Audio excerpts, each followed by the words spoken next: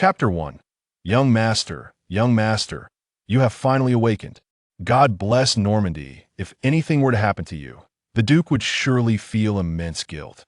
Jiang-in, still shrouded in a haze, struggled to open his eyes, only to find them glued shut by numerous tears furrowing his brow. He felt the stinging pain of tear tracks burning his cheeks, while hunger gnawed at his belly, leaving him weak and feeble. A pair of rough, thin hands gently wiped away the tears from Jiang-in's eyes and the sides of his face, helping him lean against the soft velvet bed. Turning around, he called out to the two maids stationed at the door. "Tina, please fetch the Duke to see young Master William Kelly. Go to the kitchen and prepare some oatmeal porridge and vegetable meat soup. Hurry." "Yes, Mr. Osborne," the two maids at the door responded with a bow before swiftly departing. At that moment, Mr. Osborne turned back. Noticing young Master William had opened his eyes and awakened, he hurried to the velvet bed, his face alight with joy, and said, "Young Master William, you have finally awoken. This is wonderful. What has happened to me? Where am I?" Jiang-in felt as if this small body was not his own, and the surroundings appeared strangely unfamiliar, prompting his instinctive questions. Old Mr. Osborne assumed young Master William was longing for his mother and spoke softly to comfort him. "Young Master William, please do not be sad. Your mother, Alette, will be married to Sir Owen of Countville. She will live well, and you can visit her often in Countville." "William? Alette?" Hearing these familiar yet strange names, Jiang-in instinctively began to reflect. A torrent of memories surged into Jiang-in's mind, pounding against his brain like a hammer, causing him to clutch his head and scream. "Young Master William, are you all right? Please don't be troubled." The old butler, Osborne, was flustered by William's distress. After a brief moment, the flood of memories receded, and Jiang-in gazed blankly at the lavishly decorated European ceiling, contemplating. "I am William, son of Duke Robert of Normandy. That famous conqueror from the Middle Ages. April Fool's Day has long passed, and yet the heavens play such a trick on me. Jiang-in, was merely intrigued by the documentary about Conqueror William, and now, upon opening a game of kingdoms, Total War II, I find myself here as the young Conqueror William." Staring blankly at the painted ceiling, William's dazed expression led old butler Osborne to believe he was possessed by a demon, leaving him anxiously calling out William's name beside the bed. Suddenly, hurried footsteps echoed from outside the door, and a middle-aged man clad in splendid armor and adorned with a jeweled golden crown rushed in. He sat beside the velvet bed and gently touched William's forehead, saying, "William, you are the heir of the Normandy family, the son of Duke Robert of Normandy. Find your courage and rise." Feeling the warmth of the hand, William seemed enveloped in a profound paternal love. As the fear of being thrust into an unfamiliar environment gradually dissipated, he looked up at his father and nodded in response. "I understand. Father, I will no longer weep." "Ha ha ha. Now that is my good son Robert. Come now, you must be starving after these last 2 days. Have some oatmeal porridge with that." Robert helped William sit up against the pillow, taking the steaming oatmeal porridge from a maid, Kelly, and blowing on it to cool it before bringing it close, his eyes filled with concern. Hearing Robert's caring words, William's eyes moistened, and without a word, he opened his mouth to sip the warm oatmeal porridge, feeling a comforting warmth enveloping him. "Ha ha ha. William, eat more and grow strong. You are the hope of our Normandy family." Watching his son consume the porridge heartily, Robert couldn't help but laugh joyfully. "Yes, father, I will strive to become strong." Perhaps moved by Robert's paternal affection, or perhaps emboldened by the fading fear, William nodded resolutely. Jiang-in, now destined to be William, son of the Duke of Normandy, was deeply touched by Duke Robert's love and resolved to protect his father and strengthen the Normandy family. Having arrived in the Normandy family of the Middle Ages in 1029, he vowed to safeguard his parents and the family, leveraging his knowledge of history and the future to surpass the accomplishments of the historical conqueror William, ensuring he would not meet the same fate in the wars of conquest against France. "Father, I can manage on my own." Struggling to sit up, he took the porridge and spoon from Duke Robert's hands, drinking it all down eagerly. Clap, clap, clap. Seeing his son face the departure of his mother, Galette, with strength, Robert felt relieved and joyfully applauded. Setting down the wooden bowl, William stood unsteadily, straightening his nearly 1 meter tall frame, and boldly declared to Robert, "Father, I shall strengthen the Normandy family for the glory of the family. Tomorrow I wish to learn the arts of combat and strategy from you." Hearing these words, a smile of satisfaction spread across Robert's face. He patted William's small shoulder, saying, "Ha ha ha, my good son, having the courage to face all challenges is what makes a true man of the Normandy family tomorrow. We shall practice swordsmanship in the castle's arena, and I will help you choose a fine steed." "Yes, father," looking up at the robust Duke Robert. William's small face broke into a bright smile. "All right, William, you have been through quite a bit these past few days. Rest well today. I shall take my leave now." With that, Duke Robert gently laid William back down on the bed, carefully covering him with a pristine velvet blanket before turning to bid him farewell. "Okay, goodbye, Father." William nodded and waved as Robert departed. The following day, in the arena of Rouen Castle, Robert faced William, now a little over 2 years old and standing a height of 135 centimeters. Each held a wooden sword, one large and one small, both assuming stances of attack. "Come, William, strike at me with all your might using the wooden sword." Just like this, as he spoke, Duke Robert demonstrated a chopping motion with his sword. "Ha!" William shouted, raising his hands, holding the sword and striking down towards Robert with all his strength. "Watch my movements closely," William Robert called out loudly. With a swift motion, Robert effortlessly slashed his wooden sword, deflecting the one held by William. "William, pick up the sword again and attack me. You must move like this." With that, Duke Robert demonstrated several techniques with his sword. "Yes," father nodding in response to Robert. William retrieved the wooden sword from the ground, positioning himself to launch another attack. Thus, after 2 hours of practice in swordsmanship, William quickly mastered the techniques of attacking and defending, earning praise from Robert, and the two shared a joyful bond. In the spring of 1031, 2 years had swiftly passed, and William had grown into a 5-year-old young man, standing at 135 centimeters tall. The surface of the Seine River shimmered with golden light under the sun, as William, dressed in hunting attire and wielding a riding bow, eagerly chased a herd of deer on his beloved Andalusian horse, Loon, with his hunting dog, Sharp Fong, joyfully keeping pace behind him. Young Master William, please wait a moment." A similarly dressed 11-year-old boy rode up behind him.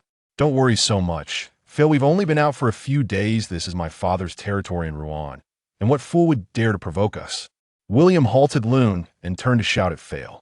This sturdy boy, standing at 165 centimeters, was Fail Osborne. The youngest son of old Butler Osborne. Since the age of 9, he had been assigned by his father to serve as a squire and had sworn loyalty to William over the past 2 years. They had forged a deep friendship. "Young Master William, Duke Robert is currently in the Count Mortain territory, suppressing a rebellion. I worry that some nobles may pose a threat to you while you are away from Rouen," Fail said anxiously, riding alongside William. There have been enough noble rebellions these past few years. Those ambitious fools keep seizing on the mysterious death of the former Duke Richard III of Normandy and my status as a bastard to incite unrest. It has been years, and they still haven't learned their lesson," William retorted angrily, flicking the reins. "Regardless of what happens, Fail will always remain by your side, loyal to you," Fail vowed, placing his right hand over his heart and bowing. "Fail, I truly appreciate your support over the years. I will always remember your help," William said, patting Fail's shoulder. Clearly, as a bastard, William did not enjoy the ease that others might assume. In these years, several of William's teachers and guardian knights had fallen victim to the schemes of opposing nobles, and William himself had faced multiple assassination attempts, cultivating a nature of suspicion and coldness within him once. William was leisurely strolling by the riverbank when a child spotted him and burst into laughter. Curious, William inquired about the source of the child's amusement, to which the boy replied that this was the very place where William's mother had given birth to him at that moment. William felt utterly bewildered, unable to comprehend the child's jest. After laughing, the child derided William, calling him a bastard and a cobbler's grandson, even lower than his family's dog. Enraged by such taunts, William could no longer contain himself. He pushed the child down and delivered a thorough beating before ultimately shoving him into the river. In William's youth, he had often encountered similar instances of mockery, being labeled a bastard occasionally. If the offender was merely a child, William could assert his physical prowess to bully them, however. The derision from adults left him feeling impotent, as his retaliation bore no weight against them. Master William, it would be prudent for you to return to the Chateau de Rouen. You may encounter those wretched little scoundrels who insult you here, Falaire urged once more. Very well. I shall return. They are fortunate to escape unscathed. Should I confront those brats who dare to call me a bastard, I would strike them down and toss them into the river, William declared, turning the head of Lynn and cracking the whip to gallop swiftly back towards the Chateau de Rouen. Master William, wait for me, Falaire exclaimed, lashing his horse's rear and hastening to catch up Wong behind him. Falaire and the hound Sharpfang trailed closely behind William as they made their way back to the chateau. The entirely white Chateau de Rouen, perched atop a hill not far from the town, overlooked the entire city, symbolizing the supreme royal authority of the Normandy family. The castle was constructed from massive stone blocks, sourced from Cannes, displaying a slightly yellowish hue. Its towering and majestic stature, coupled with its sharply rising, beautiful design and its cold, white exterior, spoke volumes about the Normandy people's passion and talent for architecture. Ho ho! Guard at the gate, lower the drawbridge. His Highness Prince William approaches. Upon hearing Falaire's call, the guards turned to see Prince William and his attendant Falaire standing on horseback outside the gate. They swiftly lowered the drawbridge and opened the castle gates. Allowing William to ride into the fortress, he secured Lynn in the stables and, turning around, issued a few commands to the shepherd and the approaching maid before entering the main keep. After unfastening his hunting gear, William instinctively made his way to the study of Duke Robert, where he found his father, Duke Robert, seated and reviewing documents. "Ha! Father, I knew you would return. This is truly splendid," William exclaimed as he rushed into Duke Robert's embrace, his face, which usually bore a frosty demeanor, now illuminated with genuine joy. "William, I have missed you as well. How have you fared during these days?" Duke Robert inquired kindly, stroking William's tousled golden hair. "I have been well. Father, did you not promise to bring me a gift upon your return?" William replied, nodding earnestly. Ha. William, speak candidly about what you desire. I shall grant you whatever is within my power." Duke Robert chuckled awkwardly. "Father, I wish to assemble my own cavalry of companions. Could you assist me in this endeavor?" William looked up at Robert with hopeful eyes. "Are you envisioning a cavalry akin to that of Alexander the Great? Very well. I shall grant your request. But could you explain to me why you wish to form such a cavalry?" Duke Robert concurred with a nod.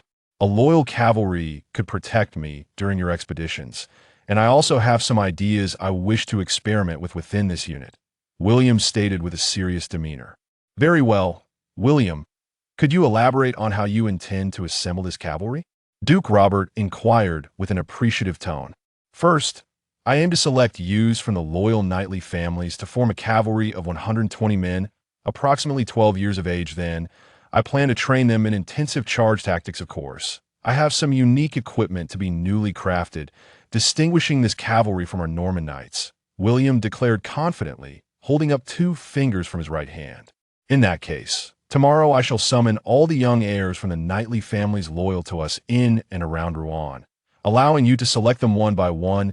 As for the manufacturing and procurement of equipment, you may seek the assistance of our old steward, Osborne." Duke Robert agreed with a nod. "Splendid, Father. I shall seek out Osborne at once. I take my leave for now," William said, his face alight with excitement as he dashed out. "That boy, even at this age, is still so impulsive," Duke Robert mused, shaking his head, though a tender smile graced his features. Having exited Duke Robert's study, William navigated the castle with ease until he found Steward Osborne. "Steward Osborne, Father has permitted me to recruit a cavalry of 120 men. I require your assistance in commissioning a set of distinctive weaponry and armor," William stated, addressing Osborne directly.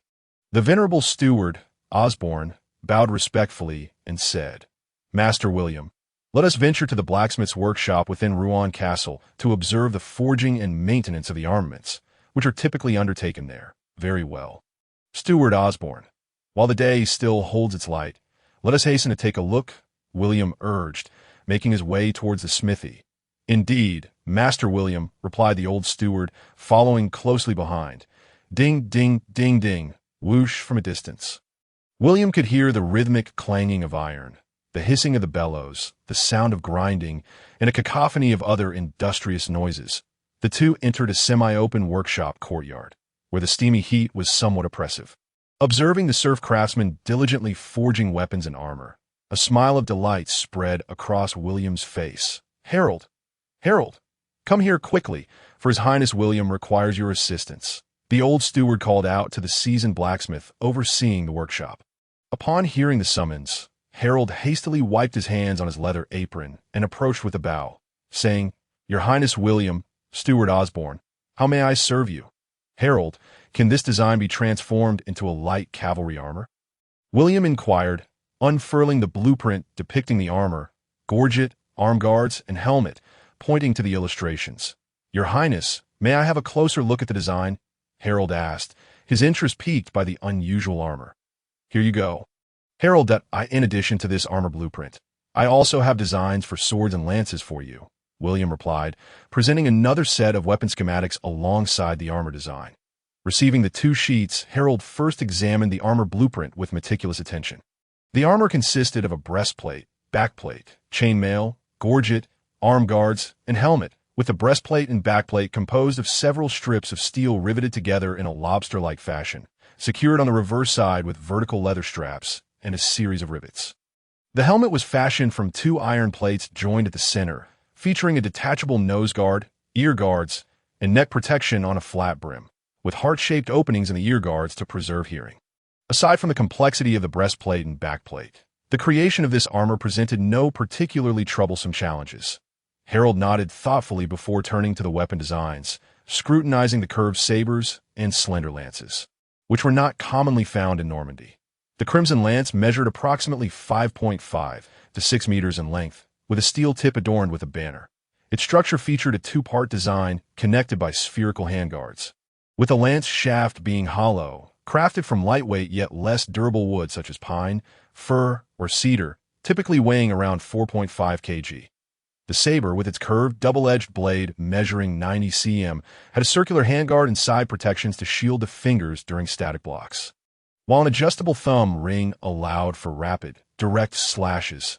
Harold quietly examined the blueprints, and William did not disturb him.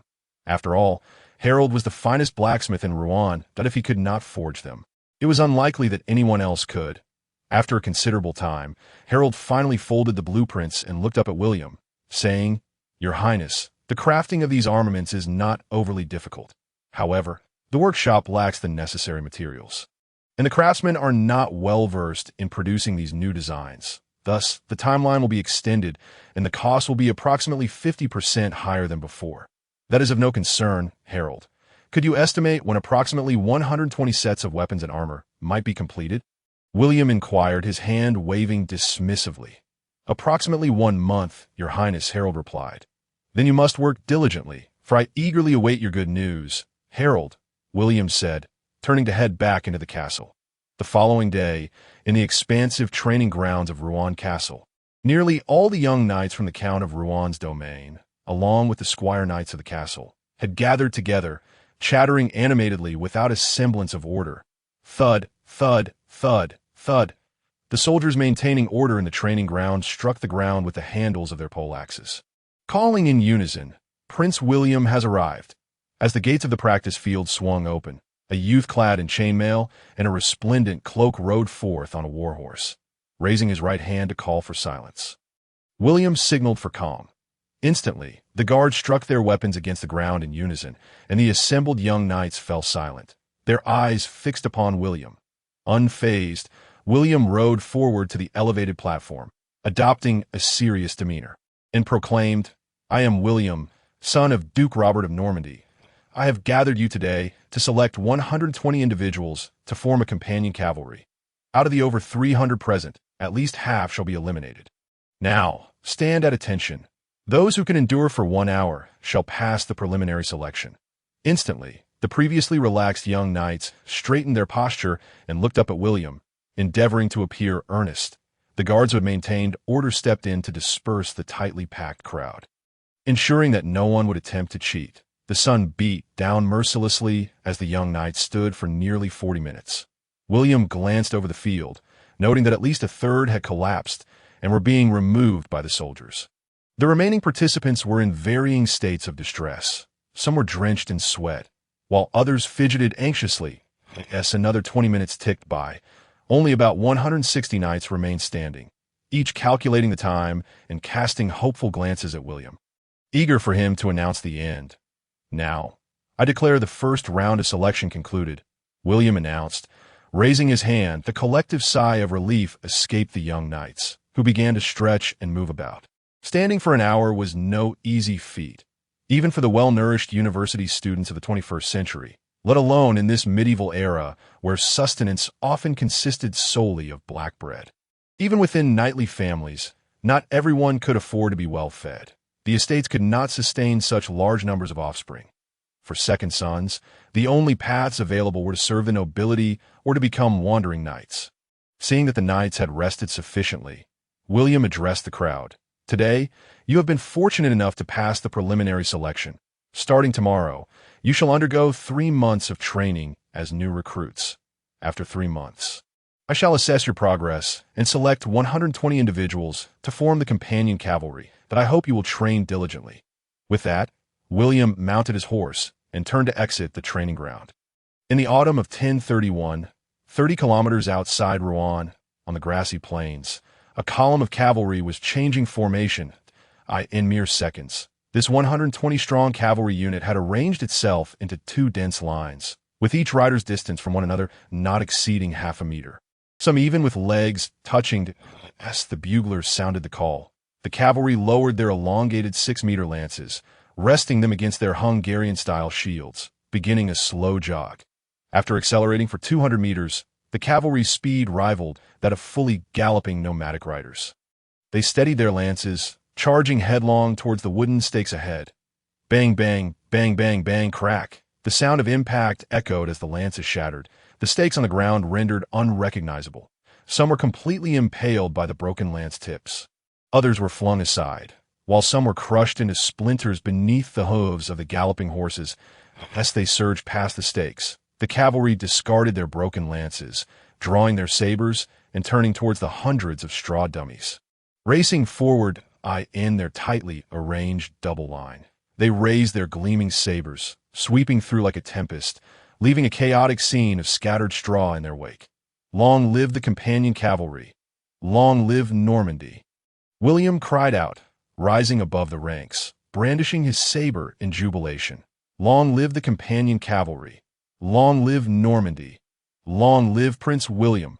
The chorus of voices echoed back. The cavalrymen raised their cavalry sabers in unison, erupting into jubilant cheers. Indeed, this was the culmination of William's training over the past 6 months, a formidable contingent of 120 medieval Polish winged hussars.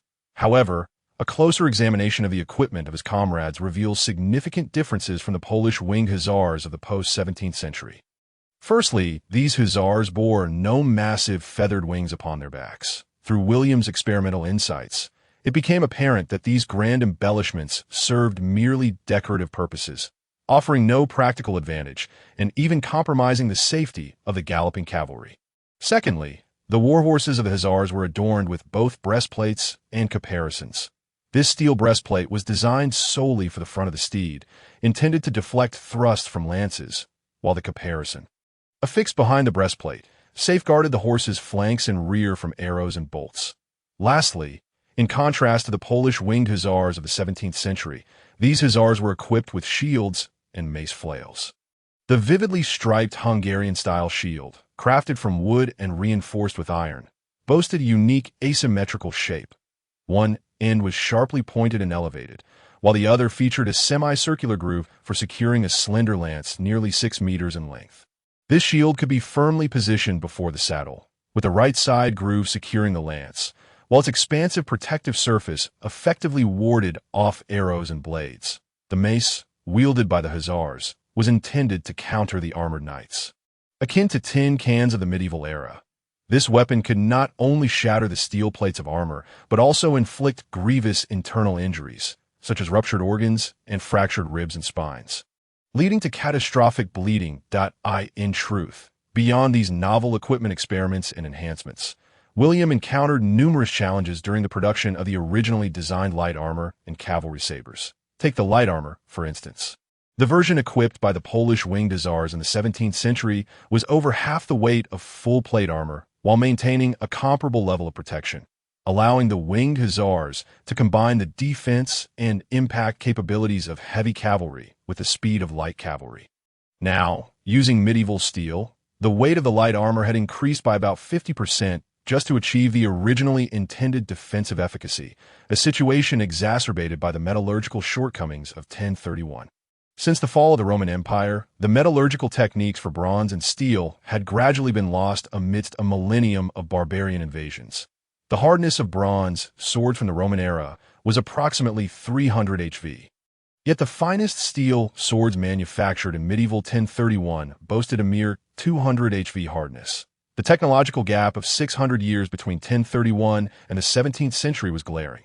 The armor commonly worn by cavalry consisted of a chainmail reinforced with iron plates, overlaid with a woolen cloak. It is evident that the originally conceived light armor had transformed into medium armor, and the initially envisioned cavalry sabers had morphed into hefty sabers, which was quite disheartening.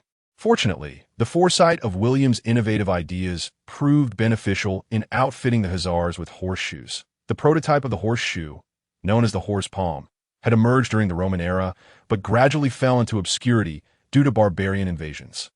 It wasn't until the 9th century that the horseshoe was invented. From the 9th to the 11th centuries, the horseshoe was not highly regarded by knights. Though it was occasionally utilized, it never gained widespread adoption among cavalry. The first to widely employ horseshoes in warfare was none other than William, the Conqueror himself. How marvelously ironic that he should benefit from his own foresight. Returning to the present, William turned to observe the youthful cavalryman, whose average age was merely 12, that reflecting on the extraordinary impact this cavalry had demonstrated, a sense of pride welled within him. Yes, pride. Just 6 months prior, this winged cavalry, which had existed solely in William's imagination, had overcome myriad challenges, refined various weapons and equipment, and compiled dozens of strategies and training methods on a parchment, finally taking shape as a force far surpassing the medieval knights. Forming ranks, they advanced towards the fortress of Rouen. With a wave of his right hand, William spurred his horse forward, leading the charge towards the fortress, closely followed by the winged hussars, the thunderous sound of hundreds of hooves resonating like a symphony of thunder. The rhythmic clattering of hooves echoed. As young as 5, William stood tall at nearly 1 meter and 40 centimeters, surrounded by his well-ordered, splendidly attired hussars, all marching in a synchronized rhythm as they entered the fortress of Rouen. This magnificent spectacle instantly captivated numerous nobles, knights, soldiers, and their families, who marveled and expressed their admiration, some cheering while others gasped in astonishment. This was precisely the effect William sought. He aimed to continually assert his presence as the Duke's heir, showcasing his formidable prowess to dispel the stigma of his illegitimate birth. Of course, this was of little concern to the landholding nobles, whose sole desire was to claim the title of Duke. William's status as a bastard only ignited their ambitions.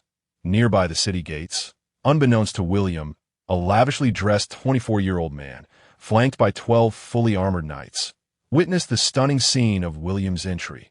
This young man, draped in a blue cloak adorned with golden lilies and crowned with a jeweled gold diadem, pointed at William near the city gates, exclaiming, "This young lad must be William, son of Robert. Truly, heroes emerge in youth.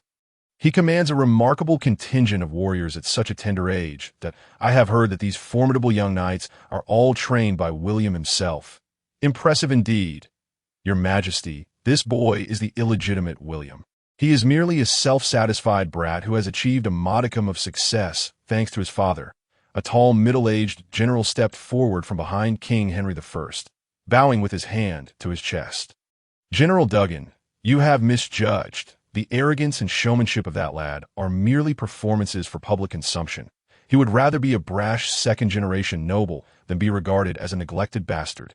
Look at those disciplined cavalrymen. The ability to train such soldiers speaks volumes of William's capabilities, Henry I replied, turning to point at William. Indeed, Your Majesty, you speak true. Now let us proceed to meet Duke Robert of Normandy and request his support. Should your brother, Duke Robert, be crowned with the backing of the Dowager Consort Constance, it will be too late for us, General Duggan remarked, placing his hand to his chest in deference. Humph, Duggan, let us go to meet the Duke of Normandy, Henry I said, his thoughts turning to his detestable brother, and with a fierce flick of his sleeve, he strode towards the Duke of Normandy's residence. William led his hussars into the barracks of the fortress of Rouen. Turning around, he addressed Failor Osborne across the way. Failor, take good care of my hussars. Their daily training must not falter. Should any difficulties arise, you may consult Sir Hubert. Yes, Master William, Failor replied, bowing respectfully. Then I leave it to you, William said, not waiting for further response as he galloped towards the Duke's residence. William dismounted and entrusted his steed to a servant. He stepped into the Duke's residence and overheard his father, Duke Robert, engaged in a serious discussion with an unfamiliar individual. With keen golden eyes, William approached the door, pressing his ear against it to eavesdrop. Your Grace, I require your assistance to mobilize troops and help me reclaim the throne of France. King Henry I asserted from across the table. Duke Robert, if I were to assist you with troops, what would I gain in return? Duke Robert replied straightforwardly. Well, Duke Robert, should you assist me in regaining my throne in Paris, I shall grant you the barony of Wexham in northern Paris, Henry I stated after a moment of consideration. If you could also bestow upon me a barony in Vaison, I would agree to your request for troops. Duke Robert countered, I cannot accede to your request. Vaison is the territory of the Valois family. However, I shall grant the barony of Wexham to your son, William, Henry I said after a brief pause. Shaking his head gently, I am willing to send troops. It is the duty of a loyal vassal to serve his lord. I shall prepare an army of 12,000 men to march on Paris in 3 days. Duke Robert nodded in agreement. Listening to this explosive conversation from behind the study door, William could no longer contain himself. He pushed open the door and stepped into the study. William, what are you doing here? Get out at once. Upon witnessing William's entrance and learning of the eavesdropping, Robert exclaimed in a fit of rage, I apologize, Father. Your Majesty, Henry, it was wrong of me to overhear your conversation, and I sincerely apologize. William bowed respectfully. Why, Lord Robert, please spare young William this time. I believe his intrusion was merely coincidental. Henry I interjected from the side. Humph, William, consider yourself fortunate this time. Now speak. What brings you here uninvited? Duke Robert retorted, crossing his arms defiantly. Father, I implore you to let me join the campaign. I wish to partake as well, William declared, his fists clenched and his expression resolute. No, you are still too young to accompany us. Duke Robert dismissed firmly with a wave of his hand that I refuse to accept that. I want to ride with my comrades in a battle. William protested boldly, his determination unwavering. Your duty is to guard Rouen. Duke Robert maintained his refusal to take tea that moment. King Henry approached, astonished to witness a mere 5-year-old willing to pledge his service, a king cast out of Paris by his mother, accompanied solely by 12 loyal knights. He felt his eyes welling with emotion. He removed a ring from his finger, bending down to present it to young William, saying, Take this, brave young William, if ever you find yourself in dire straits. Bring it to Paris, and I shall grant your request. Duke Robert, witnessing this, swiftly intervened. Your Majesty, that is not appropriate. As the King of France, he should not bow to anyone. However, quick-witted young William reached out to accept the ring, saying, Thank you, Your Majesty, that I shall pledge my unwavering loyalty to you when I grow up. Return the ring to His Majesty at once. Duke Robert glared fiercely at William, attempting to retrieve the ring from his grasp. No, I shan't, William replied defiantly, tucking the ring behind him and twisting away. And why, Lord Robert? Let William accept it, Henry I urged. Then I thank your Majesty, Duke Robert conceded. William tucked the ring into his bosom and looked up at Robert. Father, I wish to visit Uncle Robert's domain in Evreux with my fellow knights. I haven't been there this year. You, William, behave yourself and remain in Rouen until I return, Duke Robert scolded, pointing an admonishing finger at him. Father, please grant me this one request. Old Steward Osborne and Sir Hubert will accompany me. You need not worry, William insisted, thumping his chest for emphasis, and why Lord Robert, a young eagle must spread its wings to become a soaring falcon. Let him go to Anru, Henry I interjected. Very well, William, I acquiesced. Go now, and prepare well for your journey. Duke Robert relented, unable to resist Henry's persuasion. Thank you so much, Father, William exclaimed, jumping with joy, planting a kiss on Robert's cheek before dashing out of the study. Duke Robert touched his damp cheek with a gentle smile, saying, That boy, young William shall make a splendid heir. Henry I nodded in approval.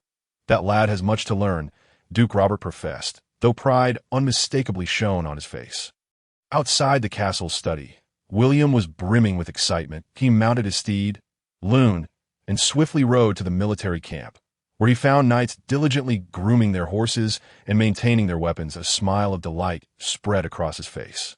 Faller, come here, William called out as he spotted Faller amid the bustling activity. Hastening to William's side, Faller bowed. Young Master William, how may I assist you? Faller, seek out Sir Hubert and instruct him to assemble 40 spearmen at the Rouen castle barracks. You both must prepare a month's worth of supplies and wagons, that we will recruit 200 auxiliary soldiers in Rouen, and in 3 days I will lead you to the domain of the Count of Anru. At this point, you may wonder how an additional 40 cavalrymen have appeared. In truth, these 40 spearmen were among the original 160 who had been eliminated in the preliminary selection. But William believed that their knightly lineage and modern training would render them far superior to ordinary mercenaries. Thus, he organized them into a light cavalry unit. As the name suggests, spearmen are cavalry who wield javelins, carrying a round shield, a cavalry saber, a bag containing 20 light javelins, and another bag with 5 heavy armor-piercing javelins. These light cavalrymen served as the eyes and ears of their fellow knights, honing their reconnaissance skills and cavalry tactics under Sir Hubert's guidance. Young Master, what prompts this sudden desire to visit the Count of Anru, and why take all your trained cavalry along? Faller inquired. Puzzled. 2 days ago, I received a letter from my uncle Adolf of Normandy, informing me of a rebellion in uncle's domain of Anru, where a large number of mercenaries and peasant soldiers have risen in revolt. Since you all have trained well, I intend to take you along to gain battle experience, William explained candidly, shrugging his shoulders. Your command is my mission, young Master William, Faller replied, placing his hand over his heart as he bowed deeply. William nodded and turned to find Steward Osborne that on the morning of the 3rd day, before the temporary military camp outside Rouen Castle, William sat astride his steed Loon, following closely behind Duke Robert of Normandy and King Henry I. Long live the Duchy of Normandy! Long live France! Echoed the resounding cheers from the assembled soldiers, as Duke Robert, Henry I, and young William turned their horses to acknowledge the fervent crowd below. Over the course of 3 days, the assembled forces numbered over 8,000, with more than 3,000 directly under the Duke's command, while the remaining 5,000 were gathered from the surrounding noble armies of Rouen. William counted roughly 700 Norman knights clad in plate armor and capes, along with over 1,500 light cavalrymen, including Norman spearmen, scouts, javelin riders, and bowmen. The infantry comprised over 600 dismounted knights, 2,000 heavy infantry, 2,600 light infantry, and 1,200 archers. These forces were arrayed in an impressive formation, showcasing a vast spectacle stretching as far as the eye could see. 3 days prior, Duke Robert's promise of 12,000 troops did not solely comprise the 8,000 from Rouen. Approximately 4,000 more had gathered in the domain of Count Eborg. The two armies planned to have Duke Robert lead one southward toward Paris, while William's uncle, the 53-year-old veteran Count of Eborg, William de Normandy, would lead the other, intending to flank Paris and encircle the city. Duke Robert raised his hand to quiet the throng, and the cheers gradually subsided. Stepping forward, he raised his right hand, proclaiming, "Normans, the bravest of all nations, as we march on Paris, I have no doubt our warriors shall achieve an undeniable victory. My gallant warriors, raise your banners high and charge forth. May your glory shine like lightning across the land. Long live the Duke! Long live Normandy! Long live! The deafening cheers echoed, stirring the hearts of all present. Meanwhile, King Henry I wore a grim expression, casting a sidelong glance at Duke Robert, before quickly masking it with a smile of delight. After a lengthy pause, as the cheers began to wane, Duke Robert turned to Henry I, saying, "Your Majesty, behold the fervor of our warriors. They will undoubtedly secure victory and restore your throne. Yet, have you considered how to conclude this war, should it stalemate, and our warriors fail to achieve victory and rewards? Paris may well descend into ruin, and why, Lord Duke Robert, fear not. I plan to compel my mother, Constance, to yield while preparing to offer my brother Robert the title of Duke of Burgundy in exchange for his renunciation of the claim to the throne. Moreover, after the conflict, I shall pay 80,000 pounds of silver, equivalent to 1,600,000 Terrace gold coin, as a reward bestowed upon Duke Robert and his army." Henry I pondered for a moment before meeting William's gaze and responding, "Your Majesty, your thoughts are exceedingly considerate, that I believe our valiant warriors shall undoubtedly rejoice at the generous gifts from His Majesty the King." Duke Robert nodded enthusiastically in agreement. He turned his horse to face the assembled warriors and, raising his hand, proclaimed loudly, "Warriors, just now, His Majesty Henry has promised to bestow upon us, upon our victorious return, a bounty of up to 1,000,000 trice gold coins. Let us rejoice. Warriors, the glorious victory, rewards, and spoils await you."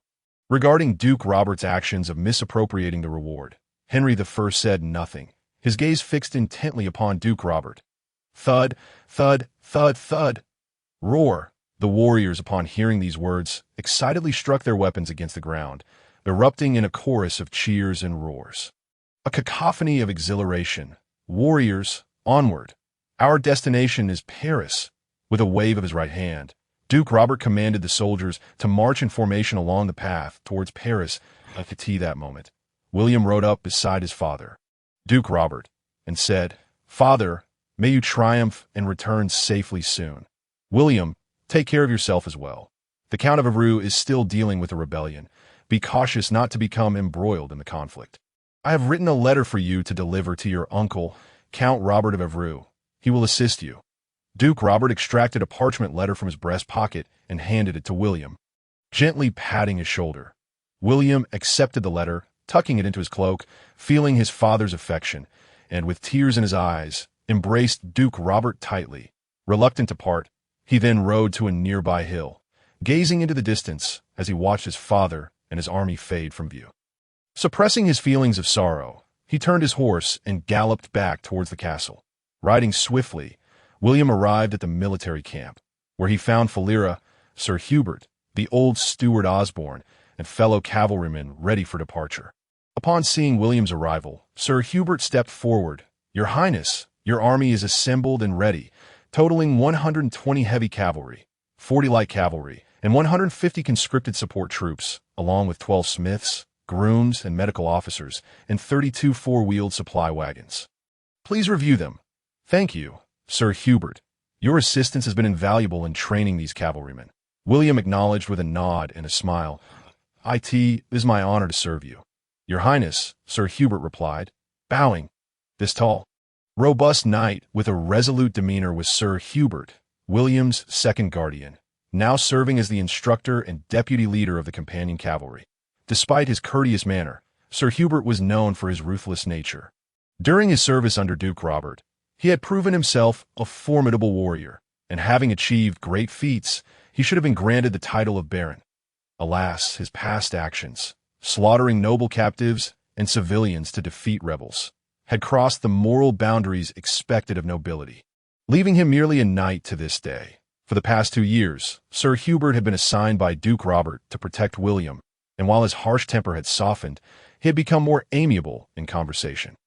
Falira, lead the javelin cavalry as scouts ahead. Osborne, gather the supply wagon train and support troops to follow as the main force. Sir Hubert, assemble the troops and lead the companion cavalry to guard the supply convoy. William instructed, surveying the group. "Yes, Your Highness." They all bowed respectfully and set about gathering the troops. Within half an hour, A well-organized army of nearly 300 marched in orderly formation, divided into 3 parts, slowly making their way out of Rouen Castle. Onward! Our destination is Evreux, William commanded with a wave of his right hand. As dusk approached, William's army, after a day of marching, neared the banks of the Seine River. Observing the darkening sky, William ordered the troops to set up camp on a nearby hill. Connecting the supply wagons in a circle, and dispatched the support troops to fell trees for the construction of a 3-meter-high watchtower. Turning his horse, William gazed out at the Seine River, where the broad surface shimmered with golden reflections. Flowing serenely like a green silk ribbon winding through the land of France, the Seine, originating in Burgundy and flowing through Paris to the sea at Rouen, was the mother of both France and Normandy. Gently soothing the regions with a benevolent smile, as evening descended. Under the bright moonlight, boats dotted the river surface, bustling to and fro, tirelessly transporting goods and catching fish, bringing prosperity and substantial taxes to the lands along the Seine. However, the wide and deep river also posed a threat. The Seine was often exploited by invading Viking pirates, who would swarm in boats to plunder shipments and raid towns and villages. These marauding Vikings wreaked havoc along the banks, causing distress to the local lords, though the Count of Rouen, under the Duke of Normandy, faced fewer attacks due to his lineage. Normandy's ancestral Viking leader, Rollo. Over a century ago, William's ancestor, Rollo, led a formidable force, conquering the vast territory of the Duchy of Normandy, a feat that left the French king helpless, ultimately bestowing the title of Duke of Normandy upon Rollo. This tale is a legendary chapter in the history of the Normandy family, as Rollo transformed from an ordinary Viking sailor into a duke of vast lands, establishing a certain understanding between the Normans and the Vikings. Returning to the present, William turned to see the camp bustling with activity. Where dinner was being served, as he approached, he noticed several cavalrymen gathered around, enjoying a sumptuous feast of roasted lamb, pan-seared steak, wholesome dark bread free of husks and sawdust, and beer, while they laughed and conversed. Entertained by the performances of troubadours and jesters, in stark contrast, in the dim corners of the camp, impoverished conscripted soldiers huddled together, eating coarse black bread mixed with wood shavings, bran, and weeds. This very bread was a luxury that many farmers could not afford daily. William shook his head in helplessness. He felt powerless to change the situation, as the disparity between classes had existed since time immemorial. As a member of the ruling class, his status dictated that he align with the knights and nobility. Entering the brightly lit central tent, he found Sir Hubert, Falira, and Steward Osborne already seated at their respective tables, awaiting William's return for dinner. Once William took his place at the head, Steward Osborne clapped his hands to summon the cooks from outside. Soon, the table was laden with soft white bread, an array of French dishes, and a small wooden barrel of red wine. Among the offerings were peppered steak, honey-glazed pork chops, caviar-topped beef served with cold noodles, vegetable salad, roasted camembert cheese, and meat-vegetable soup. Clearly a carefully prepared feast arranged by Steward Osborne for the traveling cooks. With hands clasped before him, William closed his eyes in prayer. The poor shall eat and be satisfied. Those who seek the Lord shall praise him. Their hearts shall live forever. Glory be to the Father, and to the Son, and to the Holy Spirit, from this day forth and forevermore. Amen. The poor shall eat and be satisfied. Sir Hubert, Falira, and Osborne joined William in the pre-meal prayer. William cherished and relished this bountiful dinner, knowing that once they left the Count of Rouen's domain, provisions would be scarce. After everyone finished their meal, William turned to Falira and instructed, "Falira, please take care tonight. In addition to arranging the night watch, send out the light cavalry to scout the surrounding area for villages with boats. Tomorrow we shall requisition vessels to cross the river." "At your command, Master William," Falira replied with a bow. "Sir Hubert, I entrust you with the affairs of the camp," William directed, turning his gaze to Sir Hubert. "To your command, Your Highness," Sir Hubert affirmed. Sir Hubert rose and bowed. As midnight approached, the camp's lights gradually dimmed, and William, along with the soldiers, slipped into a peaceful slumber. The night was enveloped in a profound stillness, interrupted only by the gentle sounds of oars splashing against the Seine nearby, the soft docking of boats, and the hushed murmurs of conversation had a pair of eyes sparkled with excitement in the darkness. As dawn broke, the moonlight illuminated the night sky, rendering the surroundings silent by the banks of the Seine. Two dragon-headed longships, one large and one small, furled their sails, their oars gliding through the water with barely a whisper. A southeast breeze stirred, and on the larger vessel's dragon prow stood a tall, robust, middle-aged Viking warrior, adorned with a horned helmet and clad in chainmail.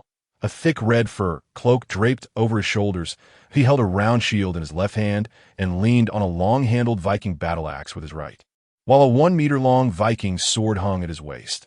His gaze was fixed intently on the distant, glimmering hills along the shore.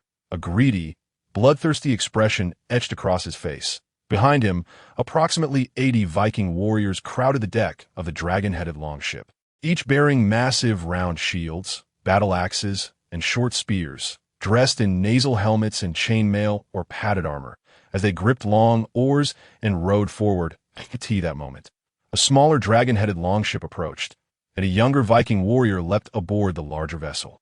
Engaging the chief warrior in conversation, "Chief Baron, is our target indeed this mixed-breed army of William? They seem rather formidable," the younger warrior remarked to Baron. "Fear not, Giselbert. With our 2 dragon-headed ships and over 100 seasoned Viking warriors, dealing with this pampered rabble will be a mere trifle," Baron replied, patting Giselbert's shoulder with his large hand. "Chief Baron, give the command to attack. This group of noble cavalry lacks experience. They likely do not even know how to set up a campfire. If we strike now, they may not awaken until their demise," Giselbert exclaimed, his fists clenched with eagerness. "Ha! You speak true. These cavalry are only formidable by day. At night, even if they awaken, they cannot contend with our Viking warriors, who excel in nocturnal combat. Giselbert, return and lead the assault," Baron chuckled heartily, slapping Giselbert on the shoulder. "Yes, Chief Baron," Giselbert replied with a bow, then turned and leapt back onto the smaller dragon-headed longship, observing the spirited Giselbert. Baron smiled and nodded, then pointed towards the target hillock where the camp lay, issuing a loud command. "All hands, heed my call. Full speed ahead, disembark, and assemble." At Baron's command, the Viking warriors hastened their advance, the 2 dragon-headed longships sequentially grounding themselves. Baron and Giselbert leapt from the ships, followed by over 100 Viking warriors who swiftly gathered into a somewhat disorganized but dense formation. "Prepare for battle. Tread lightly, advance steadily," Baron commanded in a low voice, waving his hand, in response. The Viking warriors drew large oak shields from their backs, wielding battle-axes or short spears, silently advancing toward the hill camp 1.5 kilometers distant. Clip-clop, patter-patter, the rhythmic sound of hooves echoed from not far along the riverbank. Baron looked up and saw 3 light cavalry approaching from 100 meters away. He turned to Giselbert, nodded, and drew a throwing axe from his waist, weighing it in his hand as he aimed at the cavalrymen. Go! Simultaneously, Baron and Giselbert hurled their axes, both striking true, as 2 of the light cavalrymen fell instantly. "Enemy attack! Enemy attack!" The remaining cavalryman, lagging behind, turned his horse and galloped toward the camp, shouting warnings. "Ha! They've discovered us. Let us charge! Warriors, light your torches and advance at full speed." Baron shrugged and waved his hand forward, issuing the order. The Viking warriors no longer concealed their approach. The sounds of their footfalls and the clattering of weapons rang out, echoing into the distance. The camp's entrance. The alert cavalrymen raced in, immediately drawing the attention of the watchful knights. Ding, ding, ding, ding. The alarm bells rang from the lookout tower, as several cavalrymen shouted warnings of the enemy's approach. Some mounted their steeds to ignite campfires outside the encampment, while others rushed to the central tent to alert William. Inside the central tent, William, Sir Hubert, and the old steward, Osborne, leapt up in surprise upon hearing the alarm bells, quickly lifting the tent flap to rush outside. Fortunately, William had instructed the soldiers to remain armored that night, allowing the cavalry to quickly don their gear and mount their horses in preparation. At that moment, Failer rode up, leading William's steed, Rune, while shouting, "Young Master William, a band of about 100 Viking pirates is advancing toward the camp along the riverbank. You must mount quickly." William took the reins and mounted swiftly. Directing Failer, and Sir Hubert, Failure, gather the spear cavalry and employ hit-and-run tactics to delay the enemy. Sir Hubert, assemble the companion cavalry on the hillside and prepare for a memorable charge against those Viking pirates. Yes, young Master William, both Failure and Sir Hubert replied, riding off to organize their troops. Osborne, maintain order in the camp. Ensure the conscripts are controlled and the supplies are safeguarded. William instructed, turning his gaze to the old steward. At your command, young Master William, Osborne replied, placing his hand over his heart in salute before mounting and heading toward the supply troops. Once William had issued his commands at a measured pace, he gazed towards the distant silhouette along the Seine, flickering with tiny lights, a playful smile spreading across his lips. Ha! If it were any ordinary cavalry, they would likely be helpless against your nocturnal ambush. You Viking pirates, but my cavalry is different. They suffer not from night blindness. Since the beginning of our training, we have supplemented with cod liver oil, carrots, and pig liver for vitamin A. This time, I shall surprise you. William mused to himself, unable to suppress a grin. Regrettably, no sycophantic strategist approached to inquire, "My lord, what brings you joy?" This was the Middle Ages, not the Three Kingdoms. In the 11th century, nobles did not typically have strategists by their side in battle. It was merely a matter of meeting the enemy head-on and overwhelming them. Of course, strategists were not without value. But for William, who possessed no territory and commanded a small force, they held little significance. Now was not the time for idle thoughts. William reined in his scattered musings and turned his steed towards the gathering companion cavalry on the hillside. "Your Highness," William arrived at the assembly point where Sir Hubert and the companion cavalry were gathering.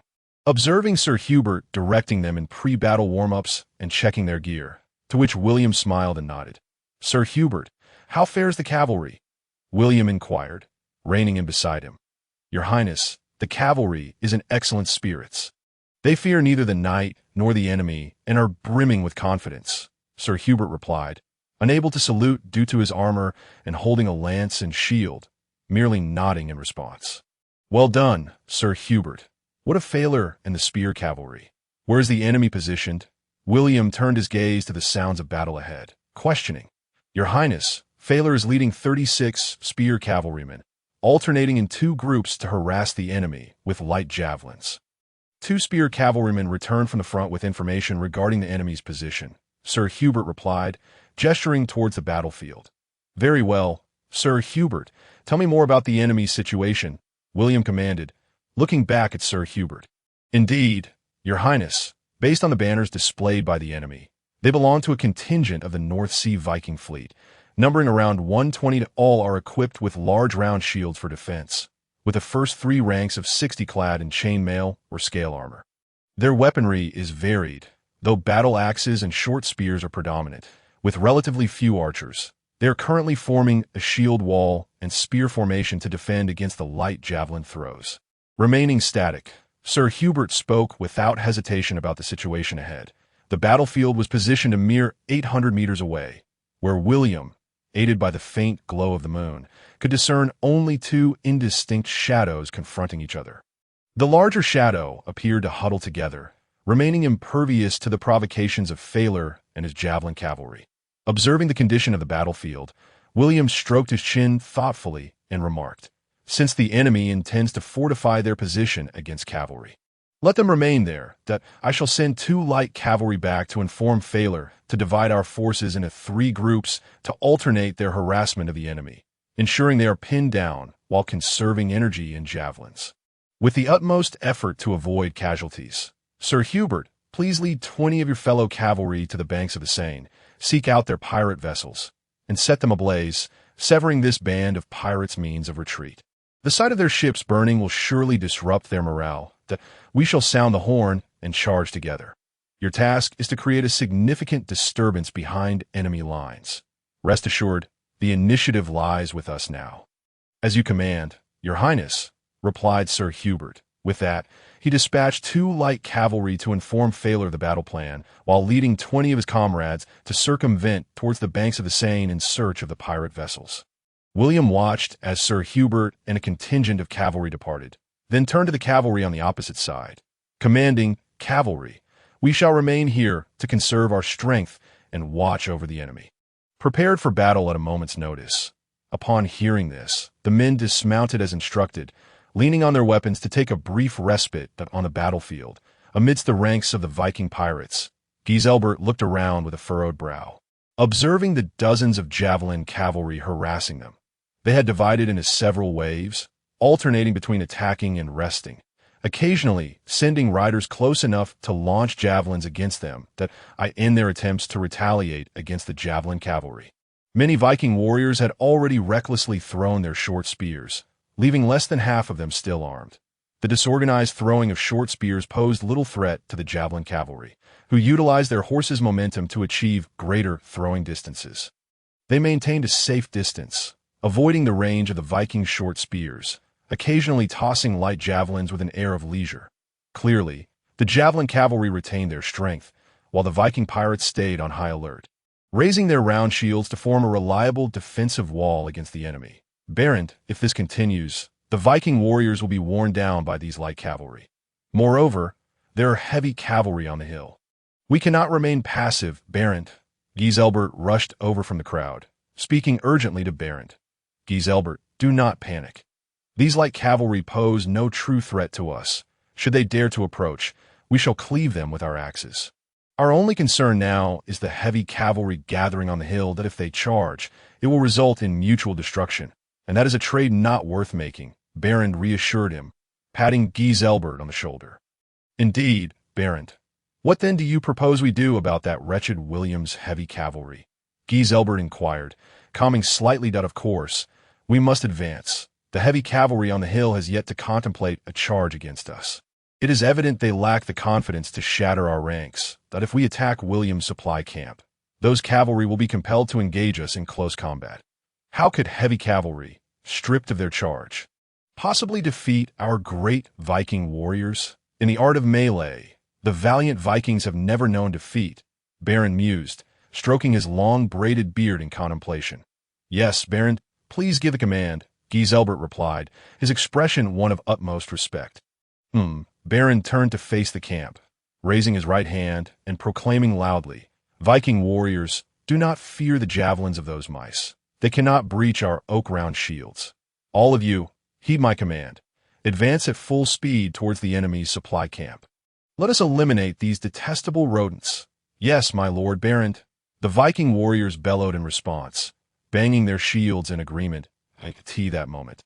A Viking warrior at the forefront of the formation shouted, Barend, the heavy cavalry on the hill has split their forces. One group is moving towards our flank. Ah, how foolish William is! If all the heavy cavalry had gathered together, it would indeed be a challenge. Now that they have divided, they stand no chance against us. Forward, continue to advance. Barend laughed heartily upon hearing this. The Viking pirates, invigorated by his words, felt victory within their grasp, their steps becoming lighter.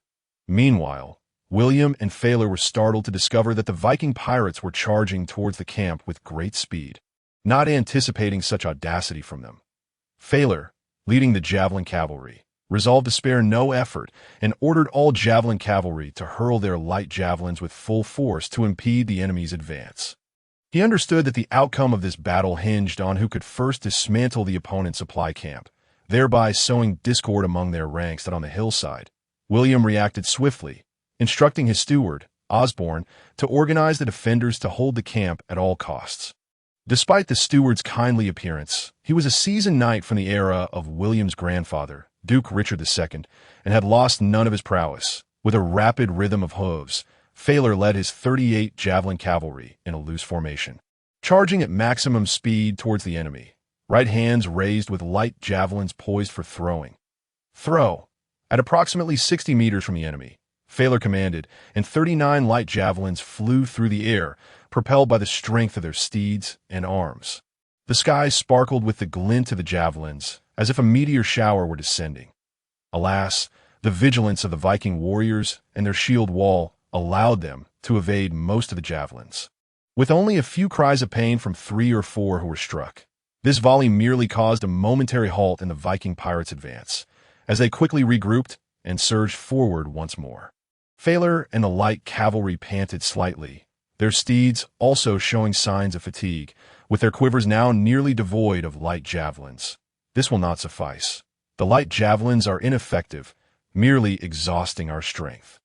We must inflict damage to instill fear, thereby slowing the enemy's advance. Failor murmured to himself, resolving to take action. With determination, Failor withdrew his heavy javelins and commanded loudly, "Brothers, for Prince William, draw your heavy javelins and attack." Nearly 40 cavalry responded with a thunderous roar, drawing their heavy javelins and charging full force towards the Viking pirates once more. Shifting focus back to the Viking pirates, having easily withstood multiple volleys from the javelin cavalry, they relaxed considerably. Some bold individuals even struck their shields with their weapons, emitting shrill war cries. They provocatively taunted the javelin cavalry, regarding them with disdain, their oak-round shields no longer gripped as firmly as before. "Oh, that doesn't sound right. Those are heavy javelins." One sharp-eared warrior in the front row discerned the difference in the sound of the throw and called out a warning. This time, the Viking pirates were far less fortunate. Their less cohesive shield wall and the absence of firmly held shields rendered them incapable of withstanding the onslaught of heavy javelins. These heavy javelins, capable of piercing through plate and chainmail, struck true, tearing through shields and armor, causing blood to splatter among the ranks of the Viking pirates. Cries of agony echoed as 10 or so Viking warriors fell, leaving a sizable gap in their formation. Berend reacted swiftly, curbing the ensuing chaos, reforming their ranks into a tight shield wall for defense. Observing the dwindling number of Viking warriors, just over 100 remaining, Berend's heart ached, his fists clenched in fury as he glared at Failor and his men. To carry heavy javelins is to wield a weapon of unparalleled lethality, rivaling that of a battle sword. With several remaining heavy javelins, should they launch a few more volleys, our formation will be severely compromised. And if the heavy cavalry charges again, my hard-fought force will be finished, Berend thought, realizing the precariousness of their situation and feeling a growing inclination to retreat. At that moment, Berend and his Viking pirates found themselves in a dire predicament. Separated by considerable distance from both their objective on the hill and their ships, whether to retreat without gain or press forward blindly, neither option offered a favorable outcome. Berend, trouble brews. The ships by the river are ablaze. A soldier from the rear of the Viking pirate group discovered a great blaze erupting from the docked warships by the riverbank and shouted aloud, "Wow!" Upon hearing this news, Balin felt a surge of blood rise in his throat, nearly spilling forth as he staggered backward. "Chief Balin, what troubles you? Our dragon-headed warship has been ignited by the enemy. What shall we do?" Geislaubert, quick of hand and eye, supported the faltering Balin, regaining his composure with Geislaubert's assistance. Balin managed to stand and turned to Geislaubert, saying, "Geislaubert, we have been defeated. Swiftly gather the troops and prepare for retreat." "Defeated? We have actually failed." The words of Chief Balin rendered Geislaubert momentarily dazed. "Geislaubert, hurry!" Balin bellowed, striking him with a firm hand at, yes, Chief Balin," Geislaubert responded, snapping back to reality, and began directing the disordered ranks to retreat. However, retreat was no simple task, especially when ambushed from behind with pursuing enemies likely to annihilate them completely. On the hillside, William had already spotted the towering flames along the banks of the Seine, astutely seizing the opportunity for battle. With a grand gesture, he commanded the herald to sound the horn, and his cavalry companions surged forward. The thunderous sound of hooves echoed, resonating like divine retribution, shattering the fragile courage of the Viking warriors, a mere 200 meters ahead of the Viking pirates. The cavalry, 100 strong, formed a tight, orderly double line as they descended the slope, with William protected closely by his loyal horsemen, ensuring he did not venture too far ahead of that moment. A chorus of anguished cries erupted from the Viking ranks as gleaming heavy javelins pierced the air, spilling forth nearly 20 sprays of blood.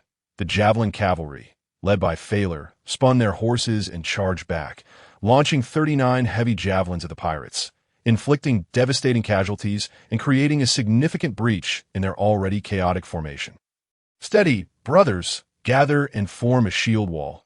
Quickly regain your formation," Geislaubert, as the deputy leader of the fleet, struggled to impose order amidst the chaos. Only his 30 direct warriors heeded his command and rallied around him. Just then, Bolland, supported by others, rose to his feet, took a deep breath, and proclaimed, "Cough, brave Viking warriors, take heart and do not panic.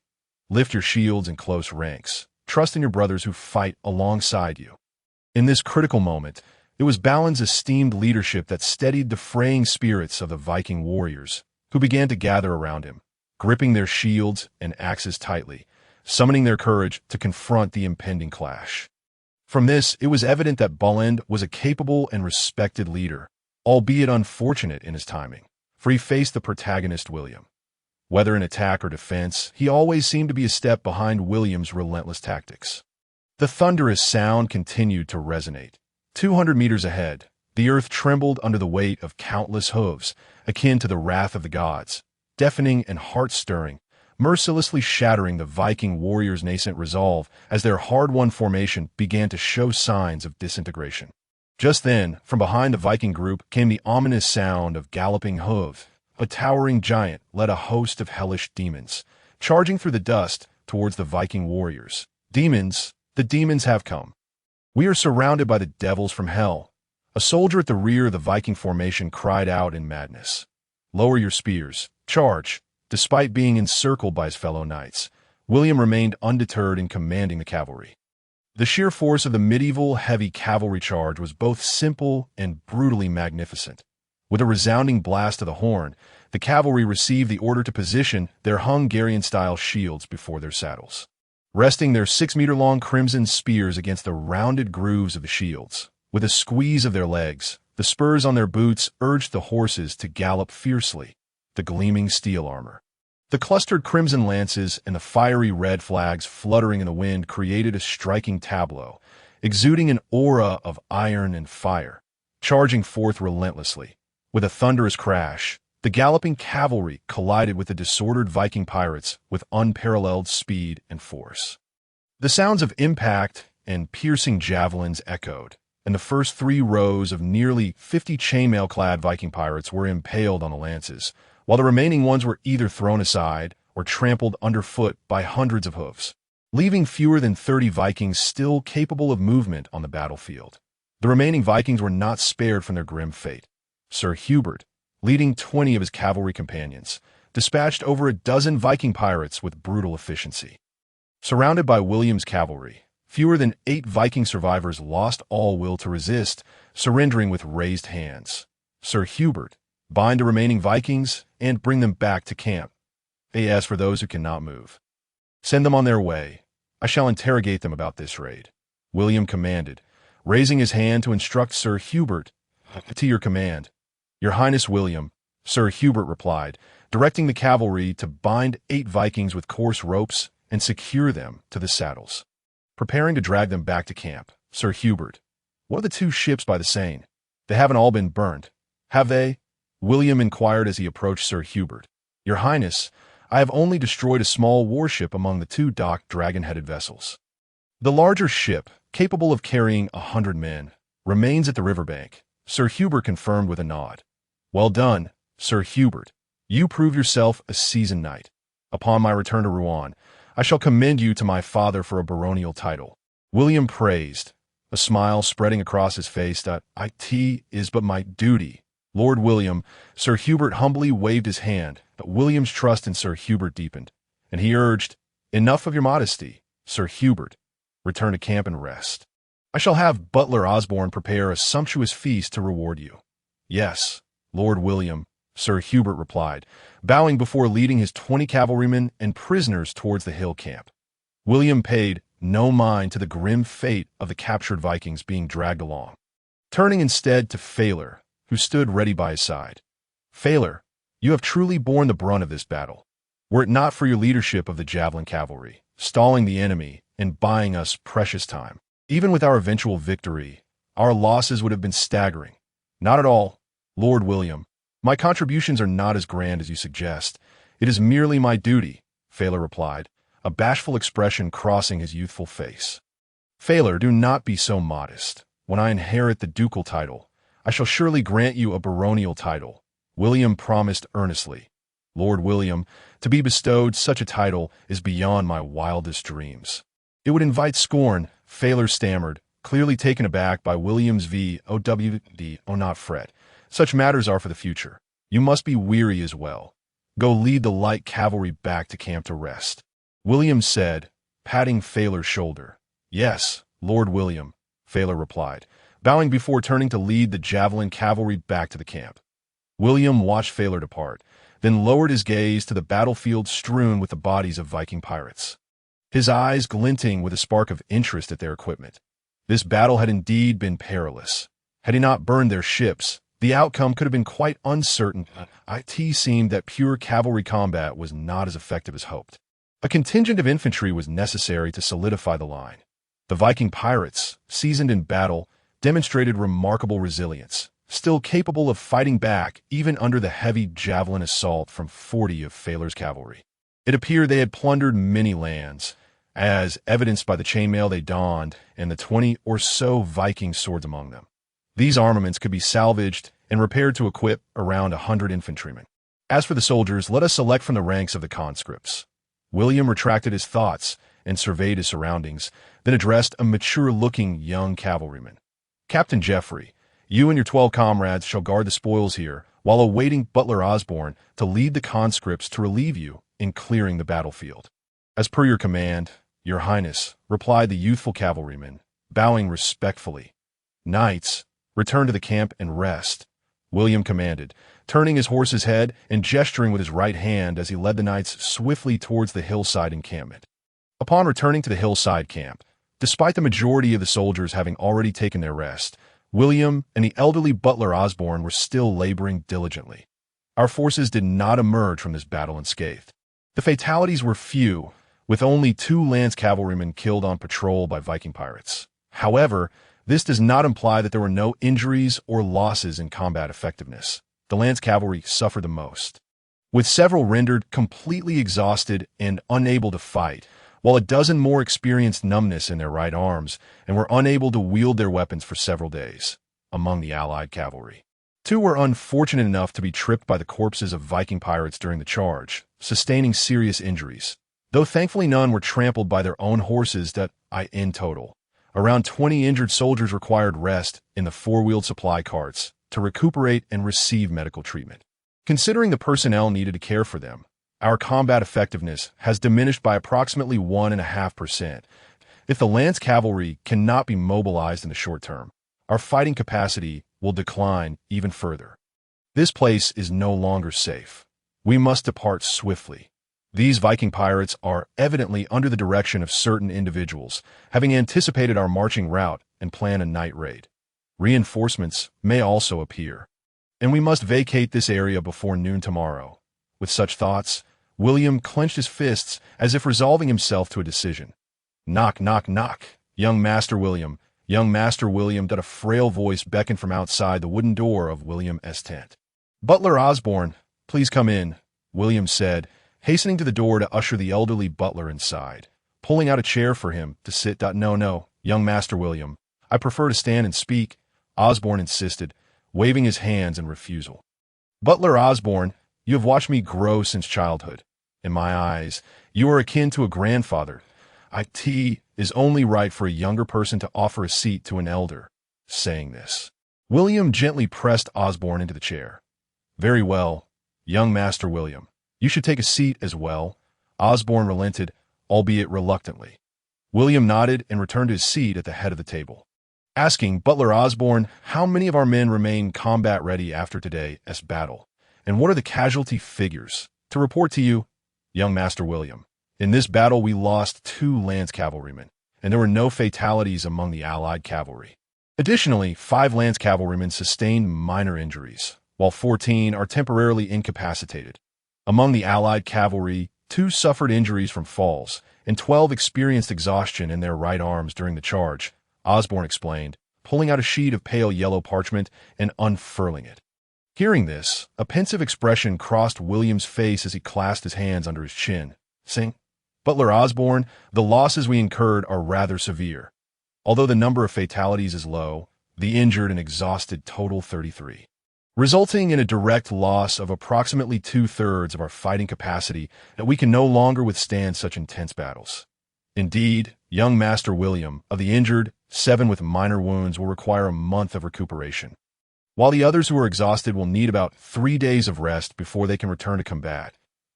We should do our utmost to avoid any further encounters with the enemy. The elderly butler nodded gravely in agreement. Yes, it seems we need to reach the nearest city to recuperate properly. Butler Osborne, where's the closest city to us, and how far is it? William inquired, nodding in agreement. Like a figure from a fable, Osborne once again reached into his cloak and pulled out a map, studying it intently for a moment before laying it out on the table and pointing to a city near the Seine River. Behold, young Master William, this city by the Seine is called Renneborg, located approximately 30 miles from our position. It would take about a day to reach there. Butler Osborne, could you tell me more about Renneborg? William asked, his interest piqued as he gazed at the spot on the map. In response, young Master William, Renneborg is a port city directly governed by Count Anru, situated just over 50 miles from Evreux itself. It boasts a population of around 6,000 and thrives on port trade, fishing, and handicrafts, Osborne replied, nodding sagely. Upon hearing this, William's face brightened with joy. So we are less than 100 miles from Evreux, requiring only about 4 days' journey to reach there. Indeed, young Master William, you intend to go directly to Evreux, or would you prefer to stop at Renneborg for a while? Osborne asked, regarding William with a slight nod. I believe we should first head to Renneborg for a brief respite. We must stay there for at least 3 days to allow the exhausted cavalrymen to regain their fighting strength. By the way, Butler Osborne, what is the condition of that Viking longship on the Seine? Have you had a chance to inspect it? William inquired thoughtfully, raising his gaze to Osborne. Your Highness, that longship is constructed entirely from sturdy Norwegian oak, weighing approximately 80 tons and measuring about 25 meters in length. It is capable of carrying up to 100 warriors along with their supplies, Osborne recollected. This Viking longship was purchased with the blood of our warriors. We cannot afford to abandon it lightly. I propose we board this longship and summon additional vessels to transport our troops and supplies upriver along the Seine to Renneborg. We can rent a docking space at the port and, upon our return, bring it back to Rouen. This vessel will be of great use to me, William said, a satisfied expression gracing his features. As you command, young Master William, Osborne replied with a by the way. Butler Osborne, how did we fare in collecting the spoils of war? How many weapons and equipment do we have? William mused, tapping his index finger thoughtfully upon the table. In response, Osborne exhibited his remarkable ability once more, pulling out a roll of parchment and laying it on the table. Young Master William, I have compiled the inventory from both the battlefield and the longship.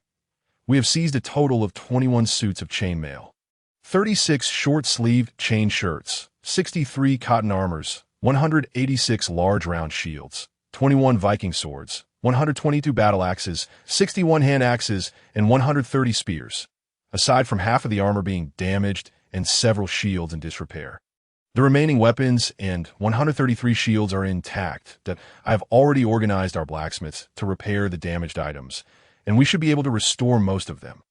Then it seems these weapons will sufficiently equip all 150 conscripts, William said, his satisfaction evident.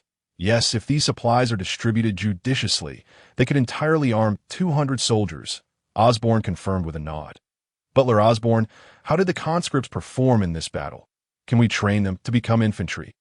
William, eager to begin training the infantry, inquired of Osborne. Their performance was commendable, considering these conscripts were drawn from the tenants of your estate in Rouen, possessing a certain level of combat capability and loyalty. Osborne praised the conscripts he had once led. Excellent, Butler Osborne. Please proceed to arm these captured supplies for the conscripts. I am preparing to train them as true professional infantrymen, William instructed with determination.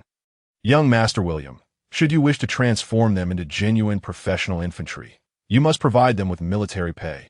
Otherwise, once their service period concludes, they will depart from the army, Osborne cautioned, shaking his head slightly. This is entirely reasonable. Inform these conscripts that if they are willing to serve as my professional infantry, not only will they receive 1 penny daily, but upon completing 10 years of service, they will also receive 30 acres of land. With the prospect of becoming infantry officers or even knights, William contemplated for a moment before responding. Here, It should be noted that 1 pound of silver equals 20 tris coins, which in turn equals 240 pennies. 1 pound of silver weighs approximately 0.9 g, and 1 tris coin is equivalent to 0.72 taels of silver, meaning the pay William offers to the conscripts amounts to 1.8 taels of silver. However, in the era before the grand exploitation of the silver mines in the Americas during the Middle Ages, the purchasing power of a single tael of silver was at least several times greater than that of the 17th century, equivalent to a monthly salary of 6 taels of silver for each infantryman. Your conditions for conscripted soldiers are excessively generous. It is entirely unnecessary to be so lavish that a daily wage of half a penny would suffice. And land should only be allocated to those soldiers who excel in performance. The steward, Osborne, wore a pained expression as he spoke. Very well, let us proceed as you suggested. It is late now. You should return and rest. William nodded, saying as he escorted Steward Osborne out of the tent. Around 5 o'clock in the morning, while the sky was still dimly lit, the camp was bustling with activity. William, having slept for merely 3 hours, awoke languidly, opened the wooden door of the tent, and stepped outside. Upon raising his gaze, he noticed the busy figures of Fowler, Sir Hubert, and Steward Osborne. It appeared they had hardly rested at all this moment. Fowler, who was commanding soldiers to tend to the wounded near the supply wagons, hurried over, placing his right hand over his chest in salute. Young Master William, you should return to rest. We are here, and everything will be fine. It is nothing serious. Fowler, have the injured soldiers received treatment? What is their condition now? William waved his hand dismissively, shaking his head. Rest assured, young Master William, the wounded have all been attended to by the accompanying physician. As for the exhausted cavalrymen, they will be ready to rejoin the ranks after 3 days of rest, Fowler confidently assured, patting his chest. You have done well, Fowler. This battle has claimed the lives of 2 javelin cavalrymen. I have instructed Steward Osborne to bring back their ashes. Their families will be cared for in my estate, so do not worry. William comforted, patting Fowler on the shoulder. Oh, young Master William, your kindness towards us is overwhelming. We are all deeply grateful, Fowler replied, unable to suppress his tears upon hearing William's arrangements. All right, you should return and rest now. There will be a grand victory feast later, and the knights may indulge freely in bread. Fowler, your contributions are the greatest. You may enjoy the Queen's toast as much as you wish. With that, William led Fowler back to the tent for rest. At this point, William felt compelled to elaborate on the types of bread consumed in the Middle Ages. The bread eaten by Europeans during this period was vastly different from the soft, leavened loaves enriched with sugar and cream that we know today. It resembled a type of unleavened biscuit, dry and hard, often causing dental discomfort. The typical medieval black bread was made from wheat flour mixed with a substantial amount of bran. This method was considered a delicacy during the Middle Ages, and it was the staple for knights and minor nobles alike. Moreover, some unscrupulous bakers would often intentionally mix wood shavings and small stones into the black bread, which became the staple food for free peasants and serfs. White bread, on the other hand, was crafted from finely sifted flour, which underwent fermentation before baking. In the early Middle Ages, before the advent of watermills, flour was ground from wheat into powder, containing a significant amount of bran.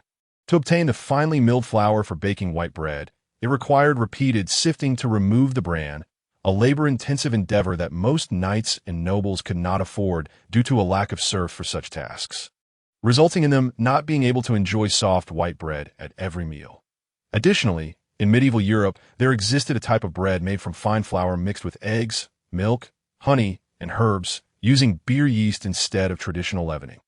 After careful fermentation, this was baked into what was known as queen bread, which had a texture and flavor comparable to modern high-end cream bread, if not superior, as the precious ingredients used were entirely natural and handcrafted, far surpassing the quality of industrially produced bread.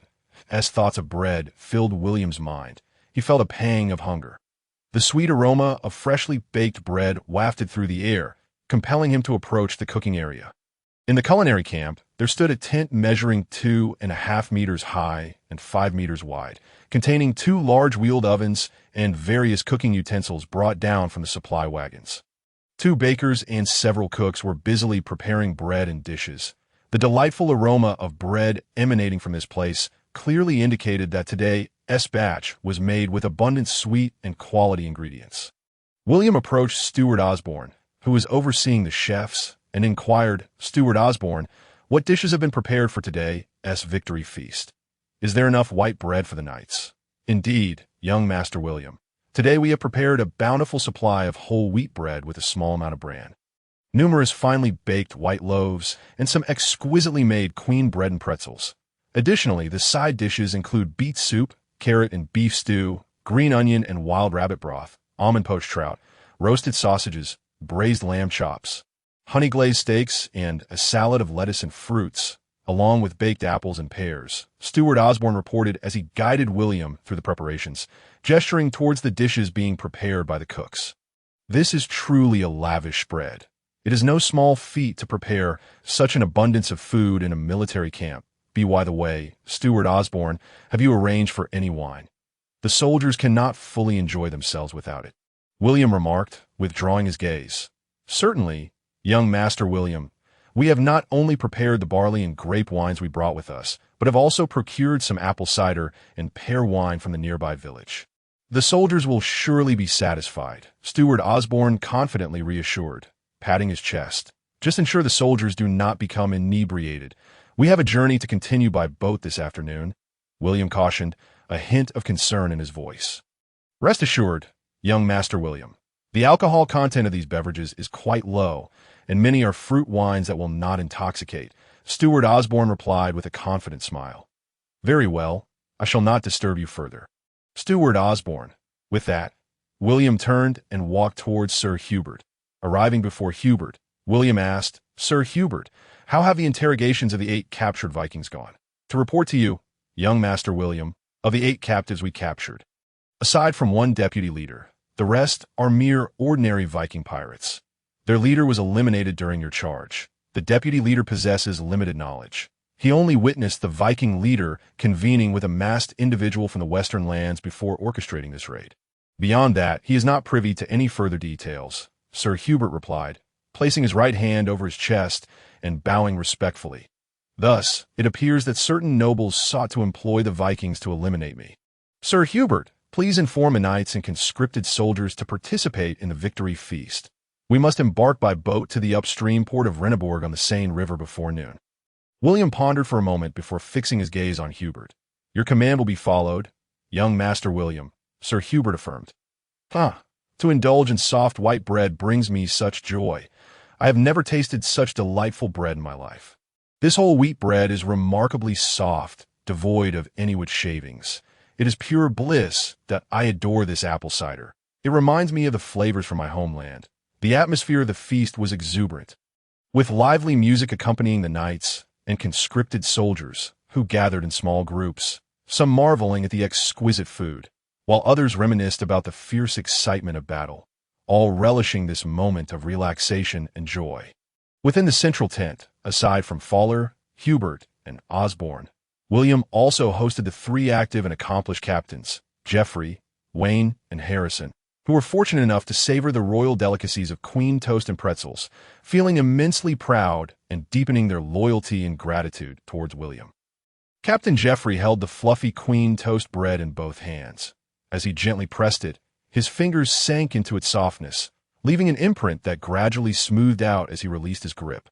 Bringing the queen toast closer to his nose, he inhaled deeply, the sweet aroma enveloping him, making him feel as though he were in paradise.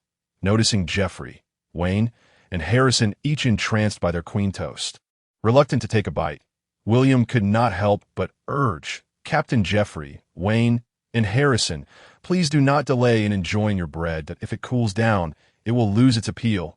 Do not hesitate to indulge, especially since this queen toast will spoil within a few days."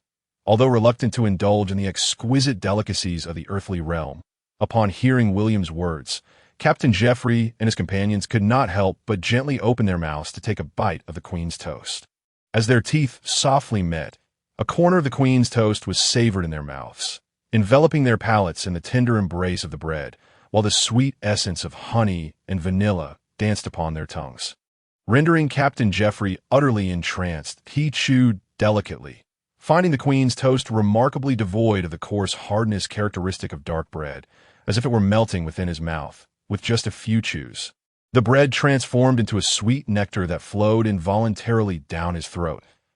As the sweetness lingered on, Geoffrey and his companions closed their eyes, lost in a state of blissful reminiscence, with each morsel of the queen's toast.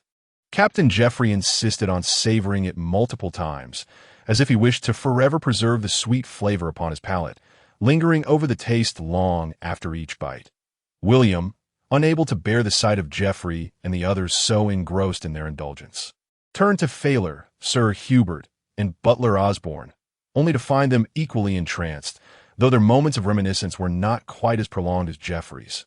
William, exasperated, covered his face with his hand and sighed, reflecting, "I am not a native of medieval Europe. There are customs they regard as commonplace that I find difficult to accept. Perhaps this manner of consuming queen's toast is merely a relic of medieval tradition.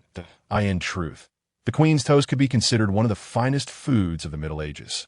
Even kings would hesitate to partake of it daily, let alone the likes of Failor, Hubert, and Osborne, who might only savor a piece bestowed by a lord once a year, thus cherishing and relishing it. For someone like William, who took the queen's toast so lightly, he would undoubtedly be seen as an anomaly in the medieval context. Supporting his chin with one hand, he seized a pretzel with the other. Taking a hearty bite, relishing the aromatic spice, the saltiness, and the crisp texture that elicited involuntary sounds of delight from him. Once Geoffrey and his companions finished their queen's toast, William raised his gaze to the three of them and spoke. "Geoffrey, Wayne, Harrison, I intend to form a company of infantry numbering 150 men. Who among you is willing to lead this company?" At that moment, Wayne displayed a hint of hesitation, clearly reluctant to abandon the cavalry for infantry. Meanwhile, the other two, particularly Harrison, appeared eager and restless. In contrast, the composed Captain Geoffrey addressed William with dignity. "My lord, Prince William, I am willing to lead the infantry company." William's eyes darted between the two, weighing his decision, and declared, "Captain Geoffrey, you shall henceforth be the leader of the infantry company. Your soldiers will be the 150 recruits, and you may freely select their weapons and equipment from our spoils. I trust that training them will not pose a challenge, correct? Captain Geoffrey, your command is my mission, my lord Prince William," Geoffrey replied, rising to salute respectfully. "You must complete the soldiers' training in the shortest time possible." "Understood. Now, you may return to your duties," William said as he stood, escorting the three of them out of the tent. Upon returning to his seat, William noticed that Failor and the others had finished their bread and drink, and he turned to Failor, asking, "Failor, how many boats were gathered nearby this morning? Are there enough to transport our troops across the river?" "My lord, this morning I dispatched 30 cavalrymen to gather boats, and they returned before the celebration feast, having secured a total of 15 merchant and fishing vessels, along with over 70 boatmen and sailors. Coupled with the captured Viking longship, we are more than adequately prepared," Failor replied, standing and bowing. William smiled and nodded, surveying everyone as he spoke. "Failor, Sir Hubert, Butler Osborne, what do you think about our army directly taking boats upstream along the Seine to reach Le Havre?" "My lord, I advise that you and the army cross the river and then proceed overland to Le Havre. Our cavalry cannot maximize their advantage on the boats, and should we encounter Viking raiders again, we may face defeat. However, on land, we have confidence in defeating any adversary we may encounter," Sir Hubert responded, rising with excitement. Observing Hubert's fervor and rational analysis, William chose not to insist on traveling by water. Shrugging as he conceded, "Very well, Sir Hubert, we shall follow your plan. Thank God for your loyal support by my side, my lord. We should now attend to our duties." Failor, Sir Hubert, and Butler Osborne said, standing and bowing. William waved his hands dismissively, saying, "Enough, enough, let us not be so serious. I merely expressed a thought." After 5 years living in medieval Europe, William occasionally found it challenging to adapt to their ways. The delightful moments were fleeting. That morning, the knights feasted on fine white bread, made from refined flour and various dishes and drinks, even the recruits occasionally receiving a soft white roll. This celebration feast promised to be a cherished memory for many. The pace of breaking camp was swift, as it was merely a temporary encampment formed around supply wagons. With the load secured and the draft horses hitched, they were ready to depart by the banks of the Seine. The dragon-headed warship and large cargo vessels first transported the four-wheeled supply wagons and war horses across the river. Meanwhile, the cavalry and recruits boarded the remaining cargo and fishing boats to cross to the opposite shore. Standing at the bow of the Viking longship, William gazed around, observing the massive flotilla of boats that divided the bustling Seine into two sections, while surrounding vessels hastily made way for the red background adorned with two lions. Failer, who had arrived earlier, awaited them on the opposite bank, waving in greeting by noon the following day. William's army finally reached the port city of Le Havre. The captured Viking longship had already been brought here by Captain Geoffrey and his 150 infantrymen. Moored at a berth in the harbor, A.S. William led his army toward Le Havre. He scrutinized the city walls. The port city of Le Havre spanned approximately 2 miles, surrounded by 5-meter-high walls constructed of massive stones. With an 8-meter-wide moat encircling its perimeter, Le Havre had 3 gates, 2 to the north and south, and 1 on the east side connecting to a canal. This canal linked the western bank of the Seine at Le Havre and the eastern city gate, serving as the lifeline of the port city. Upon arriving at the northern gate of Le Havre, William and his army were greeted by town militia led by members of the city council. You might wonder why, since Le Havre was a direct city of Conqueror. The welcoming party did not consist of noble knights, but rather city council members, in cities like Le Havre. One would find artisans, craftsmen, small traders, and merchants engaged in various non-agricultural industries. They were free individuals, not serfs or tenants, possessing their own shops, workshops, and lands, along with personal liberties, despite occasionally participating in agricultural production. However, their primary means of livelihood stemmed from engaging in handicrafts and trade exchanges. They organized guilds for handicrafts and commerce to manage the affairs of their respective industries. As the power of merchants and artisans steadily grew, they actively participated in the municipal governance of the city, consolidating their guilds into municipal councils or city assemblies, electing mayors or speakers to represent their interests in managing the urban environment. After seizing the reins of urban administration through the establishment of these councils, they pledged fealty to the local feudal lords, agreeing to pay a stipulated annual tax in exchange for the legal autonomy and governance of the city. It can be said that cities were both a part of the feudal societal structure and simultaneously existed apart from feudal rule. Akin to islands and enclaves within a feudal society, cities such as Rouen, Caen, Vreux, and Alenon in Normandy, as well as Paris in France and London in England, exemplified this political dynamic. They were under the nominal authority of feudal lords while remaining largely independent of their actual control, varying only in the degree of autonomy they possessed. Naturally, should the city's influence surpass that of its feudal lord, it would incessantly demand greater power from the feudal aristocracy, seemingly insatiable in its aspirations. Much like the circumstances that led William to Vreux, the Council of Alenon, dissatisfied with their existing autonomy and believing themselves to be more powerful than the Baron of Alenon, instigated an armed revolt and rebellion in pursuit of complete independence, both economically and politically. Currently, for the small port city of El Han, with a population of merely 6,000, its economic sustenance primarily relied on port trade and handicrafts. Militarily, it boasted only around 300 townsmen militia and a varying number of mercenaries. These meager, timid forces were no match for the Count of Aix. It is evident that El Han lagged significantly behind Vreux in both economic and military might. Thus, when William communicated with the Council of El Han, they eagerly welcomed him and his troops.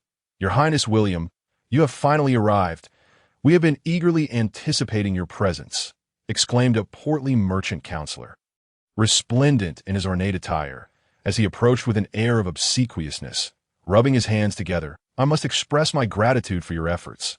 May I inquire how to address you?" William, exuding noble elegance, replied with a smile that "It is an immense honor that your Highness inquires about my humble name.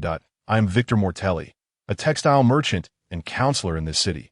The counselor named Victor Mortelli exclaimed, his surprise exaggerated as he jumped up, raising his hands in delight. William, somewhat taken aback by this display, maintained his composure and replied with poise, "Ah, so it is you. Counselor, I appreciate your contributions, and I may require your assistance in the future."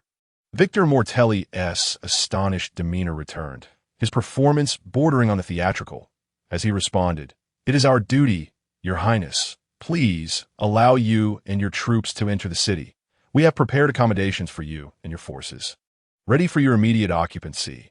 Please do come in, Your Highness." With that, Victor Mortelli commanded the town militia to brusquely disperse the merchants and citizens traversing the city gate, clearing a wide path for William and his troops. While William verbally advised Councillor Mortelli against such rudeness, he made no effort to intervene. Upon crossing the city gate, William's view expanded to reveal a picturesque scene of numerous canals and waterways weaving through the homes and streets, a tapestry of bustling aquatic life. Flanking the streets were predominantly two-story red brick and cobblestone buildings, with shops on the ground floor and residences above the A.S. William Road across a stone arch bridge. He glanced down to see a multitude of small boats navigating the river below, either transporting goods and people or docking for trade, creating a scene of thriving activity.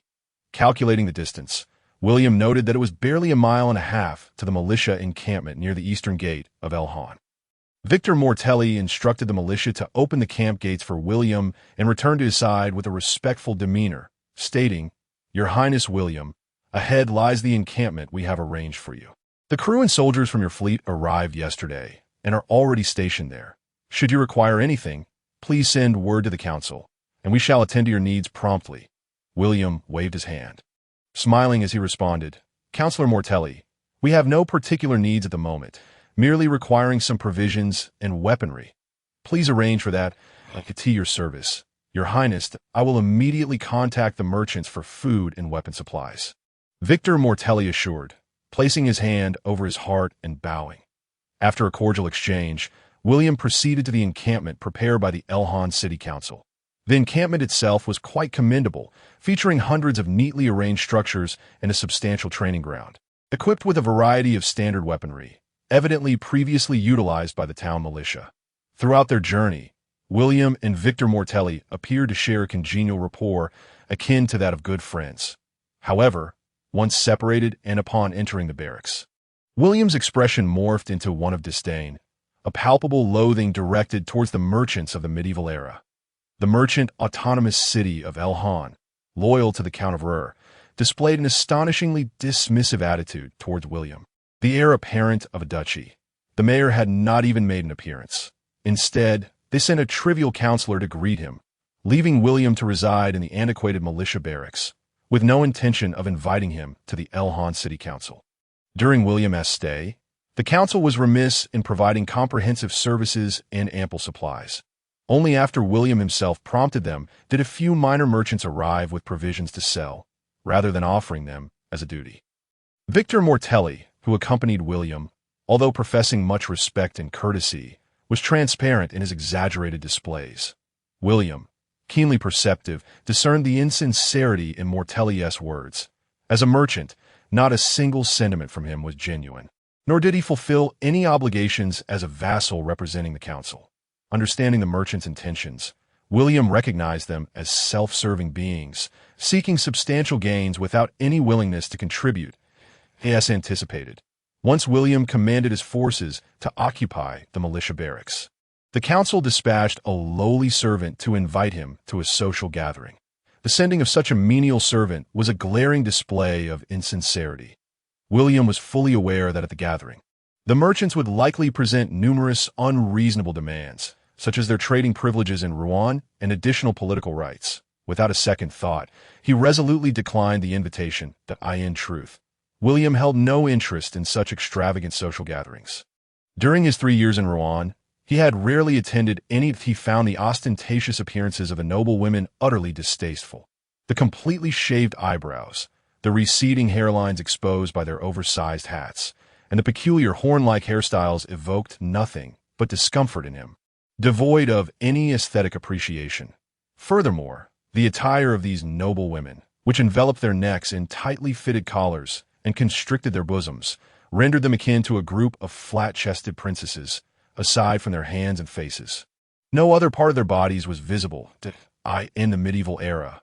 One would be hard-pressed to find passionate, romantic, or exuberantly spirited noblewomen. These peculiar-faced, modestly attired noble girls adhered strictly to the Catholic Church's prescribed virtues of restraint and chastity, embodying an almost oppressive conservatism. You might argue that modern Europe is not like this. Indeed, European women are far more liberated now. However, it is crucial to recognize that this shift came only after Protestantism triumphed over Catholicism, a time when the latter was too weak to even control the slave trade, let alone the question of European women's conservatism. Having digressed, William reined in his wandering thoughts and, having vented his frustrations, strode towards the training grounds within the barracks. "Attention! Move out!" roared Captain Geoffrey to the 150 infantrymen assembled before him. As the commander of these soldiers, he held a considerable degree of authority in their eyes, instilling a sense of reverence among them. Motivated by the allure of fine wine, sumptuous feasts, and generous military pay, the soldiers dared not neglect the orders of their newly appointed Captain Geoffrey. 1, 2, 1, 1, 2, 1. Captain Geoffrey, with a visage that could be described as solemn, even austere, seemed as though he were engaged in some monumental endeavor, proudly proclaiming the rallying cry with his chest held high. "Soldiers, whose bread do we eat?" Captain Geoffrey bellowed towards the ranks that we eat the bread of His Highness William.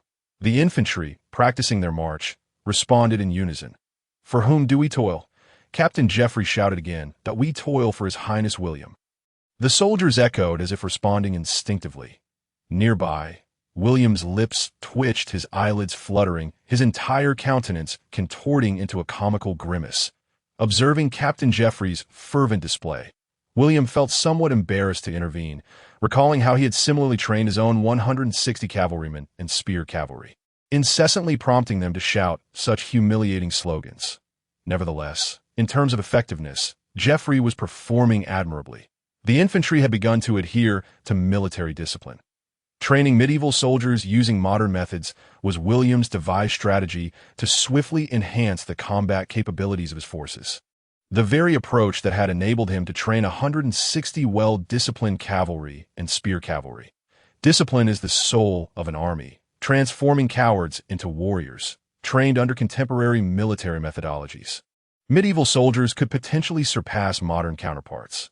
Although most soldiers were illiterate, and even some knights were no exception, they were essentially starting from scratch. Yet, at least William and the officers could unreservedly chastise and punish them. Beheading a few deserters to bolster morale was not an uncommon practice. Under the pressure of spilt blood and the guidance of the officers' clubs, within merely 2 days of training, the infantry had managed to form a reasonably orderly phalanx, maintaining their formation while marching. "Well done, Geoffrey," William approached, clapping his hands in light praise, his eyes reflecting a sense of satisfaction. "But this is merely the beginning, Geoffrey. We are only teaching this infantry how to uphold discipline and march. To forge an invincible army, we must instill a true spirit within them." "Your words resonate, Your Highness," Geoffrey replied, albeit somewhat dismissively, yet maintaining a serious demeanor. Historically, a disciplined army has been regarded as a great army. Figures such as Alexander, Caesar, Augustus, and Charlemagne achieved greatness through commanding robust armies that adhered to discipline as for the art of combat. The people of medieval times inherently understood it from birth, requiring no instruction whatsoever. Despite Captain Geoffrey's inner dissent, he feigned agreement, recognizing that he was addressing his lord, His Highness William. "Geoffrey, have we repaired the captured equipment? Let the soldiers don their armaments. I wish to see their formation." William expressed his curiosity regarding Geoffrey's organization of the infantry, a smile gracing his features. "My lord, Your Highness William, please wait a moment," Geoffrey replied, hand to his chest in a gesture of respect. Turning to the marching soldiers, he shouted, "Soldiers, go to the storeroom and retrieve your gear. About face, march 1, 2, 1, 2. Observing Geoffrey leading the infantry, William could not help but smile with satisfaction. After approximately a quarter an hour, Captain Geoffrey, accompanied by the soldiers, approached William. Before him marched 2 rows of a total of 21 Norman heavy infantrymen, wielding oak shields and Viking swords. clad in full chain mail and nasal helmets, daggers hanging from their waists, stepping forward with solemn expressions. Their large shields seemingly capable of withstanding any assault.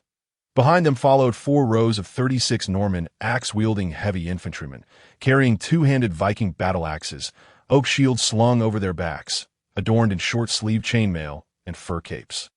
With daggers at their hips, advancing with an aura of lethal sharpness that seemed capable of cleaving any adversary in their path.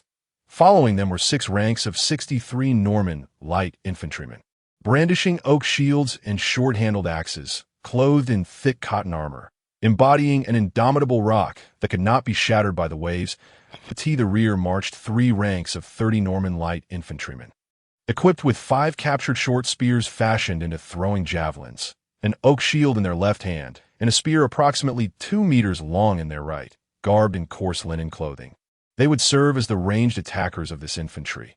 Remarkably executed, Geoffrey, to have assembled this infantry in such a short span is commendable. Your abilities are indeed impressive, William applauded, showering him with praise. My lord, your highness William, this is merely my duty. It is the result of your astute guidance, Geoffrey replied with a smile, hand to his chest and a bow. William patted Geoffrey's bowed shoulder, laughing heartily. Who would have thought the earnest would flatter so? Ah, ha ha, Geoffrey, spare us your modesty. I intend to expand the infantry further, and as long as you continue to excel, I shall ensure you are well rewarded. Yes, your highness, Geoffrey responded with a smile and a bow. After observing Geoffrey and the infantry's training, William, content, made his way back to his quarters, humming an indecipherable tune, his demeanor radiating J-O-Y-A-T that moment. A portly figure clad in extravagant, fitted attire hurried over, calling out, Your Highness William, Your Highness William, it is Victor Mortlay. Please hold for a moment. Hearing the familiar voice, William turned to see the loathsome figure of Victor and, with a hint of impatience in his tone, inquired, Victor, what brings you in such haste? Your Highness, Victor comes on behalf of the city council to apologize for the abrupt invitation to the social gathering last time. This time, I bring the respect of all council members. Extending a formal invitation for you to attend our upcoming banquet, Victor bowed his corpulent frame in deference to William. William smiled and shook his head, gesturing apologetically. Councilman Victor, I sincerely regret it, but I've been feeling unwell these past few days. Perhaps the travel has taken its toll that I shall have to decline this gathering. That is truly unfortunate. Your Highness, our invitation remains open. Do visit us when you feel better. Victor's expression fell, bowing somewhat exaggeratedly. Sigh. Watching Victor Mortlay depart the military camp, William let out a soft sigh. These merchants truly lacked tenacity. They sought gain without investment, scheming relentlessly with the slightest leverage. If such unscrupulous merchants were to grow powerful, the future would be dire. Should his descendants allow these unscrupulous traders to flourish, their fate would inevitably echo that of James II of England and Louis XVI of France, brought to the guillotine by the mobs and armies they had incited. Heralding the decline of a once great dynasty in such a scenario, perhaps issues like the slave trade, the enclosure movement, the East India Company, and the Opium Wars would arise. Perhaps the approach to these merchants should resemble that of the Celestial Empire. With little power granted, commercial endeavors monopolized by the state, the Normandy monarchy, burdened with heavy taxation, shackled in chains, and compelled to shout, taxation, taxation, endless taxation, recalling his scattered thoughts and reflecting on the current state of the army. William stroked his chin, contemplating. As of now, our forces possess 2 vulnerabilities. The light cavalry is insufficient in number, and the infantry is still too green due to their brief training to swiftly remedy these deficiencies. The only recourse is to hire mercenaries. Acting on his thoughts without delay, William summoned Steward Osborne and inquired, Osborne, are you aware of any notable mercenaries near the city of Renneborg? In response, Osborne produced a scroll of parchment from his cloak and unfurled it upon the table, stating, My lord, Master William, there are 3 mercenary companies near Renneborg, the Rodrigo mercenaries, the Selvia mercenaries, and the Swiss Pike mercenaries. That William's interest was piqued, asking, this small town boasts 3 mercenary companies? Osborne, tell me more about them. Osborne pointed to a name on the parchment with his finger and said, My lord, It is Sir William. He began to speak of the Rodriguez mercenary company, whose leader is Rodrigo Diaz, a former knightly noble who had been exiled to Normandy. This band of mercenaries is composed of Rodrigo's knightly retinue and Spanish light cavalrymen who were drawn to his reputation. Their asking price is quite reasonable, a total of 38 light cavalrymen at 8 pennies each per day. However, they prefer that their employer be a nobleman who can bestow upon him a knighthood and restore his family's honor to. Rodrigo's request is not unreasonable if he demonstrates sufficient ability and loyalty. I would not mind granting him knighthood. I shall invite him for a discussion shortly. William mused. Then the steward Osborne pointed to another mercenary company and remarked, "Indeed, Your Highness, behold this second band, the Serbian Mercenary Company. Composed of Serbian knights and heavy infantry, they have participated in numerous wars since arriving in France, and their rates are rather steep. 25 pennies per knight per day and 6 pennies per infantryman per day. This company offers poor value for money, and we have no shortage of heavy cavalry and infantry. Thus, we have no need for them," William replied with a gentle shake of his head. Osborne nodded and gestured towards the final mercenary company, saying, "Yes, Sir William, this last group is the Swiss Pike Mercenary Company, with 90 Swiss pikemen and 30 Swiss halberdiers, led by Daniel Bluer. They demand a wage of 3 pennies per man per day. This company is quite commendable. It is settled then. Tomorrow, let us summon Rodrigo Diaz and Daniel Bluer to the camp to discuss the terms of employment," William expressed with a look of delight. His speech slightly hurried. "To your command, Sir William," the steward Osborne replied with a bow. The following morning, around 10 o'clock, William awaited the arrival of Rodrigo Diaz and his 38 Spanish javelin light cavalrymen, who had come at his invitation while he was training the infantry. Turning around, William peered ahead and saw a heavily armored knight clad in plate and chainmail leading the charge, followed by the 38 Spanish light cavalrymen, who held leather-covered wooden shields in their left hands, carried javelins on their backs, and wore cavalry swords at their waists, all garbed in padded cloaks as they rode forth. William stepped forward, flanked by several fellow cavalrymen, and stood 10 paces from Rodrigo, offering a gentle smile as he remarked, "What a formidable light cavalry indeed! I have heard tales of the Spanish light cavalry's valor, and it is truly evident today." Upon seeing William, Rodrigo did not dare to be presumptuous. He dismounted alongside his Spanish light cavalryman and, with his right hand over his heart, bowed, saying, "Good day, Your Highness. Mr. Rodrigo, please do come in. We shall converse in detail. Sir Hubert, please escort the Spanish light cavalryman to rest," William instructed as he led Rodrigo inside.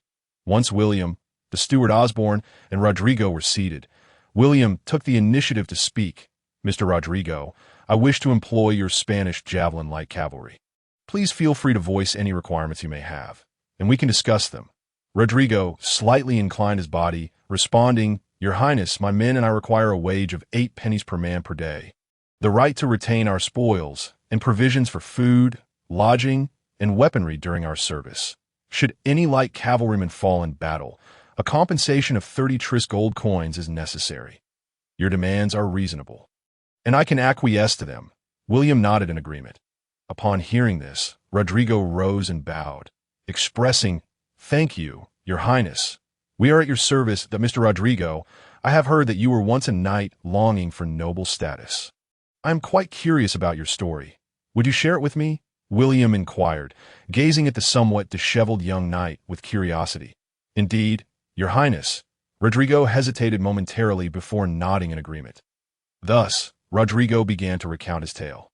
Through his narrative, William learned of Rodrigo's past. This young knight, in his 20s, hailed from a baronial family in the Burgos domain of the Kingdom of Castile, being the firstborn heir from a young age.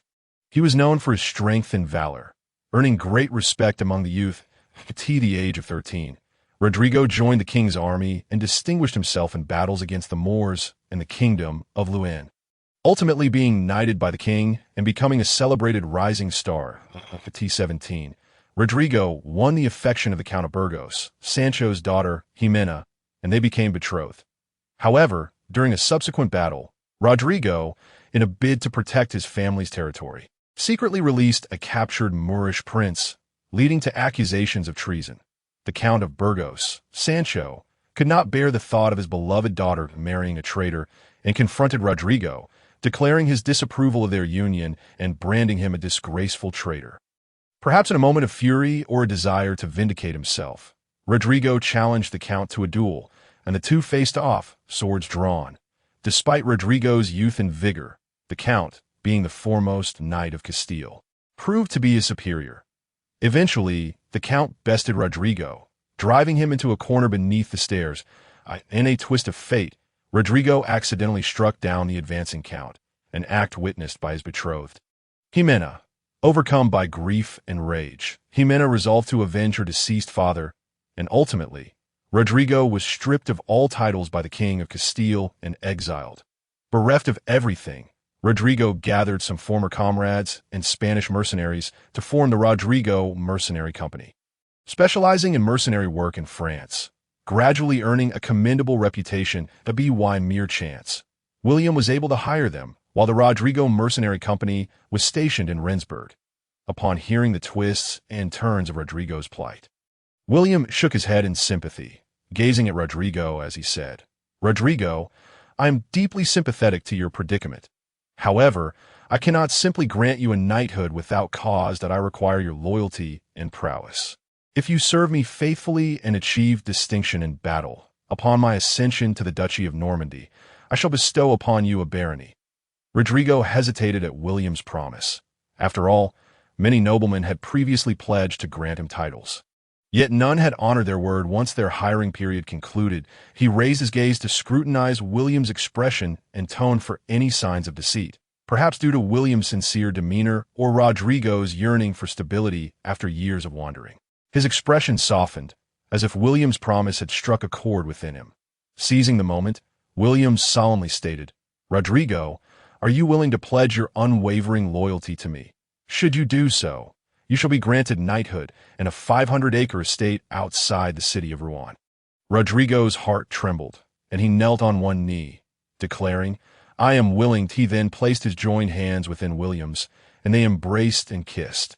Having completed this, Rodrigo invoked the relics of saints as a testament, swearing his loyalty to William. "I vow with my integrity that from this day forth, I shall remain loyal to His Highness Prince William, fulfilling all my duties as a vassal without deceit." William nodded, removing a pouch from his waist and taking a small branch from the estate as a symbolic grant of land, which he presented to Rodrigo. Thus, Rodrigo pledged his loyalty to William and became a knight under his command. William assisted the kneeling Rodrigo to his feet, saying, "Rodrigo, rise, lead me to meet your Spanish light cavalrymen." "To your command, your Highness," Rodrigo replied as he stood. William and Rodrigo rode to the training ground, where they found the javelin cavalry, led by Fail, opposing Rodrigo's Spanish light cavalry. The atmosphere tense. Observing this, Rodrigo immediately rode forth to address his Spanish light cavalrymen, saying, "Cavalrymen, please remain calm and composed. Do not act impulsively. Did I, Rodrigo, have pledged my loyalty to His Highness, and we are now one army. Please refrain from infighting." William chuckled lightly as he approached the two groups of javelin cavalry, stating, "If you wish to settle score, let's hold a friendly contest to determine superiority. However, during the contest, I shall not permit any injuries, and you must wield wooden javelins wrapped in cloth." "Your Highness William," Rodrigo hesitated, beginning to speak. Before Rodrigo could voice any objections, the crowd below erupted in cheers, and seeing William's beaming smile, Rodrigo felt somewhat dejected on the training ground. William's Norman javelin cavalry and Rodrigo's Spanish javelin cavalry had already exchanged their wooden javelins and wooden swords, their gazes locking in a silent standoff.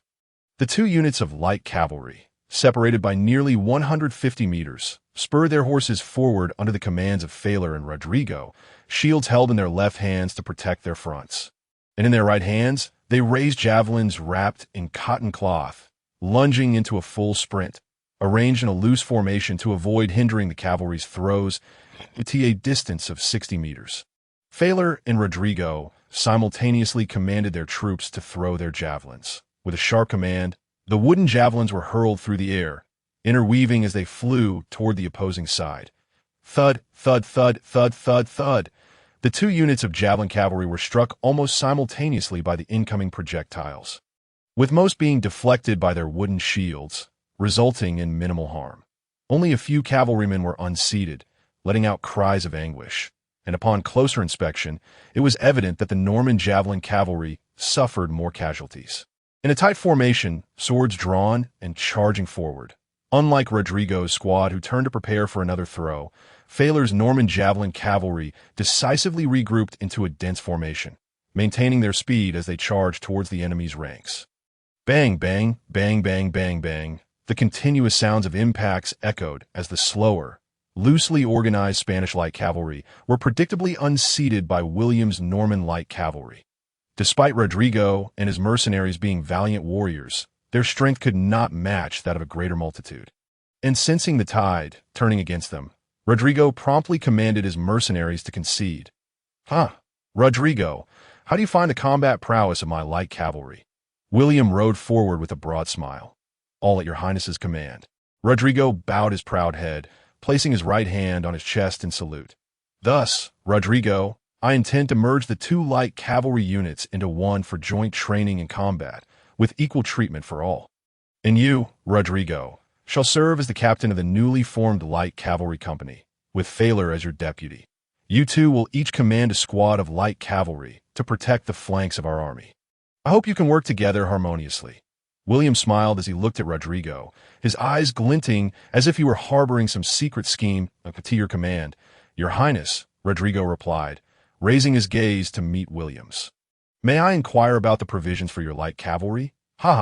Rodrigo, your status as my direct light cavalry will undoubtedly surpass that of mere mercenaries, in addition to a daily wage of 8 pennies per person. We will cover your food, lodging, equipment, and pensions. After 10 years of service, you will be granted 60 acres of arable land, and those who excel may even become local officials in my domain upon retirement. Naturally, once you become my direct troops, all captured resources, equipment, and wealth will be public property, distributed according to military merit, with the remainder allocated for military expenses. William nodded with a smile in response to Rodrigo. Upon hearing this, Rodrigo conferred quietly with his companions for a moment, then rode forward, nodding as he spoke. Your Highness, your arrangements are quite fair. We accept your terms. Rodrigo, train your light cavalry according to our methods. Failer will instruct you on how to train them. William directed Rodrigo to lead the light cavalry in adapting to the new tactics, turning his horse toward the main house as soon as he entered the house. William was greeted by Daniel Blower, who had been waiting there. The man's short stature, rugged attire reminiscent of a mountain dweller, yet exuding a sense of vigor, pleased William immensely. Daniel Blower, I apologize for keeping you waiting. Please take a seat. William invited Daniel to sit, while he himself took the higher seat. Thank you, Your Highness, Daniel Blower said, bowing as he settled into the chair. Daniel, could you introduce yourself? William extended his right hand in a gesture of invitation. Yes, Your Highness, my name is Daniel Blower. Daniel means son of God, and Blower refers to one who dwells in the mountains. I hail from the county of Grobden in the Holy Roman Empire. I am fluent in German and English, and I can speak French and Italian, having served as a mercenary for 20 years, Daniel stated proudly, puffing out his chest at Indeed, a name with a splendid meaning, and your capabilities are commendable as well. Daniel, tell me about your mercenary company, William remarked with a smile. Your Highness, my Swiss pike mercenary company consists of 90 pikemen and 30 halberdiers, all hailing from the mountainous regions of Grobden. They are skilled in the use of pikes and halberds, and they share a fearless spirit, able to charge boldly even in the face of a knight's onslaught, Daniel said with pride, thumping his chest. At this time, Switzerland was merely a geographical term, not yet a nation. In 1031, no country known as Switzerland existed. The term referred broadly to the people living in the Alpine regions at the border of France and the Holy Roman Empire. Due to the harsh terrain and the ongoing conflicts at this border, the inhabitants had long been imbued with a spirit of resistance. Although no independent nation had yet been established, they were divided into various fiefdoms under the Holy Roman Empire. These Swiss people were characterized by their bravery and resilience, demonstrating strong unity, and the mercenary company they formed was known for its combat prowess. though their fame had yet to spread widely. Daniel Blower, I have decided to hire your Swiss Pike mercenary company. Please share your requirements, William said with a nod of approval. Your Highness, our demands are not excessive. We require only 3 pennies per person per day in wages.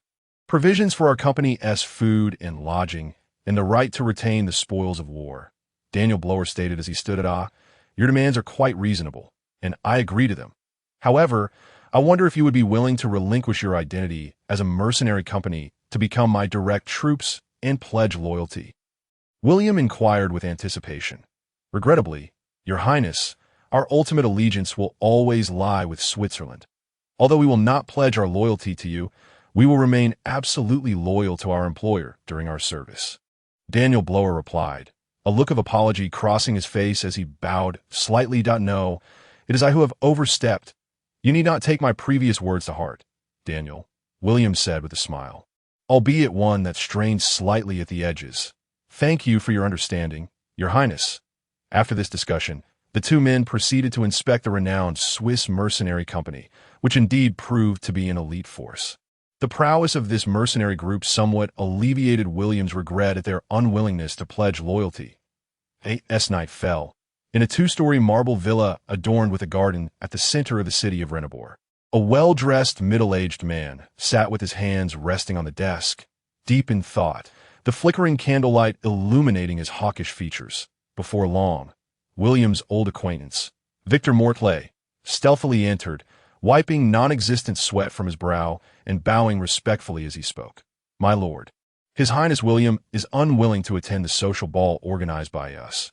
Victor, if the fish won't bite, then let the guards withdraw, the speaker replied, turning slightly to face Victor. By the way, Victor, what is His Highness's attitude towards us? Victor, upon hearing this, nodded respectfully and replied, Yes, my lord. His Highness William has been relatively polite towards me, but his eyes reveal a strong aversion to me. It seems this prince holds us in poor regard. Perhaps our collaboration with Count Mortan Kai was indeed prudent. Capturing and eliminating William to assist His Highness Kai in his ascent would be most beneficial for us. The speaker sighed deeply, speaking in a low tone.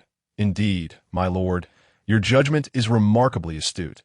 However, William is set to depart Renneborg for Evler tomorrow, leaving us with no further opportunity to act, Victor complimented before lowering his head in disappointment.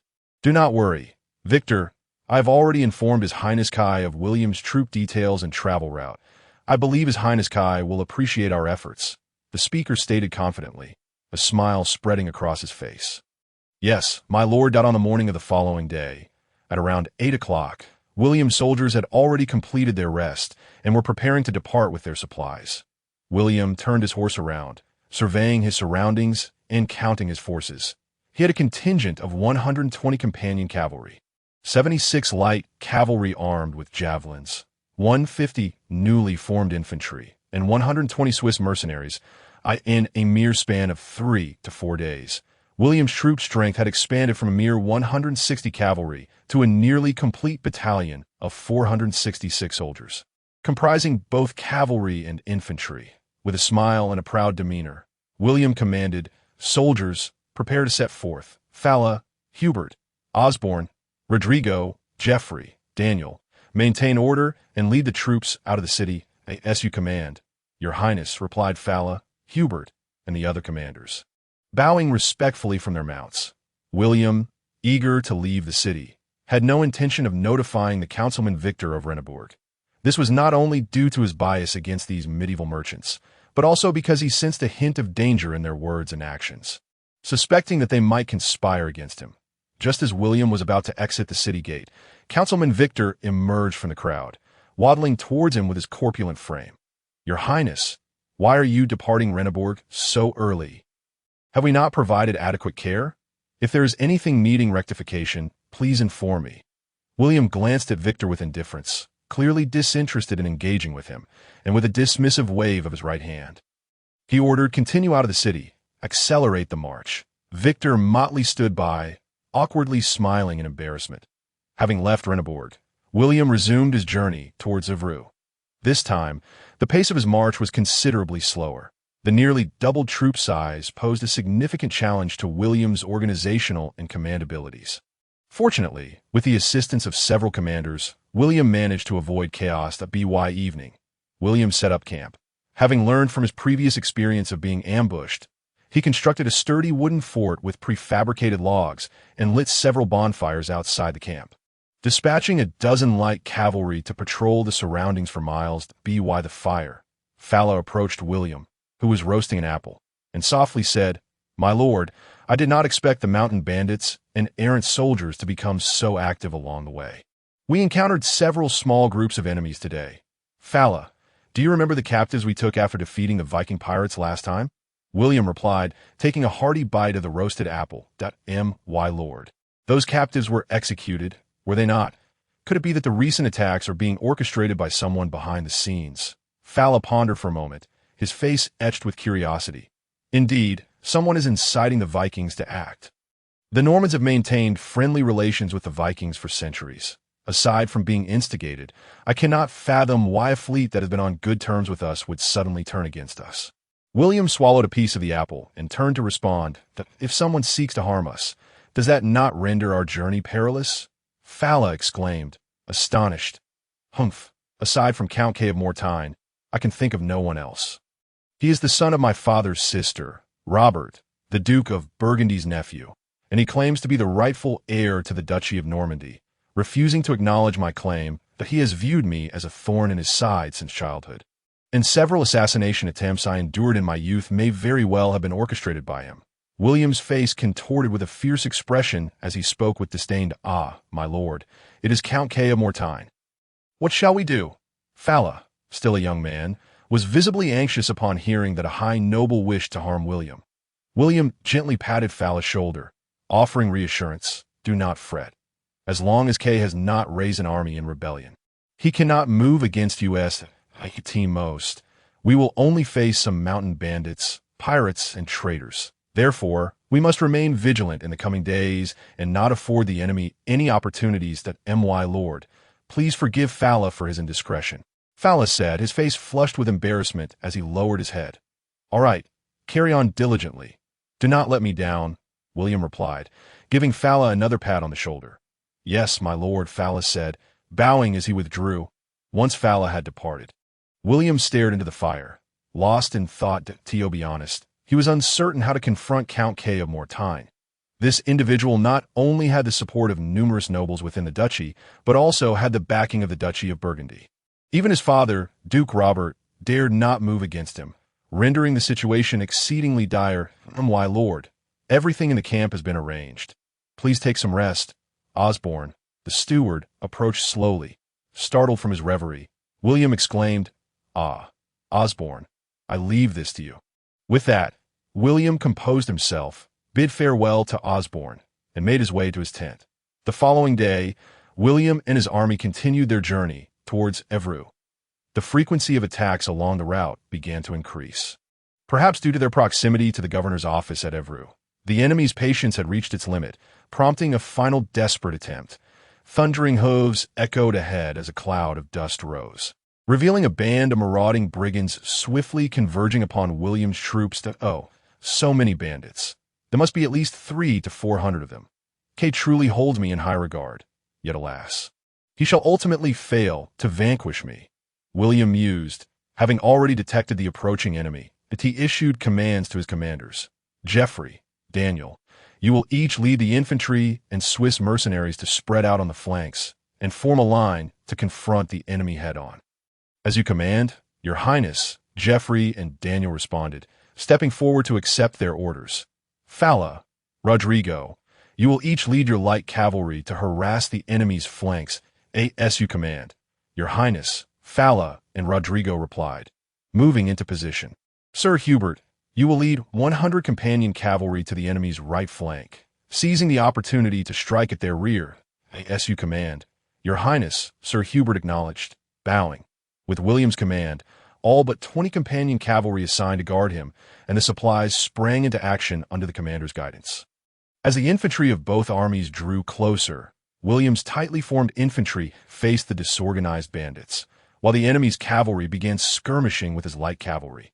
Clearly, the tide of battle had already begun to shift in favor of William's forces. Fala and Rodrigo, living up to expectations, successfully routed the enemy cavalry and commenced a flanking maneuver against the enemy infantry head-on. The Norman infantry's large shields withstood the enemy's assault, while the Swiss mercenaries wielding long pikes and halberds struck down the bandit infantry, forcing them into retreat. The companion cavalry, having maneuvered behind the enemy infantry, launched a wedge charge, slicing through the bandit ranks and cleaving them in two. The remaining infantry, unable to escape the encirclement of infantry and cavalry, surrendered, bowing low and raising their hands in submission. After gathering the captives and spoils of war and tallying the casualties, William was astonished to find that aside from 4 or 5 light injuries sustained by the Norman infantry and Swiss mercenaries from thrown weapons, there were no other casualties. This was to be expected. Although the size of William's army had only roughly doubled, its fighting capability had soared. With a solid infantry formation, William's cavalry could confidently strike at the enemy's rear, easily overwhelming them. Having counted the weapons and equipment left by the bandits, William glanced at the list presented by Osborne and said, "Osborne, aside from these 20 or so swords, 30 suits of chainmail, and all the shields which shall be kept to equip our infantry, collect the rest to sell to merchants in Evreux." "Yes, my lord." "How shall we handle the over 200 captives?" Osborne inquired as he rolled up the parchment. First, let us execute 11 of them as an example. Then we shall form them into slave soldiers. Have Geoffrey's Norman infantry chain them with shackles for oversight, providing them only with a short spear as their frontline weapon during battle."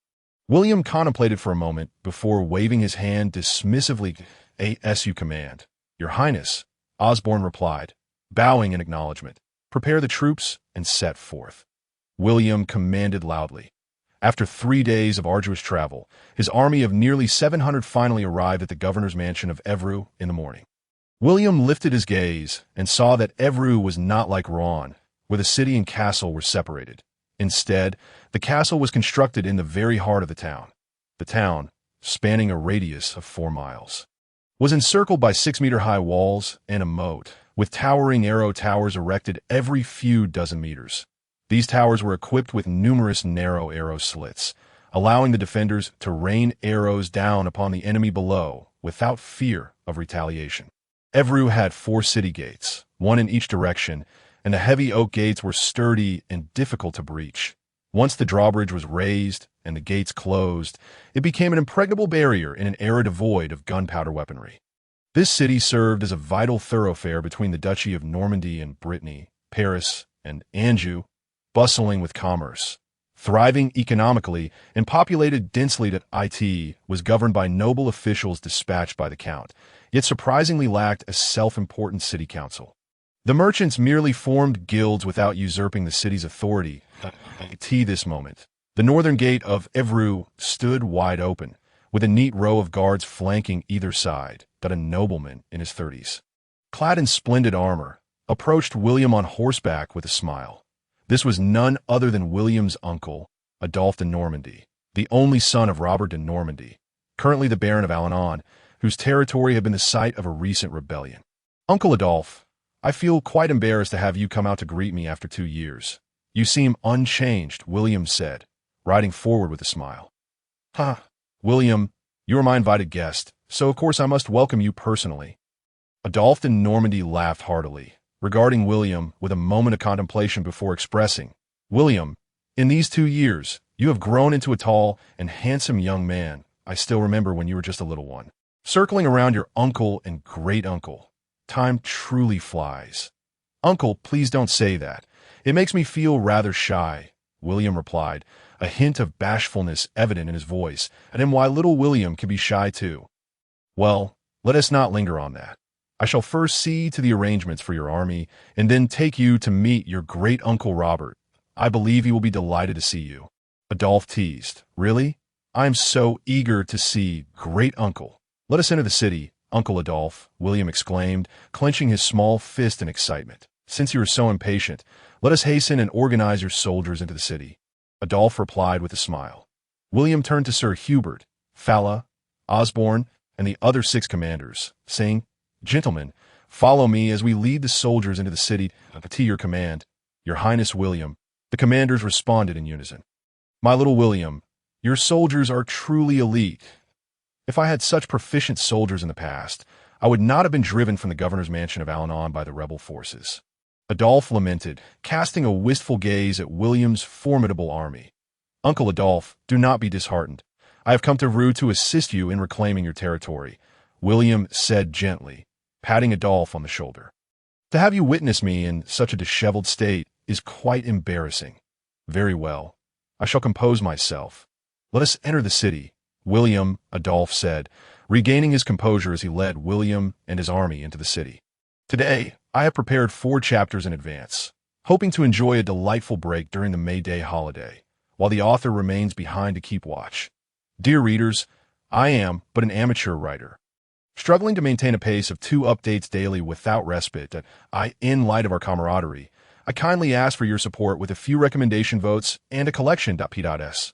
The author has encountered some difficulties while using the Cheatian app and has been muted for 7 days. Thus, replies to comments will be included in the author's notes for each chapter during this week. As William and his soldiers entered Evreux, he discovered that the city possessed more than just the outer walls. Beyond the expansive outer district, there lay an inner wall standing 8 meters high, which separated the outer district from the civilian quarters. Upon entering the outer district, the buildings were predominantly dull-colored 2-story mud houses or single-story dwellings, with taller structures being a rarity. The once bustling street vendors had long since been cleared away, yet the chaotic environment and unpleasant odors remained difficult to conceal. Aside from a few officials and guards sent by the Count to collect taxes and maintain order, the outer district was largely managed by merchant guilds, artisan associations, and even organized crime, which is a notable characteristic of medieval cities. The nobility typically did not support a multitude of local officials. Upon entering the inner district, the scenery transformed dramatically.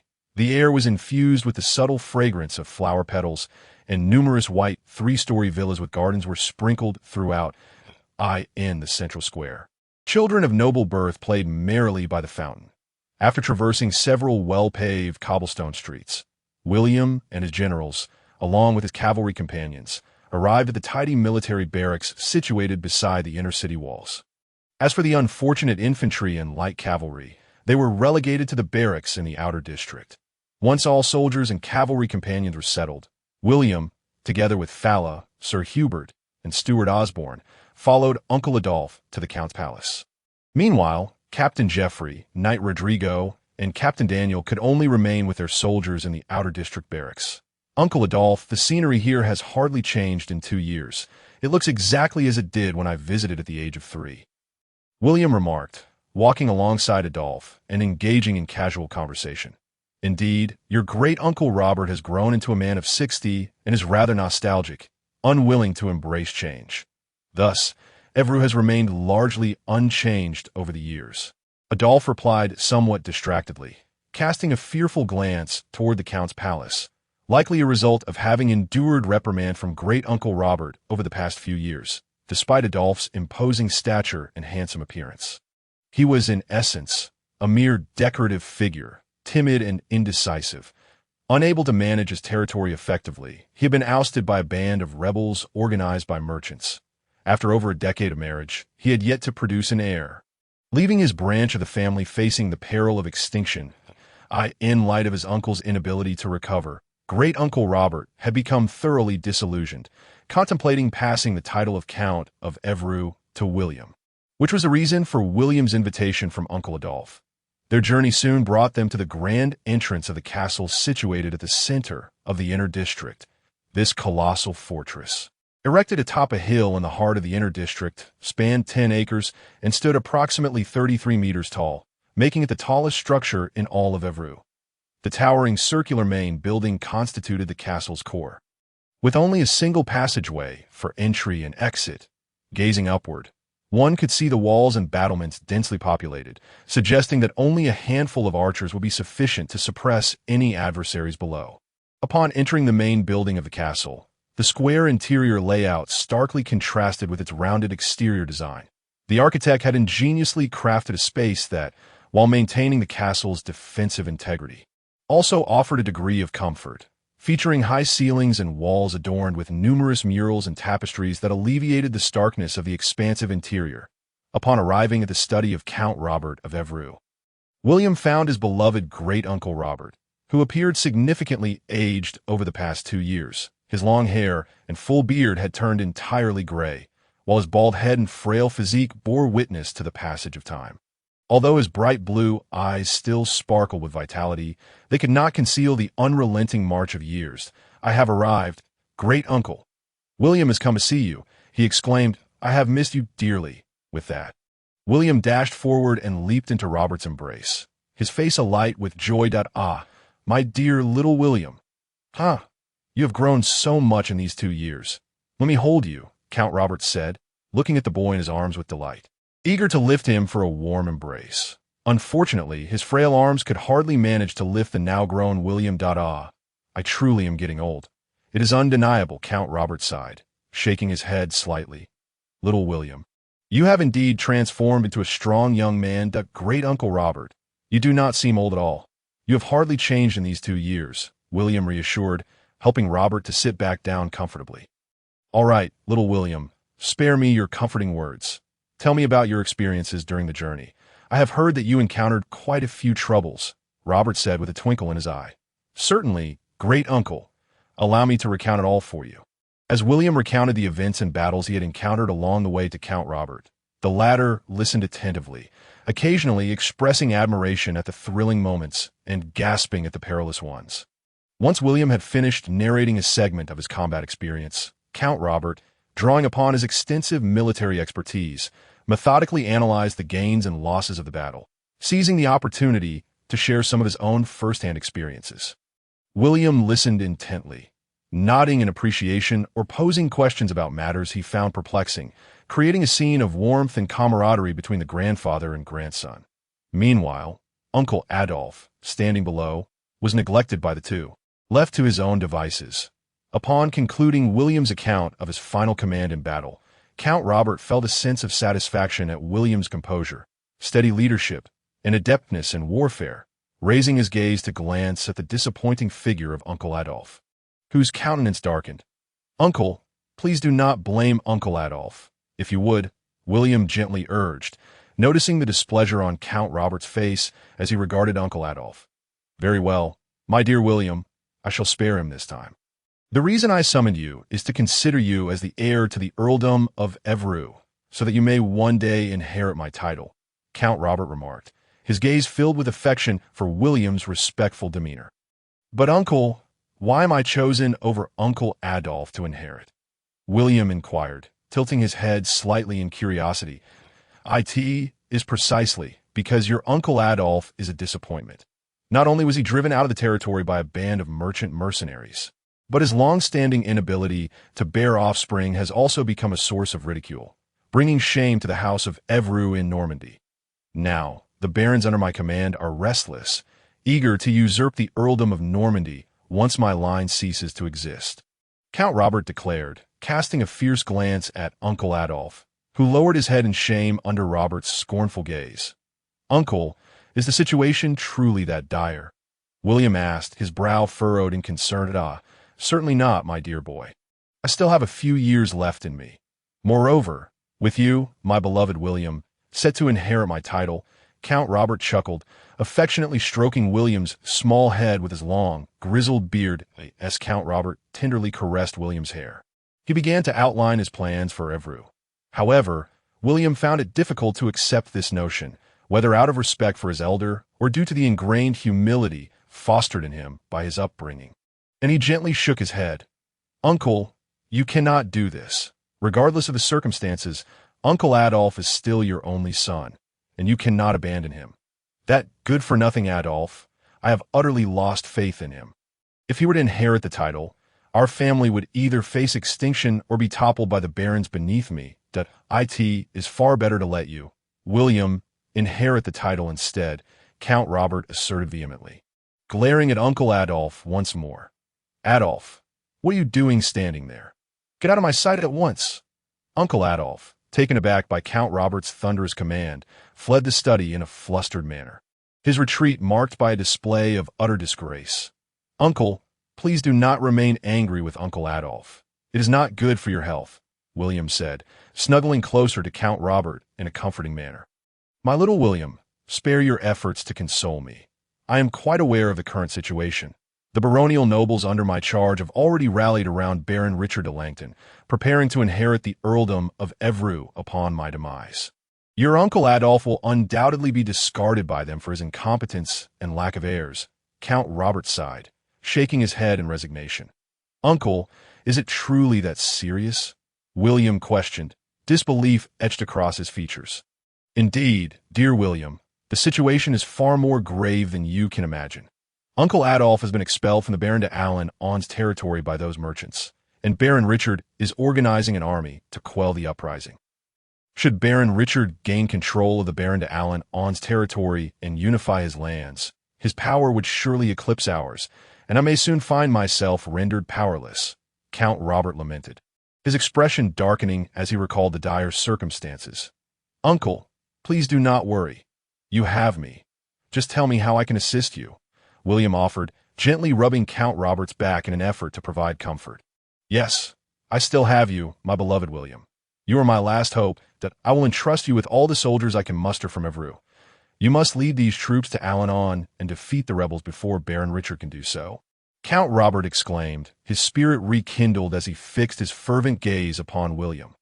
With this achievement, I shall grant you the title of Baron de Vernon, making you the heir to the earldom, and I will also assign you control over Uncle Adolph's Baron de Alan-On. Upon my passing, you will possess nearly half of the earldom of Evreux, enabling you to quell Baron Richard's rebellion, thereby ensuring the enduring legacy of the House of Normandy. Uncle, I vow not to let you down. I shall uphold the honor of the Normandy family, William declared, his fists clenched and determination shining in his eyes. Good lad, with your words, I find solace, Count Robert replied, his gaze softening as he considered his ineffectual my little William. Once you inherit everything from me, be sure to treat your Uncle Adolf kindly. Understand? Uncle, rest assured. I swear on my honor to treat Uncle Adolf well and ensure he suffers no indignities, William affirmed, meeting Count Robert's gaze resolutely. My dear little William, how delightful it is to hear you say that. Count Robert chuckled, his joy evident as he placed his hands on William's shoulders. Take this signet ring and the decree to the barracks outside the city. Over 2,600 soldiers have already gathered there at your disposal. Although it is somewhat fewer than the forces gathered by Baron Richard, it is still formidable. Quickly prepare the troops and strategize for the siege of Alan-On. You must, without fail, capture the city before Baron Richard can defeat the rebels. With that, Count Robert removed the signet ring from his own finger and handed it along with a military decree to William. Yes, uncle, I shall prepare at the barracks and set off for Alan-On by tomorrow. William replied, resolutely accepting the signet ring and decree. Why, little William, go forth. While my son Adolf may be a useless fellow, he is still familiar with the Baron de Alan-On's territory, and bringing him along may prove beneficial. Count Robert said, reluctantly releasing his grip on William. I understand, uncle. I shall take my leave now, William said, bowing slightly to Count Robert before turning and departing the study. As William walked away, Count Robert felt a sense of relief wash over him. Collapsing into his chair, drenched in sweat as though he had just endured a vigorous ordeal. Upon exiting the castle, William noticed that Uncle Adolf had not left, but was instead waiting at the castle gate for him. William, is your uncle's health satisfactory? Is he well? Uncle Adolf asked anxiously as he approached William. Observing Uncle Adolf's evident concern for Count Robert, William felt a flicker of appreciation for his seemingly inept uncle, realizing he was not entirely devoid of merit. Uncle Adolf, there's nothing wrong with Uncle's health. He is quite robust, William replied with a smile. By the way, don't you wish to inquire about what Uncle and I discussed? As long as my father's health is well, I am at ease. I have been worried that my condition might distress him, Uncle Adolf said, patting his chest in relief, noting the curiosity on young William's face. He continued, no, there's no need to ask. A few days prior, your uncle had already shared his plans with me. I too believe it is more fitting for you to inherit the earldom of Evreux, and I will offer you my full support. Thank you, Uncle Adolf, for your understanding. I will not let either you or Uncle down, William proclaimed with conviction. My dear William, You are set to embark on your campaign against the Baron de Alençon soon. Are you not? I wish to accompany you, for I believe I can be of assistance, Uncle Adolphe said earnestly. Uncle, I appreciate your willingness to help. I am not very familiar with the Baron de Alençon's territory, and I will need you by my side while leading the troops into battle, William replied. William beamed with joy as he spoke. In the warm atmosphere, the uncle and nephew engaged in conversation for a while before heading towards the military camp outside the city together. Rather than recklessly rushing to the camp, William and his uncle each returned to muster their respective troops, agreeing to meet at the western gate. According to Uncle Adolphe, among the over 2,600 soldiers gathered outside the city, only 1,200 were direct soldiers of Count Anru. The remaining 1,400 were knights and their retinues, light cavalry and infantry, led by the knights directly under Count Anru. The 1,200 soldiers could still be subdued with the Count's emblematic ring and decree. As for the 1,400 knights, they were likely to adopt a disobedient attitude towards William's orders, choosing to listen or not as they pleased, preserving their strength. To instill fear in this group, it would be necessary to bring William's army along. Of course, Uncle Adolphe also commanded a small contingent, consisting of fewer than 100 men he had brought from Baron Aranson, among whom only 14 were cavalry, while the rest were lowly infantry, lacking in combat capability. William rode to the barracks in the inner city and called for Faller, saying, Faller, swiftly inform the cavalry comrades in the barracks to gather at the western city gate, and send 2 of our fellow cavalrymen to the outer city barracks to notify them to prepare quickly for assembly at the western gate. As you command, Master William, replied Faller, bowing and turning his horse towards the barracks at that moment.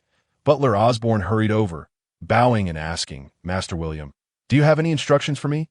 Osborne, can you procure sufficient food and equipment for replenishment within today?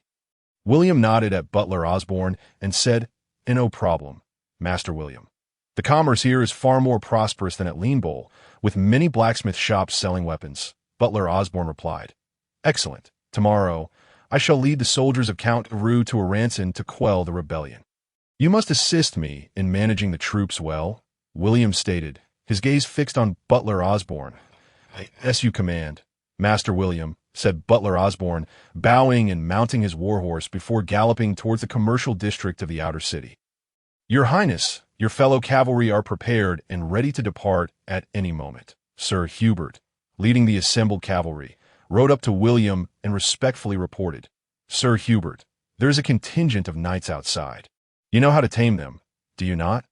William inquired, nodding. Of course, your Highness, I shall make them as docile as lambs, Sir Hubert replied, a sinister smile spreading across his face. William understood all too well the method Sir Hubert intended to employ, certainly a violent solution, as was characteristic of medieval knights, who were quick to resort to conflict over the slightest disagreement. In that case, I entrust you with the command of the 1,400 knights contingent. Sir Hubert, William said, patting Sir Hubert on the shoulder. As you command, Your Highness, Sir Hubert replied, bowing as the two led their cavalry to the western gate of Anru, the Norman light cavalry, Spanish light cavalry, Norman infantry, and Swiss mercenaries stationed at the outer city camp had already gathered and awaited their orders. Master William, 38 Norman light cavalry, 38 Spanish light cavalry, 150 Norman infantry, and 120 Swiss mercenaries are now assembled and awaiting your command. Faller reported, riding forward to bow before William. Excellent, commanders. March your troops to the outer city camp. William commanded with a wave of his right hand. As you command, Your Highness, the commanders responded in unison. William was quite satisfied with the nearly 500 troops under his direct command. Although he had reservations about the newly formed Norman infantry, whose combat capability was still lacking. Just a short distance from the western gate of Anru, Uncle Adolphe and his troops caught up. William glanced over. Aside from the 14 heavily armored cavalry and a few heavily armed infantrymen who appeared somewhat formidable, the rest were hardly fit for battle. William, you have finally arrived. Let us proceed to the camp. I must warn you, this contingent is not easy to manage, so exercise caution, Uncle Adolphe said as he rode up to William. Rest assured, Uncle Adolphe, I have a plan, William replied confidently. when William and Uncle Adolf, leading over 500 troops, arrived before the outer city camp. They were unexpectedly met with a tightly closed gate, guarded by a knight accompanied by 10 squire knights who blocked their path. "Who goes there? Strangers are forbidden from entering the military camp," the knight announced, riding up to William.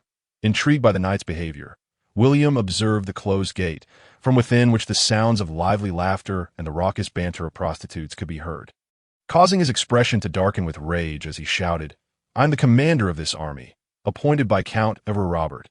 Upon seeing your superior, you ought to show respect. We have received no notice of a new commander being appointed. Now please present your credentials, or I shall have no choice but to treat you as enemies," the knight retorted defiantly. "Very well. Look closely. This is the emblematic ring and decree bestowed upon me by Count Anru. Understand this. I am the son of Duke Robert, the nephew of Count Anru." William's fury intensified as he produced the 2 tokens, announcing loudly, "Knight, he speaks the truth. Open the gate swiftly." Uncle Adolf interjected, unable to stand by any longer. The knight hesitated upon confirming William's identity and bowed slightly. Turning to the soldiers behind him, "Soldiers, quickly open the gate."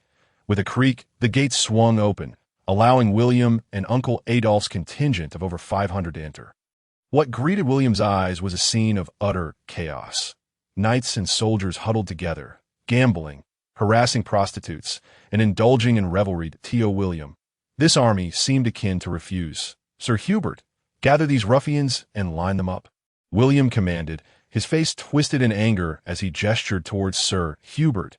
"As you command, Your Highness," Sir Hubert replied, spurring his horse to rally nearly 200 cavalrymen to drag the disreputable soldiers forward. "Who dares to disturb my soldiers?" An older knight in commander's armor, appearing from nowhere, confronted Sir Hubert and the assembled knights and soldiers. "Hold! I am William, son of Duke Robert of Normandy, the newly appointed commander of Count Anru's army. Here are my emblematic ring and seal," William declared as he and Uncle Adolf approached the older knight, presenting the tokens. Recognizing the authenticity of the tokens and seeing Baron Adolf accompanying William, the old knight, however, chose to act unreasonably, asserting, "I am Sir Ronald Melville, the commander of this army. Not only have you intruded upon our camp, but you have also sent men to insult me and my soldiers. I cannot hand over command of my troops to you. I demand a duel with your bulky companion." "Sir Hubert, show him what we are capable of," William said, casting a glance at the old knight. "As you command, Your Highness," Sir Hubert replied, his expression brimming with battle fervor as he faced the old knight. The surrounding troops in the camp gathered distinctly on either side of the dueling grounds, with the 1,200 soldiers directly under Count Anru adopting a neutral stance, gathering to watch the spectacle. As stirring music began to play, the 2 knights approached each other, armed with practiced lances devoid of metal tips. Clad in a red cloak and chain mail, with a horse adorned with a helmet shaped like a horse's head, Sir Hubert sat astride a war horse draped in a red mantle with a white cross. The old knight Ronald, donned in a dark green cloak and chain mail, rode leisurely on a green-cloaked steed towards Sir Hubert. From each side of the dueling knights, a soldier bearing a banner stepped forward to stand between them. One knight surveyed the 2 combatants and asked, "Why do you come here?" Both Old Knight Ronald and Sir Hubert responded in unison, "We fight for honor." "You shall fight to the death." The knight, proudly bearing the banner, gazed at the 2 individuals and declared, "We shall." Sir Hubert and the venerable knight Ronald responded in unison. "Then let us proceed. We shall fight for honor." The banner-bearing knight fixed his gaze upon them once more. Sir Hubert and Sir Ronald rode forth together, saluting the knights on William and Ronald's side with their lances raised high, before each distancing themselves along the lengthy duel ground that on either side of the extensive arena stood weapon racks. Each adorned with 5 practice lances, Sir Hubert and Sir Ronald turned their steeds beside the weapon racks. Facing each other in opposition, at T. William's command, a soldier from each side advanced to the center of the duel ground, holding a colossal sword, taller than a man, which they planted into the earth before retreating at that moment. The air was filled with the resounding sound of military horns. As the fanfare ceased, the fully armored Sir Hubert and Sir Ronald charged forth.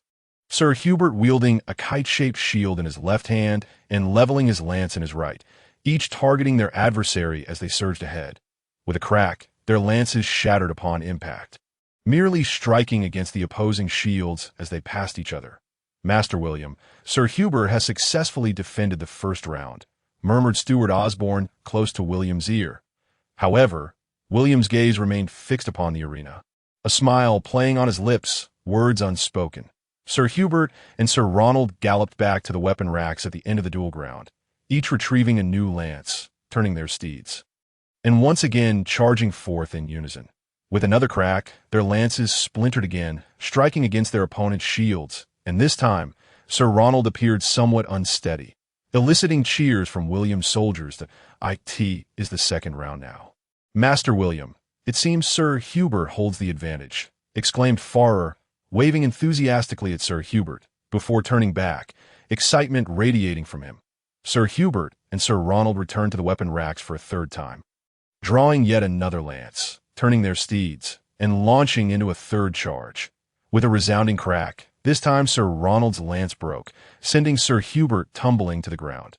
Instantly, the knights and their soldiers erupted into a cacophony of applause, akin to a raging torrent, while William, somewhat disheartened, covered his face in disbelief. "Oh no, Sir Hubert has been unseated. He is destined to lose," Farrer exclaimed, unable to contain his outburst. William shot Farrer a sidelong glance, admonishing, "The outcome is not yet determined. Farrer, do not be so hasty in your conclusions. Sit down, Farrer. What kind of decorum is this, shouting in front of Master William?" At that moment, Steward Osborne, observing his son's behavior, could no longer remain silent, and spoke up. "Humph, Farrer, do behave yourself." With a begrudging chuckle, Farrer reluctantly settled down. The focus shifted back to the duel grounds, where Ronald wasted no time, discarding his shattered lance. And seizing a flail from the weapon rack, he swung it in a wide arc as he charged towards Sir Hubert. Unfazed, Sir Hubert held his shield aloft in his left hand and brandished his sword in his right, retreating while countering Ronald's advances. With a series of clashes, after sustaining several blows from the flail, Sir Hubert's oak shield finally succumbed, splintering in two. That moment, Sir Hubert had retreated to his two-handed sword, decisively discarding his shield and drawing his sword, ready for confrontation. Faced with the galloping Ronald, Sir Hubert maintained his composure, awaiting the opportune moment to deliver a horizontal strike. In an instant, he severed Ronald's steed's leg, sending him crashing to the ground. The dismounted Ronald rolled forward, quickly regaining his footing and retreating to his two-handed sword, ready to confront the pursuing Sir Hubert. The clang of steel echoed as Sir Hubert and Sir Ronald clashed, swords raised, each parrying and striking in a contest of wills, neither yielding an inch. Ultimately, the youthful vigor of Sir Hubert proved superior. Ronald, showing signs of fatigue, found himself pressed against the railing of the duel ground as Sir Hubert aimed his sword downward with a powerful strike. "You have lost, Sir Ronald. This next blow may well claim your life," Sir Hubert declared, leveling his sword at Ronald. "Humph, young man, if it is glory you seek, then take my life," Ronald replied, his expression resolute despite the odds. Understanding Ronald's determination, Sir Hubert did not hesitate, channeling all his strength into a decisive horizontal slash. With a resounding clang, Ronald's sword was sent flying from his grasp, landing several meters away. "Sir Ronald, you possess no further strength to continue. Surrender," Sir Hubert said, pressing his sword against Ronald's throat. With a swift capitulation, Ronald knelt, raising his hands in submission. "Sir Hubert, you have triumphed. You and your master shall command this army." A thunderous cheer erupted from William's soldiers and part of the Earl's retinue. A wave of sound akin to a tsunami. The knights, in turn, bowed in deference to Ronald's surrender. "Master William, victory is ours. Sir Hubert has emerged victorious." Farrer could no longer contain his exuberance, dancing around William in celebration. The assembled commanders could not help but voice their admiration. That moment, William rose, proclaiming, "Sir Hubert, a splendid victory. I hereby appoint you as the deputy commander, assigning 20 cavalry companions as your personal guard to lead the knights and their army of 1,400. "As you command, your Highness William," Sir Hubert replied, kneeling with a face illuminated by excitement.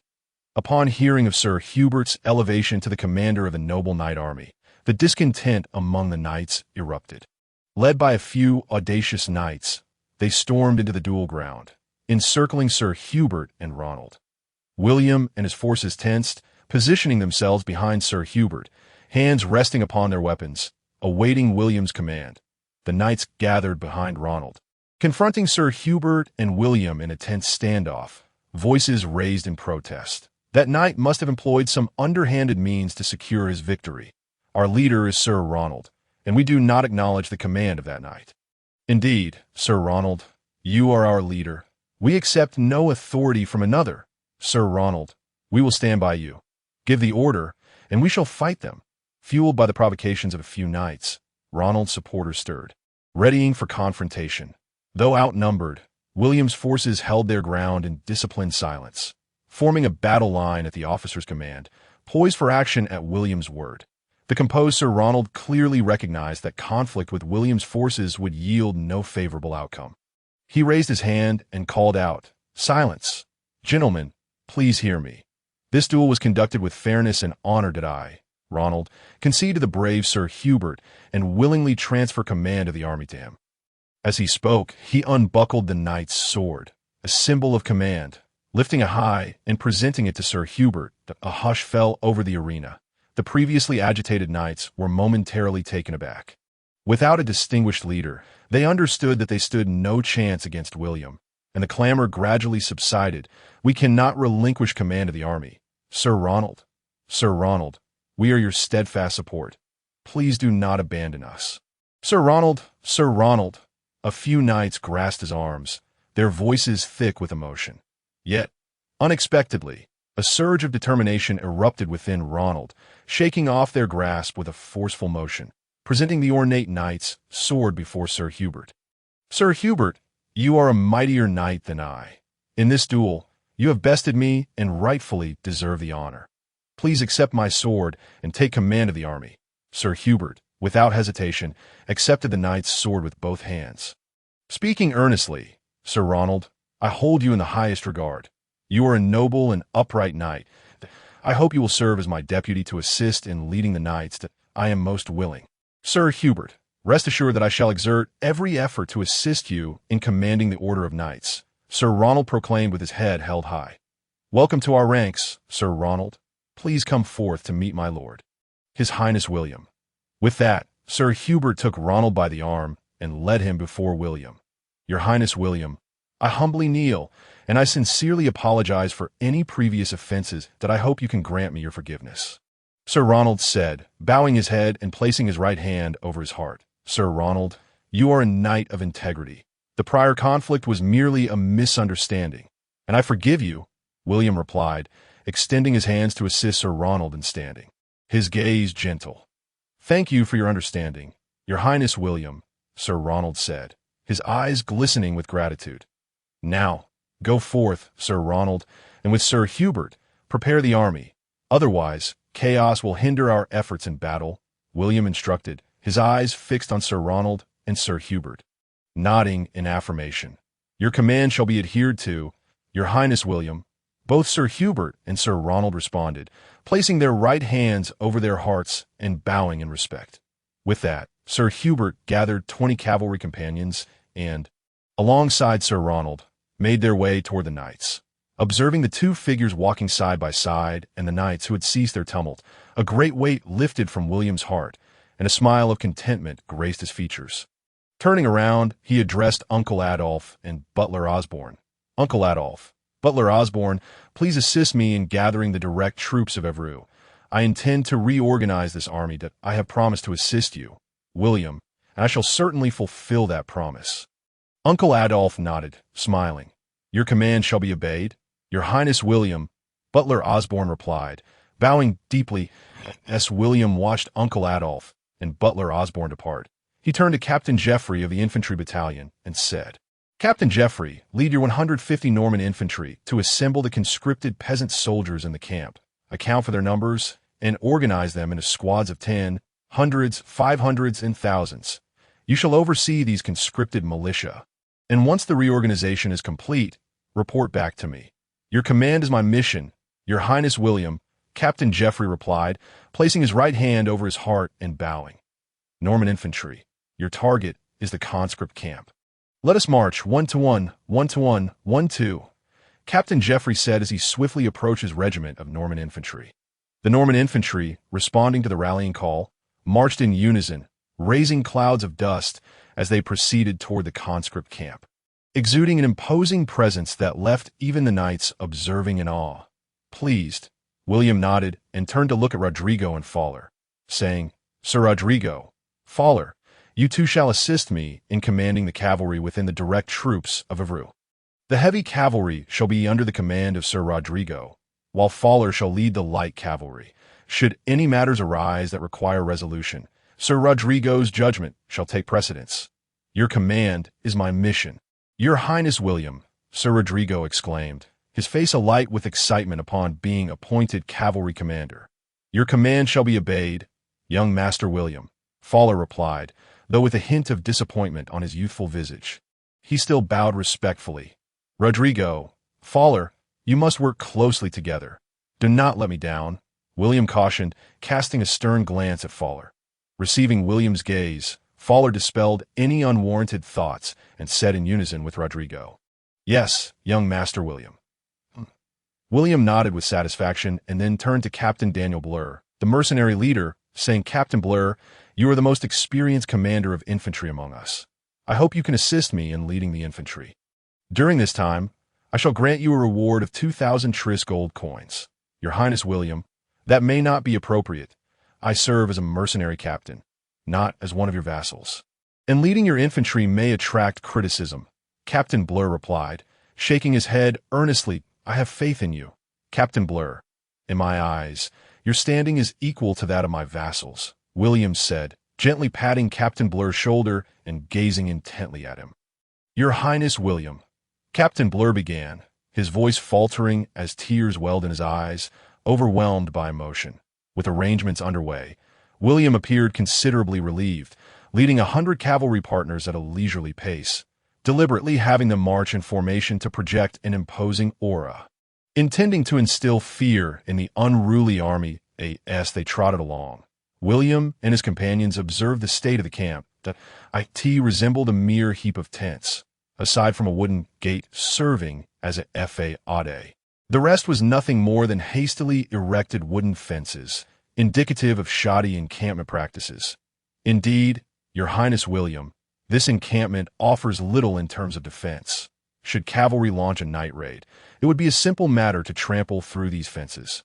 One of the cavalry partners behind William remarked that William's expression shifted to one of mild surprise as he turned his horse to point at the speaking cavalryman, saying, You are quite astute. It is commendable that you can articulate such thoughts. Please introduce yourself to the others. Yes, Your Highness William, that a robust yet handsome cavalryman stepped forward, stating, My name is Andrew Blart, born in Rouen, son of Sir Dalton Blart, and currently serving as the captain of a 10-man cavalry squad. Ah, so you are the scion of the Blart family. Your father, Sir Dalton, serves as the captain of my father Duke Robert's personal cavalry. Truly, a tiger begets no dog. Strive diligently. I anticipate great things from you. Andrew, William encouraged, patting Andrew Dalton's shoulder. Yes, Your Highness William. With a swift motion, Andrew excitedly performed a salute, the clash of his armor resonating solemnly. There is no need for excessive formality. William gestured with his hand, drawing forth a beautifully adorned silver sword from his waist and presenting it to Andrew. Andrew, this knightly sword is bestowed upon you. Strive to grow into a true knight. Your Highness William, I, Andrew, shall not disappoint your expectations. Andrew dismounted, kneeling on one knee, hands raised high to accept the knightly sword from William, his eyes brimming with tears.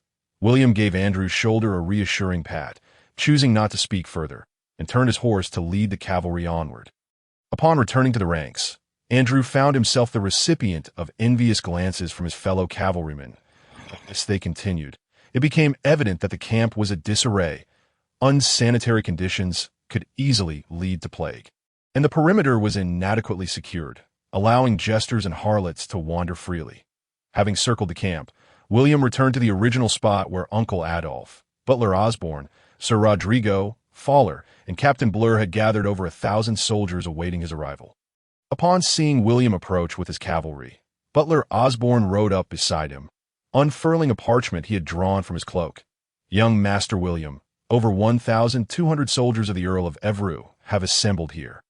Including your remaining soldiers, this legion comprises over 1,500 men, including 100 companion cavalry, 100 heavy cavalry, 198 light cavalry, 300 Norman archers, 120 Swiss mercenaries, 300 heavy infantry, and 400 light infantry.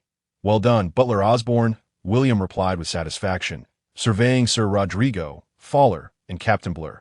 Sir Rodrigo, Fowler, Captain Blur, you're all familiar with the soldiers you command. Should you encounter any difficulties, do not hesitate to voice them. Indeed, Your Highness William, we face no challenges in leading our soldiers, Sir Rodrigo and Fowler replied in unison. However, Captain Blur furrowed his brow and stepped forward, saying, Your Highness William, my capabilities are limited. I cannot simultaneously command the melee infantry and archers. I kindly ask you to appoint someone to lead the 300 archers. Perhaps due to certain considerations, Captain Blur relinquished command of the 300 archers to William, presenting him with a somewhat daunting dilemma. Due to the absence of suitable talents among William's entourage, although Stewart Osborne was indeed capable, William was reluctant to part with him at that moment. A cavalryman emerged from the ranks behind William. It was Anru, who had just been bestowed with a ceremonial sword. Your Highness William, please grant me the opportunity to command the archers in your service, Anru said, galloping forward and saluting with a fist to his chest. Perhaps it was due to his confidence in Andrew's abilities, or perhaps to curry favor with Andrew's father, Sir Dalton. William pondered for a moment before nodding slightly. Very well, Andrew, since you possess the conviction to lead the archer battalion, I appoint you as its commander. Oh, not let me down. Thank you. Your Highness William, I shall not fail to meet your expectations, Andrew replied as he dismounted, kneeling on one knee with solemnity to perform the salute. Speaking earnestly, rise, Andrew, and proceed to the archers to lead your soldiers well, William said with a smile and a nod. Thank you, Your Highness William, Andrew responded, mounting his horse and heading towards the archers. The sounds of 1, 2, 1, 2 echoed in the distance, the distinctive rallying cry of Captain Geoffrey's company. William gazed ahead and noticed Captain Geoffrey leading the Norman infantry and the conscripted soldiers towards him. Aside from the orderly ranks of the Norman infantry, the other conscripted farmers were a disheveled sight. Lacking in spirit and ill-equipped, they resembled a mere burden. It seemed that my earlier notion of using the Norman infantry to lead the conscripted farmers as a standing force was indeed a dreadful decision. William mused, placing his hand on his forehead with an expression of distress. Your Highness, all 1,700 conscripted farmers have been brought here. Please give your orders. Captain Geoffrey stood straight and saluted. Very well, Captain Geoffrey. You may return with 150 Norman infantry to serve as deputy to Captain Daniel Buller, responsible for leading 300 heavy infantry and 150 Norman infantry. As for the 1,700 conscripted farmers, I shall leave them in the capable hands of Stewart Osborne. I trust he will have the means to train them well, William said, forcing a smile as he addressed Captain Geoffrey. As you command. Your Highness William, Captain Geoffrey replied, calling out commands as he led the Norman infantry back into the main army. William's arrangement was not solely based on the rational allocation of military strength, but also aimed at balancing Captain Daniel Buller's influence, preventing him from monopolizing the infantry ranks, as he was not a vassal of William, but a mercenary loyal only to gold. Stewart Osborne, I must ask for your diligence. These conscripted infantry will be under your charge. Furthermore, you are to oversee the felling of trees to produce prefabricated wooden rafts for encampment purposes, along with all other logistical matters, William stated, looking directly at Stewart Osborne. Rest assured, Master William, I will see to it. Stewart Osborne replied with a bow. On April 30th and May 1 ST, during the third watch of the night, after 2 hours, William successfully reorganized nearly 1,700 men into his direct army, structuring each unit into 10-man squads, 100-man companies, and various battalion-size formations. The battalion commanders and cavalry officers were appointed from among William's trusted generals, while the remaining squad leaders and company commanders were drawn from the officers of those willing to pledge loyalty to William. After all this effort, William was able to gain complete control over the restructured army as the sun began to set. Around 3 o'clock in the afternoon, Sir Hubert and Sir Ronald finally arrived at William's tent to report. Upon seeing Sir Hubert enter, William's face lit up with anticipation. "Sir Hubert, Sir Ronald, how fares the situation? Have the knight's forces been reorganized? I deeply regret to inform you, Your Highness William, that despite Sir Ronald's assistance, we have only managed to gain control over a little over 900 men, including 48 knights. The remaining 500 plus, led by 27 other knights, refused to accept our direct authority, insisting on leading their own men." Sir Hubert knelt and spoke solemnly, lowering his gaze. "Rise, Sir Hubert," William said, lifting the kneeling knight, patting his shoulder reassuringly. "You have done well. Do not be too harsh on yourself.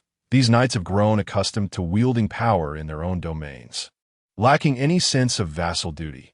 Sir Hubert, Sir Ronald, please take a seat and share with me the specifics of these knights," William said, resuming his position once the two knights were seated.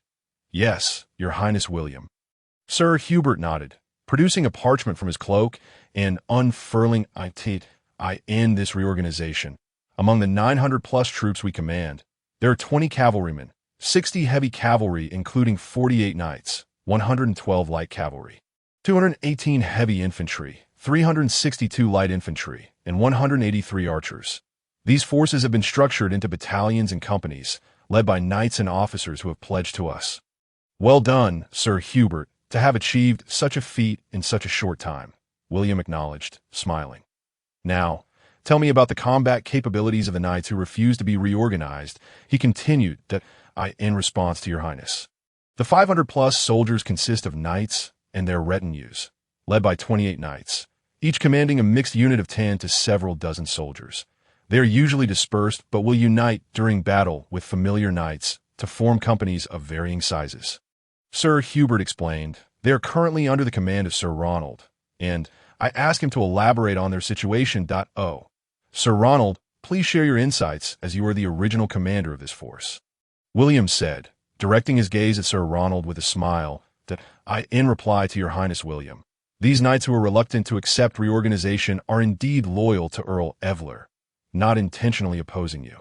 They simply do not wish to surrender their retinues for unified command. They possess their own methods of warfare and are not mere rabble. They will group together to fight collaboratively during battle. Therefore, I implore you to trust them and not to impose difficulties upon them, Sir Ronald said, standing and bowing with a beseeching look. I trust in your loyalty. This 500 shall be considered an independent battalion. Under your command, Sir Ronald, I hope you will not disappoint my expectations, William said, gazing intently at Sir Ronald. Yes, Your Highness William, we shall never betray you, Sir Ronald declared, meeting William's gaze with determination. I understand your loyalty. Sir Ronald, you may return to command your independent battalion, William said, still smiling. As you command, Your Highness William, Sir Ronald replied, bowing before turning to exit the tent. Once Sir Ronald departed, William let out a slight sigh of relief and turned to the remaining Sir Hubert. Speaking with a serious tone, Sir Hubert, you must remain vigilant regarding the movements of the 500-knight independent battalion. I fear that other nobles may attempt to sway them, leading them to work half-heartedly or even betray us on the battlefield. Should you notice any unusual activity, I grant you the authority to act decisively, even to eliminate these knights if necessary and force their reorganization. Your Highness, surely the situation cannot be so dire? With the Honorable Sir Ronald leading them, there should be no threat of betrayal, Sir Hubert replied, incredulous. The situation is indeed grave. Baron Argenton is vying to seize Baron Allison's lands, and he will not hesitate to employ any means necessary. The knightly corps is my greatest concern. Should any knights be swayed by Baron Argenton to rebel, our position would become perilous that we must guard against potential threats. Even the already reorganized 900 knights cannot be taken lightly. I permit you to use any means necessary, William said, his gaze fixed on Sir Hubert, a fierce intensity emanating from him. "Understood, Your Highness William," Sir Hubert replied, visibly shaken by William's demeanor, his throat tightening as beads of sweat formed on his brow. "It is good that you comprehend the severity of the situation. This is why you are my most trusted Sir Hubert," William said, his demeanor softening as he smiled and patted Sir Hubert on the shoulder. Observing William's rapid shifts in demeanor, Sir Hubert thought to himself that this was not the prince he had previously known. "Yes, Your Highness William, I shall take my leave now," as Sir Hubert bowed and exited the tent with hasty steps. A profound silence enveloped the space. William propped his chin on his hands, lost in contemplation, meticulously calculating the military strength at his disposal. It appeared that apart from allocating 20 companion cavalry to Sir Hubert, the soldiers initially brought by William had remained intact. Following the restructuring and integration of Count Evelyr's direct forces, William's own military might had swelled nearly fourfold, with a corresponding enhancement in combat capability. Even if the cavalry regiments commanded by Sir Hubert and Sir Ronald were somewhat unreliable, they could at least serve as an imposing facade and act as high-ranking fodder for battle. Indeed, William harbored intentions of utilizing these knights and their troops as expendable assets, as they represented a potential destabilizing factor in his future dominion over the Count's lands, aside from a select few knights who had pledged their loyalty to William. The knights who were to be sacrificed would see their fiefs redistributed among his loyal companion cavalry, warriors, and officers, allowing him to firmly establish control over the territory. In the stillness of the tent, William buried his shadowy thoughts deep within, regaining his composure and allowing a smile to return to his previously solemn visage. With a swift motion, he lifted the tent flap and mounted his steed, giving a flick of the whip that urged his horse into a gallop towards the supply camp. Upon his arrival, he spotted the bustling figure of Steward Osborne, who was diligently orchestrating a battalion of assembled recruits as they felled trees, crafted wooden rafts, and transported provisions and armaments, all with fervent enthusiasm. William rode up to Osborne, dismounted, and greeted him with a smile. "Steward Osborne, your efforts are greatly appreciated." "Your Highness, it is no trouble at all." "This is my duty," Osborne replied, bowing slightly with his hand over his chest. "Is there anything I can assist you with, Osborne?" William inquired with genuine concern for Osborne's apparent toil. "Your Highness, we have ample provisions and armaments here, but we are sorely lacking in skilled craftsmen, doctors, veterinarians, and teamsters. Without them, we cannot repair our weapons, treat the wounded, or care for our horses and livestock, which would hinder our ability to wage war," Osborne lamented. "Very well, I shall find a way to address this matter. Although I am not yet the Lord of Evelyn and cannot enforce the conscription of craftsmen and doctors, I believe Uncle Adolf can assist us." William mused thoughtfully. "That would indeed be a tremendous help, I must say. The troops allocated to us by Count Evelyn are satisfactory, albeit somewhat hastily prepared, as many supplies are still lacking," Osborne replied, a hint of relief in his tone. "Oh, what else is missing? Please enumerate them, as we have only a day or two for preparation. That I shall seek Uncle Adolf's aid shortly," William urged with a smile as he regarded Osborne. "Indeed, time is of the essence. Besides the absence of craftsmen and doctors, we are also short on supply wagons, and we have no siege equipment. It is imperative that we have siege machinery for our assault on Aransong City. At the very least, we need to recruit enough carpenters to construct them on site." Osborne pointed towards the few four-wheeled carts, his sigh betraying his concern. "Yes, that is indeed pressing. Rest assured, I shall resolve it. By the way, Osborne, how would you assess the combat capabilities of the recruits allocated to you?" William nodded. "Alas, they are far inferior to those I previously brought from the Rouen Manor. They are hardly fit for service. I fear they can only serve as support troops, incapable even of guarding the camp." Osborne shook his head, his disappointment evident. "Well, Osborne, I too am short on personnel. Perhaps we could select around 300 robust and valiant men from the recruits, arm them as a supervisory team, and afford them better treatment and status. They could oversee the recruits' labor and serve as a combat unit during warfare, thus ensuring productivity among the recruits," William proposed, inspired by a fleeting recollection of a film he had seen regarding southern plantation owners. "Excellent idea. Your Highness, you are truly brilliant. This method will certainly keep those idle recruits in check," Osborne exclaimed, slapping his thigh in admiration. All right, I shall not delay you further, Osborne. Please continue with your work, William said, turning his slightly flushed face away before remounting and riding towards Uncle Adolph's tent. Uncle Adolph's encampment was not far, and soon William arrived at the small cluster of tents.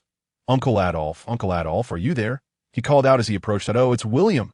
Come in, Adolph beckoned, pulling the dismounted William into his tent. Inside, the spacious tent was lined with 2 rows of bookshelves filled with bound tomes of parchment, while the desk at the front was cluttered with quills, papyrus, and other writing instruments. Wow, William exclaimed in awe. The hundreds of tomes were certainly not inexpensive.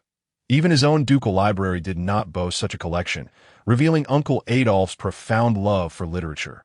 Regrettably, in this medieval era that glorified martial prowess and valor, learned scholars were often not held in high regard. Particularly among noble families, a scholar might be perceived as weak, whereas the widely revered Conqueror William was, ironically, illiterate. Uncle Adolph, with such an impressive collection, you must be quite the scholar, William remarked with a smile. Indeed, I have devoted a significant portion of my estate's income to acquiring these books. The exquisite volumes in Latin, Italian, and French bring me immense joy each day, Adolphe replied, fondly caressing the spines of his books. William, do you require my assistance with something? I know you are unlikely to be interested in these books. Well, William chuckled awkwardly. I've come to ask for your help in recruiting some craftsmen, doctors, veterinarians, and teamsters. Additionally, I need several supply wagons and some siege equipment. You present quite a challenge. It is not easy to gather such resources in a short time. In the next couple of days, I can manage to recruit perhaps 10 carpenters, a few blacksmiths, and 2 or 3 doctors at AS for veterinarians and teamsters. I might have 7 or 8. Adolphe paced thoughtfully, resting his chin on his hand. Regarding supply wagons, I can find you a maximum of 10, but I do have 2 pieces of siege equipment. The torsion catapults atop Evler Castle. I can arrange to have them dismantled for you. Really? Thank you, Uncle Adolphe, William exclaimed, elated at the prospect of acquiring powerful torsion catapults. Could I possibly have a few more carpenters? They would be invaluable for operating the catapults and constructing siege machinery. Very well, I shall agree to that. Adolphe relented with a shrug. After bidding farewell to Uncle Adolphe, William remounted and headed towards Steward Osborne's supply camp. Although lacking sufficient supply wagons, he had devised a solution to construct hand-pushed wheelbarrows, enabling the recruits to transport supplies. 2 days later, in the morning, outside the Evler County Governor's castle, the red double lion banner of the Normandy family fluttered in the gentle breeze as over 3,000 soldiers stood in neat formation, preparing for inspection. Among them, more than 1,700 recruits either drove carts or pushed wheelbarrows, all set to embark. At the forefront of the army stood Count Evler, Uncle Adolphe, and the protagonist William, exchanging heartfelt farewells. Little William, you are truly remarkable. You are indeed the pride of the Normandy family. In just 2 days, you have successfully trained the hastily assembled troops. You have not disappointed me, Count Robert praised, clapping William on the shoulder. Uncle, rest assured, I shall seize a Ransong city before Baron Richard's forces arrived. I will not let you down, William declared, his fist clenched tightly against his chest in assurance. Why, dear William, please take care during this expedition. If failure occurs, do not fret. Return decisively with your troops. As long as you remain safe and sound, Uncle will be thoroughly satisfied, said Count Robert of Anru, gazing affectionately at William.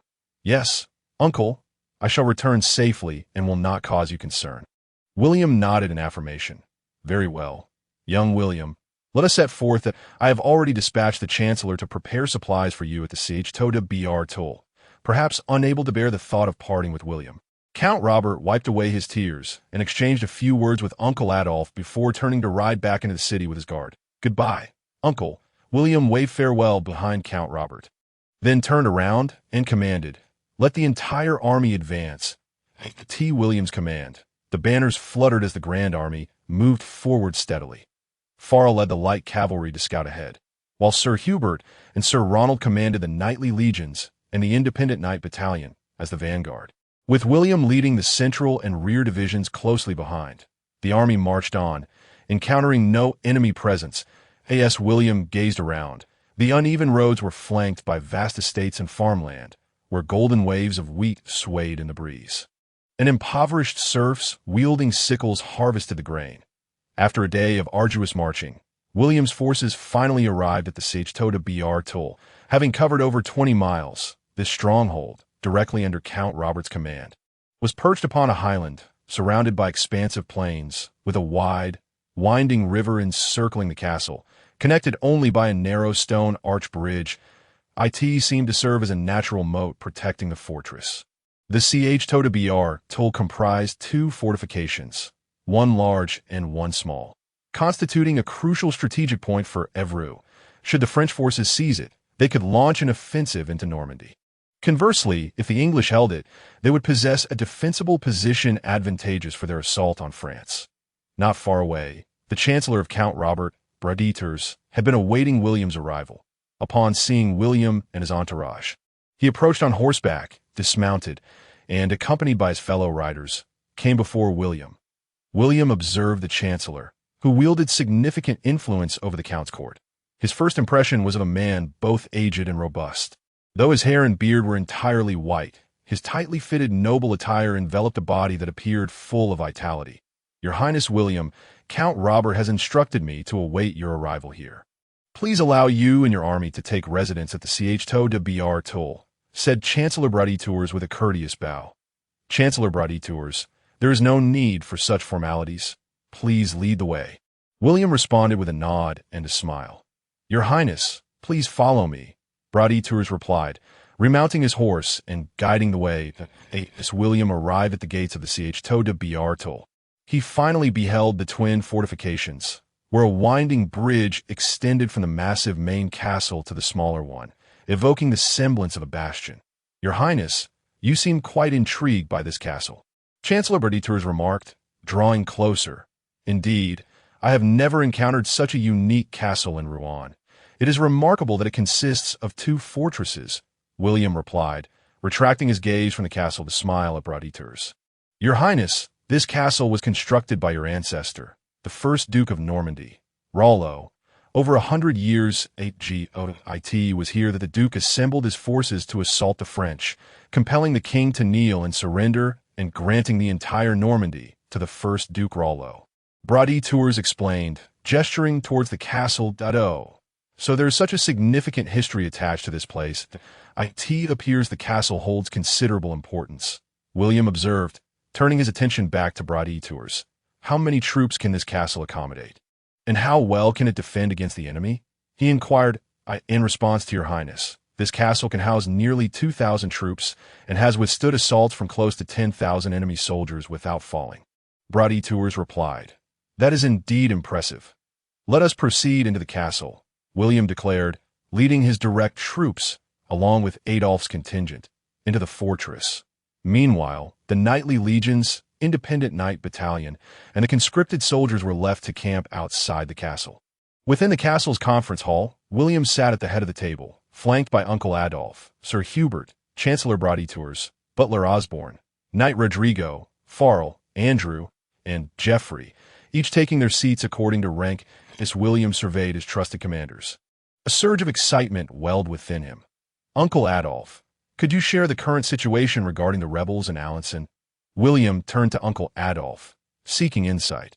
"William, when I departed from Alençon, the rebel forces, composed of merchant mercenaries and farmers, numbered approximately 3,000. Now, over a month has passed, and their strength has likely grown. You should consult Chancellor Braditers for the latest details," Uncle Adolph replied. "Chancellor Braditers, please provide us with information regarding Alençon and the rebels," William requested, shifting his gaze towards Braditers. "Yes, Your Highness. According to intelligence reports, Alençon is now entirely under the control of merchants and mercenaries, with most of the surrounding villages in their grasp.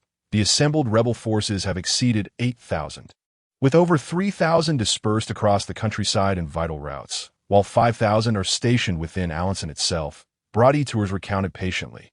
"Chancellor Braditers, what is the combat capability of the enemy? Do they possess a significant cavalry force?" William continued to question. "The rebels primarily consist of merchant mercenaries and rebellious farmers," who are cowardly and of questionable fighting spirit. They do not have a substantial cavalry, but we must remain cautious of the defenses of Alençon. If the enemy fortifies themselves within the castle, they may prove difficult to vanquish, Braditours explained candidly.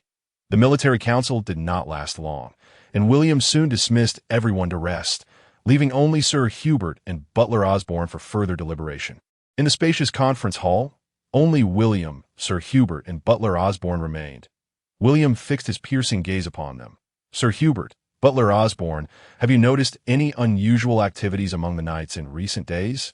Your Highness, over the past few days, neither the knightly legions nor the independent battalion have exhibited any noteworthy behavior, and there has been no reluctance in executing orders, Sir Hubert replied, shaking his head slightly. Your Highness, I have managed to win over 5 or 6 knights' attendance. According to their reports, the knightly legions are not showing any signs of unrest. However, it appears that the independent battalion has been holding secret meetings. Yet the content remains elusive, Butler Osborne added, looking at William as he continued Sir Hubert's narrative. Oh, this warrants close attention. The knights' clandestine gatherings may be aimed at instigating a rebellion. Sir Hubert, continue to deploy troops to monitor the independent battalion and be prepared to act. Butler Osborne, strive to cultivate more informants and acquire details about their discussions and evidence of any treasonous plans, William commanded, his gaze icy and his tone stern. Your Highness, could this be a misunderstanding? Since they are knights loyal to Count Anru, they are unlikely to betray us. Sir Hubert expressed his skepticism, unwilling to believe that the knights would conspire against them. Sir Hubert, my actions are not born of suspicion. They have a history of collective defiance against authority, refusing to be restructured. Our restructuring merely involves reorganizing their soldiers during their service. It is not an attempt to absorb them. Why would they refuse? Why hold secret gatherings? If their intentions were pure, would they act thus? William pressed, his gaze unwavering as he challenged Sir Hubert's reasoning. Understood, Your Highness. I will adhere to your directives. However, I implore you not to treat the knights of the independent battalion differently. They may indeed be manipulated by certain ill-intentioned individuals, Sir Hubert replied earnestly. Rest assured, Sir Hubert, I am aware of how to proceed. William nodded slightly, refraining from directly addressing Sir Hubert's concerns, clearly harboring ulterior motives. William then turned his attention to Butler Osborne. Butler Osborne, is it feasible to recruit or train professional spies? Relying on monetary inducement for information is hardly a sustainable strategy, in response to Your Highness. Cultivating professional spies requires not only significant funds, but also a clandestine environment and ample time. For us, lacking a territory, this remains exceedingly challenging. As for recruitment, is unfeasible as their loyalty cannot be guaranteed. Butler Osborne replied. Butler Osborne shook his head slightly and spoke. Osborne, I shall not press you further. Whenever we acquire a territory, you may commence the cultivation of spies at your leisure. As for the bribery of the close attendance to the knights, that must continue. William sighed gently and remarked, Let us conclude for today. The night gradually enveloped the land, casting a profound silence over the vast expanse, with even the city of Alençon no exception. Yet within the military camp, a cacophony of noise erupted as a contingent of heavy cavalry, numbering in the dozens, galloped into the encampment. Illuminated by the dim candlelight, a military banner featuring a white eagle on a red background appeared before the assembled throng. This was the standard of the Duchy of Upper Burgundy, only borne by the forces of Count Cade of Morat, hailing from that very duchy. Several knights entered in succession, their presence brightening the mayor's residence, which remained alight throughout the night, shrouded in secrecy regarding their discussions. If nothing had transpired, the red and white eagle flag had vanished entirely from the Alençon military camp. The entire fortress of Beauhartel had succumbed to a profound stillness. Yet within the officers' tents of the nightly independent camp and the nightly legion stationed outside the castle, shadows flitted about amidst brilliant illumination. William, who should have long since been resting, was now engaged in a clandestine meeting with Butler Osborne in his study. Deep into the night, as Osborne departed, an uncontrollable smile graced William's face, an inexplicable charm emanating from him. But the break of dawn the following day, William once more set forth with his fully equipped soldiers. This time, his camp had been augmented with several supply wagons laden with provisions and military equipment, clearly supplied by Chancellor Brad. As the sun began its descent, it was around 3 in the afternoon when the army, having marched over 10 miles, was on the verge of entering Alençon territory. William promptly sounded the horn to summon the light cavalry for reconnaissance ahead, while ordering the entire army to remain vigilant. At that moment, Fowler, returning from his scouting mission with his light cavalry, rode up to William and, with a hand over his heart and a bow, reported, "Young Master William, a newly constructed wooden fort bearing the rebel tricolor flag has been spotted by the roadside ahead, housing approximately 800 rebels. Fowler, I appreciate your efforts." William surveyed his surroundings and commanded, "Orderly, relay the command for Sir Hubert and Sir Ronald to lead an assault on the fort. Sir Ronald's cavalry shall act as the vanguard, followed closely by Sir Hubert's forces. Butler Osborne shall oversee the operation of the 2 trebuchets to bombard the fort gate and create an opening." "Understood," replied several companions acting as orderlies, bowing before galloping off to convey the military orders. Light cavalry spread out and pursue any remaining enemies, ensuring that none escape. Inform Captains Geoffrey and Daniel to lead the infantry in support of the Knightly Legion and the independent camp, obeying all commands. "Yes," echoed several more orderlies as they rode off to deliver the messages. Observing the Knightly Legion and independent camp ahead, a barely perceptible smile crossed William's face when the orders reached the frontline commanders, Sir Hubert and Sir Ronald. A stir erupted among the knights of both armies. The commotion within Sir Hubert's cavalry soon subsided, expressing only a modicum of discontent, attributable not only to Sir Hubert's strong suppression, but also to William's equitable treatment of this Knightly Legion as he would his own troops. However, the scene was markedly different within the Knightly independent camp, where discontent among the knights grew increasingly pronounced, inciting their knightly attendants to also begin to stir. Deprived of the knight's support, Sir Ronald, perceived by them as William's lackey, found himself unable to quell the unrest and swiftly mounted his horse, riding to William's side. "Your Highness William, unrest has erupted within the Knightly independent camp, and I am unable to suppress it. I implore your assistance." Sir Ronald spoke with an expression of urgency and anxiety. "Sir Ronald, I shall dispatch troops to restore order, ensuring that the innocent are not harmed." William reassured him, patting Sir Ronald on the shoulder. "Thank you, Your Highness William," Sir Ronald replied, his countenance calming as he bowed in gratitude.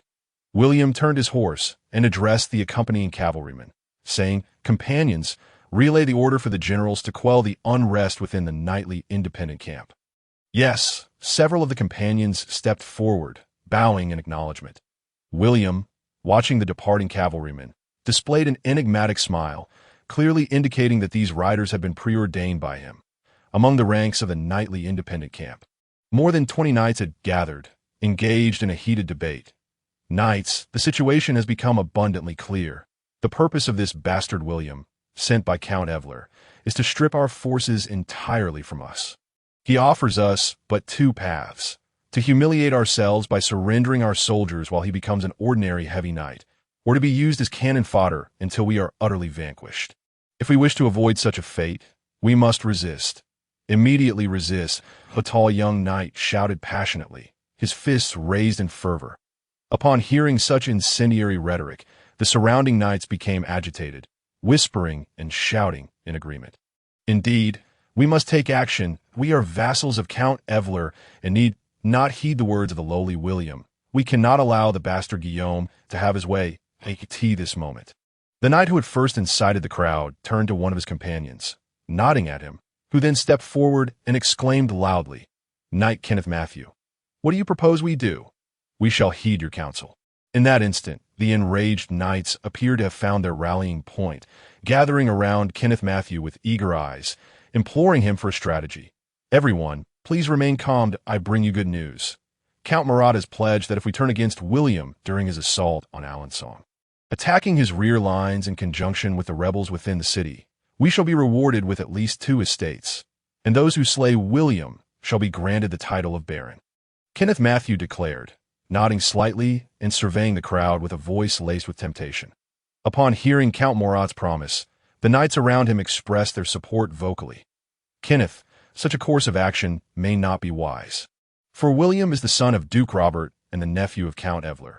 Should we slay William, we would not only violate our oaths but also face the wrath of both Count Evler and Duke Robert. An older knight with graying hair spoke, exuding a sense of gravitas. This statement. It was as if a bucket of cold water had been poured over the heads of the fervent knights, silencing the once animated assembly as they began to ponder the grave risks involved in such a venture. Kenneth, we ought not to become embroiled in this matter. Should we find ourselves caught in the conflict between Count Cade and His Highness William, we may very well meet our doom without a proper burial. For us knights, it suffices to pledge our loyalty to whichever side emerges victorious. As long as our interests are safeguarded, what is a mere token of loyalty worth?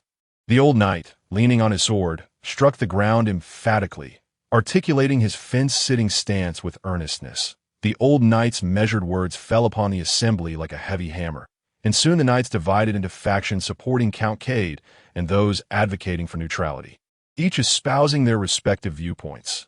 Seeing the division, Knight Kenneth could no longer remain silent.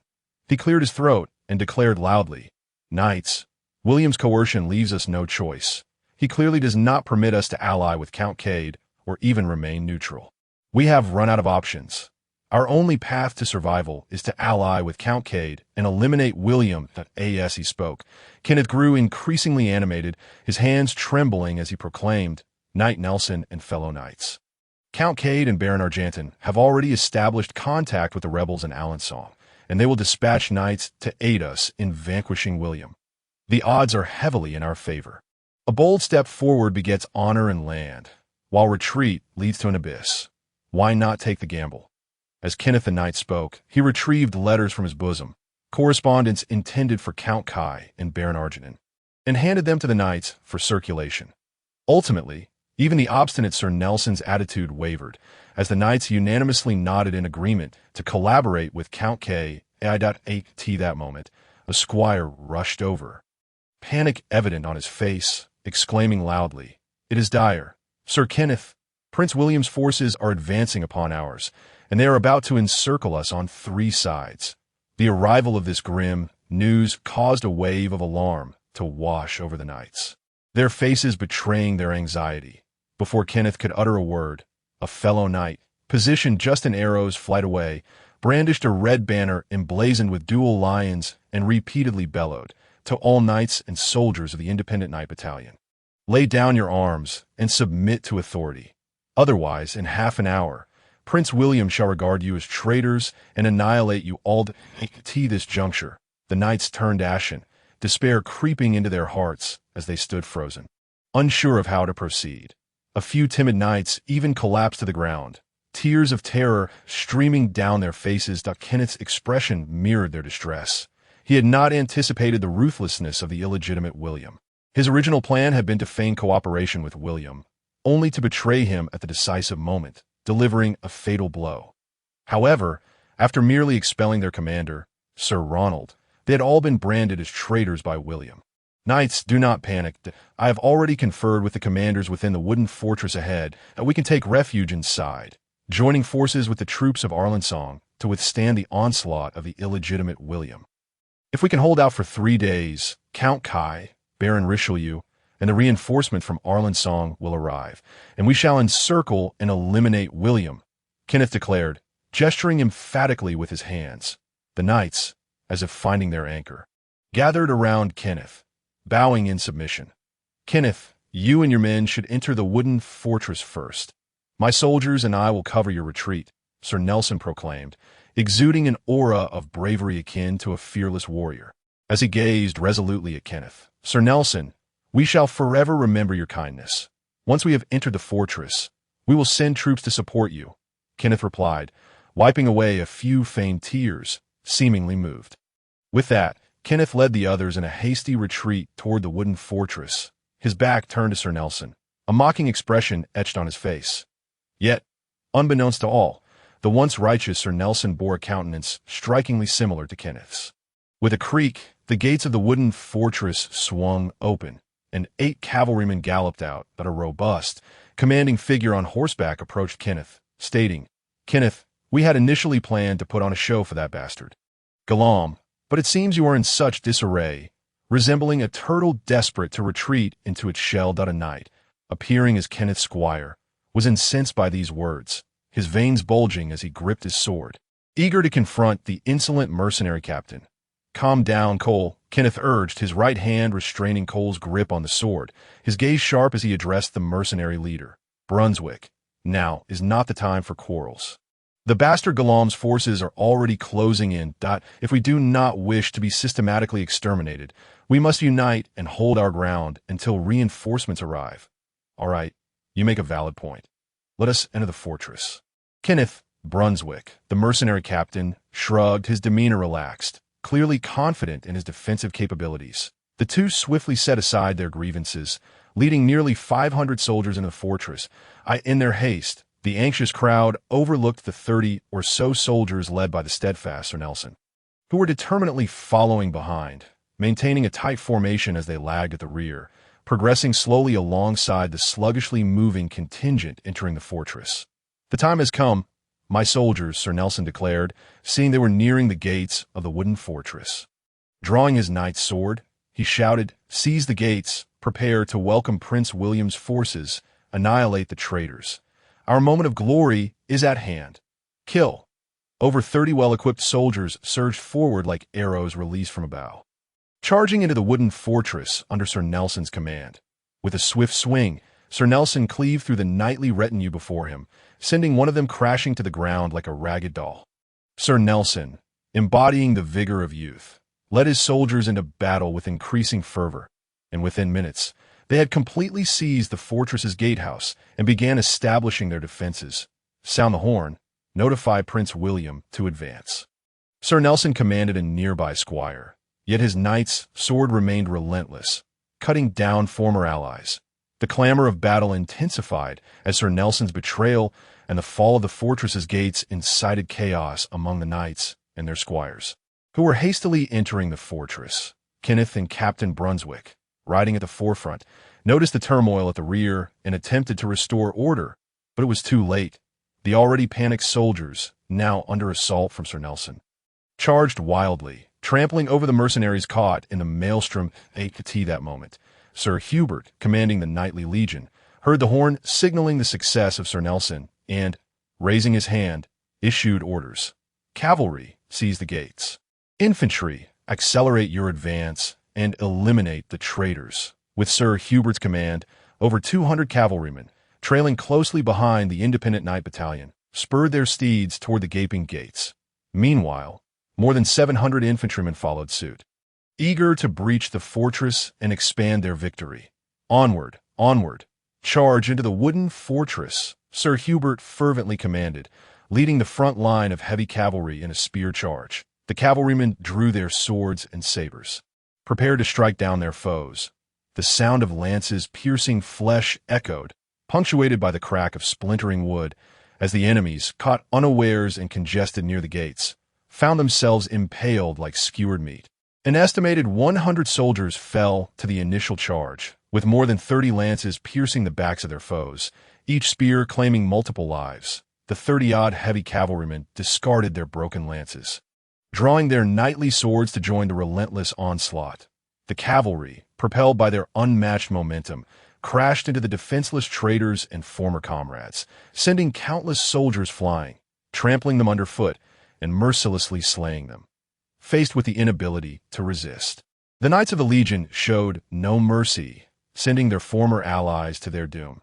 Even without Sir Hubert's urging, these knights and cavalrymen charged eagerly toward the gathering of traitorous knights. This fervor was spurred by the lucrative rewards promised by William. Slaying a heavy infantryman or light cavalryman would yield 60 acres of land, while killing a knight would grant 300 acres, and slaying 2 knights would earn one the title of knight. For those already of knightly rank, there was the prospect of elevating their offspring or brothers to knighthood. In truth, these rewards alone could not compel the knights to turn against their former comrades. They were staining their noble titles with the blood of those they once called friends, prior to the conflict. William had promised these knights that those who distinguished themselves in quelling the independent knight battalion would be granted trust and favor, and upon William's ascension to the duchy of Anru in Normandy, they would have the opportunity to be ennobled as barons, who would not desire the trust of their future lord. What noble knight would not aspire to become a distinguished baron? As waves of infantry continued to flood in, fewer than 800 mercenaries and traders remained trapped within the confines of the fortress, wailing and weeping, with many surrendering to our forces. The mercenary commander and knights within the ranks had long lost control over their troops. Regrettably, the soldiers who hastily surrendered were not afforded the chance to survive. The bloodthirsty knights and soldiers no longer regarded these capitulating traitors as fellow soldiers, but merely as parcels of land and titles ripe for the taking. Sir Kenneth, swiftly lead the knights and soldiers through the eastern gate. There lies no substantial enemy force to impede us. Colonel Blenheim grasped Sir Kenneth's arm and urged, as long as we draw breath. There remains hope, Sir Kenneth. Ah, hope is but a distant memory.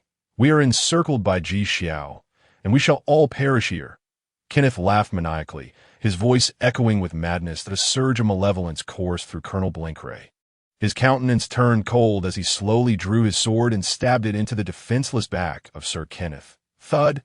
Ugh! Kenneth collapsed to the ground, struggling to turn his gaze toward his assailant. His eyes wide in shock as he opened his mouth to curse Blenheim, yet no words escaped his lips. That it is you who have forced my hand. You fool! Had it not been for your incompetence, I would not be in this dire predicament.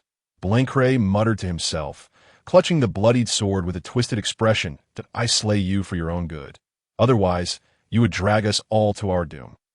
A resolute gleam shone in Blenheim's eyes as he crouched over Kenneth's lifeless body, rummaging through it while mumbling, Yes, we must endure it. I shall present you all to the great Prince William. This is the essence of your survival. At last, I have found it. After a thorough search, Colonel Blenheim unearthed several secret letters that Kenneth had kept close, his face alight with surprise. Before he could revel in his discovery, a trusted subordinate rushed over, his voice trembling with grief, stammering, Colonel Blenheim, my men have perished, and only half of our brothers remain. What shall we do? Please devise a plan. Colonel Blenheim appeared unfazed by the grim tidings. He carefully tucked the letters into his cloak, turned, and spoke with calm assurance. Steady yourself. Billy, quickly, let us rally the warriors for a counterattack against these treacherous knights. We must deliver victory to the great Prince William. I understand, Colonel Blenheim. We shall spare not a single one of those accursed knights. Billy, the mercenary leader, did not question Blenheim's sudden shift against former allies. Betrayal and revenge were familiar concepts to him. In a mere 5 minutes, Colonel Blenheim had assembled nearly 200 mercenaries, wielding weapons with fierce expressions, as if they were ravenous beasts poised to devour their prey. Dear brethren, the vile Kenneth and his knights have brought us endless calamity. Only by exterminating them can we attain redemption and earn the forgiveness of Prince William. Kenneth turned his head, surveying the crowd, his sword raised high as he passionately proclaimed, Brothers, kill! Kill! Kill! Under the courageous leadership of Colonel Blenheim, nearly 200 mercenaries brandished their weapons, shouting fervently as they charged forth to confront the Knights of William. The knights, caught entirely off guard by the betrayal of their erstwhile allies, realized too late the imminent danger as the cries of slaughter drew ever closer, leaving a mere 200 soldiers and 13 knights to become a tragic sandwich in this brutal conflict. The mercenaries, filled with exhilaration, savagely struck down the knights and their soldiers from behind, as if believing that their survival depended on the complete annihilation of their foes. Not far from the battlefield, atop a hill, 2 knights clad in splendid robes adorned with a red background and a white eagle insignia rode to the summit to survey the unfolding chaos below. One of the older knights, witnessing the unfavorable circumstances for the knightly rebels, could no longer contain himself and exclaimed, Sir Jonathan, shall we simply stand by and watch them be annihilated? If we lead a charge of 100 knights against William's rear camp, we could facilitate their escape. Tim, those knights are naught but pawns in my game to distract William. Such expendable pieces are of no consequence, and I shall not risk our valuable Burgundian knights for them. Sir Jonathan replied nonchalantly, waving his hand dismissively. Sir Jonathan, shall we allow our plans of these past days to come to naught? I cannot accept it. Tim, the younger knight, clenched his fists, his voice brimming with fervor. Enough, enough, Tim. That wretched Ji Xiao may flail about, but he shall not escape the web woven by his Highness Kai, Sir Jonathan said, patting Tim's shoulder reassuringly. With a hint of disappointment, Tim rode alongside Sir Jonathan toward the concealed 100 knights not far away, inwardly lamenting his youthful impetuosity. Meanwhile, back at the battlefield within the wooden fortress, Sir Hubert led a legion of knights to encircle nearly 200 mercenaries who had surrendered with raised hands. Advancing a step, he addressed Colonel Blancret. Though you and your mercenaries have turned against us, you will still be treated as captives as for whether you shall receive the mercy of Prince William. I cannot say. Sir Hubert, I beseech you to take me before Prince William. I possess vital information that I must personally deliver to him. Perhaps upon his review, he may grant us clemency, Colonel Blancret implored, kneeling with steadfast resolve. Very well. I shall escort you to his highness, but for his safety, you must bear no weapons and maintain a distance of 10 paces from him, Sir Hubert stated firmly, casting a scrutinizing glance at the kneeling Blancret. All shall be as you command, Sir Hubert. I believe Prince William will find great interest in what I possess, Blancret responded with unwavering conviction, nodding silently.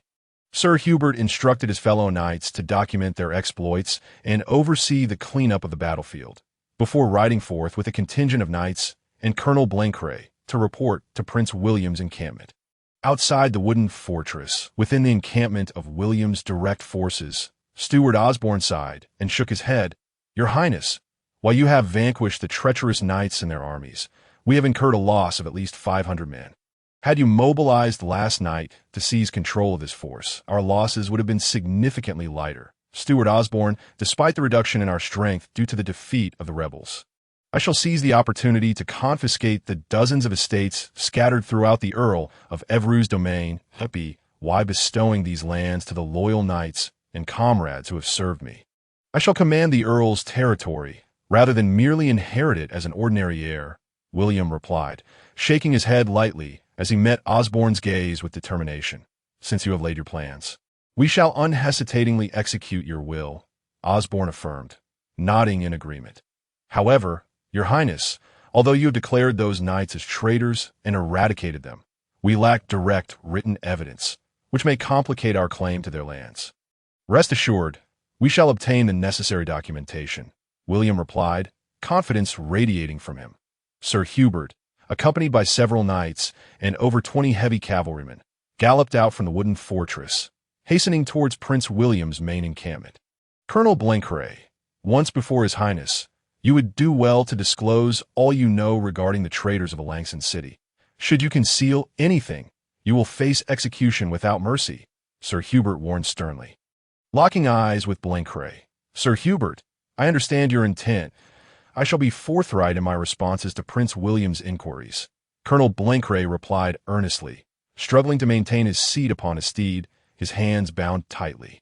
Before long, Sir Hubert dismounted before Prince William, bowing deeply as he placed his hand upon his chest, and spoke. Your Highness, I have completed your task. Currently, 26 knights among the rebel forces have perished, and fewer than 100 of the surviving knightly rebels remain. Furthermore, we have captured Colonel Blancret and his 200 mercenaries. Sir Hubert, your efforts are commendable. You have brought me tremendous tidings, William exclaimed with delight.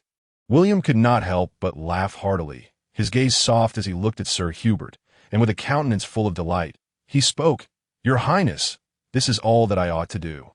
Sir Hubert shook his head slightly, speaking humbly, Your Highness, this time I have brought with me the commander of the Brunswick mercenaries, who has something of great importance to deliver to you. Well, let him pass the item to my knightly companions. But he must remain 20 meters away. William nodded as he instructed Sir Hubert. As you command. Your Highness, Sir Hubert replied, and took his leave. Before long, Commander Brunswick was brought before William, standing 10 meters away after undergoing thorough searches to ensure he bore no concealed weapons.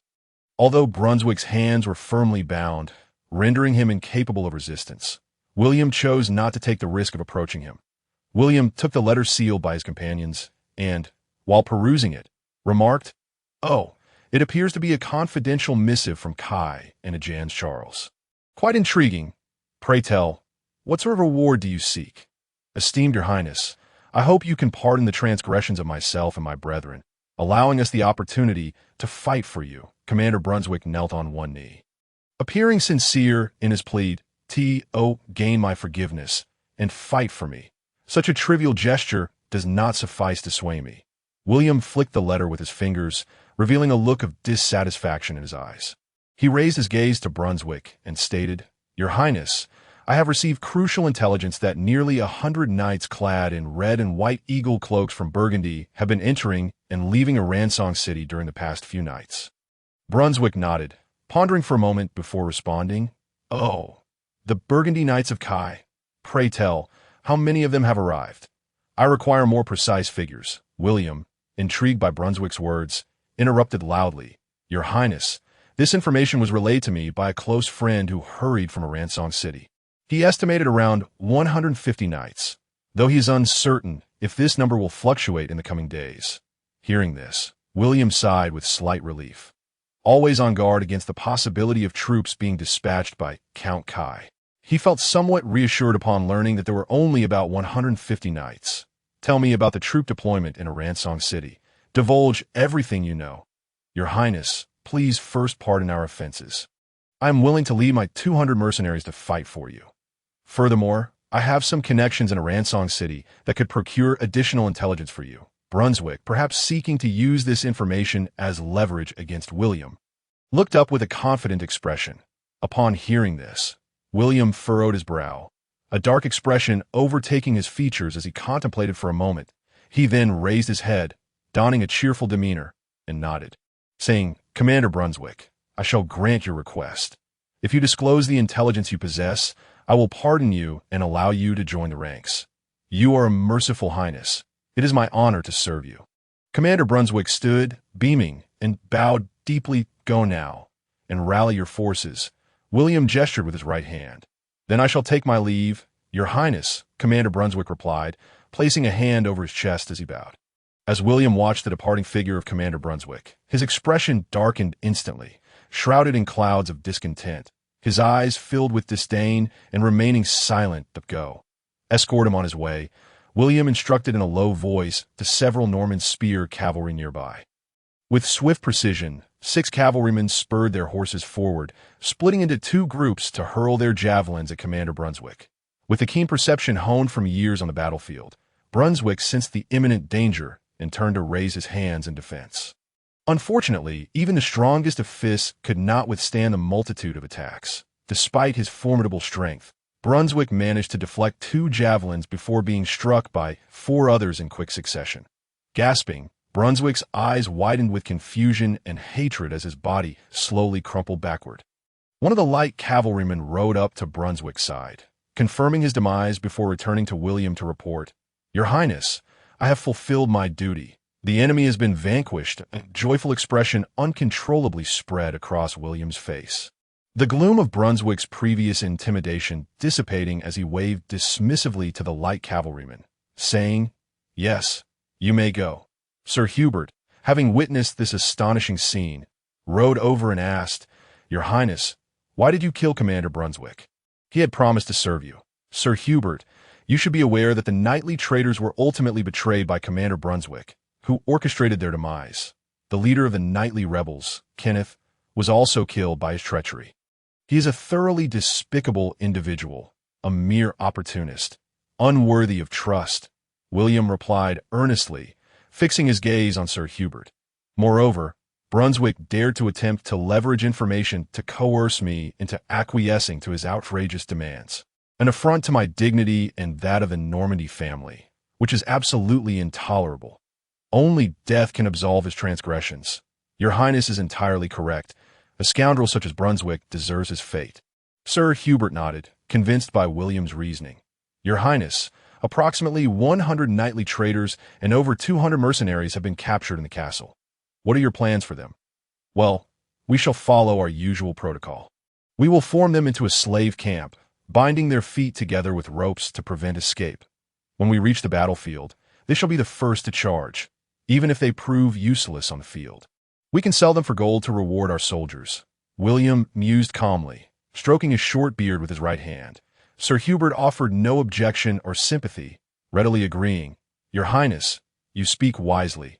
These wretches deserve their fate." "Sir Hubert, how many of our cavalry companions managed to slay the traitorous knights, and how many of the knightly corps were recognized for their valor?" William inquired with a smile. "That I, in response to your Highness. Among the 50 participating cavalry, 10 knights collectively killed 14 traitorous knights. The remaining 12 traitorous knights were slain by 8 of our knights." Sir Hubert bowed respectfully, affirming that the results are quite satisfactory. William nodded. Addressing Sir Hubert, "Please summon the valiant soldiers here. I wish to bestow upon them land estates as a reward." "Once, your Highness," Sir Hubert replied, bowing deeply before mounting his horse and riding toward the castle. Turning his gaze away, William approached Steward Osborne and asked, "Steward Osborne, how goes the tally? How many estates can we procure from the traitorous knights?" "Your Highness, according to our current estimates, we anticipate acquiring 37 estates from the rebellious knights, each averaging over 600 acres. Among them, 12 estates lie to the northwest of the governor's residence, while 10 estates are located nearby, and the remaining 15 are situated southeast, adjacent to the territory of Baron Vernon's holdings." Steward Osborne unfurled a scroll of parchment with precision. "This haul is quite promising. I now possess direct evidence of their rebellion, which should facilitate our acquisition of these estates," William exclaimed, excitement evident in his tone. "Steward Osborne, how many estates do we need to distribute as rewards?" "Your Highness William, I report that this time we shall grant titles to a total of 11,400 acres, encompassing 19 estates. Among these, there are 26 parcels of land, each comprising 300 acres, and 60 parcels of land, each comprising 60 acres. Steward Osborne pointed to the parchment with his right hand and remarked, "Deciding where to bestow these lands upon the knights is indeed a challenging task." William pondered for a moment before addressing Steward Osborne, saying, "Indeed, if any of the valiant knights wish to bequeath the estates they have earned to distinguished members of their families, then let us admit them into the companion cavalry and grant them lands. Their estates, along with those of the companion cavalry, shall be situated in the manors near the domain of Baron Vernon. As for those knights who desire to claim lands for themselves, they shall be assigned to the estates located to the west and north, farther from the county governor's residence. The military achievements of their attendants will also be drawn from these estates. Your Highness William, your considerations are most astute. If your companion cavalry could incorporate these local knights, we would surely garner the support of their noble families." Steward Osborne replied with a smile, and at that moment, Sir Hubert arrived with the valiant companion cavalry, knights, and their attendants before William. Sir Hubert stepped forward, bowing slightly as he announced, "Your Highness William, the knights who participated in this battle have now assembled." "Thank you, Sir Hubert," William responded, casting a glance over the dozens of knights and soldiers before him. He nodded and proclaimed loudly, "Knights and soldiers, our victory in vanquishing the rebel forces and seizing the wooden fort is entirely due to your courageous efforts. To honor your valor, I shall bestow estates and titles in accordance with your deeds." Upon hearing William's intention to reward them with lands and titles, the crowd erupted in excitement, their eyes ablaze with fervor as they focused intently on William. Satisfied, he continued, "Before we proceed, I wish to announce that my companion cavalry is seeking new members. If any knights have exceptional progeny in their families, I encourage you to recommend them to me. Furthermore, if you wish to grant the lands and titles from this bestowal to your distinguished kin, upon their joining the companion cavalry, they will directly become leaders of 10. A resounding cheer erupted from the gathered knights in response to William's proposal. Particularly, the prospect of a leadership position within the companion cavalry compelled many to consider transferring their awarded lands and titles to their offspring, especially elder knights like Sir Nelson, who were particularly concerned about the futures of their descendants. First among them, the honor of this battle as foremost contribution belonged to Sir Nelson. William unfurled the parchment in his hand and fixed his gaze upon Sir Nelson, stating, "You bore the burden of humiliation, discreetly gathering intelligence on the rebel knight leaders, and at a critical moment, you seized the wooden fort's entrance, aiding our forces in their successful annihilation of the rebels. For your pioneering efforts, I grant you an estate spanning 600 acres. Should you entrust this estate to your progeny, they shall receive the title of knight, and upon joining the companion cavalry, will directly ascend to the rank of leader of 30. An elderly knight trembled with excitement, for not only would he receive a substantial estate, but he also had William's promise that his offspring would become a leader within the companion cavalry. A tremendous opportunity and honor for the Freeman family. Overwhelmed with emotion, Sir Nelson knelt on one knee, swearing fealty. I, Nelson Freeman, with my honor, vow to remain eternally loyal to my lord, His Highness William, unwavering and steadfast. William drew a knight's sword from his side and lightly touched each of Sir Nelson's shoulders 3 times, declaring, in the face of formidable foes, be fearless, act with courage and loyalty, worthy of divine judgment. Remain steadfast and unyielding, protect the weak, and act in accordance with righteousness. This is your oath. Sir Nelson recited the vow alongside William, thus completing the ceremony and formally becoming a knight devoted to William. Your Highness, I wish to entrust the estate and title you have granted to my son. Please accept him into your ranks. Sir Nelson rose and spoke earnestly. I accept your request, Sir Nelson, William replied with a smile and a nod. The ceremony of accolades and bestowals lasted 2 hours, culminating in William securing the loyalty of 11 knights, with 8 expressing their willingness to transfer their awarded lands to their descendants, thus ensuring their allegiance to William. Additionally, 12 members of the companion cavalry were granted estates. Although William distributed 20 estates, he retained only 18. However, the loyalty he gained was a significant triumph. William also expressed his willingness to accept distinguished offspring from the families of all knights into the companion cavalry, a gesture that was met with enthusiastic responses, anticipating an expansion of approximately 60 members post-conflict. As night descended, bright bonfires illuminated the makeshift encampment, where knights and soldiers gathered joyously, raising their cups to celebrate with fine food and drink. Sharing in the elation of victory in the central tent, William occupied the head seat, with Sir Hubert, Stuart Osborne, and other leaders such as Fowler, Rodrigo Diaz, Geoffrey Carsonberg, Andrew Dalton, Daniel Buller, Sir Nelson, and Sir Ronald seated on either side of him. Observing the assembly of distinguished leaders, William felt a surge of boldness as he scanned the room. He nodded and began, I am deeply saddened by the recent uprising led by the Knights of the Independent Battalion. Over 500 vibrant lives have been cast into the abyss by the ambitious rebel knights. Why do these rebels harbor such ambition, conspiring with Baron Langton and the forces of Arensong to instigate rebellion? Their treachery against the Earl of Evru is reprehensible and unforgivable. The assembly nodded in agreement, save for Daniel Buller and Sir Ronald, who merely acknowledged with a nod, remaining silent. William narrowed his eyes. Fixing his gaze on Ronald and Daniel, he spoke sternly. Sir Ronald, Captain Daniel Buller, do you harbor differing opinions? Pray, share your thoughts. Both men trembled under William's piercing gaze, rising to bow respectfully. Your Highness, your decision is indeed sound. We harbor no opposition, they replied. Oh, Sir Ronald, Captain Daniel Buller, there is no need for fear. I do not intend to chastise you. William reassured them gently. If there is anything you require, feel free to voice it. Let us begin with you, Sir Ronald. Yes, Your Highness. Sir Ronald stood, bowing with sincerity.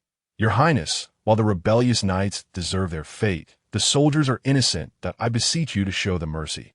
Sir Ronald, it is impossible to forgive them, for they are indeed the very soldiers of the rebellious knights. However, I may grant them a reprieve from slavery, allowing them to serve as retainers in the knightly ranks, albeit with slightly lesser treatment than conscripted baggage troops. William pondered briefly before nodding. Thank you for your kindness and generosity, Your Highness. We shall remain eternally grateful, Sir Ronald expressed deeply, bowing again. Very well, Sir Ronald and Sir Nelson. Both of you will serve in the knightly battalion commanded by Sir Hubert. Acting as his aides, assuming the roles of light cavalry commander and infantry commander, respectively, William declared with a smile, nodding at Ronald and Nelson. Your command is our mission, Your Highness, they responded, bowing deeply. Once they resumed their seats, William redirected his attention to Captain Daniel Buller, stating, "Now, Captain Buller, please share your thoughts." "Yes, Your Highness." Captain Buller stood, bowing respectfully. "Your Highness, I implore you to also grant mercy to the captured mercenaries as a fellow mercenary. I understand their fear of death and their greed for wealth. Therefore, I assure you that if you entrust them to me, I will train them into competent soldiers." "Captain Buller, to be frank, I harbor distrust towards these enemy mercenaries. They have already betrayed their allies once. Moreover, their commander has paid the ultimate price for his transgressions, and I doubt their sincerity in serving me," William replied, shaking his head slightly, his tone one of regret. "Your Highness, if that is the case, I request that you assign those 200 enslaved mercenaries to me. I shall ensure they prove their loyalty with their blood." Colonel Daniel Buell bowed deeply to William, his tone earnest as he spoke. "Since you possess such confidence, I shall entrust you with the command of these soldiers from the slave camp. Of course, they number more than just 200 or 300. I implore you to make optimal use of them." A smile of satisfaction graced William's face as he nodded in agreement. "Thank you for your trust, Your Highness. That I, Daniel Buell, swear upon my honor that I shall not betray your expectations." With that, Daniel Buell bowed deeply once more and only took his seat after receiving a nod of affirmation from William. William then turned his gaze towards Sir Hubert and remarked, "Sir Hubert, the knights under your command have contributed the most to this battle and should rightfully have the first choice of spoils. Take whatever you require." This promise carried significant weight. Even the weapons and armor seized from the knightly rebels would amount to dozens of suits, along with several dozen war horses, not to mention the armaments and resources captured from the mercenaries and the wooden fort, which would only increase that number. "Your Highness, this..." Hubert rose, hesitating. "The rewards you bestow upon us are exceedingly generous. Our victory is entirely attributed to your wise decisions." "Ha.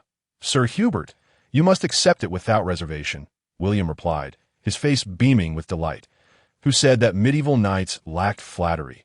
During the council, William refrained from mentioning the alliance between Count Mortenbourg and the rebels of Aranson City, instead candidly revealing the current alliance between Baron Adrian and the city of Aranson to the assembled commanders. Had all present been William's close confidants, he might have disclosed the entire truth. However, among William's ranks were local knightly nobles such as Sir Ronald and mercenary leaders like Daniel Buell, all intent on subduing the rebels of Aranson City, should they learn that they were to be embroiled in a conflict between William and Count Kai. It might deter their resolve. As William spoke of Count Kai's alliance with Aranson City, he discreetly glanced at Sir Nelson, who responded with a knowing smile and a nod. William returned his gaze to the assembly and addressed them, "Esteemed commanders and knights, the situation has become abundantly clear. Aranson City and Baron Adrian Risher have secretly formed an alliance. Although Baron Adrian has yet to openly dispatch troops against our forces, it is highly plausible that he may send knights disguised as allies to join the rebels in their assault against us." Pausing to survey the room, William observed the somber expressions of those present, each lost in thought. He continued, "Let us not grow complacent. As long as our forces cannot breach Aranson City or are defeated by the rebels there, Baron Adrian Risher may very well lead a large army to flank us in conjunction with the rebels of Aranson. We shall exert every effort to conquer Aranson City." The assembly echoed in unison. William smiled and nodded, then turned to Sir Hubert, saying, "Sir Hubert, you possess the most extensive experience in leading troops here. Please share your insights on how we might capture Aranson City in the shortest time possible." In response, "Your Highness, our forces have merely 2 trebuchets, which may prove insufficient to breach the stone walls of Aranson City swiftly. We have 2 viable strategies. The first is to lure the enemy into open battle in the fields, annihilating their remaining forces and compelling the retreating rebels to surrender. The second is to augment our siege equipment to directly breach the gates and walls, allowing us to storm into Aranson City." Sir Hubert stood confidently, articulating his thoughts clearly. "Indeed, Sir Hubert is correct. Our time is limited, and we currently have only these 2 methods to attempt. Should they prove ineffective, we shall need to withdraw our forces to Brullet Fortress and prepare for defense against the rebels of Aranson and Risher." William gazed intently at Sir Hubert, nodding slightly as he inquired, How might we entice the enemy to engage us outside the city? Your Highness, we could spread rumors within Aranson city, suggesting that our forces have suffered significant losses in quelling the nightly rebellion, and that the morale of our knights and retainers has waned significantly. Should we do this, the rebels in Aranson city would likely be tempted, seizing the opportunity to emerge from the city to annihilate our forces. Sir Hubert contemplated for a moment, his eyes glinting with inspiration as he proposed a strategy. Sir Hubert's plan is quite astute. Let us discuss how we might refine this approach. Are there any additional suggestions? William surveyed the commanders present, seeking their input. Your Highness, our forces have not sustained significant losses during our campaign against the rebels. Our morale remains intact. If the rebels of Aranson city were to send light cavalry to scout, they would likely not fall for such a ruse and would refrain from engaging outside the city. Sir Nelson, seated beside Sir Hubert, rose to boldly present his differing opinion, seeing his plan challenged. Sir Hubert's previously placid expression turned slightly irate as he glared at Sir Nelson. Enough, Sir Hubert, do not take offense. Sir Nelson offers his perspective in good faith. While your strategy has merit, it is not without its flaws. And Sir Nelson is merely sharing his views, not wholly dismissing yours. Though William spoke soothingly, he felt a sense of delight within. Although Sir Hubert was one of his most trusted commanders, he was not keen on seeing the unity among his subordinates. This could be seen as a subtle display of William's imperial shrewdness. Under William's calming influence, the tension between the two gradually dissipated. Though their grievances lingered, they resumed their seats. Once settled, William smiled as he regarded the two, saying, Sir Nelson, I sense you have additional insights to share. Indeed, Your Highness. Building upon Sir Hubert's plan, I would like to add a few points. First, we should deploy a substantial number of light cavalry to obstruct the enemy's reconnaissance efforts, preventing them from discerning our true situation. Secondly, we could conceal some of our knights among the supply trains and reduce the number of cooking fires and ovens, thereby creating the illusion that our fighting force is diminished, leading the enemy to misjudge our strength. Oh, this is quite the clever ruse, William exclaimed, striking his left palm with his right hand in surprise. What does that mean? The assembly, puzzled by William's unexpected utterance in Chinese, queried in unison. William chuckled lightly, brushing it off. What I meant to say is that Sir Nelson's proposal is indeed sound. We should amalgamate the suggestions of both Sir Hubert and Sir Nelson to entice the enemy into engaging us outside the city. With that, William scanned the room once more and inquired, Does anyone have further suggestions regarding the plans put forth by the two? At that moment, the ever-eager Fala could no longer contain himself and stood up, proposing, Your Highness, might we issue a challenge for a decisive battle with the rebels of Aranson city? If they agree to engage us outside the city, we need not exert ourselves further. Sir Hubert and Sir Nelson shot him incredulous glares. And even William, who had been speaking, rubbed his forehead in disbelief at Fala's lack of tact. Sensing the atmosphere tense, William admonished, Enough, sit down. Fala, do not forget that our enemies are a group of cowardly merchants, mercenaries, and farmers devoid of honor. Since you propose this strategy, perhaps you should be the one to find someone to deliver the challenge to the rebels of Aranson city. Why must it be like this? Fala sighed, dejectedly taking his seat, his head lowered as if too embarrassed to face anyone. Even Fala's father, Steward Osborne, could not bear to witness his son's folly, giving him a sharp glare before delivering a light smack to his head. Ouch! Fala whimpered softly, nursing the sting and daring not to retort. Observing the comical debacle instigated by Fala, William covered his face, feigning ignorance of the situation, while laughter erupted among the assembly, the previously tense atmosphere gradually dissipating. Thanks to Fala's innate talent for lightening the mood at his own expense, even the earlier stiff exchanges between Sir Hubert and Sir Nelson melted into shared smiles, burying their grievances. William could not help but marvel at Fala's invaluable role within the group. Ah, ahem. William surveyed the assembly, noting the laughter had subsided, and cleared his throat before speaking. I believe we are all aware that the plan to lure the enemy out of the city is not infallible. We must also prepare for a direct assault on the city. As soon as William's voice fell, the smiles of those present abruptly faltered, and the atmosphere grew increasingly tensed. It was evident that the assembled commanders were unprepared for a forced assault on the city of Alanson. especially upon learning that within the walls of Alangson resided over 8,000 rebels, supported by several hundred cavalrymen from Baron Arangton and Count K. To be frank, William understood all too well that with his meager force of over 2,600 soldiers, including 1,700 conscripts and 300 slave servants, a direct attack on Alangson, defended by 8,000 to 9,000 well-equipped and formidable foes, was likely to end in disaster. Osborne, how many siege engines do we possess? Are they sufficient to breach the walls of Alangson? William turned to Osborne, his gaze steady, as he slightly nodded and inquired, I regret to inform you, Your Highness, that our army currently possesses only 2 medium torsion catapults. These machines have not been repaired in years and cannot fire projectiles in rapid succession.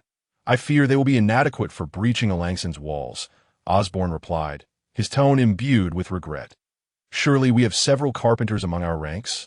How many human-powered trebuchets could we construct in the days leading up to the battle? William asked, a hint of reluctance in his voice as he looked toward Osborne.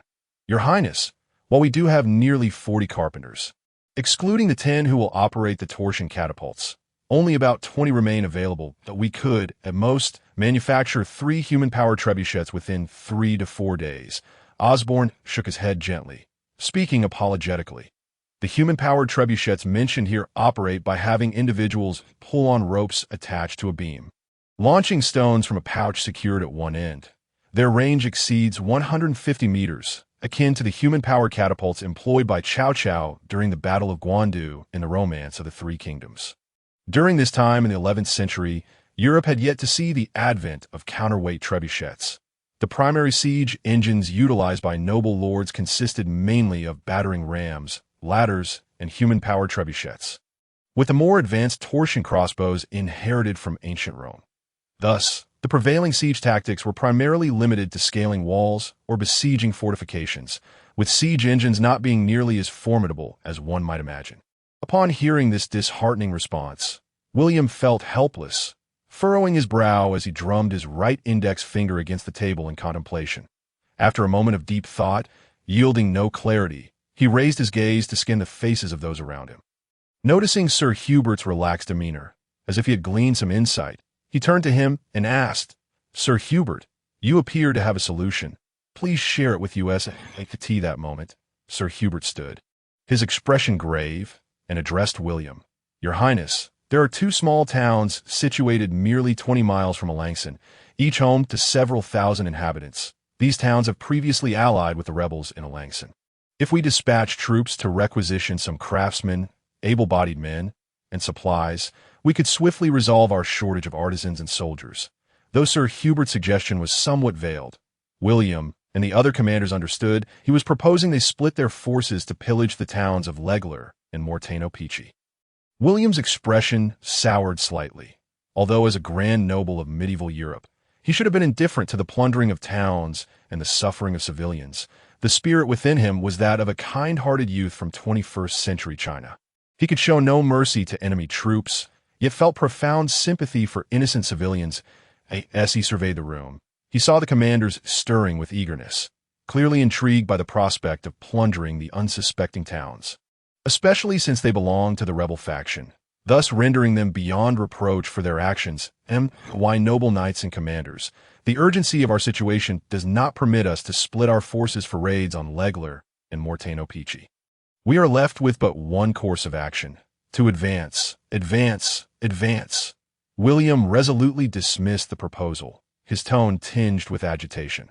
Upon hearing William's firm stance, the assembly could only suppress their restless enthusiasm and acquiesce. We shall heed your command, Your Highness. Seeing the commander's understanding nature, William smiled and nodded, addressing the cavalry leaders. Fail and Rodrigo. Fail, Rodrigo. Each of you shall take 50 light cavalrymen to Legler and Morteno Pici, respectively. Requisition carpenters, stonemasons, blacksmiths, soldiers, and supplies. Gather iron, sulfur, saltpeter, and other materials, and offer them limited compensation. Remember to exercise caution. My lord, Your Highness, your command is my mission. Fail and Rodrigo both rose, bowing in respect. Ensure you take extra horses for supplies, upon securing the necessary materials and craftsmen. Return promptly without delay. William nodded slightly, adding, one more thing. Gather as much sulfur and saltpeter as you can find. Both men exchanged bewildered glances, uncertain of the purpose behind William's request for sulfur and saltpeter. Fail, Rodrigo. Why do you linger? Go at once. William's voice rose sharply, startling them into action. Yes, yes, your highness. They hastily exited the military tent, rallying their light cavalry for the journey to Legler and Morteno-Pici, observing William's unusual strategy. Osborne inquired, Your Highness, do you possess a plan to breach the city? Ha ha. Osborne, rest assured, I have devised a strategy to conquer the city. You shall soon be enlightened, William replied with a hearty laugh. Curiosity sparked among the assembly as they yearned to inquire further. Yet William silenced them with a wave. Alangston was a bustling commercial city, with towering walls and a wide moat. The interior was characterized by orderly rows of 2- and 3-story stone houses. However, the war had cast a pall over the once vibrant streets, now marked by a noticeable decline in activity, with few citizens seen wandering about. In stark contrast, the military camp within the city was alive with activity, housing an assembly of 8,000 mercenaries, along with citizen and peasant militias. The former merchants, now gathered, engaged in lively bargaining with soldiers who possessed coin, resembling a bustling fair.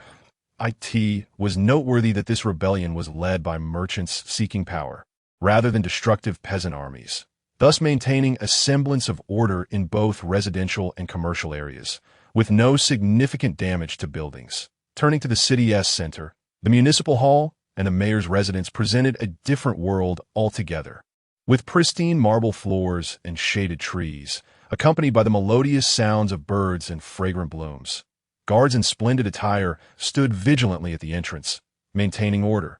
The affluent merchant councilors traversed the grand municipal hall, their expressions varying from anxiety to excitement, as they clustered in groups to discuss the recent skirmish that transpired at the border fortress of Alangston 2 days prior. Councillor Bruce, according to reports from the Knights of Count Kai, it appears that William's forces have utterly annihilated the defected knights and the mercenaries we stationed at the fortress. Over 1,000 lives lost to William, remarked a portly merchant councillor, concern etched on his face. Do not fret, Councillor Terry. From the reports that have trickled in over the past few days, it seems that William suffered at least several dozen casualties among his cavalry and nearly 500 soldiers in his encounter with the defectors and mercenaries at the fortress. Councillor Bruce responded, a confident smile illuminating his face, his tone laced with excitement. Currently, the number of combat-ready soldiers at William's disposal is fewer than 2,000, and the remainder, 2,000 to 3,000, are merely conscripts forcibly recruited from Legler and Morteno-Pici. Lacking any real combat capability, a mere handful of cavalry from Count Kai can easily rout them to. Is that truly the case? I've heard that the cunning half-breed, Ji Xiao, is quite treacherous. We must not be deceived. Councillor Terry, though his tone had relaxed, still voiced his lingering concerns. Councillor Terry, your information appears to be quite outdated. The details regarding William's forces were directly obtained by Sir Jonathan's reconnaissance. Even our own troops dispatched numerous light cavalry to observe, and it was confirmed that William's camp indeed lacks many tents and the smoke of cooking fires. Councilman Bruce let out a hearty laugh, exclaiming, it has truly been several days since I have spoken a good word. All due to that detestable illegitimate son, William. Councilman Terry, brimming with excitement, clenched his fists and declared loudly, this is indeed a rare opportunity. We must convene with our fellow council members and persuade His Excellency, Mayor Stanley Harrington, to deploy our forces against the remnants of William's defeated army and annihilate them in one fell swoop. Indeed, Councilman Terry, we must act swiftly to rally the other council members and propose a campaign against William. Councilman Bruce concurred, his face alight with enthusiasm. The two wasted no time. Soon they had gathered a group of familiar council members, chanting slogans against the illegitimate son William as they marched towards the dais where Mayor Scott Reed presided. The surrounding council members, drawn in by Bruce and his companions' fervent cries, joined their ranks, and the petitioning group swiftly swelled to several dozen to the dais. Mayor Scott Reed was engaged in an intimate conversation with Sir Nelson. The leader of the Burgundy Knights, when the raucous cries against William interrupted them. Turning to see Bruce and his petitioners approaching, he widened his eyes and shouted, "Bruce, what brings you here? Your Excellency, Mayor Scott. We have come to implore you and Sir Nelson to deploy our forces against the illegitimate son William." Bruce responded calmly, showing no signs of nervousness in the face of the mayor's booming inquiry. Instantly, the crowd behind Bruce erupted in support, their voices rising in a powerful chorus. Mayor Scott, observing the agitation among Bruce's followers, furrowed his brow and waved his hand, declaring loudly, "Esteemed council members, we have yet to ascertain the enemy's situation. We cannot confirm the exact strength and morale of William's forces, and thus we cannot mobilize our troops at this time. Your Excellency, that cannot be right." Bruce countered passionately, "We have all received word that William's forces have suffered devastating losses. Furthermore, his knights have rebelled, likely resulting in the loss of at least 500 men, if not more. This is an undeniable fact." Ignoring Mayor Scott's protests, Bruce continued with fervor, "Your Excellency, fellow council members, this is a once-in-a-lifetime opportunity. The forces we possess in Aransong are 3 times that of William's army. If we strike now, we can decisively obliterate him." Councilman Terry chimed in, "Mayor Scott, do not hesitate any longer.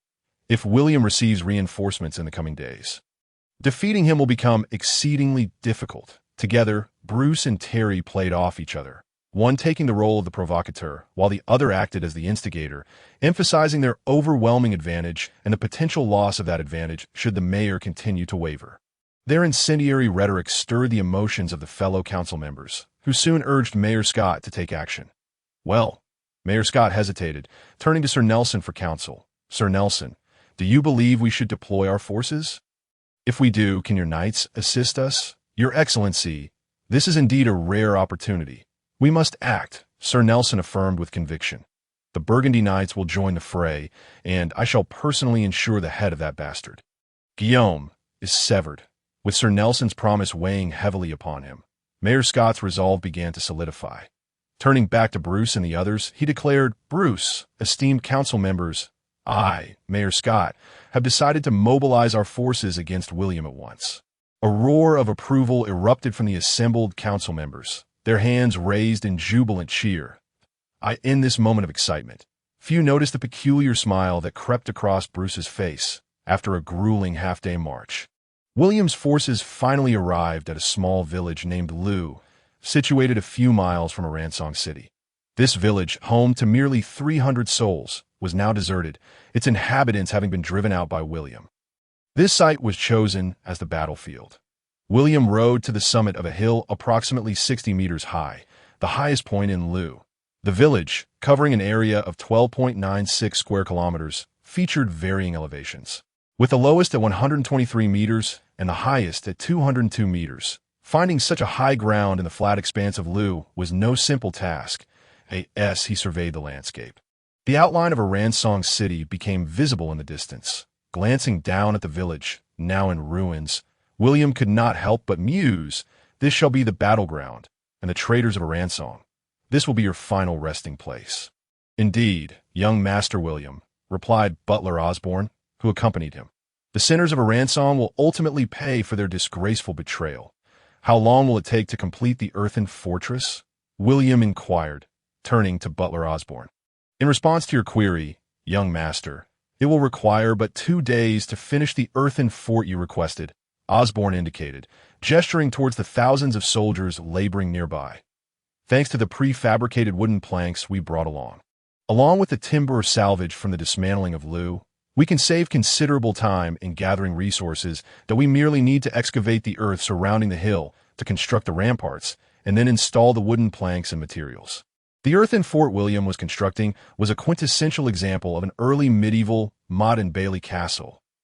A typical motte and bailey castle consisted of a high earthen mound surrounded by a deep and broad ditch, with the soil for the mound often derived from the excavation of the surrounding ditch. The sides and top of the mound were fortified with stout wooden palisades, interspersed with towers, the number of which depended on the lord's financial means. In a mere 200 meters radius, this earthen fort would house no fewer than 30 towers, where William would station archers and infantry, armed with bows, simple spears, and stones to repel any soldiers attempting to scale the walls. The exterior of this wooden fort would not take on the common rectangular shape of medieval fortifications, but would instead be constructed in circular and polygonal forms for ease of defense. Resembling a rudimentary bastion. Given the time constraints, William was compelled to settle for such a basic design. It was imperative to excavate several ditches around the earthen fort and place wooden spikes within them, while also deploying caltrops to deter cavalry. Additionally, the construction of a water reservoir should not be overlooked. We must prepare for a protracted engagement. William gestured towards the bustling worksite, turning his gaze to Butler Osborne. Go, Butler Osborne, and oversee the soldiers in building the earthen fort. We must hasten our efforts, for I have received word that Mayor Scott and the Knights of Ciaeus are mobilizing their troops and will soon emerge from the city to seek battle. Yes, young Master William, I shall attend to the arrangements at once. With a bow, Butler Osborne mounted his horse and galloped towards the construction site, just a few dozen meters away. As Osborne gradually receded from view, William raised his eyes towards Aransong City, where 2 council members, whom he had bribed through Osborne's influence, were positioned.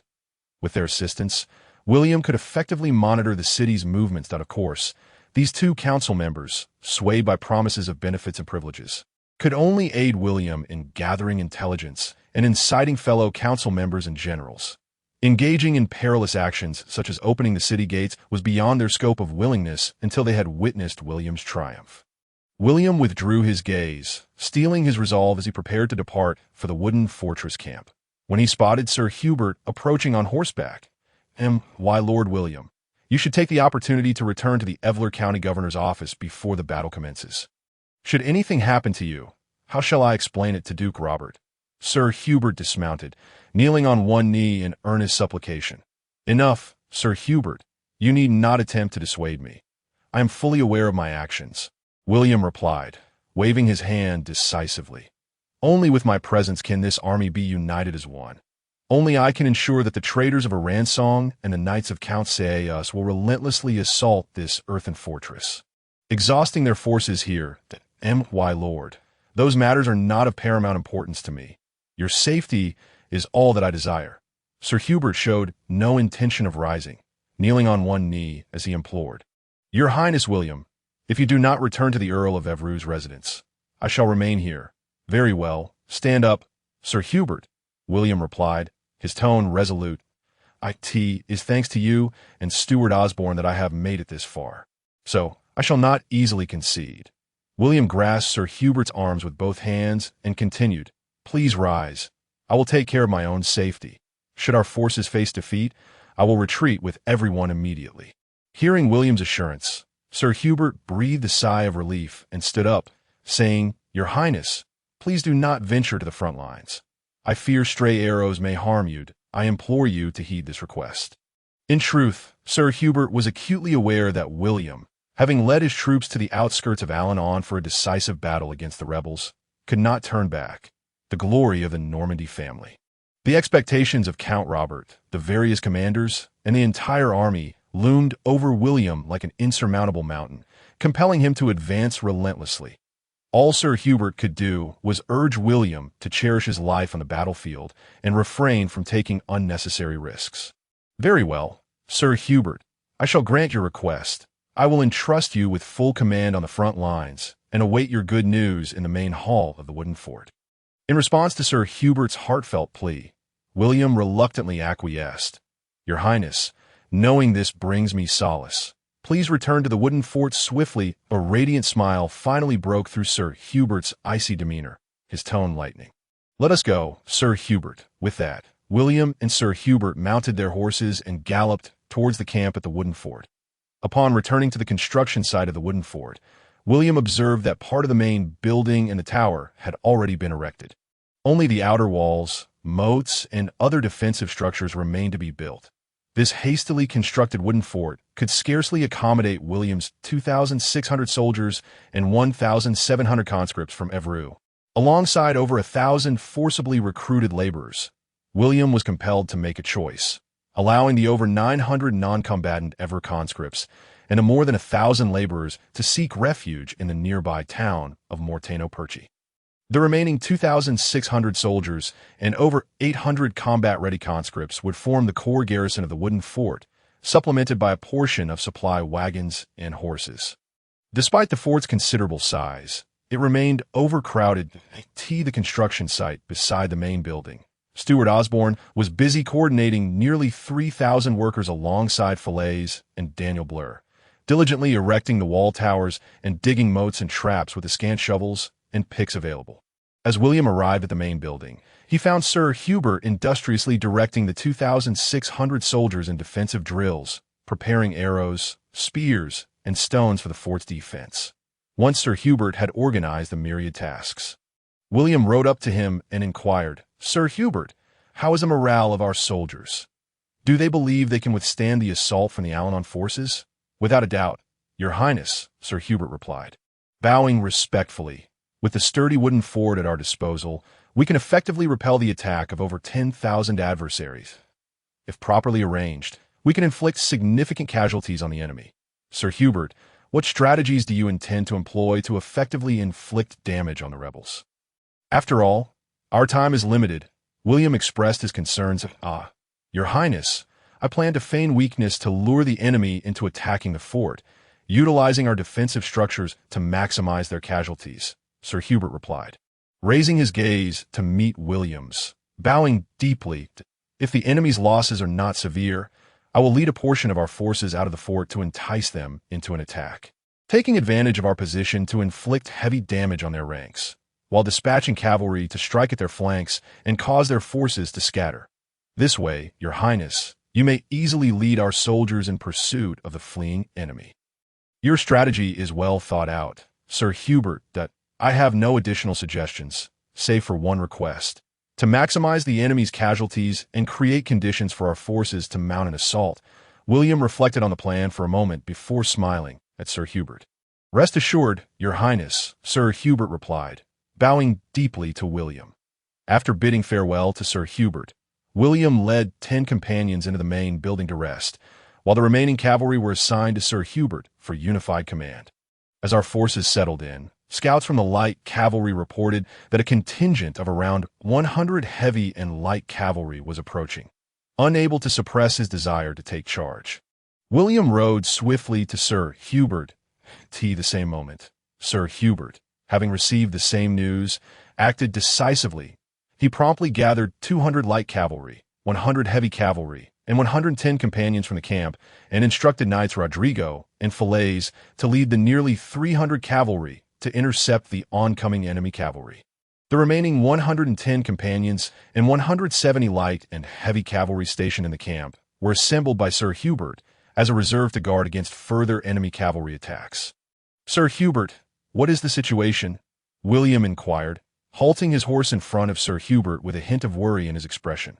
"Your Highness, there is no need for concern. I have dispatched Knights Rodrigo and Falaise with 300 light and heavy cavalry to intercept the enemy's 100 cavalry. They will not be defeated," Sir Hubert replied calmly, his demeanor relaxed. William exhaled softly, his expression easing to, "I owe you my gratitude. You are indeed reliable, Sir Hubert. Your Highness, this is merely my duty, and I do not deserve your praise," Sir Hubert replied modestly, though pride was evident on his face. Meanwhile, 800 meters away on the battlefield, following the established tactics, Falaise led 200 light cavalry at full speed towards the enemy cavalry, preparing to disrupt their formation with thrown javelins. Meanwhile, Knight Rodrigo calmly adjusted his formation, readying for a charge. Faced with the numerous and aggressive light and heavy cavalry, the commander of the Allen on coalition cavalry, Knight Tim, felt a flicker of trepidation and regretted not bringing the entirety of the coalition cavalry with him. At this moment, both sides of cavalry had accelerated to their maximum speed, regardless of which side opted to retreat. They would face severe pursuit from the other, resulting in catastrophic losses. As the two cavalry units closed in, the anticipated clash did not occur. Falaise and another knight led their respective light cavalry to flank Tim's forces, launching javelins to continuously harass the enemy lines. Knight Tim, beset by the javelin assault, felt deeply frustrated. Among the cavalry under his command, aside from a dozen or so Burgundian knights, The rest were lackluster mercenary cavalry. Little more than mounted infantry clad in leather and chainmail. They could handle foot soldiers, but when faced with cavalry, they would be utterly lost. After 2 waves of javelins, the 100 heavy cavalry lined up in 2 rows. Accelerating to initiate a charge. Cavalry, hold your ground, Knight Tim urged, leading his small contingent of Burgundian knights to turn and flee, all the while shouting for the mercenary cavalry to hold their positions. Terrified for their lives, the mercenary cavalry saw their commander abandon them and scrambled to escape, disregarding formation. Unfortunately, it was too late. The disorganized mercenaries became the primary targets of Falaise and Rodrigo, with javelins raining down and pikes launching for the final charge. Boom! The 100 heavy cavalry, brandishing their lances, crashed into the scattered mercenaries, and in an instant, the mercenaries were either pierced by lances or trampled underfoot, with over 80 mercenaries annihilated by William's cavalry. Falaise ceased the pursuit and returned to the camp. Knight Rodrigo commanded, halting Falaise, who was eager to continue the chase. Despite Falaise's reluctance, he dared not defy Rodrigo's orders. After all, Rodrigo was the commanding officer of the cavalry and held far greater authority. The Burgundian knights, who had intended to harass William's camp 2 days prior, no longer dared to appear before him, with only a handful of mercenary light cavalry daring to approach, only to be ruthlessly repelled by William's troops. This was not to say that the Burgundian knights feared William. Rather, Jonathan the Knight was unwilling to risk the precious lives of the Burgundian knights for these rebels that in truth, the cavalry in a ransom, combined with the 200 Burgundian knights, totaled 500 to 600 horsemen that if they united their efforts, they could indeed contend with William's cavalry point 2 days later, on the very day that Mayor Scott resolved to mobilize his forces. William's side had already made significant progress in constructing the castle, with walls, towers, and other facilities fully established. Meanwhile, the Allied forces in Arançon were only beginning to organize their troops and replenish supplies, with several days still required before they could embark on their campaign against William. Although the battlefield was chosen to be within a few miles of Arançon, the Allies had little concern regarding logistical issues. However, mercenaries, being mercenaries, exhibited the same lack of discipline as the fearful city militia, lacking in courage and honor, with their combat effectiveness not worthy of expectation. Their only advantage lay in their numbers, of course. Mayor Scott had not been idle during these 2 days that, in addition to restoring military discipline and preparing for the expedition, he had also hired a substantial number of mercenaries and citizens to bolster his forces, expanding the army to 11,000 within a mere 2 days. Due to the absence of siege engines, such as catapults in Arançon, Mayor Scott was compelled to construct ladders and battering rams, resorting to a human wave tactic to assault the wooden fortress erected by William. Given that this was a domestic conflict, Mayor Scott believed that the outcome of the war was hardly in doubt.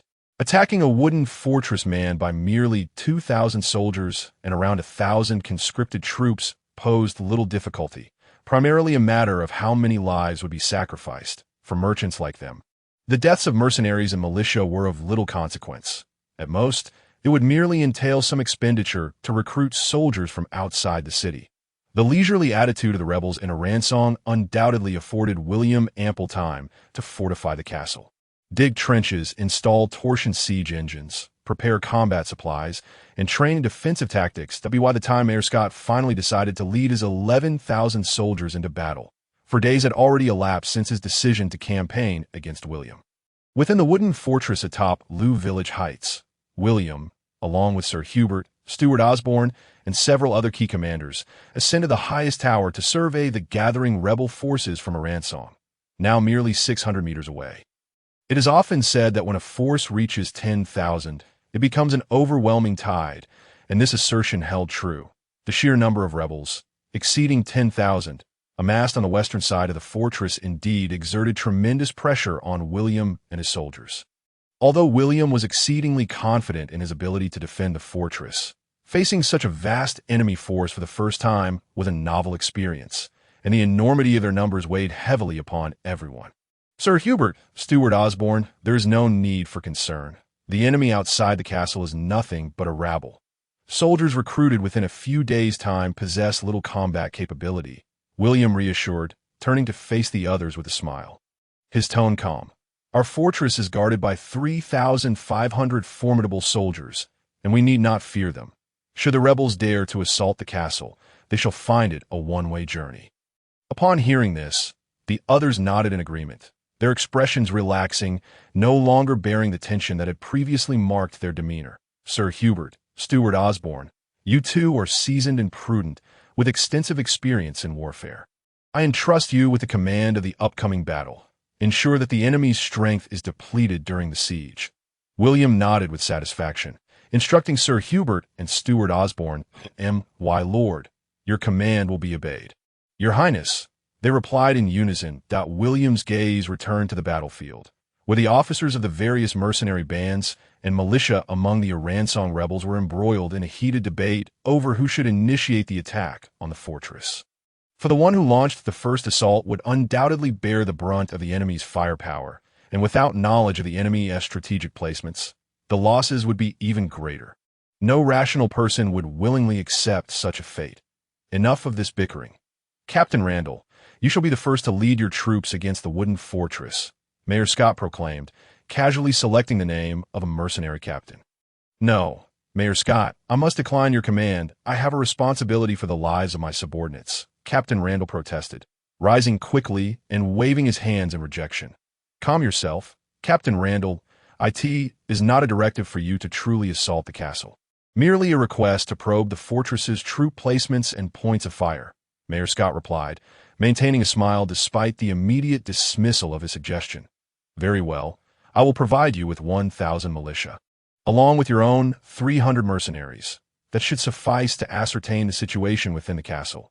Should you succeed, I will triple your mercenary fees and double the compensation for any casualties." "Mayor Scott, I accept your terms, but I ask that you provide us with a sum for initiation bonuses to bolster morale," Captain Randall responded with a slight nod. "Agreed. I shall meet your request." Shifting his gaze from Captain Randall, Mayor Scott surveyed the others, speaking with unwavering conviction. "All captains must not attempt to refuse. Since I have offered you a mercenary fee, you are obligated to launch an assault on the fortress." The assembled mercenary captains hesitated momentarily before responding in unison. "Yes, Mayor Scott. We shall follow your orders without defiance." After persuading the many reluctant mercenary captains, Mayor Scott promptly dispatched Captain Randall to commence the attack on William's wooden fortress. On the battlefield, approximately 300 fully armored soldiers, accompanied by militia-wielding pitchforks, emerged from the vast encampment of the Aransong rebels.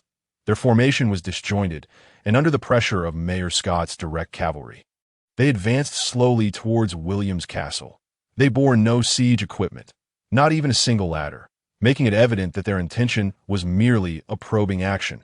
Captain Randall glanced back at the Allied camp, noting a contingent of cavalry trailing closely behind his mercenaries. Understanding the implications, he begrudgingly led his 600 mercenaries and over 1,000 newly recruited peasant militia towards the towering wooden fortress, wary of the cavalry positioned as an execution squad behind them. Yet, even so, Captain Randall merely urged the newly conscripted peasants forward, while his better-equipped and combat-ready mercenaries remained hidden behind the expendable front lines, ready to flee should the winds shift unfavorably. Seeing that the cavalry behind them did not react to their advance, Captain Randall concluded that Mayor Scott held little regard for the temporary recruits. He immediately ordered his mercenaries to quicken their pace. The peasant conscripts were filled with indignation. Not only had they been conscripted by the rebels of Aransong, but they were now also being used as cannon fodder by these mercenaries. A few disgruntled peasants conspired to revolt, yet armed with nothing but pitchforks and dressed in rags, they lacked the numbers to challenge the fully equipped mercenaries. Soon, a handful of the would-be rebels were captured by the mercenaries, executed, and their bodies tossed into the crowd ahead, igniting a minor chaos. The remaining peasant conscripts, having long become numb to their plight, found themselves under even harsher oppression under the rule of the Aransong rebels. Daily, people perished from starvation in the estates, and now they were being driven to attack the fortress, facing the weapons aimed at them from behind. With no escape or hope, the peasants had resigned themselves to their grim fate. Atop the high tower of Lou Village Heights, William silently observed the approaching conscripted peasants. Though he felt a pang of sympathy, he resolutely stated, "Sir Hubert, The enemy's assault is merely a test using these peasant pawns. We must not allow them to discern our true strength. You speak wisely. Your Highness, I have already ordered some soldiers to conceal themselves behind the castle walls, deliberately creating the impression of a lack of manpower. Sir Hubert nodded in agreement. Just as Sir Hubert arranged, the fortress walls indeed revealed scant few soldiers, with only a few guarding every 10 meters as for the soldiers atop the towers by the walls. There was scarcely a handful present. In truth, they had all taken refuge beneath the battlements or within the towers, each clutching their weapons, poised to respond at their officer's command, ready to ascend the walls to confront the enemy. The scattered peasant conscripts soon arrived before the lengthy, 4-meter trench, their gaze falling upon the densely packed wooden stakes within, and they dared not advance any further. What is happening? Why have these peasants ceased to move? Colonel Randall, noticing the halt of the conscripts ahead, shouted furiously. Colonel Randall, there lies a 4-meter-wide trench before us, filled with sharp wooden stakes, and the peasant soldiers are too frightened to proceed. Humph! Attack! Attack! Mercenaries, use your weapons to force them forward. I want to see whether our blades and guns are tougher or William's wooden stakes sharper, Colonel Randall declared, his anger intensifying as he waved his hand to issue the order. Yes, the mercenaries responded in a thunderous chorus. Weapons drawn, they slowly advanced toward the backs of the peasant soldiers. In an instant, the cries of the peasant soldiers echoed in the air, and under the threat of death, they were compelled to trudge into the trench. Many pierced through by the sharp wooden stakes, their eyes forever closed. After suffering hundreds of casualties, over 600 peasant conscripts were driven to the foot of the wooden fortifications. Meanwhile, the mercenaries behind them could tread over the bodies of the fallen peasants without a scratch as they crossed the trench. Faced with the advancing enemy, Sir Hubert decisively ordered the soldiers on the walls and in the towers to attack. Wooden throwing spears, sharpened at one end, and stones gathered from the ground were hurled by the defending soldiers toward the peasant soldiers below. Although the onslaught of wooden spears and stones was not dense, there were still over 100 spears and dozens of stones. In no time, the peasant conscripts suffered heavy losses. Within a mere quarter of an hour, nearly 200 of them had fallen, leaving just over 400 in utter disarray. And no matter how the mercenaries urged them from behind, it was to no avail. Colonel Randall, if you allow all the peasant conscripts to be exhausted like this, one Team Mayor Scott hold you accountable.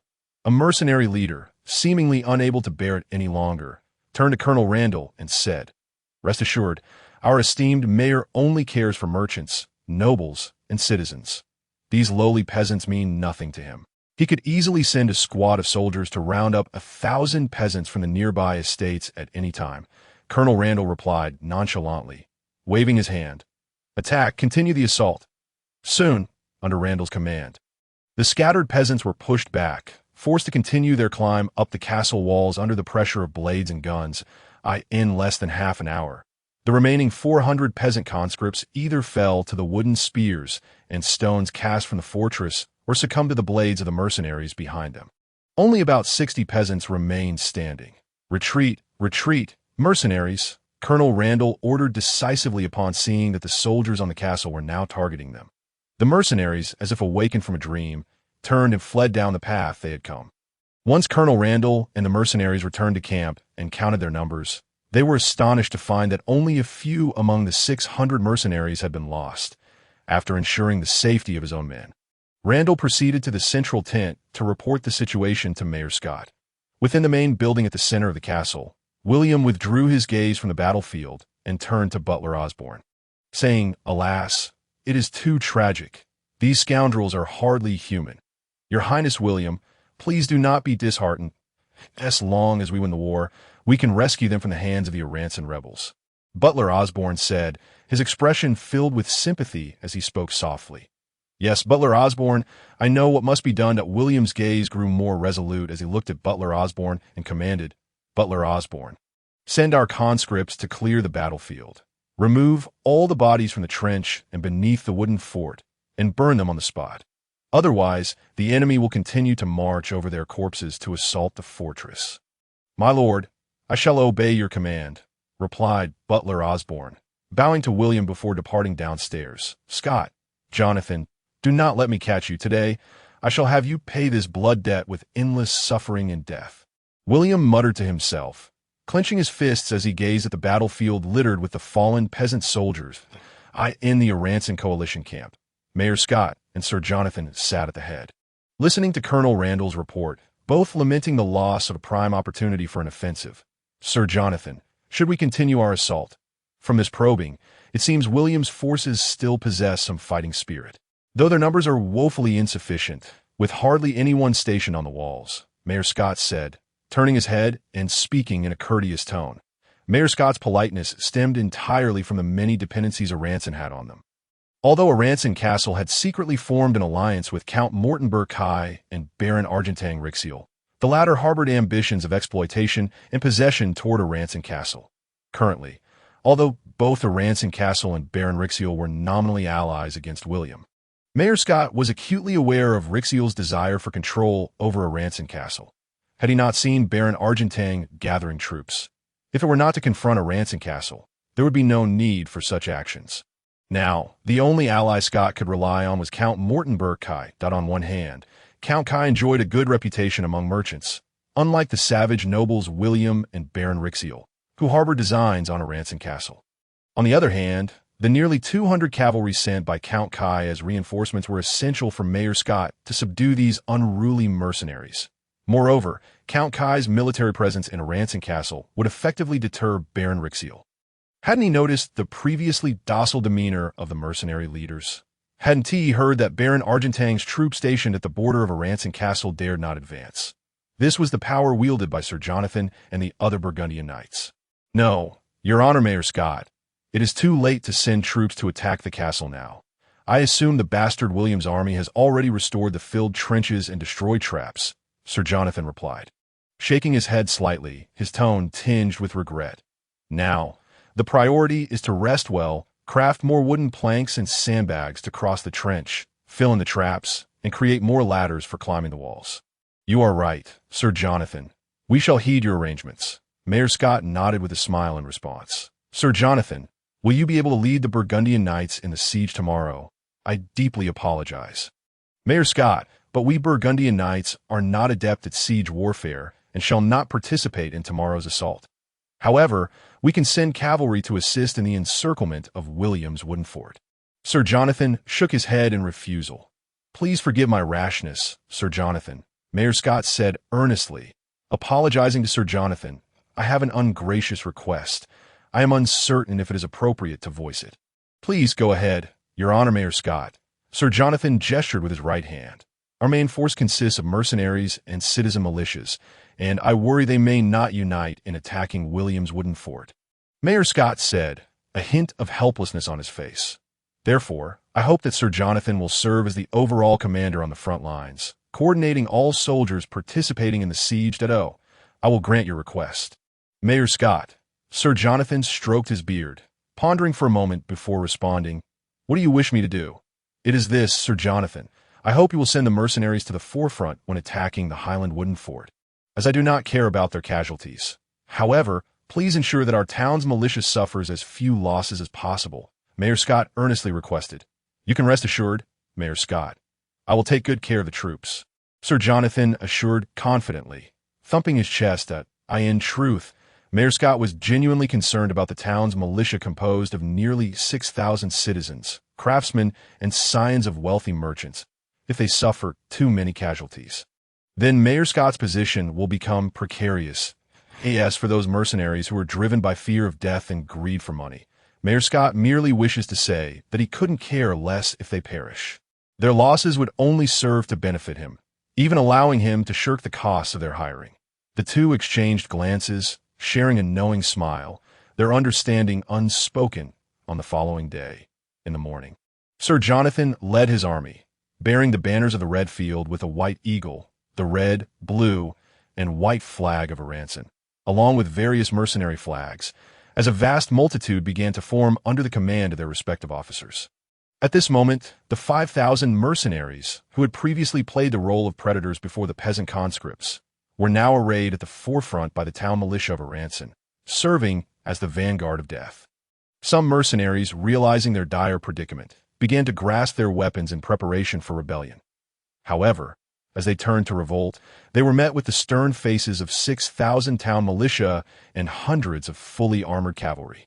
Those mercenaries, emboldened only by a fleeting surge of bravado, quickly bowed their heads in despair.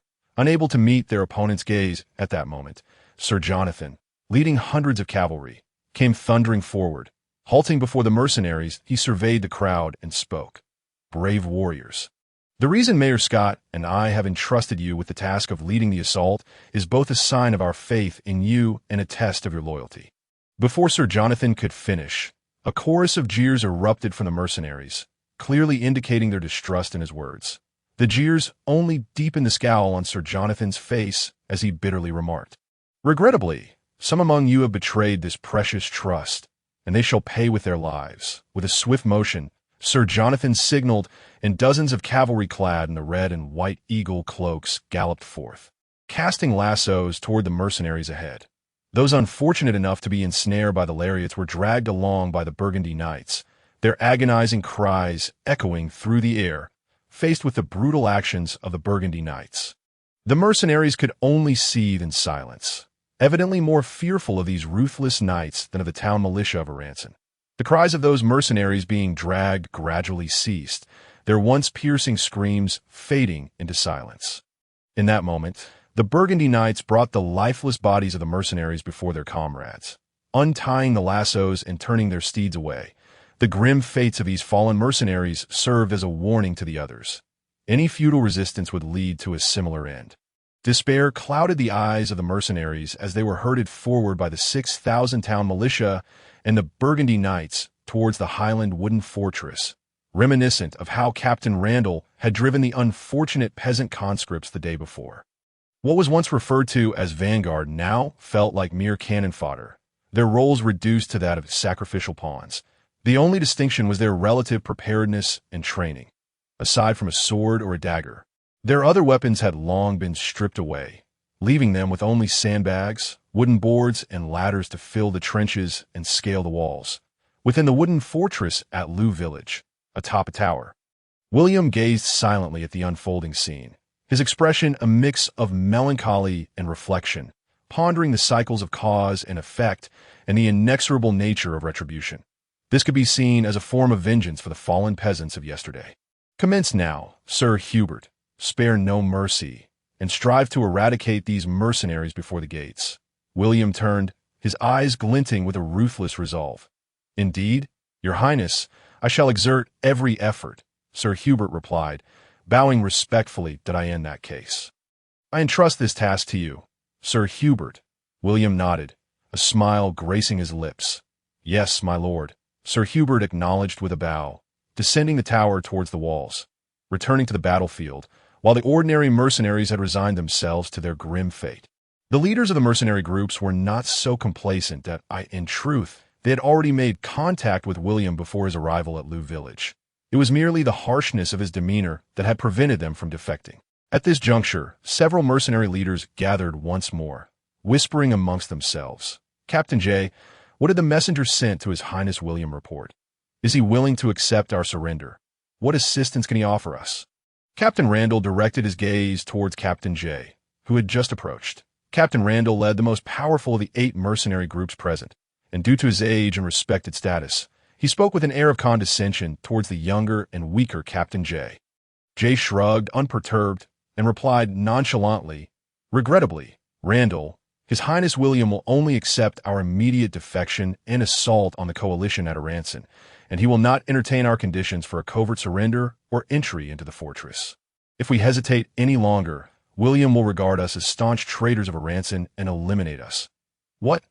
That bastard William seeks our utter annihilation. This is intolerable." Captain Randall's fury simmered down as he cast a furtive glance at Jay, suddenly seizing him by the collar and demanding, "Speak! Have you conspired with that bastard William to sell us out?" At that moment, a middle-aged mercenary leader stepped forward, using his robust arms to separate the two, calmly advising, Enough, Randall, temper your anger. Our foremost priority is to seize the walls swiftly. Only then will we have a sliver of hope." Cough, cough, cough. Jay coughed loudly, raising his gaze to the middle-aged leader, saying, "Locke, you are right. We should set aside our grievances and unite against William. Humph. Captain Randall crossed his arms and turned away, clearly still aggrieved. This was merely a farce. The mercenary leaders had already recognized their plight. With no retreat available, their only escape lay in breaching the Highland wooden fortress. Without further prompting from Sir Jonathan behind them, the mercenary leaders took the initiative to organize their ranks, methodically filling the ditches and erecting ladders. Sir Jonathan, too, observed the battlefield intently, his eyes scanning the layout of William's wooden fortress. Assessing his troop deployment, it appears the soldiers atop the walls today are significantly more numerous than yesterday. It seems our bastard William possesses some tactical acumen. Wouldn't you agree, Sir Tim? Jonathan turned his gaze towards his trusted aide, Tim. Tim, riding alongside him, smiled in response. Indeed, Sir Jonathan, that bastard Xiaomu has indeed concealed his strength. Judging by the cavalry revealed over the past few days, his forces undoubtedly exceed 2,000. This time, I shall uncover their true capabilities and ascertain their hidden cards, Sir Jonathan proclaimed, turning back to Tim. Yes, we must ascertain the full extent of William's strength and exploit a breach in the walls, and we shall fill it with the lives of these mercenaries, Tim replied, equally amused. Tim, tell me, how many lives must we sacrifice to conquer the fortress? Must we also expend the lives of these town militia? Jonathan questioned in a tone laced with scrutiny. Our position is quite disadvantageous. Attacking from below is indeed laborious. Take this fortress. We must incur losses exceeding 6,000, and at least a third of these town militia will fall, Tim stated, perplexed, then asked Sir Jonathan, did you not promise Mayor Scott to safeguard these town mercenaries? Wrong. Our objective is to eliminate the bastard Xiaomu. As for the others, they are of no concern to us. Preserving Scott's strength offers us little advantage. Once he vanquishes William, he may very well sever ties with His Highness Kai. Jonathan abruptly retorted, his voice sharp. Yes, Sir Jonathan. I understand what must be done, Tim replied, having regained clarity under Jonathan's sharp words. Good. As long as you comprehend. Proceed. Direct the town militia to prepare for the mercenaries' assault on the fortress. Jonathan commanded with a wave of his hand. Understood. Tim the Knight placed his right hand upon his chest in a gesture of salute before galloping away. Meanwhile, the townsfolk militia of Alangson, emboldened by their perceived authority, remained oblivious to the grim fate that awaited them. They marched forward, weapons in hand, herding the mercenaries across the trench towards the wooden fortress walls. Under the looming threat of death, these mercenaries exhibited a remarkable fighting spirit, eagerly piling sandbags into the trench as they hastened their march, wielding ladders to assault the fortress walls. Archers unleashed a barrage of arrows. Javelins and stones were prepared for throwing. Ready your kite-shaped shields to defend against the enemy's arrows. Remember, we must not allow them to ascend the walls. Each one that approaches must be dealt with, commanded the officers from within the towers, who had ceased to conceal their strength to this moment. Facing the advancing mercenaries, a contingent of fewer than 400 Norman archers played a crucial role. They wielded longbows made from purple heartwood, with a draw length of 1.69 meters, strung with hemp fibers. And their arrows, with heads measuring 3 inches long and 2 inches wide, featured barbs. The shafts were crafted from white ash, approximately 45 inches or 1.125 meters in length, with a diameter of 1 inch. From this description, one can clearly discern the early formation of the renowned English longbowmen of medieval Britain. The ancestors of these Norman archers, despite a slight reduction in the length of their bows, possessed all the essential characteristics of their English successors. Within William's army, their status was second only to heavy cavalry and light cavalry, on par with heavily armored infantry, and superior to the pikemen and light infantry composed of serfs. Most of these Norman archers donned light and vibrantly colored cotton armor cloaks, with approximately 80 elite archers clad in short-sleeved chainmail shirts and adorned with pointed helmets from Normandy. Some of these elite Norman archers were even equipped with horses, shields, and lances, ready to transition into combat, pursue fleeing foes, and assume the role of cavalry. Archers, fire at will, prioritizing those mercenaries clad in chainmail, bellowed Andrew Dalton from the tower, directing nearly 400 Norman archers stationed across several towers. With Andrew's command, a volley of arrows, nearly 400 in total, was released from the towering heights, raining down like shooting stars, instantly erupting into a cascade of crimson blossoms among the mercenaries below. Nearly 300 mercenaries perished in this concentrated assault, their cotton armor and chainmail shirts providing no defense against the onslaught of long-range arrows. Among the fallen were numerous mercenary officers and warriors, most of whom had been struck down by the elite Norman archers stationed in the towers. The mercenaries below, momentarily dazed by the overwhelming firepower of the longbows, found themselves at a loss. And without the organization of their officers, many stood disoriented. The leaders of various mercenary factions urgently commanded their troops, "Mercenaries, raise your shields, steady yourselves, do not fear, and press onward." Yet before the mercenaries could fully comprehend the situation, a second wave of arrows descended upon them like a torrential downpour. Unprepared, the arrows struck their bodies mercilessly, penetrating 6 inches into their chests. It was as if they were being erased from existence by the hand of a divine force. As another 200 to 300 souls vanished from the world. Having learned from their previous encounters, the mercenaries began to regroup under the direction of their leaders, clutching their large shields and inching forward cautiously. In less than 6 or 7 seconds, a third wave of arrows arrived, skillfully targeting those mercenaries who had failed to raise their shields and form a line, resulting in yet another casualty count of nearly 200. This pattern continued with the 4th, 5th, and 6th waves, as the Norman archers unleashed a relentless barrage of 9 volleys. Although the effectiveness of these volleys diminished against the oak shields, the cumulative toll from the previous 3 rounds meant that over 1,000 mercenaries had already fallen. Observing that further long-range fire had lost its impact, Andrew signaled the Norman archers to cease fire and rest in place, that a collective sigh of relief emanated from the troops after the relentless barrage of 9 volleys. Even these trained archers felt the strain this moment.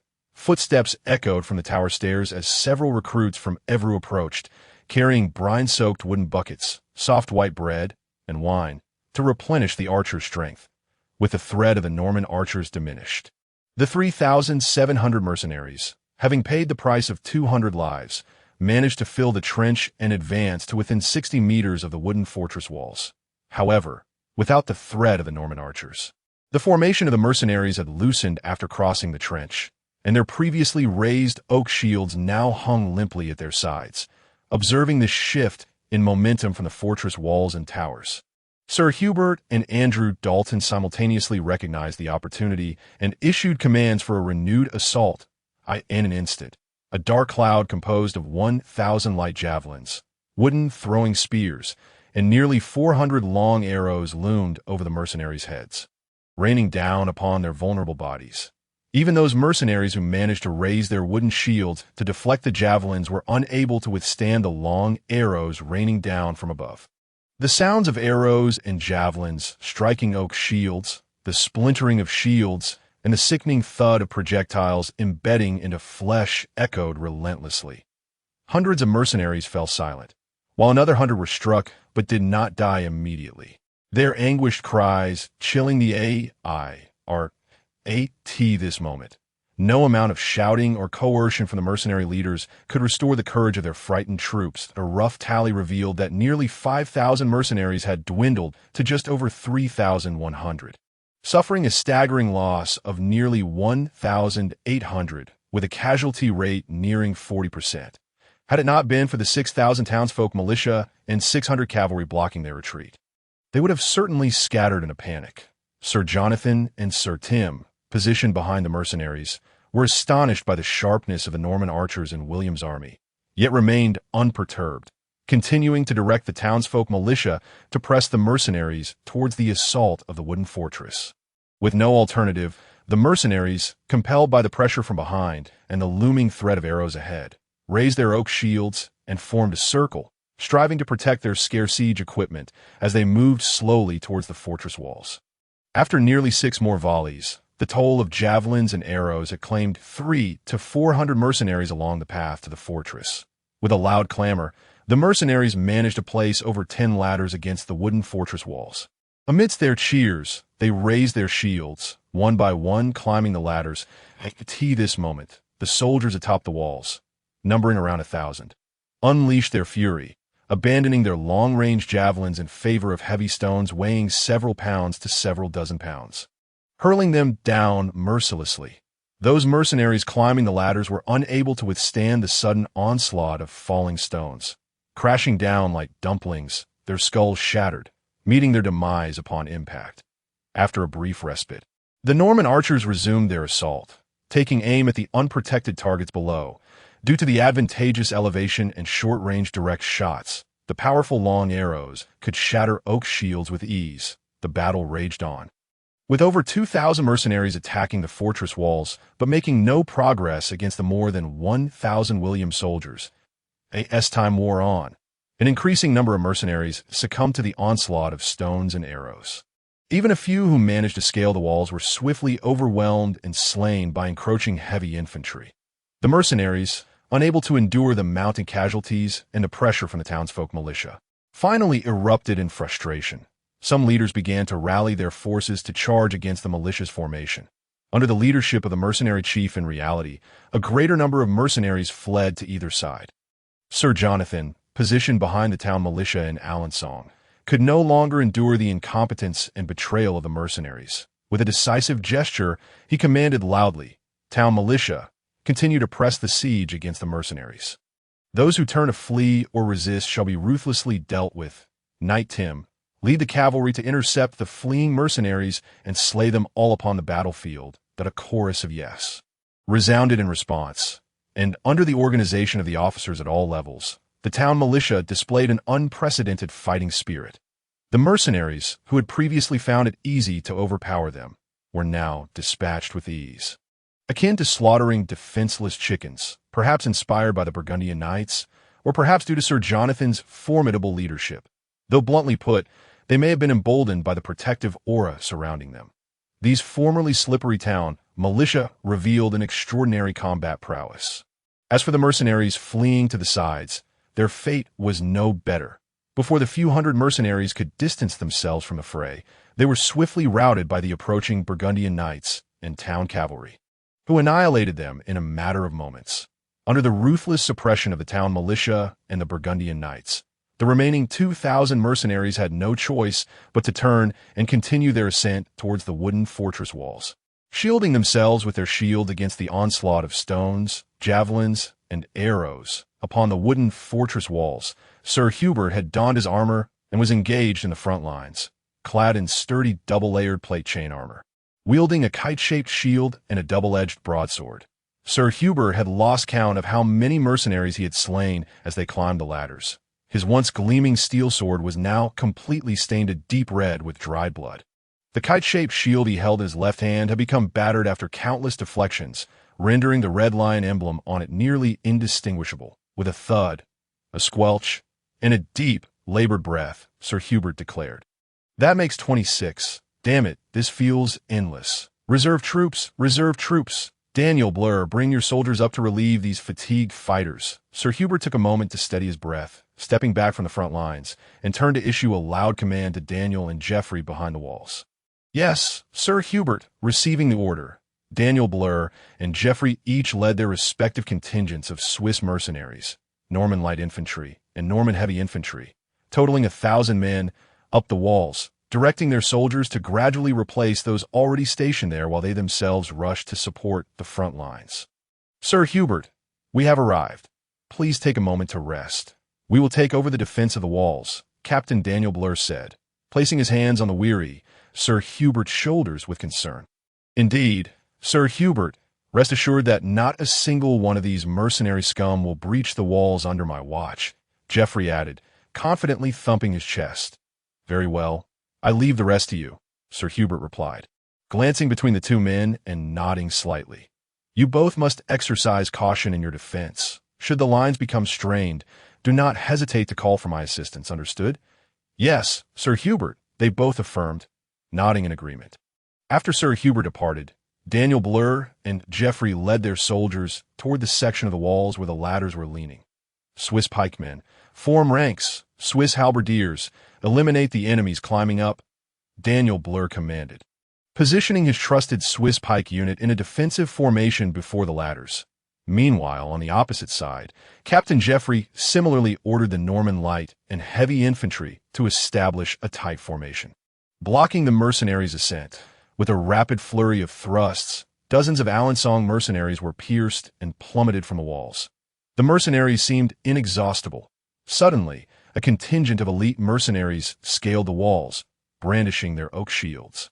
And pressed against the pike formation with a small shield wall. It was as if they were countering the pike soldiers with a superior force, and amount of thrusting was effective against the sturdy oak shields.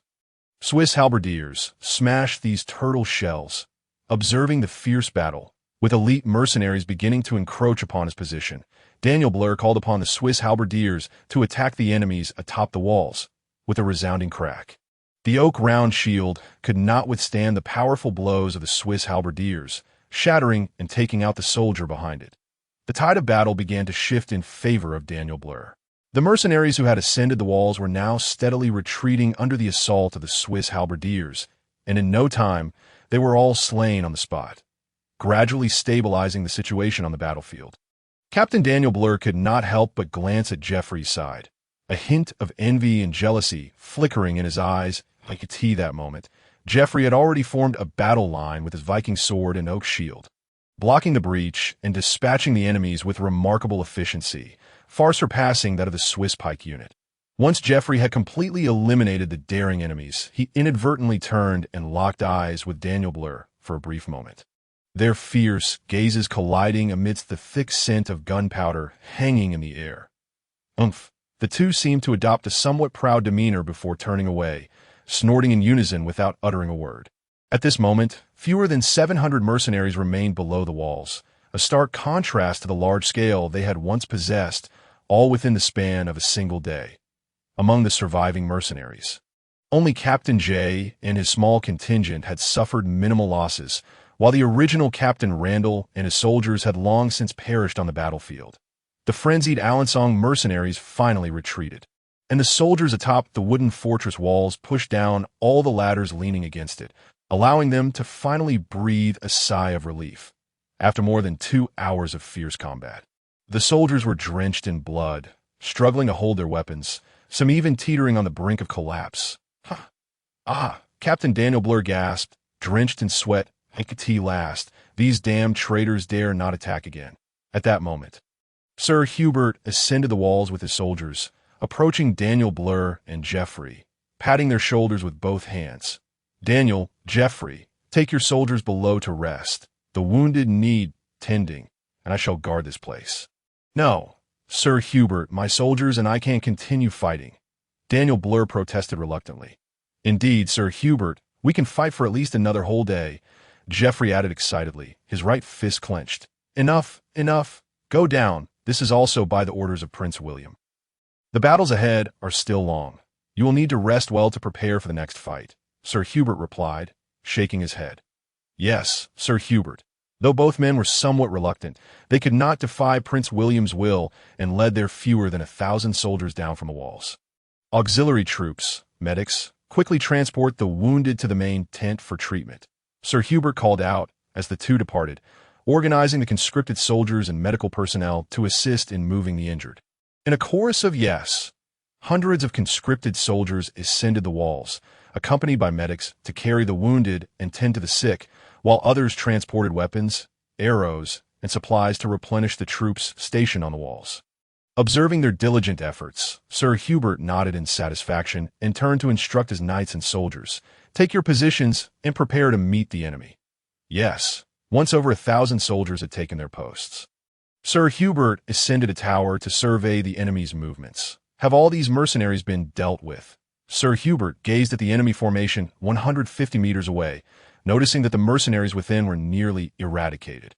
With fewer than 500 remaining, he sighed in relief. It seems these mercenaries have either been slain by our forces or taken down by the troops of Alençon.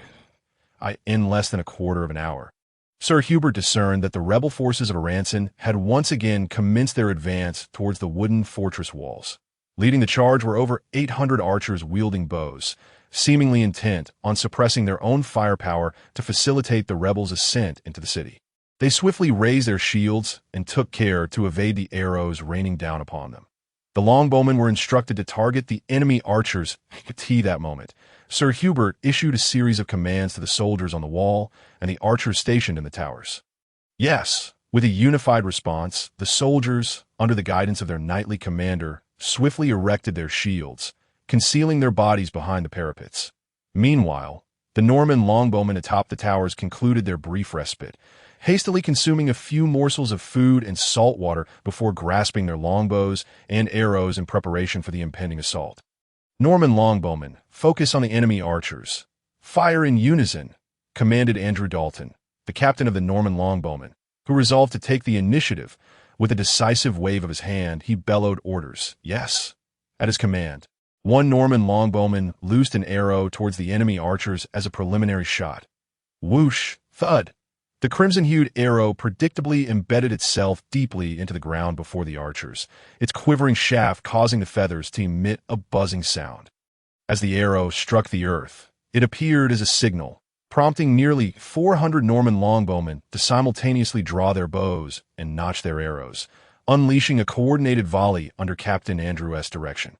Buzz from the 6 towering structures, dark clouds billowed forth, converging in the sky to form a massive, ominous rain cloud that descended upon the Aranson militia archers with a cacophony reminiscent of a torrential downpour.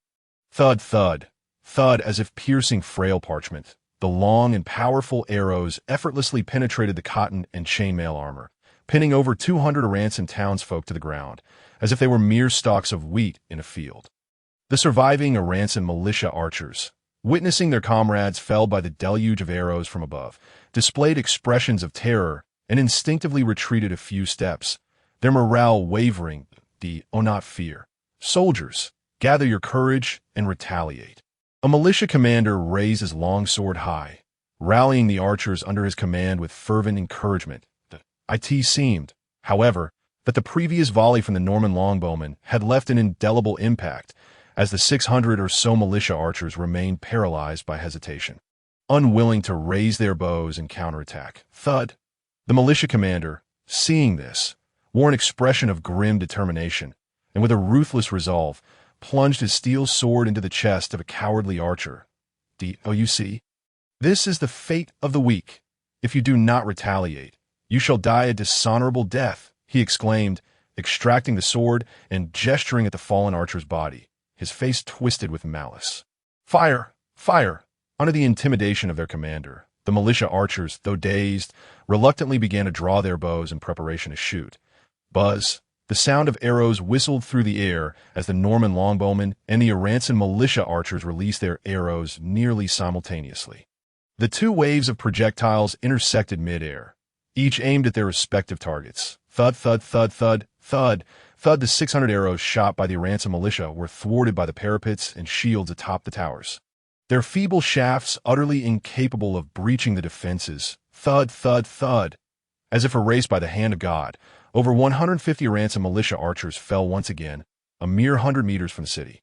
At this point, the militia commander could no longer stem the tide of chaos among the archers, futilely raising his steel sword in threat, yet receiving no response. The 460 militia archers had completely lost their courage to engage the Norman longbowmen, turning tail and fleeing back towards their own ranks. Buzz, thud, thud, thud, thud, thud.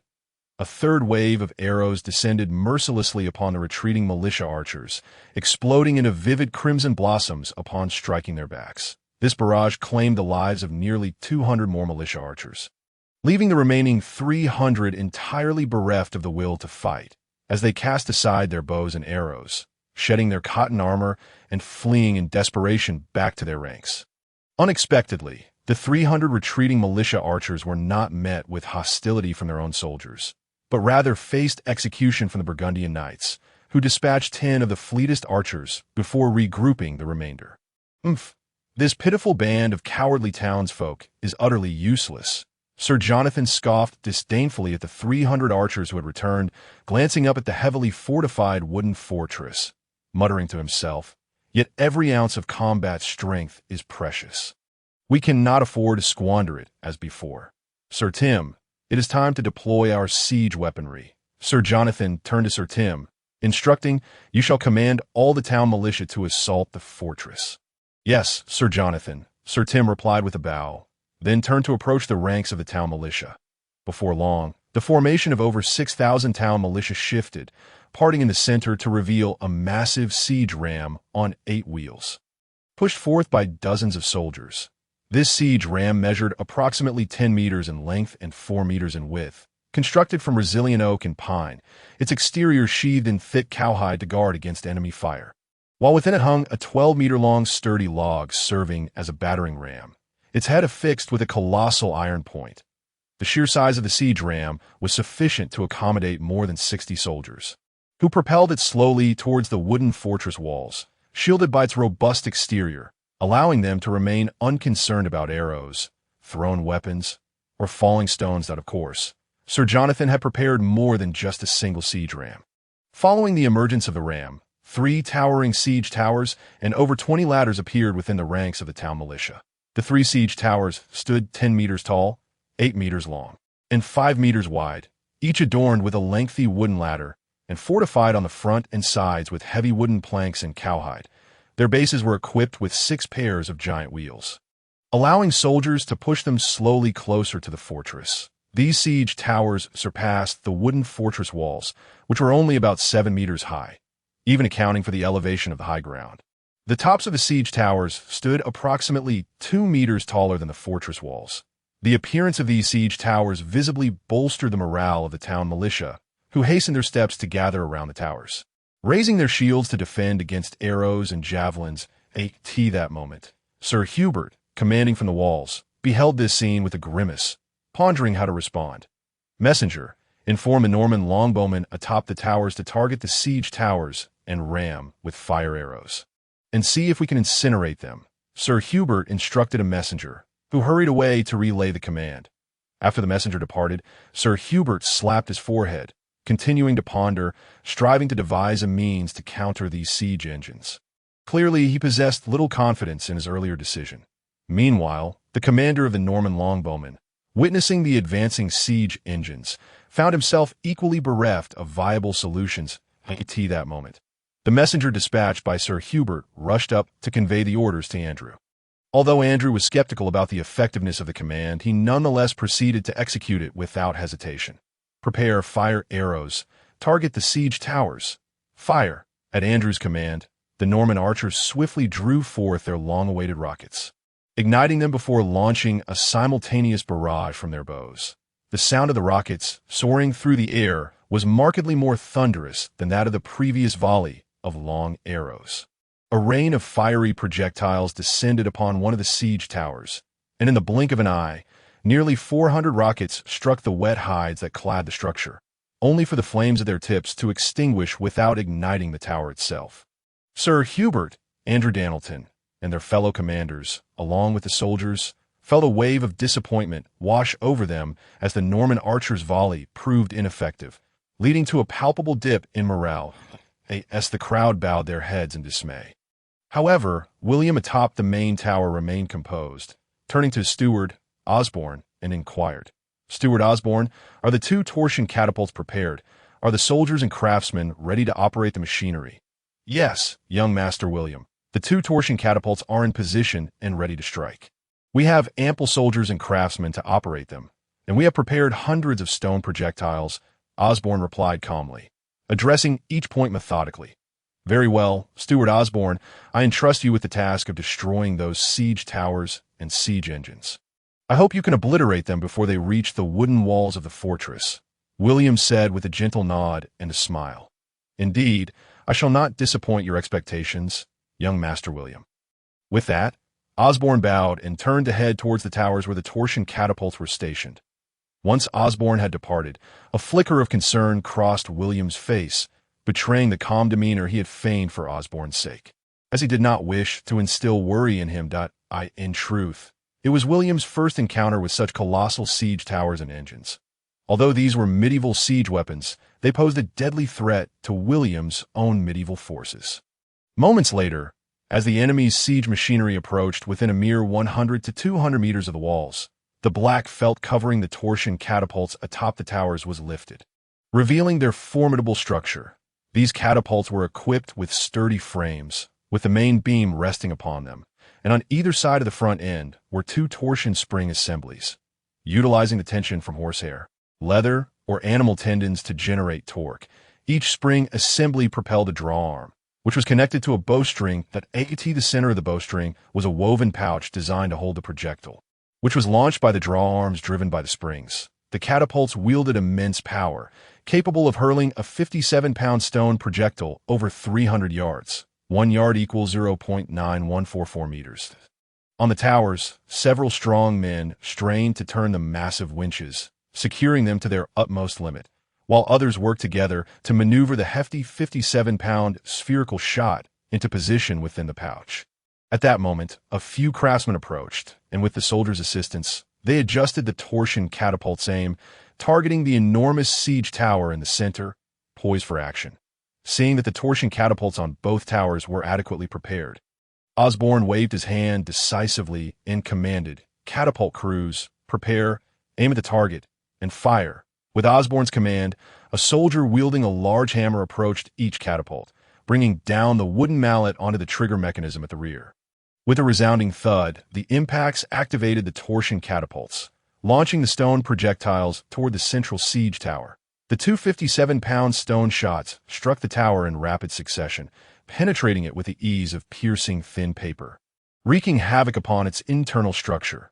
Several wooden support beams within the siege tower were shattered by the stone projectiles, rendering them incapable of supporting the enormous weight above, causing the tower to collapse along with the hundreds of soldiers stationed atop it.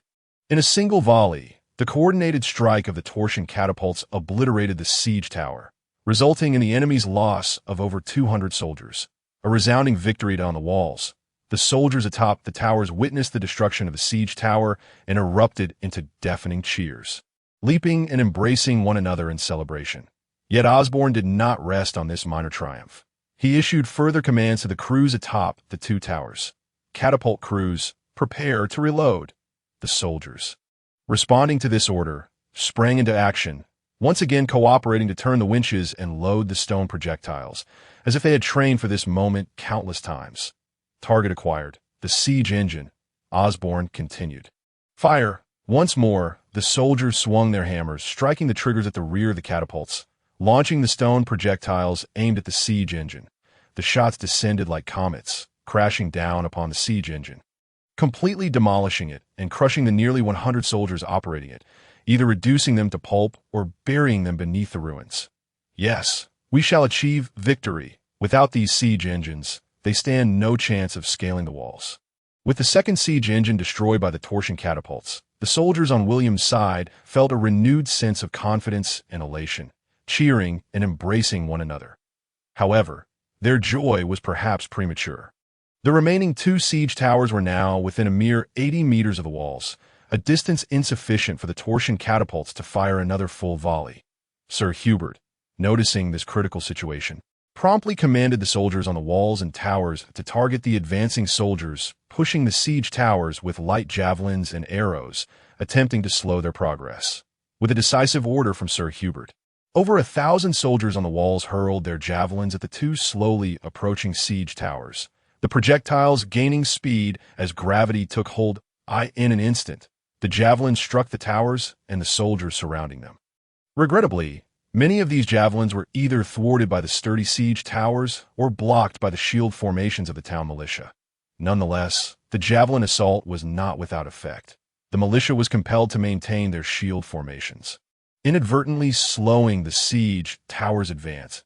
If this continued, it might buy enough time for the torsion catapults to fire twice more, just as the town militia began to relax their guard and dismantle their shield formations to resume pushing the siege towers. A fresh rain of black arrows descended from the Highlands wooden tower, piercing through the bodies of over 100 militia soldiers and pinning them to the ground. The sudden onslaught of arrows, coupled with the imminent threat of death, sent the soldiers pushing the siege towers into a state of disarray, causing the already sluggish towers to gradually come to a halt. That now's our chance. Soldiers, continue firing. We must ensure these siege towers cannot advance. Sir Hubert, observing the chaos among the enemy ranks, laughed heartily with excitement as he continued. Yes, the soldiers echoed in unison. Waves of javelins and arrows rained incessantly upon the advancing siege towers, preventing the enemy soldiers from advancing steadily and significantly hindering their progress. Minutes later, atop the two towers within the Highlands wooden fortress, the torsion catapults had completed their loading and were poised to strike once more. Catapult crews, take aim at the left siege tower. Fire. Osborne commanded without hesitation. Boom. The 257-pound stone projectiles predictably struck the left siege tower, penetrating it effortlessly and shattering its supporting beams in an instant. The tower began to tilt forward, creaking ominously as it threatened to collapse. Run for your lives? I do not wish to perish. I cannot bear the thought of being buried alive, having learned from the misfortunes of their predecessors. The soldiers decisively fled from the vicinity of the besieging tower, sprinting as though their very posteriors were aflame, their voices raised in frantic cries. Boom! The besieging tower, penetrated by two massive stone projectiles, predictably collapsed, crushing everything within a 10-meter radius. Despite the soldiers surrounding it managing to escape in the nick of time, nearly 100 of their comrades within the tower were tragically unable to flee, meeting a grim fate as the structure fell upon them, reducing them to mere pulp. Within the wooden fortress, the soldiers cheered exuberantly, their faces alight with joy, yet their hands remained tirelessly engaged, incessantly hurling javelins and arrows at the last remaining besieging tower. The enemy commanders seemed to regard this tower as their final bastion of hope, as hundreds of townsfolk militia armed with large shields were dispatched to encircle it, forming a protective shield wall to fend off the onslaught of projectiles aimed at the soldiers pushing the tower forward. With the shield wall's formidable defense in place, the soldiers no longer had to fear the rain of arrows, allowing them to focus intently on advancing the besieging tower. Sir Hubert stood upon the fortress wall, observing the relentless advance of this final tower, undeterred by the hail of arrows, as it showed no signs of slowing down. Clenching his right fist in anxious determination, he thought to himself, only 50 meters remain. If we cannot destroy this tower, we shall inevitably have to confront the enemy head-on, a prospect that does not favor our forces. We have already suffered the loss of over 300 invaluable soldiers. Should the enemy utilize this tower and their ladders to breach our walls, my remaining 2,000 troops may not withstand their might. Whoosh! Two dark shadows soared through the air, marking the fourth and final launch of the torsion catapults. As the crowd held its breath in anticipation, the two stone projectiles descended like shooting stars, striking the besieging tower with expected ferocity. However, to everyone's astonishment, this volley did not completely obliterate the last remaining tower. Regrettably, one of the projectiles was deflected by the tower itself, while the other, though it penetrated within, failed to inflict any catastrophic damage. At most, it shattered some wooden supports and stairs inside the tower. Such minor destruction could only slightly hinder the enemy's ascent.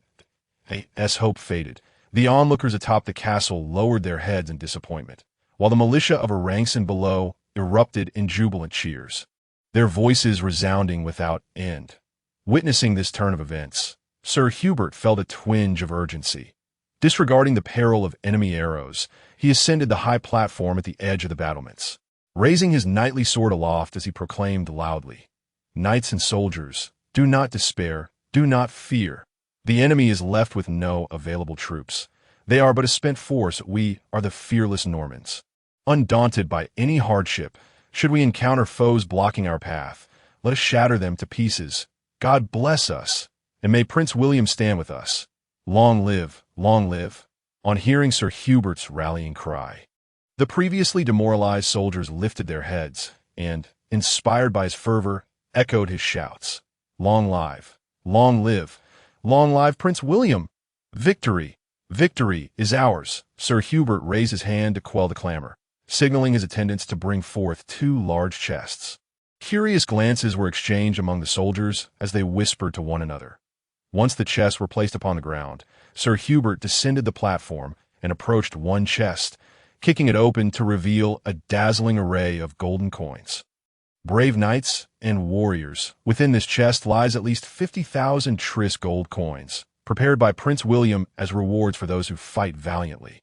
For every light infantryman you slay, you shall earn 2 tris coins. For heavy infantry and light cavalry, that reward doubles. Slay an enemy commander for 10 coins, and if you vanquish a knight, you shall receive 100 coins outright. These coins shall suffice to pay your rewards.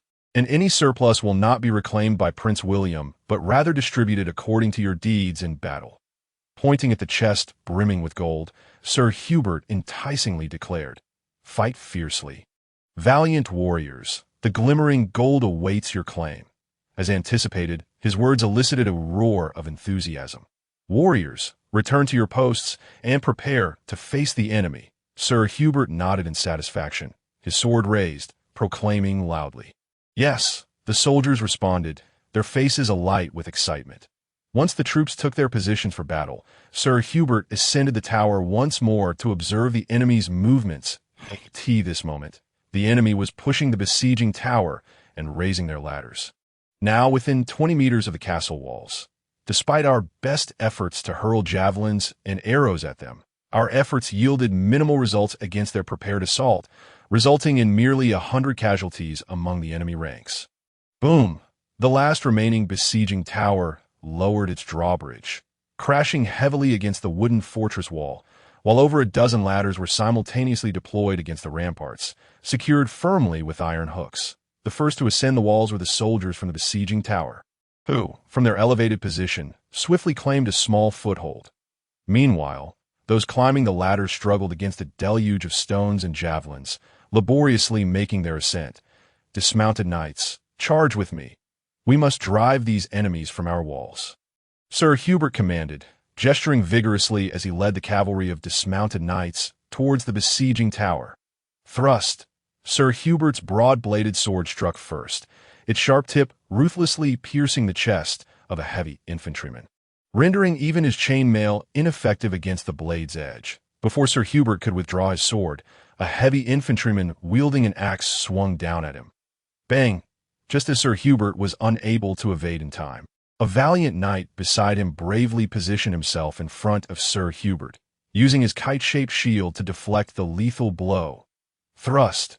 Realizing his confident strike had been thwarted, the Arancin militia's heavy infantryman momentarily faltered, only to meet his demise at the hands of Sir Hubert, who swiftly retaliated. "Loran, well done.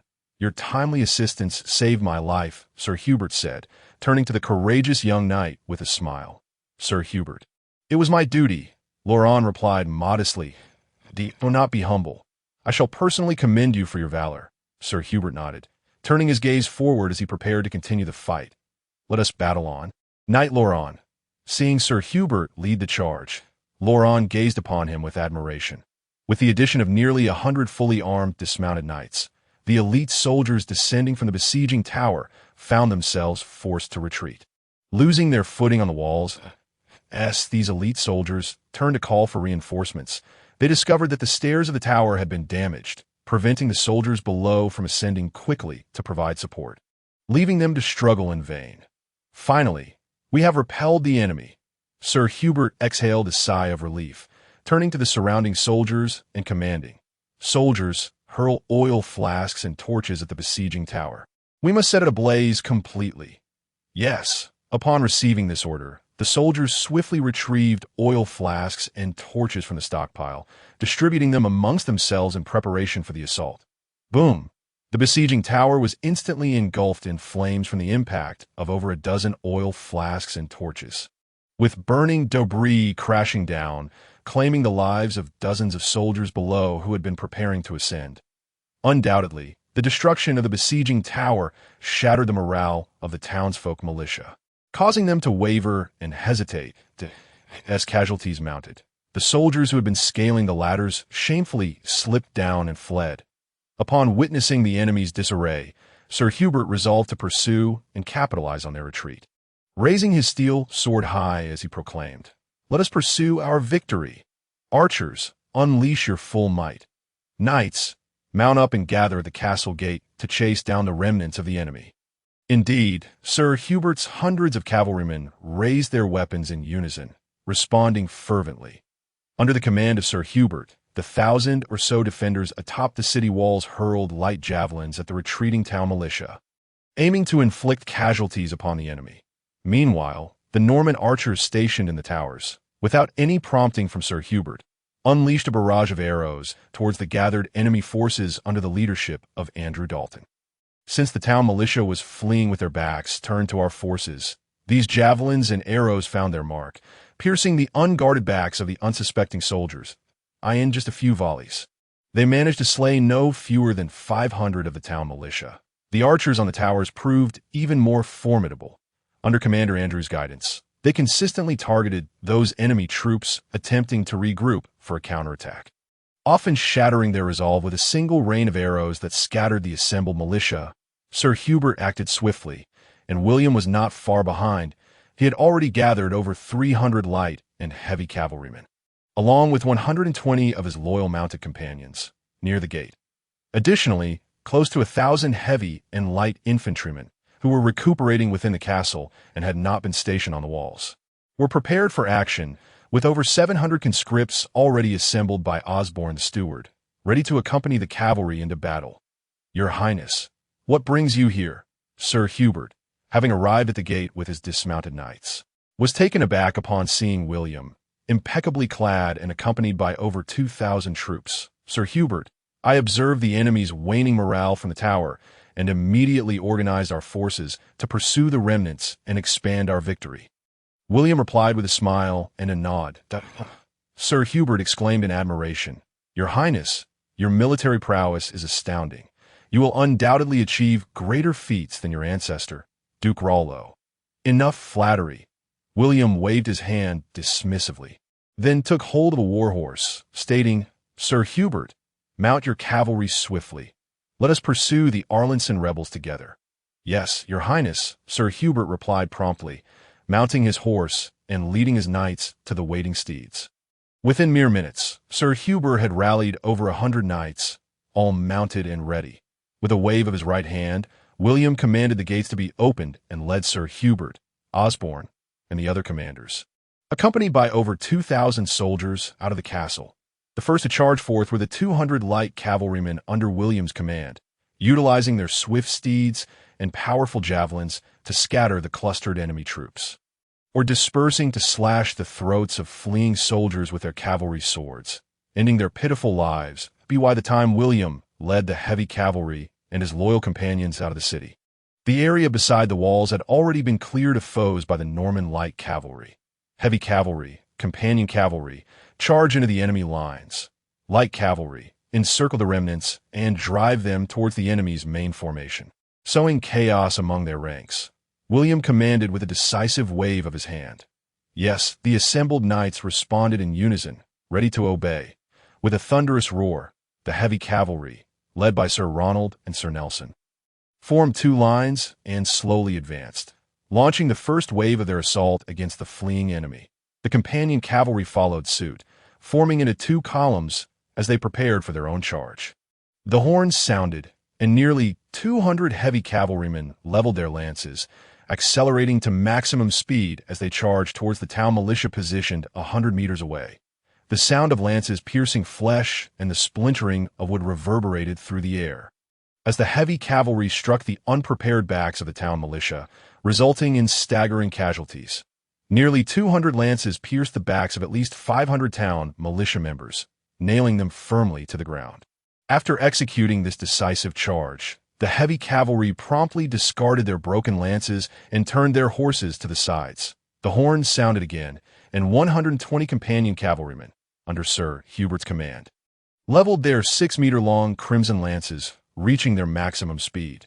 Following the path opened by the heavy cavalry, these lances effortlessly pierced the bodies of the town militia, claiming the lives of approximately 400 on the spot. The relentless pursuit by the fearsome heavy cavalry undoubtedly accelerated the collapse of the town militia, who had lost all thoughts of resistance and could think only of fleeing towards safety. Escaping this hellish nightmare, with no organized resistance left before them, our nearly 500 light and heavy cavalrymen ceased their use of lances for the charge, instead splitting into smaller groups of fewer than 100 each to pursue the fleeing soldiers, deftly slashing at the necks of the town militia with their swords. The remaining 3,000 town militia members were herded towards the encampment of the Burgundian knights. At this moment, nearly 2,000 soldiers and conscripts had also exited the city. directly assaulting the camp of the town militia under Osborne's leadership. Seeing the surging tide of retreating town militia, Sir Jonathan of Burgundy recognized the futility of resistance. He promptly led 200 Burgundian knights to turn their mounts northward, fleeing the scene. Clearly, this defeat marked the failure of Sir Jonathan's plan to collaborate with the Arlanson rebels to ensnare William. And with the rebels on the verge of collapse, the esteemed Burgundian knights had no intention of perishing alongside this doomed lot. Not far into their flight, Mayor Scott pursued Sir Jonathan from the camp, blocking his path. "Scott, move aside. We must return to report to Count Kai of Mortagne." "Do not obstruct us," Sir Jonathan exclaimed, raising an eyebrow and gesturing emphatically. "You shall not leave. It is you who have doomed my forces. You must return to Arlanson with me and take responsibility." Mayor Scott's expression twisted into a snarl, his tone resolute. "Humph! How can we noble knights be compared to common townsfolk?" Sir Jonathan scoffed, shaking his head disdainfully and casting a contemptuous glance at Scott. "Do not impede us further, lest you be torn to shreds." "Very well, very well." Mayor Scott's face turned ashen as he repeated himself thrice, then raised his hand, declaring, "Jonathan, I want you dead." No sooner had the words left his mouth than over 60 attendants behind him revealed gleaming crossbows, unleashing 20 bolts towards Sir Jonathan before he could react. Whizzing through the air, the bolts struck Sir Jonathan, who fell from his mount, his eyes wide with disbelief at Mayor Scott's madness in openly assassinating a vassal of Count K, and in a moment of impulsive rage. Mayor Scott's face turned icy as he beheld the vengeful Burgundian knights surrounding him, and without further ado, he turned his horse and fled towards Arlanson. Seeing their master abandon them, the mayor's retainers were left bewildered, quickly turning their horses to escape. However, Sir Jonathan's trusted knight Tim, consumed by rage, rallied the knights to avenge their fallen leader. "Knights, join me in slaying these traitors and avenging Sir Jonathan. Kill!" The knights responded fervently to Tim's call, drawing their swords and charging at Mayor Scott's fleeing retainers. These cowardly town knights stood no chance against the well-trained and well-equipped Burgundian knights, who swiftly decimated their ranks within mere minutes, scattering the remnants in disarray. Having hastily cleared the battlefield, Knight Tim dared not linger, lifting Sir Jonathan's lifeless body onto his horse and leading the Burgundian knights in a retreat to the north.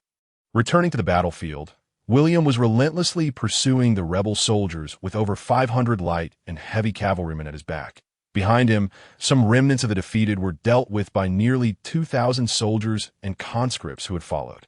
The heavy pressure that had weighed upon him had now dissipated entirely, replaced by an exhilarating sense of liberation.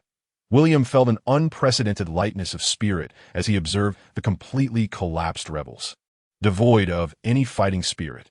Reluctant to exert further effort in pursuit, he turned to his commanders and informed the fleeing soldiers ahead that those who kneel and surrender shall not be harmed. "Make sure to capture as many prisoners as possible. They will prove advantageous to us." "Yes, Your Highness," the commanders replied in unison, nodding in agreement as they relayed the orders to their cavalry to gather the surrendering troops. As cries of "kneel" and "surrender," and "you shall not be harmed" resounded continuously, over 2,000 fleeing townsfolk and several hundred surviving mercenaries raised their hands in surrender. Witnessing this scene, William smiled and nodded at Sir Hubert, saying, "Sir Hubert, I entrust you with the responsibility of managing these captured soldiers. Apart from the 100 companions I shall take with me, the remaining 400, including 20 of my fellow knights, will be under your command."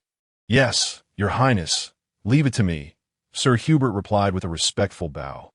William nodded in acknowledgement, turned his horse, and accompanied by 100 of his fellow knights, headed towards the rebel camp at Aransong. The camp was not far, and they arrived shortly at this moment. The vast Aransong rebel encampment had been overtaken by nearly 2,000 soldiers led by Butler Osborne, with the few hundred remaining rebels swiftly annihilated. Butler Osborne. "How fares the situation?" William inquired as he approached. "Master William," Butler Osborne responded, "the encampment is under our control. The hundreds of guard soldiers have been entirely eliminated, and the supplies of food and weaponry remain intact."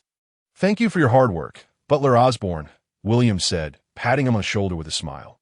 What is our haul like? How much food, weaponry, and armor have we secured? In response, Master William, the gold, food supplies, arrows, spears, and armaments within this camp are countless, sufficient to equip at least 2,000 soldiers. Butler Osborne contemplated briefly before continuing as for the weapons and armor on the battlefield, along with personal valuables, apart from a portion designated for the knights and soldiers. We could gather around 3,000 complete sets of captured equipment. William stroked his chin thoughtfully. 5,000 soldiers' worth of weapons, armor, and gold. This is indeed a significant windfall. With these, our strength will be greatly enhanced. Indeed, Your Highness, Butler Osborne nodded in agreement. However, we still lack sufficient territory to facilitate our growth. Not concern yourself, Butler Osborne. After this battle, the barony of Aransong will fall under our control. Moreover, Uncle Robert will bestow another barony upon me. William replied, a smile gracing his face. If that is the case, it would be splendid, Your Highness, Butler Osborne remarked, his face lighting up with relief. He began to chatter excitedly. If we possess these two territories, we will have a solid foothold in Rouen. We have no land to command apart from 5 or 6 small estates, making our endeavors quite inconvenient.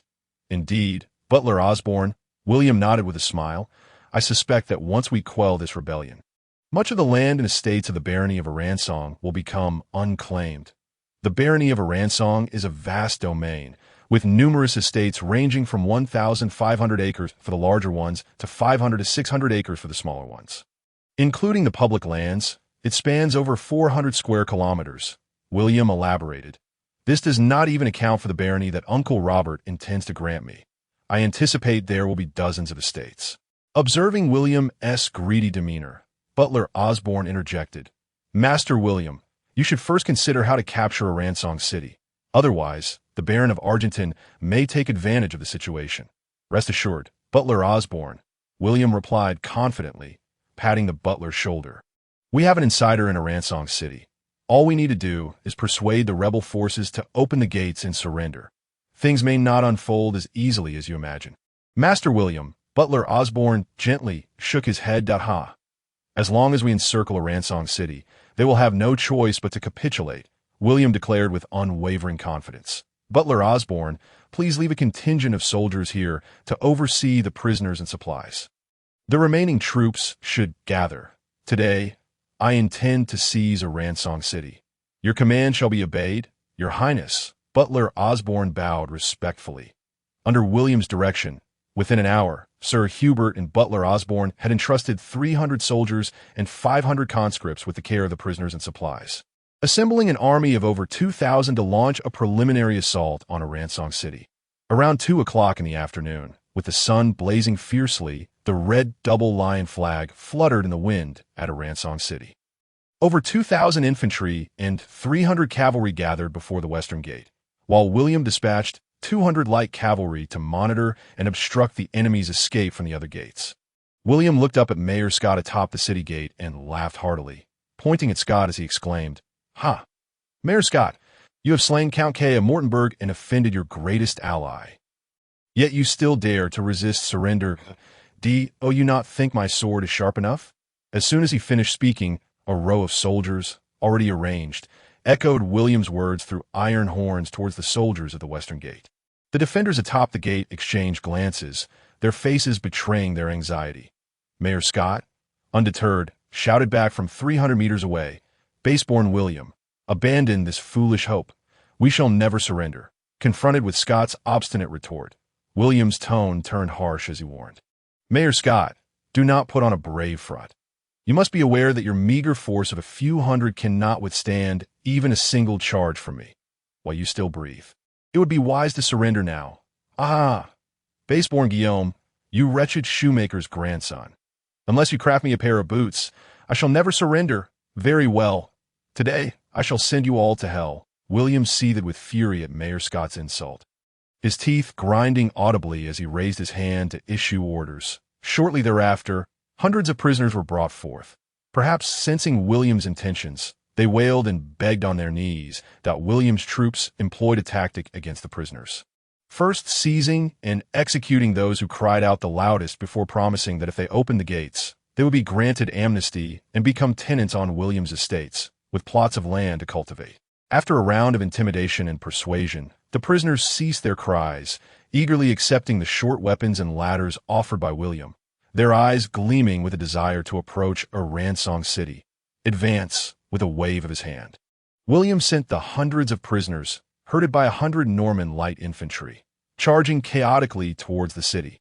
Faced with their former comrades surging forward, the defenders atop the gate hesitated, unsure of how to respond.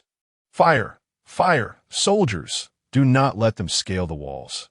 Otherwise, you shall be the next to perish from the battlements. Mayor Scott shouted defiantly, using the threat of death to compel the soldiers to fight. However, his bluster proved futile, as the town militia on the walls seemed to deliberately allow the prisoners surging up the ladders to take control of the city gate, maintaining a deliberate distance from them. Before long, hundreds of captives and 100 Norman light infantry easily seized the gatehouse, flinging open the heavy oak doors in anticipation of William's entry. William, too, was taken aback by the ease with which the gate was captured. Having expected that it might cost the lives of hundreds, if not thousands, of captives, this can only be attributed to the prevailing sentiment among the people favoring William's side. Sir Hubert, Steward Osborne, you must immediately send men to secure the town hall, warehouses, trading houses, and the residences of wealthy counselors. We cannot allow the disordered forces to plunder our spoils, William instructed Sir Hubert and Steward Osborne.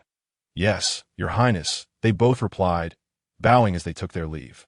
As William's forces entered the town of Al-Anon, the hundreds of militia that had previously guarded the city knelt in surrender, presenting Mayor Scott, bound and defeated, to William. Observing Scott's fallen state, William felt a pang of sympathy, reflecting that had he lost the war, he might have faced a similar fate. Riding up to Scott, a smirk played on William's lips as he remarked, Scott, did you ever imagine that your rebellion would lead you to such a disgrace? I only regret entrusting my army to Jonathan of Burgundy, wishing I had done everything in my power to crush you, Scott replied, his face twisted with hatred. Such is the fate of the vanquished. You are now a loser and must accept the consequences of your actions, especially since you have insulted my honor and that of the House of Normandy. You shall be hanged in the town square. William said, shaking his head with a chuckle. You cannot do this, Your Highness, Scott cried, his voice tinged with desperation. Please, spare me. I will give you all my wealth. I promise, Scott. Have you lost your mind? Do you think I cannot seize a traitor's fortune for myself? William replied, shaking his head in refusal. No, you devil. You will rot in hell. As despair took hold of him, Scott hurled curses at William. Enjoy your last night, William retorted, ignoring the ranting of the defeated man as he and 100 of his guards continued down the central street. Along the way, William witnessed many soldiers looting homes and shops under the leadership of their captains, with no inclination to stop them. Such behavior was tacitly accepted as a norm among medieval armies. What conquering force ever refrained from plunder? William chose to turn a blind eye, as long as there were no reports of murder or rape. It is worth noting that aside from the 400 soldiers directly under his command, who required pay, the rest of the troops were either mercenaries summoned from the knight's estates or soldiers directly under his uncle, Count Anru, who did not need wages. These 2,000 soldiers, lacking fixed salaries, resorted to pillaging to sustain themselves. Of course, William's own troops were not averse to looting cities. In fact, he had previously instructed Sir Hubert and Steward Osborne to prioritize the plundering of the wealthy merchants' residences and warehouses. The spoils from such endeavors would be distributed by William himself, based on the principle of reward for effort. William couldn't help but lament the drawbacks of not having a directly loyal army. Had it not been for the substantial number of knights and their troops, this prosperous city would have been thoroughly emptied by now. Please cast your vote for me. After this week's recommendations, I plan to write a grand chapter of 3,000 words. 2,000 words simply won't suffice, and some matters cannot be adequately addressed. As night fell, the soldiers who had been busy raiding for wealth were gathered back in a camp by William before darkness fully descended. These soldiers had merely skimmed the surface of riches, enjoying a meager meal, each carrying at least several dozen Trisk gold coins and a few items of apparent value. However, these scattered troops could not compare to the collective coordination of William's forces. The majority of the city's wealth had found its way into William's coffers, including, but not limited to, the treasury of Al-Anon, the merchants' shops and possessions, and the workshops of the artisan guilds. In William's eyes, the most valuable assets were the skilled artisans and talented managers associated with the merchants. Securing these rare resources in the Middle Ages would facilitate the establishment of a commercial empire, assist in managing his domains, or create a series of military and civilian workshops, all within his grasp. Within the mayor's residence at the center of Al-Anon, William, along with his trusted aides Osborne and Sir Hubert, were deliberating on the disposition of the spoils. They were not alone. William's uncle, Baron Adolf, occupied a seat to William's right, while the previously surrendered Councillor Bruce Byron, who had played a vital role in the pre-battle strategy, was also present. Steward Osborne produced a densely written parchment in French from his pocket, handing it to William with both hands. "Your Highness, this is the inventory of the spoils obtained from the treasonous rebels of Al-Anon and battlefield captures. Please review it." "Osborne, why don't you explain it to us?" William replied. Though he had studied some French, the dense text made him feel overwhelmed. "Yes, Master William," Osborne said as he accepted the parchment back, nodding. "We have seized a total of approximately 30,000 in silver, equivalent to 600,000 tris gold coins." "Goodness!" Before Osborne could finish, Sir Hubert and Baron Adolf gasped in astonishment. Upon hearing Osborne's report, William exclaimed, "This fortune is equivalent to half a year's revenue for the Kingdom of England across the Channel. These merchants are indeed wealthier than nations."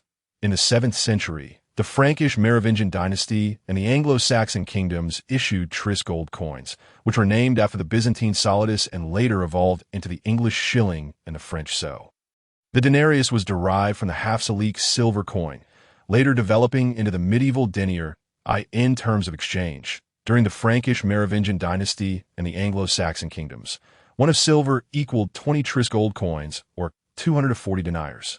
The gold-silver ratio at the time was approximately 1:50, with one of silver weighing 270 grams, equivalent to 5.4 grams of gold. This means that William's latest endeavor yielded nearly 500,000 taels of silver in precious metal currency. Before William, Sir Hubert, and Baron Adolf could recover from their shock, Steward Osborne glanced at the parchment and continued, "Master William, this figure only accounts for the silver and gold directly seized. If we were to liquidate the city's real estate, shops, gold and silver artifacts, workshops, and other assets, this number could easily quadruple." Upon hearing this, William shook his head and replied, "Osborne, such immovable properties are not easily sold. Let's hold on to them for now, as I have some use for them. By the way, how has the gathering of craftsmen and managerial talents from the merchant guilds progressed?" In response to Master William, "The tasks you assigned have been completed. We have gathered over 350 craftsmen skilled in their trades and more than 60 commercial talents proficient in business arithmetic in Al-Anon. They have been well accommodated in several designated villas of wealthy merchants," Osborne replied, nodding. "Excellent work, Osborne. With these talents joining us, the merchants, workshops, and shops we acquire will continuously generate wealth," William said, smiling and nodding. "However, we must integrate our commercial and industrial resources. And for that, we need a leader." Turning his gaze to Councillor Bruce, who sat in the corner, William spoke, "Bruce, our victory owes much to your assistance and your role in opening the gates and capturing the leader of the Al-Anon rebels. Scott deserves recognition. What is it that you desire?" Upon being called by name by William, the esteemed Congressman Bruce rose with excitement, bowing deeply as he declared, "Your Highness William, I seek nothing more than to remain by your side and serve you." "The great Conqueror, there is no need for such formality, Congressman Bruce," William replied, feeling a flicker of joy within, though his words conveyed otherwise. "That I assure you that the conditions and privileges I promised you will be fulfilled." "No, Your Highness William, since encountering you, I have come to understand that you are the true Son of God, a destined monarch, who shall ultimately become a great conqueror." Congressman Bruce bowed deeply once more, his voice rising and falling with fervor as he implored, "Your Highness William, please allow me to pledge my loyalty to you." In truth, Congressman Bruce, who had previously lingered in the shadows, had not been oblivious to the discussions. He was acutely aware that William required a local individual well-versed in commerce to consolidate resources and establish a business enterprise. This was the opportunity he had long yearned for, a genuine chance to ascend to nobility. Moreover, with William being the heir to the Duchy of Normandy, the prospect of following him promised an even brighter future, in comparison to becoming a true noble and achieving grand endeavors. Hiding away in Alanson and surviving on a mere fraction of William's commercial privileges was utterly trivial. Observing Congressman Bruce's eagerness to express his loyalty, a smile crept upon William's lips as he feigned contemplation before saying, "Congressman Bruce, this is a significant decision. You must consider it carefully. I present you with two options. First, I shall grant you a portion of the transportation privileges on the Alanson Road. Second, you may merge all your assets into the consortium I am about to establish and pledge your loyalty to me."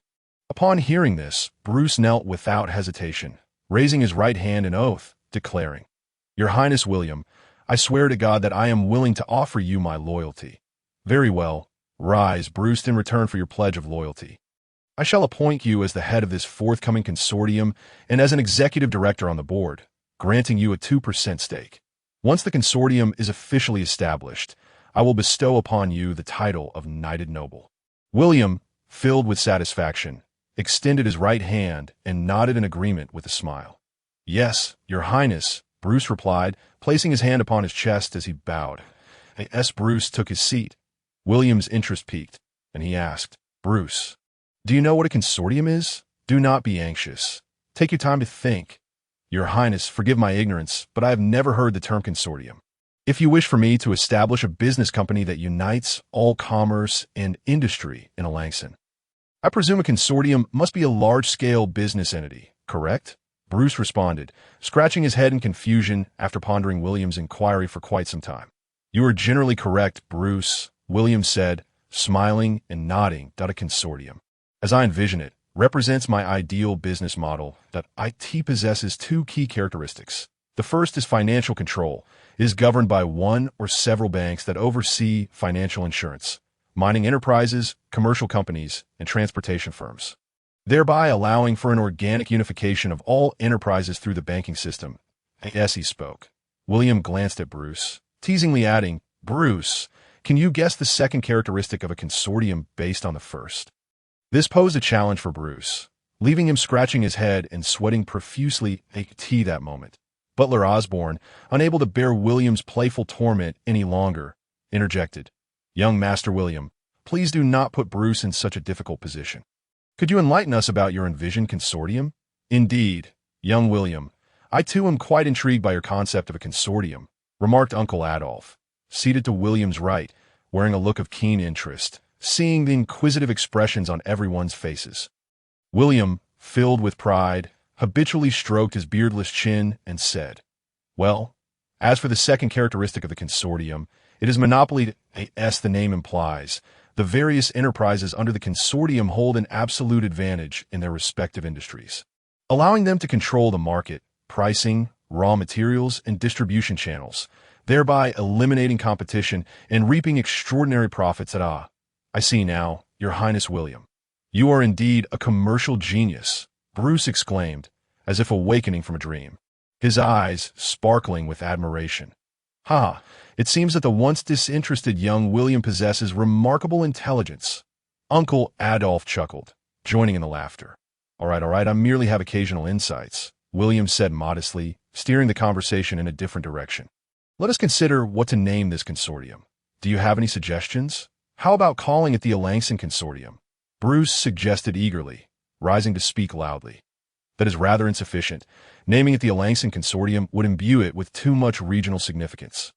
Falling short of the international consortium I envision," William replied, shaking his head slightly. Disheartened by William's rejection, Bruce lowered his head and slowly took his seat again. "Do not be disheartened, Bruce. Think of a more international name." William encouraged him for a moment before turning to the others and asking, "Do any of you have good suggestions?" "How about the Normandy Consortium?" proposed Sir Hubert. "What about the French Consortium?"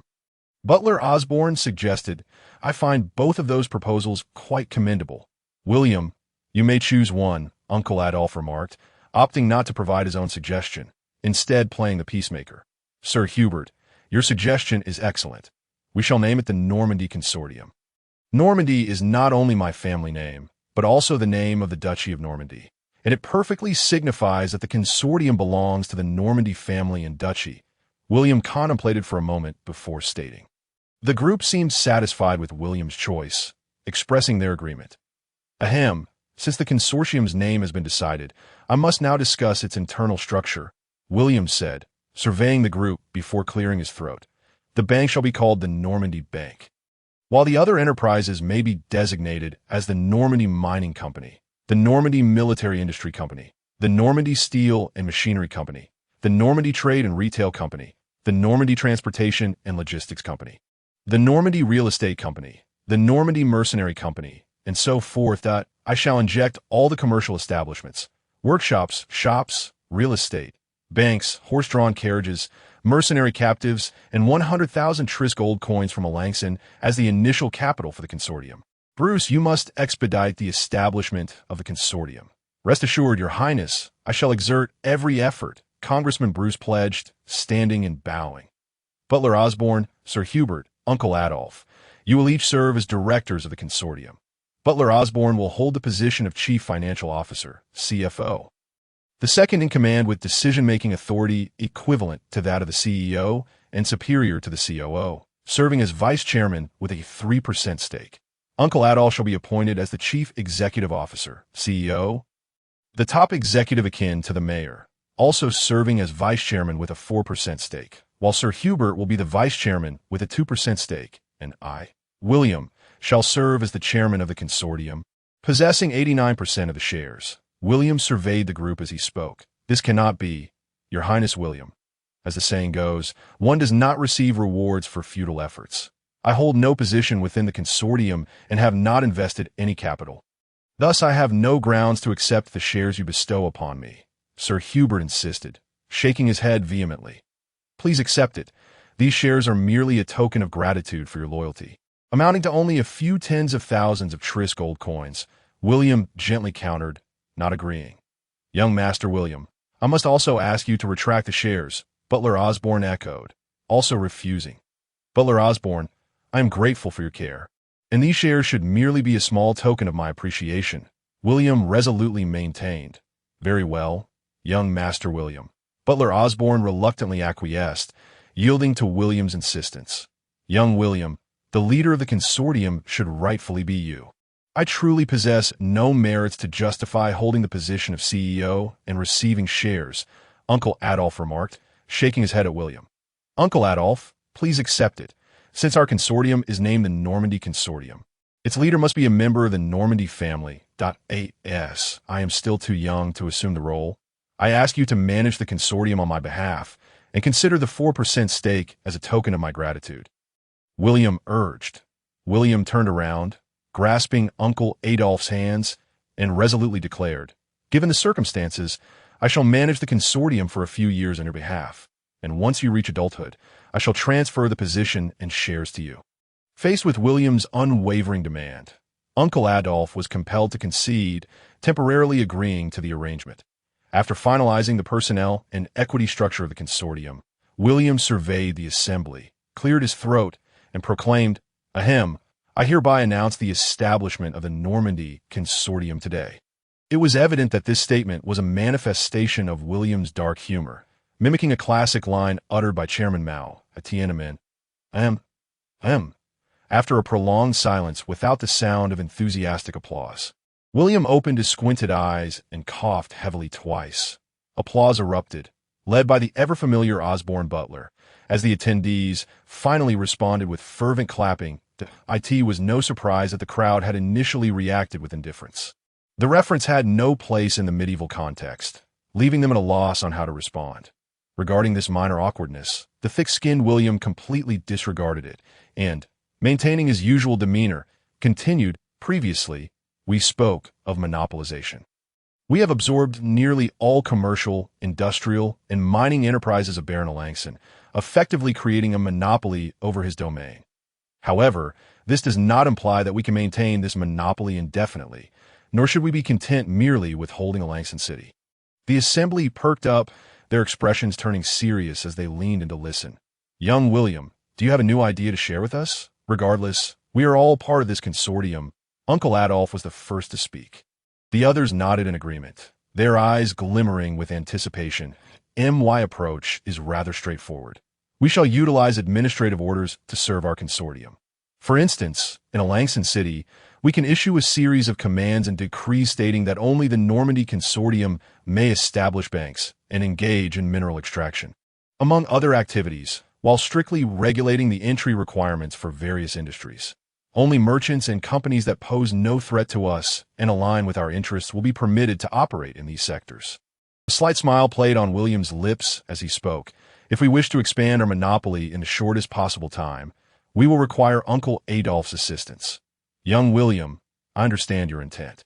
This is indeed a commendable strategy, Uncle Adolf affirmed.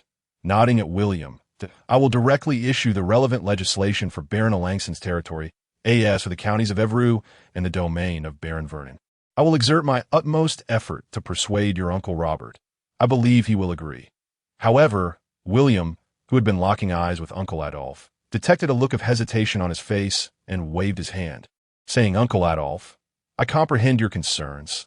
The territory of Count Anru is not solely within our purview, not considering the opposition from Baron Richelieu of Jantang, even the neutral Bishop of Lishtang and the governors of the counties, along with the autonomous cities within various domains, will likely reject our decrees to protect their own economic interests.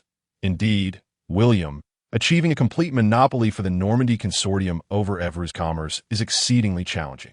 Even in the areas we control, if we were to enforce such monopolistic policies, the already tenuous governance of the counties and the domain of Baron Vernon might erupt into widespread rebellion. Having experienced the merchant uprising in Alangston City, Uncle Adolf fully comprehends the audacity and power of these merchants. Yes, I admit I have been too hasty. Let us first implement this in Baron Alangston's domain, and we can deliberate further regarding other regions. William concurred with Uncle Adolf's remarks, nodding in agreement. Contrary to expectations that William would become arrogant after achieving several glorious victories, he remained humble and receptive to advice, which brought great comfort to Uncle Adolf. William and Uncle Adolf engaged in a fervent discussion, finalizing plans for administrative monopolization, commercial entry registration systems, and the establishment of a powerful industrial and commercial management department. Deciding to trial these measures in Baron Alangston's domain first. Concluding their animated discussion, William turned his attention to Bruce and said, Bruce, do you have confidence in consolidating the banking sector of Alangston City and establishing the Normandy Bank? Indeed, Your Highness William, I am confident in my ability to accomplish this. Bruce stood, chest out, and assured him loudly. Then tell us how you intend to proceed. William inquired with a slight smile that I in response to Your Highness. There were 6 banks in Alangston City, including my own, with Mayor Scott's bank being the largest. Bruce explained that I plan to use this largest bank as the headquarters, with the remaining 5 banks serving as branches to form the new Normandy Bank. Bruce, your approach will require a significant number of banking professionals. Even if we act swiftly, we may not be able to attract many skilled managers. William mused, shaking his head slightly. Please do not worry.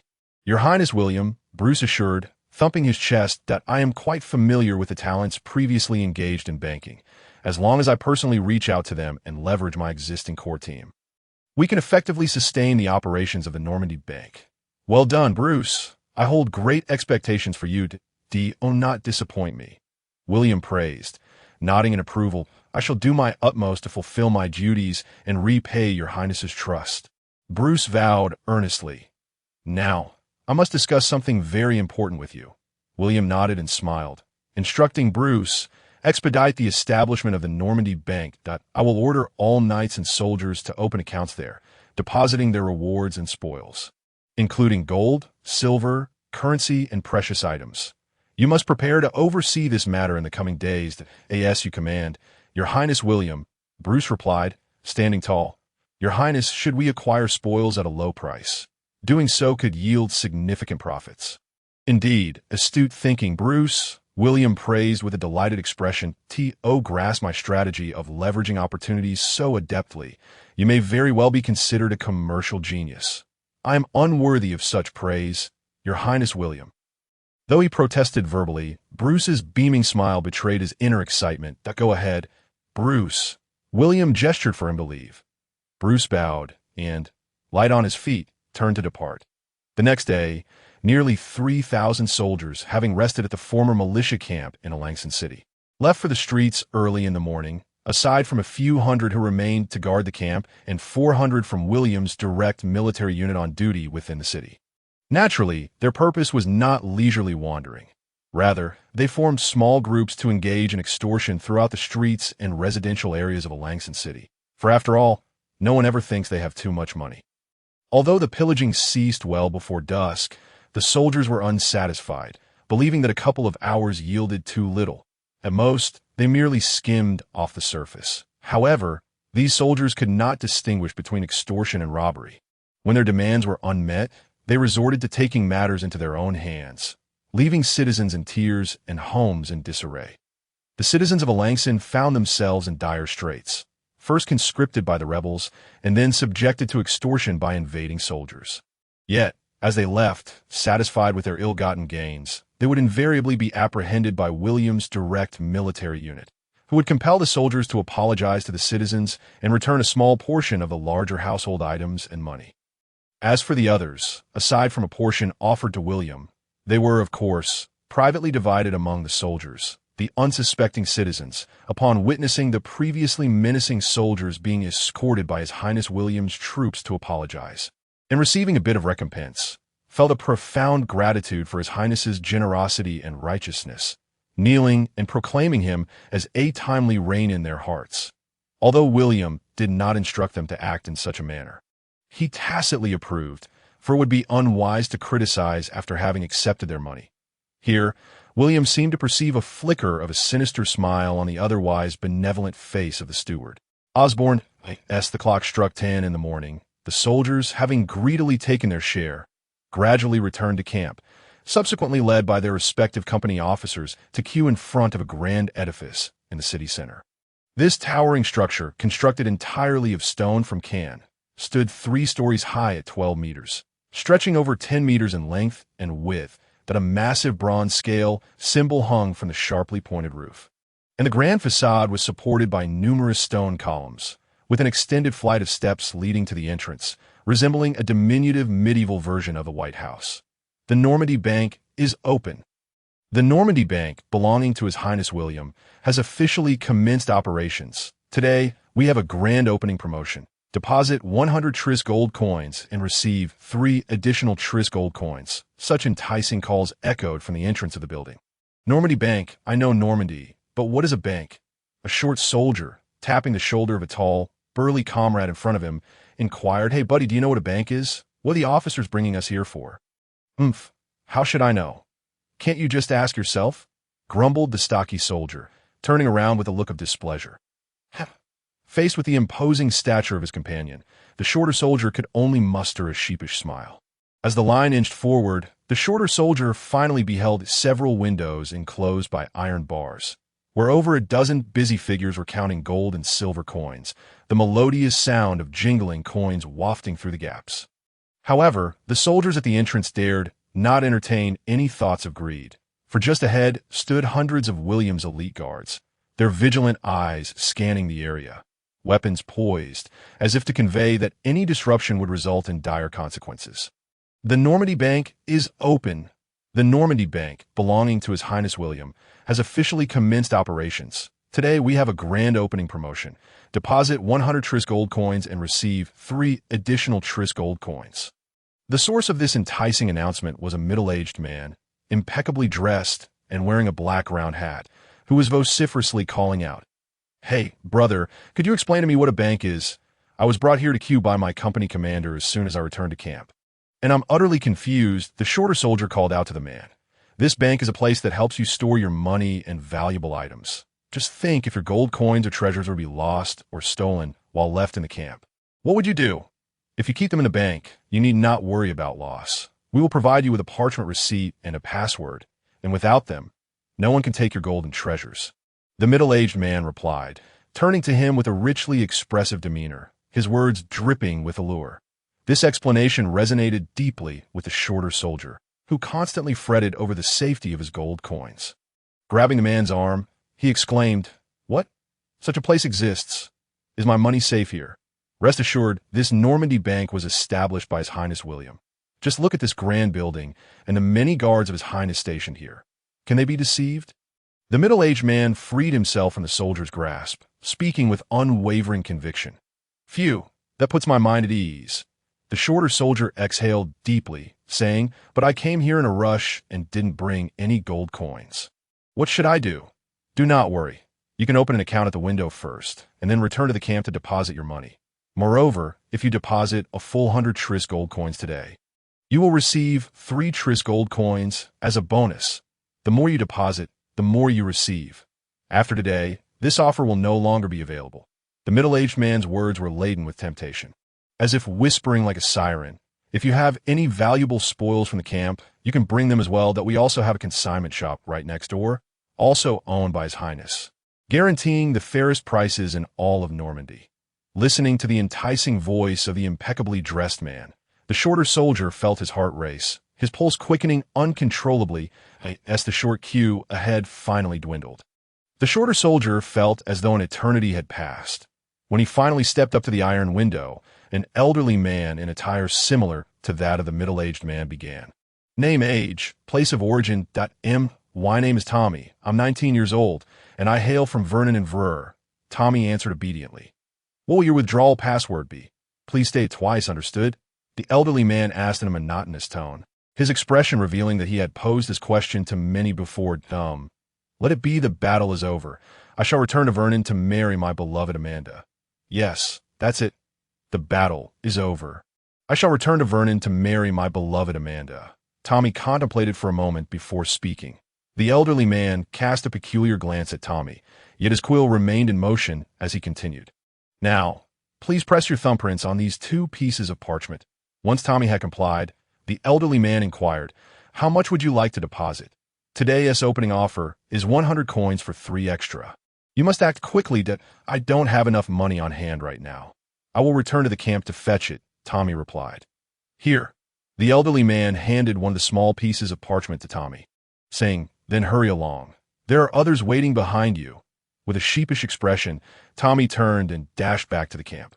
Within just 2 days, the Normandy bank established by Bruce achieved unparalleled success, with a staggering total of 500 knights and soldiers, including 600 conscripts from Vreur who entered the city, opting to open accounts and deposit their funds. The vast majority of the spoils held by the soldiers were also acquired by the Normandy bank at remarkably low prices. A rough tally indicated that the newly added deposits exceeded 20,000 pounds of silver, equivalent to around 400,000 tris gold coins, which amounted to a third of the annual fiscal revenue of the Kingdom of England.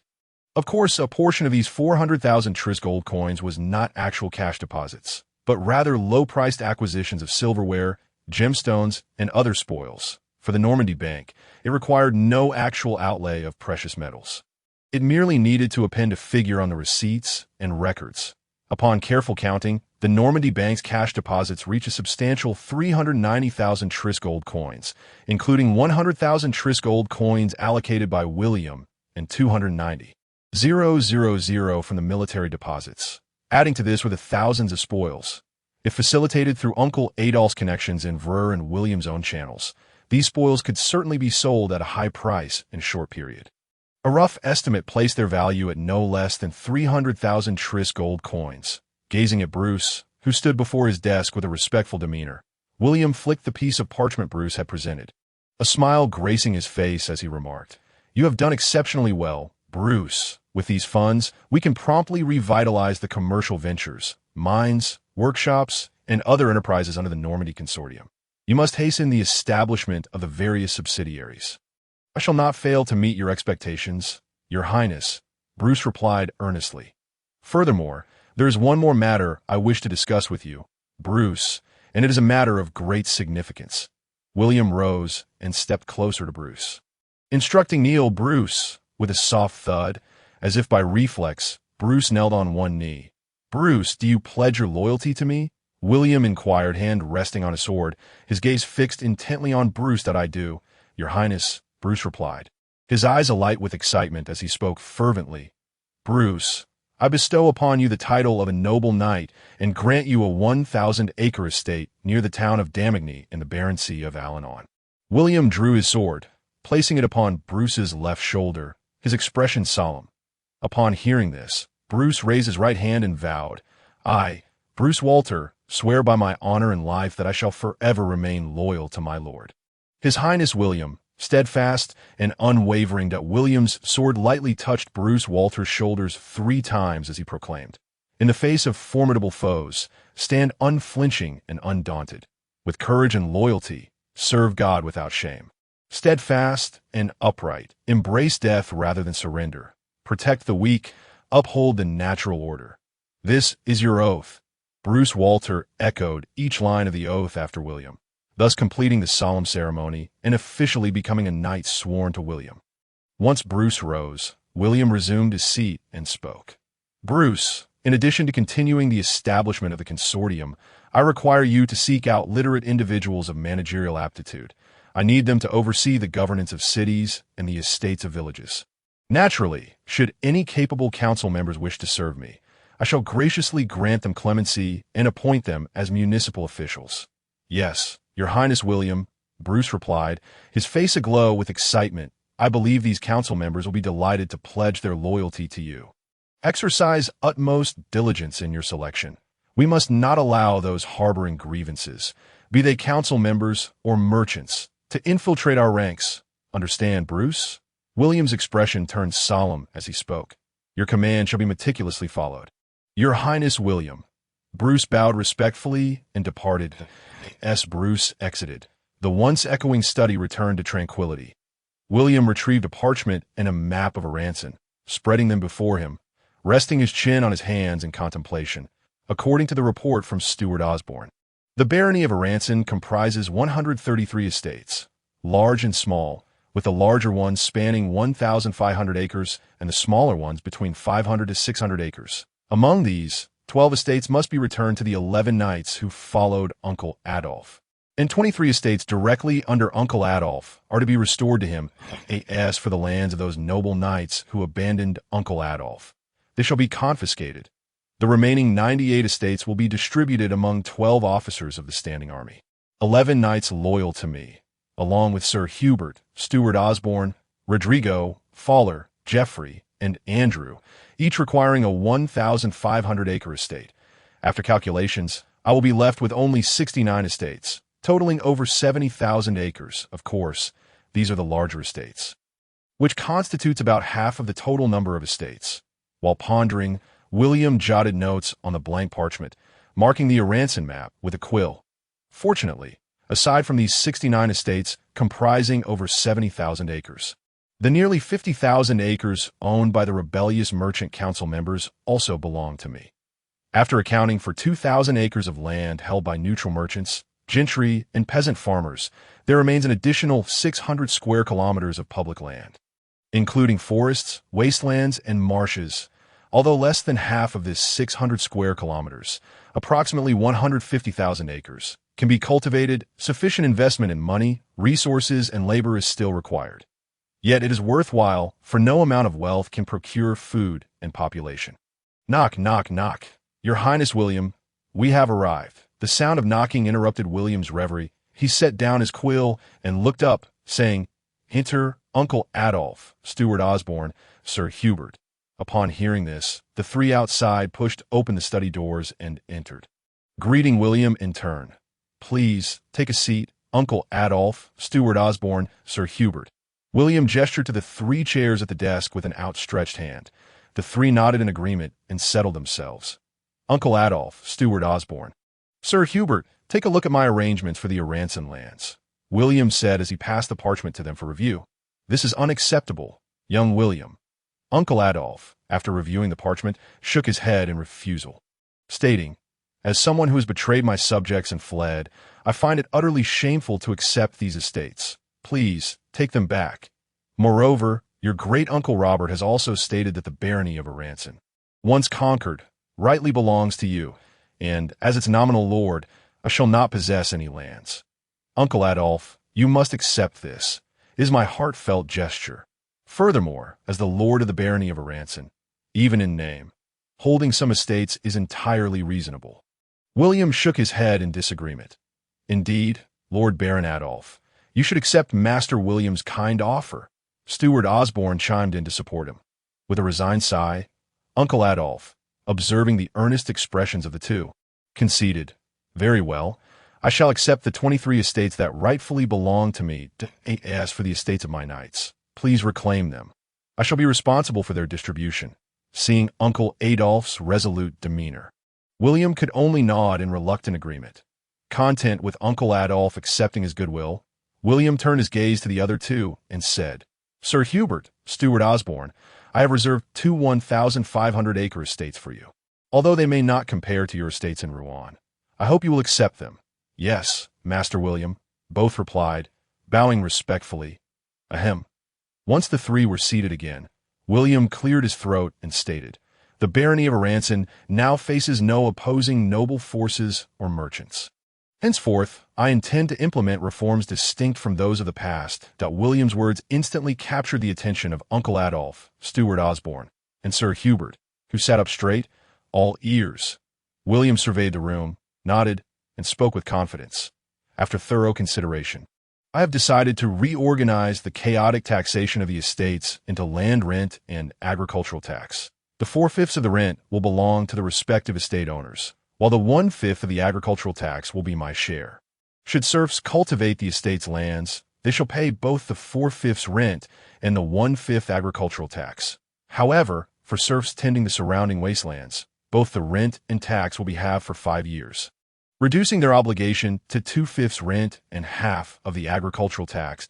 As for free farmers, merchants, artisans, and gentry, they will be required to pay 1/5 of the agricultural tax, with a similar reduction for those cultivating wasteland for 5 years. Your Highness William, it would be unwise to do so. Imposing agricultural tax on all landowners is unethical and will surely incite rebellion within the territory," Sir Hubert interjected, shaking his head in disagreement. Uncle Adolf and Steward Osborne also shook their heads, opposing William's measures. In the medieval mindset, it was widely believed that a well-governed nation or territory should not be established on the foundation of taxing its subjects.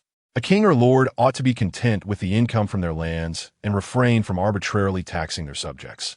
This was a fundamental principle of the medieval era. Historical records indicate that the maxim advocating for kings to live by their means began to appear frequently in the 14th century. Yet similar sentiments had long been ingrained in public consciousness.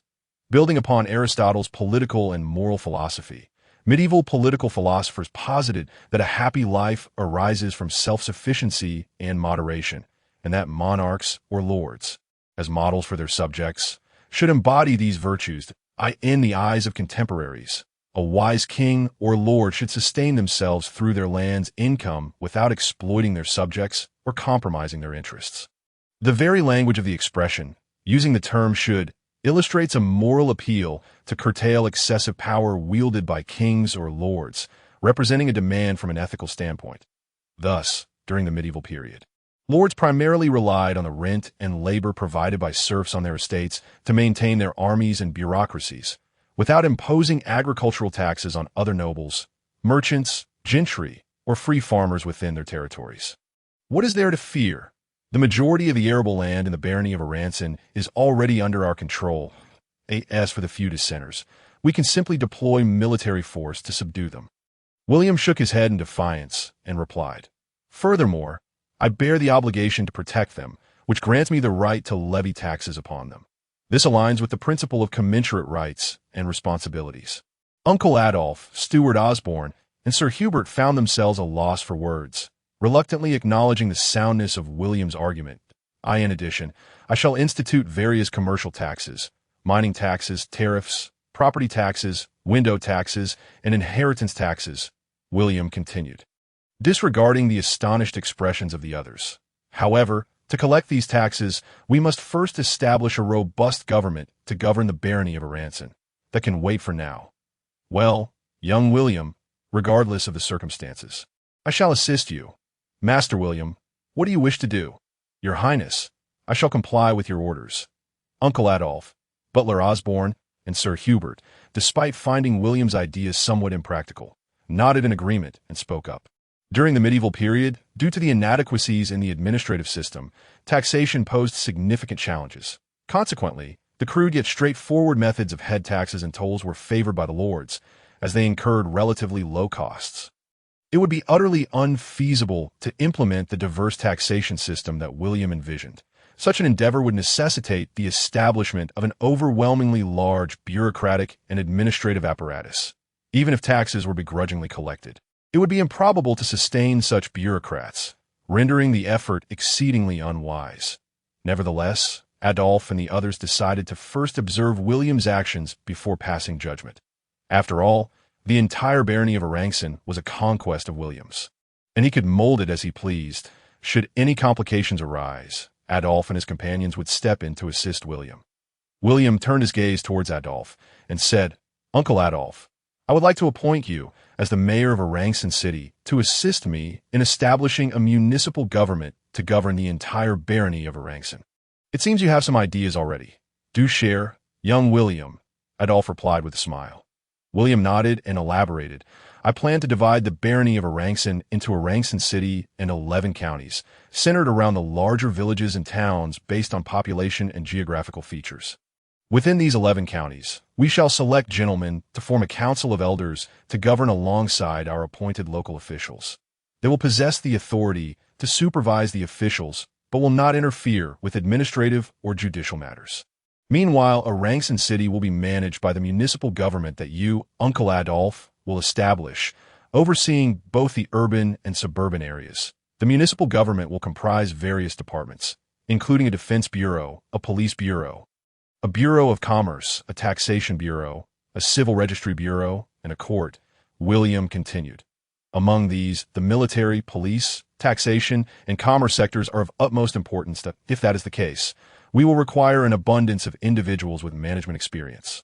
Given our current personnel, we are far from capable of supporting such an endeavor," Adolf remarked with a slight shake of his head. "On one hand, you could recruit some talented individuals from Evru. Additionally, I have pardoned several capable surrendered bureaucrats and council members, allowing Bruce to assist us in recruiting local officials, professional managers, and business talents. Hence, you need not worry about a lack of capable individuals to manage Arankson City." William responded resolutely. "That reassures me." Uncle Adolf exhaled in relief, then inquired, "But how do you intend to establish the defense and police forces? Our military is rather limited, even if we were to recruit from scratch. We will be pressed for time, especially with Baron Lu Chantong's watchful eye upon us. However, do we not have over 3,000 surrendered town militia and more than 500 surrendered mercenaries at our disposal? This presents a valuable resource. By enlisting the more capable soldiers to form the defense force and the less skilled ones for the police, we can swiftly assemble a competent fighting force." William pondered momentarily before replying. The group deliberated on how to effectively manage the barony of Arankson late into the night before retiring for rest. 3 days later, Arankson City had regained its previous order.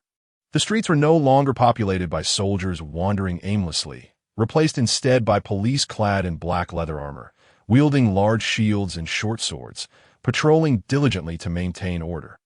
These police officers were comprised of the surrendered town militia of Arankson and the conscripted soldiers from Evru, totaling approximately 350 individuals. The majority of the original town militia, classified as low-tier officers, constituted the bulk of this force, while over 100 conscripted soldiers from Evru served as team leaders and primary officers. The upper ranks, including the police chief and inspectors, were filled by knights, junior officers, and soldiers who had been wounded in battle.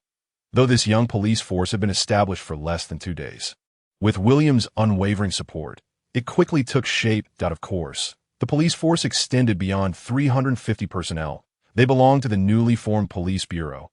Additionally, there were tax officers under the taxation bureau, city management teams under the Bureau of Commerce, court bailiffs under the court, household registration officers under the Civil Registry Bureau, and defense units under the Defense Bureau, amounting to a rough total of over 1,500 personnel. The functioning of the new Arankson municipal government largely relied on the police force affiliated with various departments. Among these 1,500 individuals, William had filled the ranks with over 1,200 eligible captives who were willing to pledge loyalty to him. Furthermore, he had also integrated over 300 conscripted soldiers with supervisory experience. Their leadership was entrusted to the elderly Knight Nelson, who, along with over 50 wounded soldiers, would command the training and operations of the police force. Equipped with leather armor, large shields, short swords, and spears, this police force could effectively defend against an assault of 5,000 enemy troops if stationed behind the walls of Arangston city in the past 2 days. William had dispatched 400 cavalry, excluding his partner knights, along with 600 infantry, primarily the knights and soldiers from Ronald's knightly legion, to the various regions of the barony of Arangston to reclaim territories and estates. Cleansing any remnants of insurrectionist bandits, the forces William retained in Arangston city, comprising 1,500 soldiers and 300 conscripts, felt alarmingly insufficient, leaving him with a sense of insecurity. Just then, Fail arrived with over 900 conscripted soldiers from Evru who had sought refuge in the town of Morteno Pici before the battle, along with more than 1,000 able-bodied men. Without hesitation, William began to recruit soldiers from among them.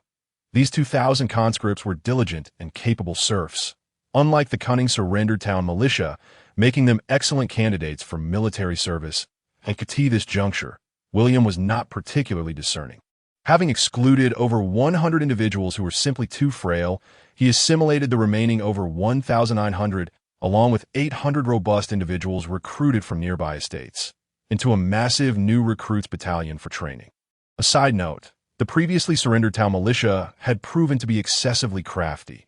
None of the 3,000 former town militia captives displayed any earnestness during training. However, not all of these militia lacked combat prowess. Many had suffered significant losses during sieges and pursuits of the remaining enemies. Faced with this reality, William had no choice but to sift through the candidates, ultimately recruiting over 1,200 individuals.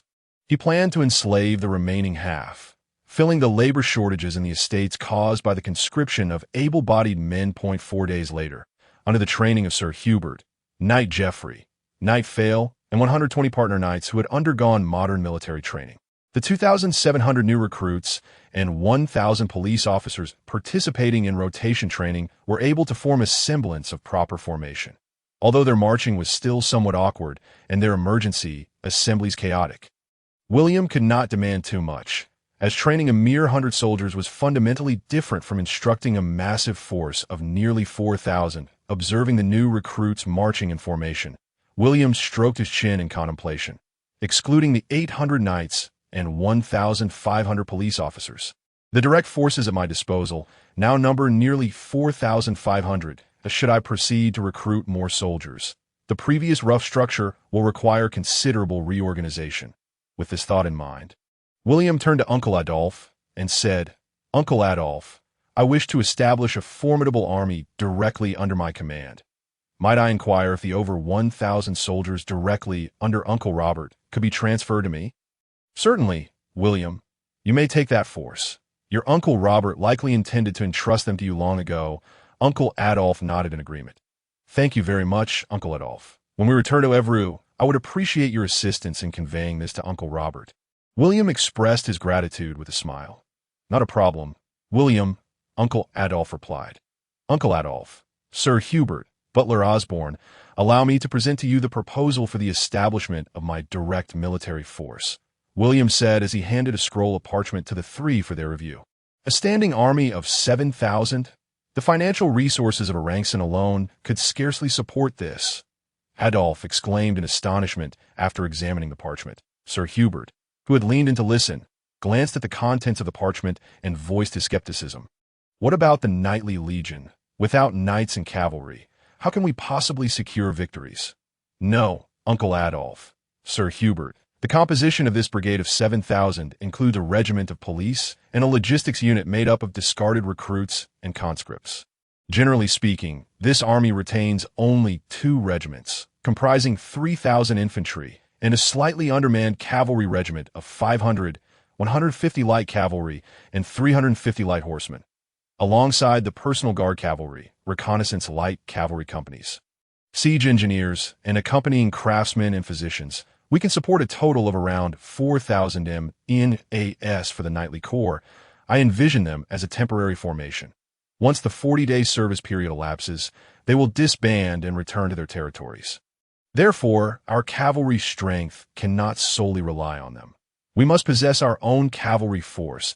I've already communicated with the 12 knights loyal to me, including Sir Nelson and Sir Ronald, and they are prepared to remain with their respective retinues, ready to serve as officers of the new army and assist in training the cavalry. William raised a hand to calm the assembly and spoke in a tranquil tone. Upon hearing this, the crowd collectively exhaled in relief. The three individuals reviewed the parchment, their faces displaying expressions of confusion. But a squad consists of approximately 10 soldiers. A platoon comprises 3 squads, that a company includes 3 platoons, plus the company commander, deputy commander, and various platoon leaders, with some companies also featuring a cooking unit, totaling around 120 personnel. That a battalion is typically comprised of 4 companies, amounting to approximately 500 individuals. A regiment consists of 3 battalions, with a standard regiment comprising 1,500 soldiers. 2 primary infantry regiments, 1 cavalry regiment, 1 garrison regiment composed of police, and 1 logistics regiment formed by conscripts constitute a brigade-level army. Noticing the puzzled expressions on the faces of the 3, William began to elucidate the structure of the new army. William, such an organization necessitates a substantial number of officers to establish this army, Adolf inquired. The lower-ranking officers at the squad and platoon levels will be sourced from our seasoned veterans, while company-level officers will be appointed from our junior officers. The knights loyal to me and certain allied cavalry officers will take on battalion-level roles, William confidently articulated, having anticipated Uncle Adolph's probing inquiries. Sir Hubert will command the primary infantry regiment. Rodrigo will lead the cavalry regiment. Daniel Blur will head the secondary infantry regiment. Sir Nelson will lead the garrison regiment, and Sir Geoffrey will oversee the logistics regiment, serving in roles at the regiment level and above. Sir Hubert will directly command the brigade, taking charge of the entire army on my behalf. William, how will you position Sir Ronald? After all, he is one of your loyal knights and a senior officer. You must ensure he is suitably placed, suggested Adolf. For Sir Ronald, I intend to appoint him to replace Sir Hubert in commanding the Knightly Corps. Adolf pondered momentarily before responding. William, is it not true that the Knightly Corps is to disband after the 40-day service period?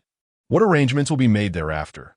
Before William could address Uncle Adolph's concerns, Sir Ronald had already arrived at the camp's gate, leading the Knightly Corps.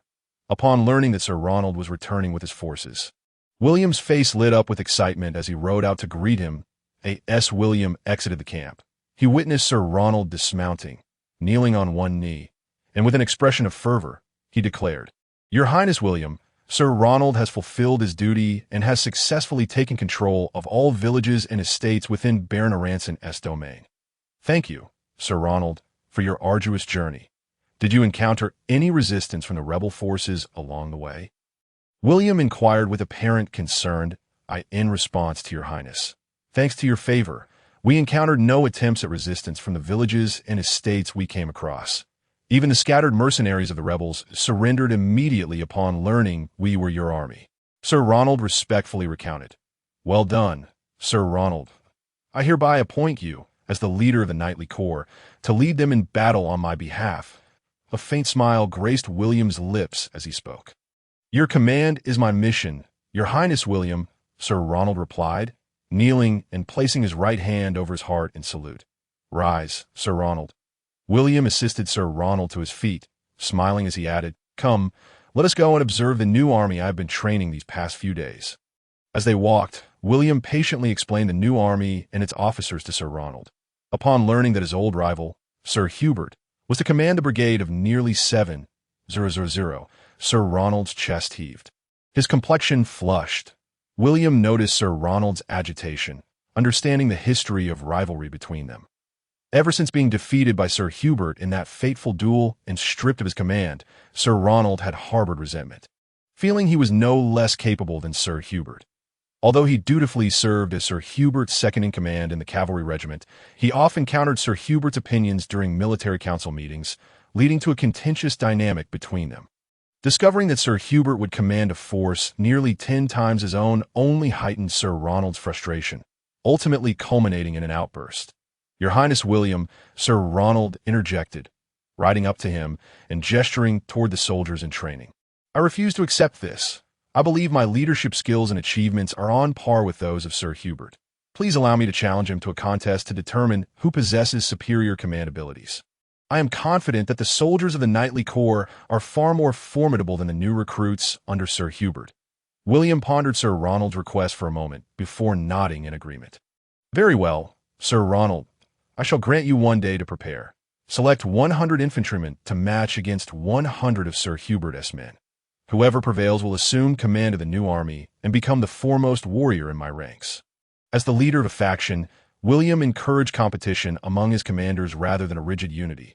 "Your Highness, my retinue of infantrymen are seasoned veterans. If I defeat an equal number of new recruits, others will claim my victory is unearned. My infantrymen can undoubtedly overcome them by 5-fold. Sir Ronald boasted confidently, thumping his chest. "Very well. I will have Sir Hubert lead 300 soldiers against you. However, do not underestimate them. Be wary of pitfalls," William cautioned, shaking his head slightly. "Your Highness, tomorrow you shall witness my triumph. I will certainly prevail," declared Sir Ronald as he departed. William then approached Sir Hubert, who was currently training soldiers, and relayed Sir Ronald's challenge. "Rest assured, even with 100 new recruits, I am confident I can surpass Sir Ronald's infantrymen," Sir Hubert replied, brimming with enthusiasm. "No, Sir Hubert, that tomorrow's contest is of utmost importance. You must not lose. After all, these new recruits have been trained using my methods, and if they fail, my honor will be tarnished," William emphasized earnestly. "Thus, you must lead 300 new recruits in a battle, ensuring that at least several seasoned veterans bolster your ranks, realizing the significance of the duel to William's honor and reputation." Sir Hubert took the matter seriously and pondered for a moment before responding. "Your Highness, if I can summon 20 or 30 veterans from Sir Geoffrey, combined with 170 or 80 new recruits, I am confident I can defeat Sir Ronald," who, upon hearing Sir Hubert's assurance, William felt a sense of relief wash over him. "I entrust tomorrow's contest to you, hoping you emerge victorious and prove to be the strongest warrior in my army. Sir Hubert shall not let you down." "Your Highness William." Hubert's countenance was resolute as he bowed and saluted. The following day at noon, outside the city of Arangson, the stirring sound of military music from 16 brass instruments resounded across the land. Countless ordinary citizens, drawn by the martial tunes, rushed past towering tents to gather around. Regrettably, the prime positions beyond the fencing of the enormous makeshift arena, measuring 400 meters in length and 300 meters in width, had already been claimed by the soldiers who had come to witness the event, leaving the curious townsfolk and farmers to congregate behind them, straining to catch a glimpse on one side of the arena.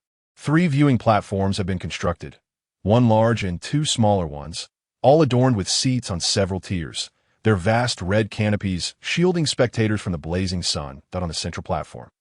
William occupied the most prestigious seat, flanked on either side by his loyal generals, including Stuart Osborne, Rodrigo Diaz, Farley, Sir Nelson Freeman, Sir Geoffrey, Sir Andrew Dalton, and Bruce Walter.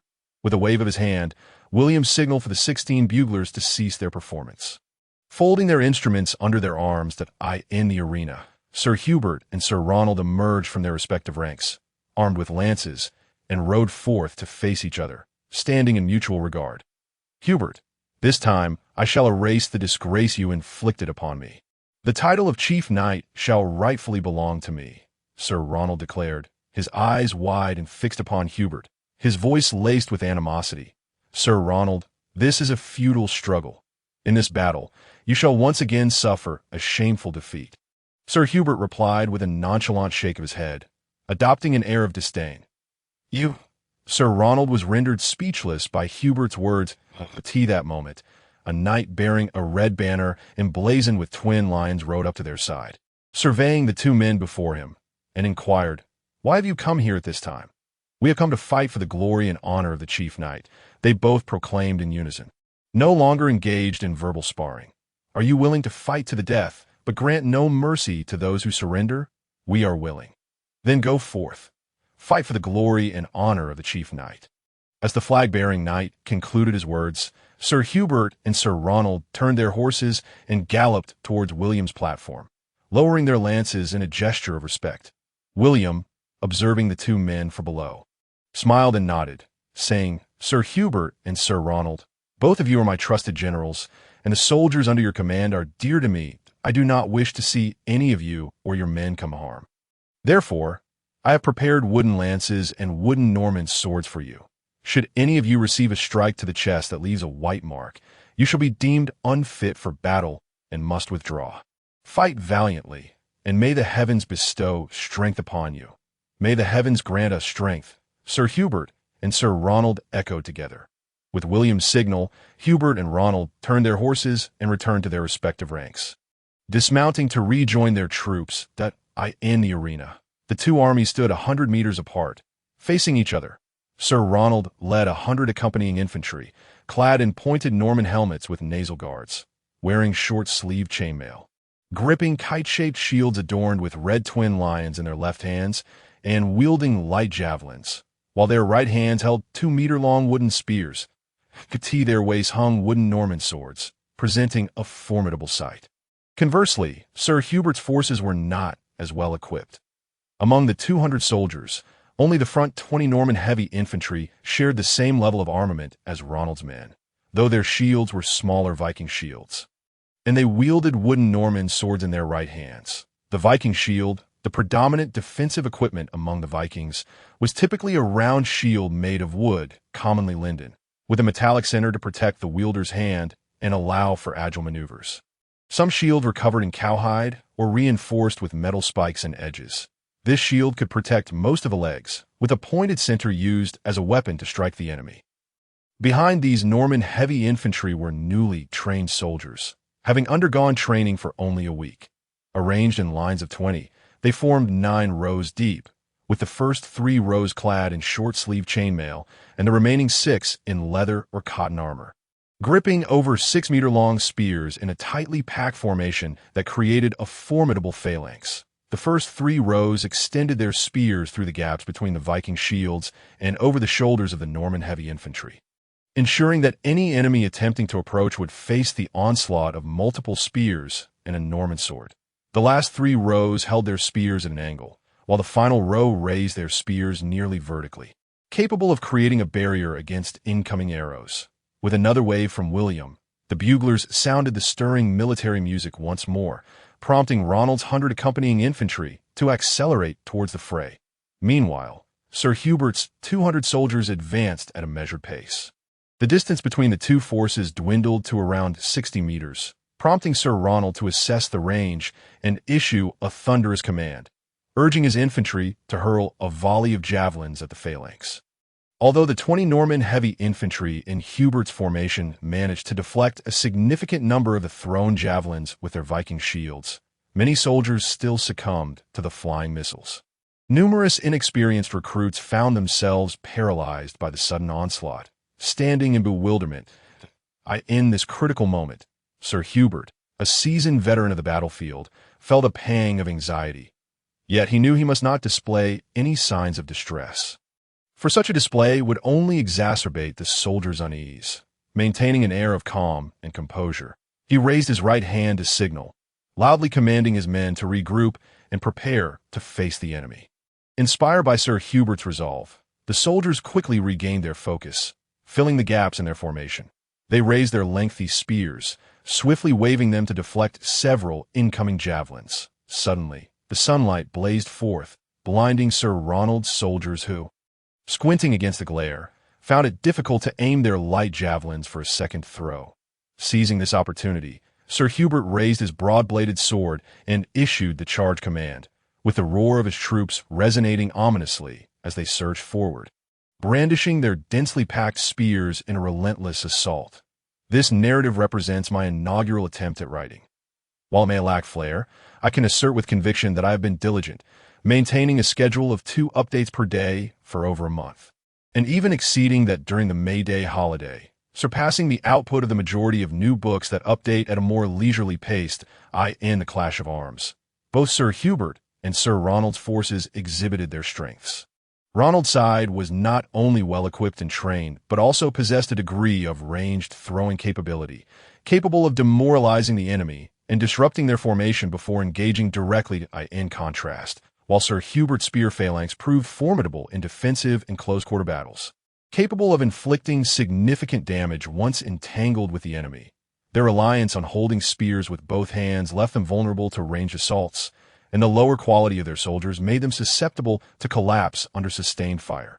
On the battlefield, the decisive factors were who made fewer mistakes, who could effectively leverage their strengths while mitigating their weaknesses, and who could seize fleeting opportunities.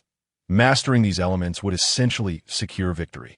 The blinding ray of sunlight, a gift from the goddess of victory to Sir Hubert, dazzled Ronald's forces, momentarily halting their advance and thwarting their ability to accurately throw their light javelins. Sir Hubert adeptly capitalized on this moment. Commanding his entire army to charge to prevent Ronald's forces from regrouping, Hubert decisively ordered his 20 Norman heavy infantry to advance first, engaging Ronald's troops in close combat as the Norman heavy infantry surged forward. Sir Ronald felt a twinge of urgency. Should these sword-and-shield soldiers entangle themselves? When the pike formation charges forth, the foot soldiers under Sir Ronald's command shall find themselves instantaneously amidst a scene of carnage. Sir Ronald, in a state of urgency, commands his troops to withdraw in rotation, leaving behind his exceptionally resilient elite light infantry to withstand the onslaught of the Norman heavy infantry. These soldiers, having undergone specialized training, are adept at using javelins, short swords, and round shields in small groups, maintaining a distance that keeps them out of the melee while engaging in combat to hinder the enemy's charge. The battlefield is alive with the pursuit between the elite light infantry and the Norman heavy infantry, their figures darting to and fro. The commanders of the Norman heavy infantry, displaying commendable decisiveness, leave an 8-man squad to continue battling the dozen elite light infantry before them, while the remaining 12 sword and shield soldiers, led by their commander, resolutely advance towards Sir Ronald's forces. The foot soldiers, attempting to distance themselves from the Norman heavy infantry, hastily form their ranks, yet before they can maneuver to flank the enemy, they are met with a vigorous charge from the pursuing Normans. The valiant heavy infantry, in this instance, collide forcefully with the scattered foot soldiers, sending them sprawling in disarray. The iron tips of their Viking shields render several foot soldiers unconscious on the spot. Observing his entangled troops, Sir Ronald finds himself with no alternative but to order the swift elimination of the enemy. However, the Norman heavy infantry, akin to unyielding rocks, remain steadfast against the waves of attack. No matter how the tide crashes upon them, they stand resolute. At this moment, the Viking shields in the hands of the Norman heavy infantry serve as their finest allies. The 12 massive, sturdy shields form a tightly knit wall, impervious to the enemy's assaults aimed at their vital areas. The tenacious Norman heavy infantry buy precious time for the upcoming pike formation.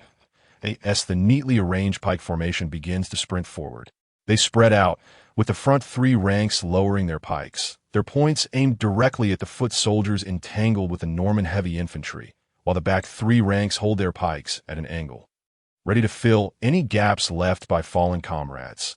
The sound of impact resonates across the field as some foot soldiers manage to extricate themselves from the Norman heavy infantry's grip, attempting to adopt a defensive stance with their shields against the charging pike soldiers.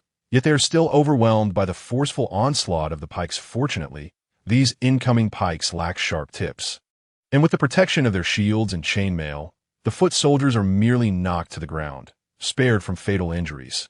Confronted with the relentless thrusts of the pikes, the remaining 50-odd battered soldiers under Sir Ronald appear as fragile as sandcastles swept away by the tide. On the brink of total collapse with each successive wave of assault, the pike soldiers under Sir Hubert possess a numerical advantage, being twice the strength of Sir Ronald's contingent, and this disparity becomes increasingly evident. They easily partition off some of their soldiers to encircle the retreating path of Sir Ronald and his men. The cacophony of clashing weapons gradually subsides, and the remaining 30 or so foot soldiers lower their weapons. Daunted by the forest of pikes poised against them, Sir Hubert steps forward, his sword pointed at Sir Ronald, declaring, "Sir Ronald, concede. You have lost." "No, I have not yet lost," Sir Ronald retorts, stepping forward to face Sir Hubert, drawing his sword in challenge. "Sir Hubert, do you dare to duel with me? Why do this?" Sir Hubert shakes his head, sighing. "The outcome is already evident. Even if you do not concede, I am the victor." "No, it is not the same. I wish to defeat you honorably." Sir Ronald raises his kite-shaped shield with his left hand and grips his Norman sword tightly in his right, adopting a stance ready for battle. His eyes wide as he calls out, "Dare you face me, Hubert? Very well. I shall grant you this opportunity."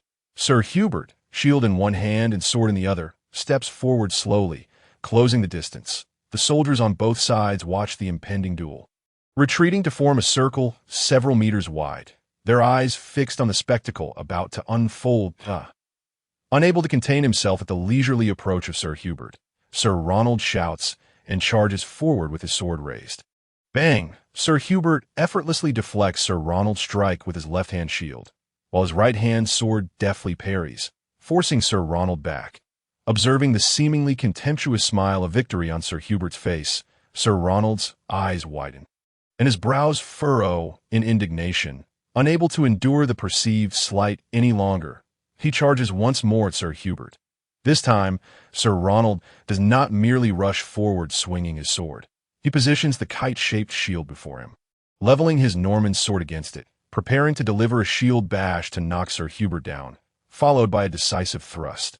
However, Sir Hubert is equally resolute, assuming a stance of shield in one hand and sword in the other, initiating his own charge toward Sir Ronald.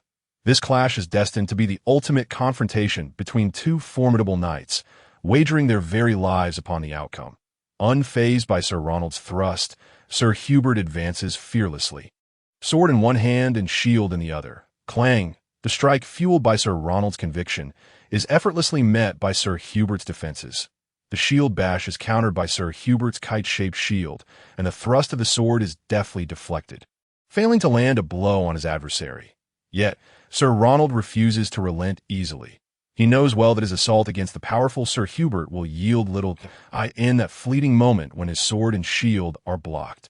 Sir Ronald channels all his strength, forcing Sir Hubert to retreat slightly, while his Norman sword inches closer to Sir Hubert's neck, seeking to sever his throat. Sparks fly as the two X-shaped Norman swords clash, emitting a blinding light and a cacophony that resonates throughout the arena. The spectators, including William and others, gasp in awe at the sight of two warriors engaging in a true sword duel. Even the usually composed steward, Osborne, finds himself compelled to call for the duel cessation, fearing for their safety. Yet, William raises a hand to stay Osborne, for he understands that unless the grievances between the two are settled in this duel, neither will rest until one emerges victorious. Thus, it is highly probable that personal grievances and conflicts were brought onto the battlefield, shattering the previously established state of mutual respect. In the arena, Sir Hubert, whose sword was held at bay, remained unperturbed, demonstrating no fear in the face of the blade inching toward his neck. With a sudden surge of strength, he forcefully pushed Ronald back, retreating a few steps due to the reactionary force. Previously cornered by Sir Ronald, Hubert's anger flared as he halted his retreat and pursued his opponent with sword in hand. The clash of steel resonated as Hubert struck down repeatedly, forcing Ronald to retreat with every blow. Expending all his energy to defend with his shield, unable to counterattack with his sword in his right hand. After being driven back 4 or 5 steps, Ronald regained his footing, alternating between sword and shield to defend against Hubert's relentless strikes. Noticing the gradual slowing of Hubert's attacks, Ronald seized the opportunity to launch a thrust aimed at Hubert's chest. Although experienced, Hubert, now fatigued, did not grant Ronald an inch. With a deft upward slash of his sword, he deflected the thrust while simultaneously pushing forward with his kite shield, immobilizing Ronald's raised arm and preventing him from swinging his sword again. Unyielding, Sir Ronald retaliated, striking Hubert's right rib with his kite shield, causing Hubert to loosen his grip momentarily. With renewed vigor, Ronald swung his Norman sword in a fierce arc toward Hubert's neck, compelling Hubert to raise his sword to parry the incoming blow. The two blades crossed in a fierce clash, sparks flying from the point of contact, the sharp sound of metal grinding against metal filling the air. Their foreheads nearly touching, they glared at each other, Feeling the warmth of their breath and the sound of their labored breaths in unison, they pushed apart, creating distance between them. With no respite granted, Ronald pursued Hubert with vigorous strides, unleashing a flurry of strikes aimed at Hubert's vital areas. Displaying a relentless determination. Caught off guard by Ronald's fierce momentum, Hubert found himself at a loss, struggling to defend himself with alternating sword and shield, continuously forced to retreat. Once he regained his composure, Hubert seized the moment to deflect Ronald's massive sword with a powerful blow, sending Ronald's weapon crashing to the ground. Recognizing his advantage, Hubert aimed a powerful swing at Ronald's helmet, the sound of metal ringing out as he struck the horse-headed ornament atop Ronald's helm, sending it tumbling to the ground. Cheers and applause erupted from the soldiers encircling them, as well as from the spectators in the stands. William, seated in the central viewing box, exhaled in relief, for at least in this duel, Sir Hubert had emerged victorious, and his methods of training and discerning talent would be acknowledged by all. Aside from Sir Ronald's ally, Sir Nelson, who shook his head in disappointment, the loyal generals flanking William applauded Hubert's bravery, their cheers echoing across the arena. On the field, protected by the fallen helmet, Ronald, undeterred by the injury, seized the opportunity as Hubert relaxed his guard, lunging forward. With his kite shield, he clamped down on Hubert's right wrist, rendering him unable to wield his sword, while his other hand sought to strangle Hubert. In this dire situation, Hubert remained composed, decisively discarding his shield. With his now free left hand, he seized Ronald's chin, forcefully tossing his head aside. Ronald's grip slackened, retreating a few steps in disarray, creating space between them. Ronald, a man of resolve, released his kite shield, hurling it at Hubert in a bid to halt his pursuit, before swiftly turning to a massive sword embedded in the ground. He yanked it free, spinning around to strike down at Hubert with both hands. Hubert, deftly deflecting the thrown kite shield, advanced to capitalize on his momentum, only to find Ronald descending with the giant sword. Recognizing his disadvantage, Hubert retreated while parrying Ronald's 3 powerful strikes. The wooden kite shield could not withstand the force of the two-handed sword, and it soon lay in tatters, a corner of its surface sheared away. At this moment, the situation grew increasingly perilous, with Hubert resembling a solitary vessel amidst turbulent seas, on the brink of capsizing under the relentless waves.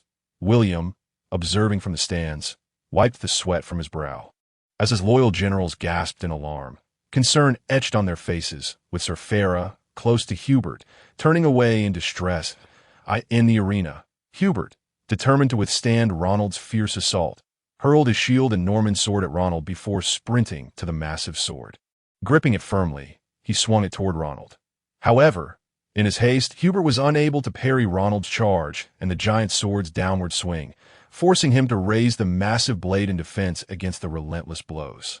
With his back against the wooden barrier, Hubert seized an opportunity to evade, causing Ronald to slice through the barrier instead of turning to continue his assault. The seasoned Hubert capitalized on the moment, raising the giant sword to strike Ronald's back. Despite the sturdy backplate, the force of the blow sent Ronald sprawling to the ground, blood spewing from his mouth, leaving him unable to rise and continue the fight. In a moment of mercy, Hubert had deliberately aimed the spine of the sword rather than the edge. Yet Ronald still suffered internal injuries from the impact, causing him to cough up blood. Unable to stand, cough, Hubert, Ronald gasped weakly, blood staining the corner of his mouth as he lay before Hubert. Hubert, you should kill me. Yes, the victor. You deserve everything. And after yet another failure, I see no purpose in living. End it, Hubert. Kill me, cough. No, you are a noble knight, and I shall not take your life, Sir Ronald. Hubert replied. Shaking his head, he bent down, supporting Ronald against the barrier, stating, We are comrades, and, as comrades, we must support one another, not resort to murder. As knights under Lord William, we should devote ourselves to his service. And right now, he needs you. Your soldiers need you, and I need your assistance. Live well. Sir Ronald. Cough.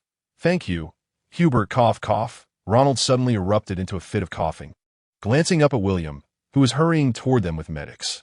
Anger flickered across Ronald's face, but he merely nodded slightly at Hubert, saying nothing. Before long, the soldiers surrounding Hubert and Ronald were dispersed by William's guards.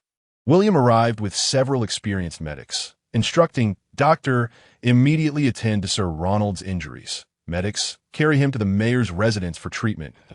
In unison, the crowd responded, "Yes, my lord," as several doctors stepped forward to remove Ronald's armor. Utilizing pre-prepared, boiled, and sterilized cloths to bandage his wounds, while the medics stood by with a stretcher, a time traveler. William had begun employing boiled cloth for wound dressing and stretchers for transporting the injured since the Viking raid, which had significantly reduced casualties in that battle, in the Earl of Evler's manor. William had recruited doctors and assembled a formidable medical team comprising 16 battlefield physicians and over 50 medics. It was indeed due to this powerful emergency medical force that they were able to provide effective care a week prior, after an intense siege of the castle, wherein over 3,000 troops clashed fiercely with more than 10,000 rebels. The casualties were remarkably contained to fewer than 300, rather than leaving the entire battalion grievously wounded. It can be said that this medical team is the most treasured possession of William, their status nearly rivaling that of his elite cavalry companions. William approached, crouched down to gaze at Sir Hubert, and with a smile, nodded as he spoke. "Sir Ronald, I have witnessed your efforts. Your capabilities are indeed on par with those of Sir Hubert. Once your injuries have healed, I shall bestow upon you significant responsibilities.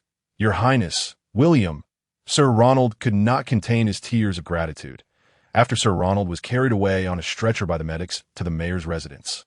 William turned to Sir Hubert and said, "Sir Hubert." "Yes, your Highness," Sir Hubert replied, kneeling respectfully. "Through your wit and bravery, you have secured victory in this contest." William removed his sword and presented it to Hubert, speaking with measured eloquence. "Sir Hubert of Rouen, I hereby appoint you as the chief knight and our foremost warrior. With this sword, you shall conquer all foes." Sir Hubert reverently accepted the bestowed sword. Leaning forward to kiss the hilt before rising to raise the long sword high above his head, a resounding cheer erupted from the gathered crowd, celebrating Sir Hubert's gallant pose, as they cried out, "Hubert!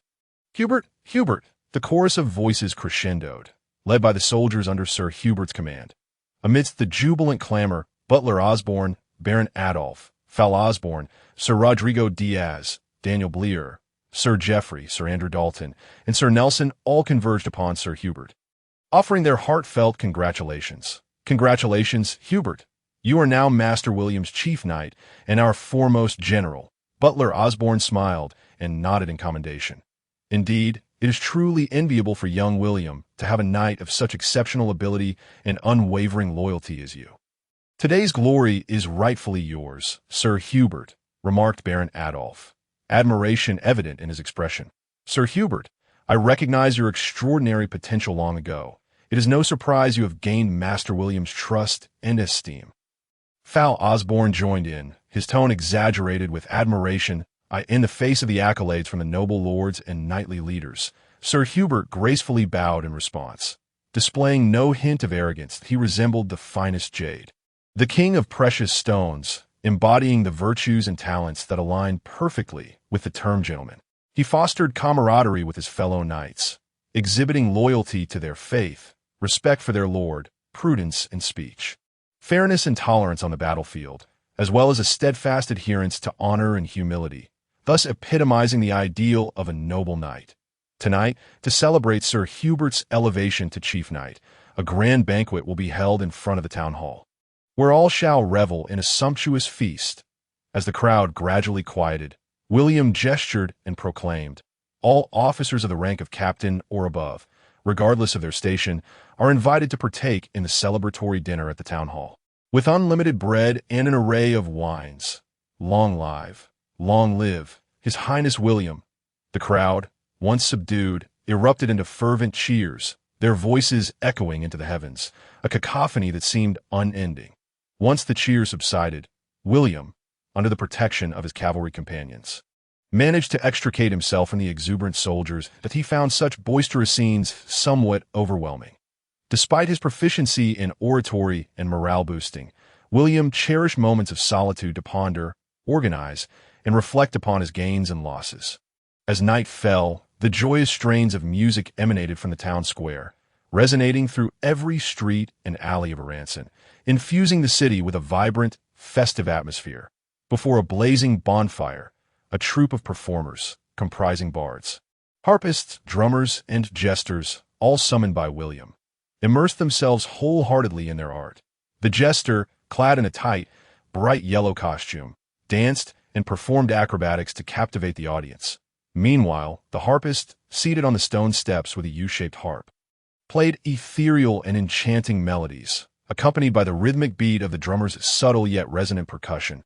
A robed figure plucked a smooth bass and sang passionately. I offer a hymn to the king, imploring you to receive this humble verse. As the spear rains down upon the shield wall, the king's arrow leaps forth into the fray, upon the sandy shores, where waves crash against the coast. The bloody battle rages on, spearheads thrusting forward, clashing fiercely against the sparks of armor, like swift arrows piercing the hearts of warriors. The cold steel blade narrates all to me, as weapons fall like wind against the spine of Odin. The soldiers and citizens gathered in the square, attentively listening, were unaware of the song's specific narrative. They merely felt an exhilarating surge of emotion that compelled them to cheer uncontrollably. This ballad was a death-redeeming poem crafted by a Viking bard named Egil. Legend has it that the wise and valiant Egil Skallagrimsson faced a shipwreck in northern England. His misfortune. Upon reaching the shore, he fell into the hands of his longtime adversary, King Eric Bloodaxe, circa 954 AD. Years prior, he had offended this king in Norway, and now Eric, having been ousted from Norway by his brother, had become the king of the Vikings here. Egil was sentenced to death, but King Eric, as was customary, granted him one night for preparation. Although unarmed, he was confident that his words could suffice to save him, for he was not only a courageous warrior, but also an exceptional poet. A remarkable poem was thus completed in a single night. The next day, as Egil prepared to face execution before the king, he presented his poem. The king, intrigued, decided to hear the entire recitation before making a judgment. Thus, a poem extolling the king's unparalleled bravery on the battlefield flowed into Eric Bloodaxe's ears, filled with dazzling metaphors that exalted the king's proud heart and stirred his excitement. Egil's poem concluded by lauding Eric's magnanimity. This poem, akin to a spell, wrought an astonishing effect. The king proclaimed, "I spare your life as a reward." Some say Egil's survival was the result of a court advisor's intercession, yet the poem's impact should not be underestimated. From this moment forth, it gained remarkable renown as Egil's redemption poem. Speaking of the banquet, one cannot overlook the exquisite culinary delights. In front of the town square, at least 100 campfires were scattered about, with dozens of people gathered around each fire. They had set up several grills beside the flames, where a few amateur cooks tirelessly turned various meats, pork, beef, lamb, poultry, and game. On their spits, a large iron cauldron was suspended from hooks and chains. Resting over the fire, used for simmering meat and broth. One amateur chef stirred the stew with a long-handled spoon, its rich aroma wafting through the air as the meat became tender and succulent. A piece of the cooked meat was lifted from the cauldron with a meat hook, a forked wooden handle aiding the process. Starving soldiers and townsfolk eagerly held out large bread platters, their stomachs grumbling in anticipation. This bread, tinged with a yellow-brown hue, was a form of whole grain bread, rich in nutritious bran, albeit mixed with the common medieval additives of wood shavings and sand. Simply kneaded and left to ferment before being baked in the oven. In front of the soup pot and grills, several esteemed soldiers served generous ladles of delicious broth, a fist-sized piece of tender meat, slices of roasted meat, a spoonful of peas, a few onion rings, and cloves of garlic, topped off with a delightful roasted apple. Once the platters were cleared of their offerings, the sturdy bread had absorbed the flavorful broth, transforming it into a soft, delectable dish. Such a lavish feast was not typically accessible to ordinary soldiers and citizens. Many impoverished families could scarcely afford bread, surviving instead on a repulsive barley porridge. Those who had their meals served could also indulge in a cup of beer brewed from barley, wheat, and oats, or a combination thereof, spoils previously discovered by William, crafted by merchants employing brewers to utilize stored grains. The taste was dreadful, the appearance unappealing, yet was at least a form of ale, With the marvelous flavors of wine and meat, accompanied by melodious tunes, the atmosphere among all present felt utterly sublime. Under the influence of fine food and drink, the previously strained relations between William's soldiers and the citizens of Alençon gradually softened, leading to camaraderie as they drank, sang, and engaged in various local dances.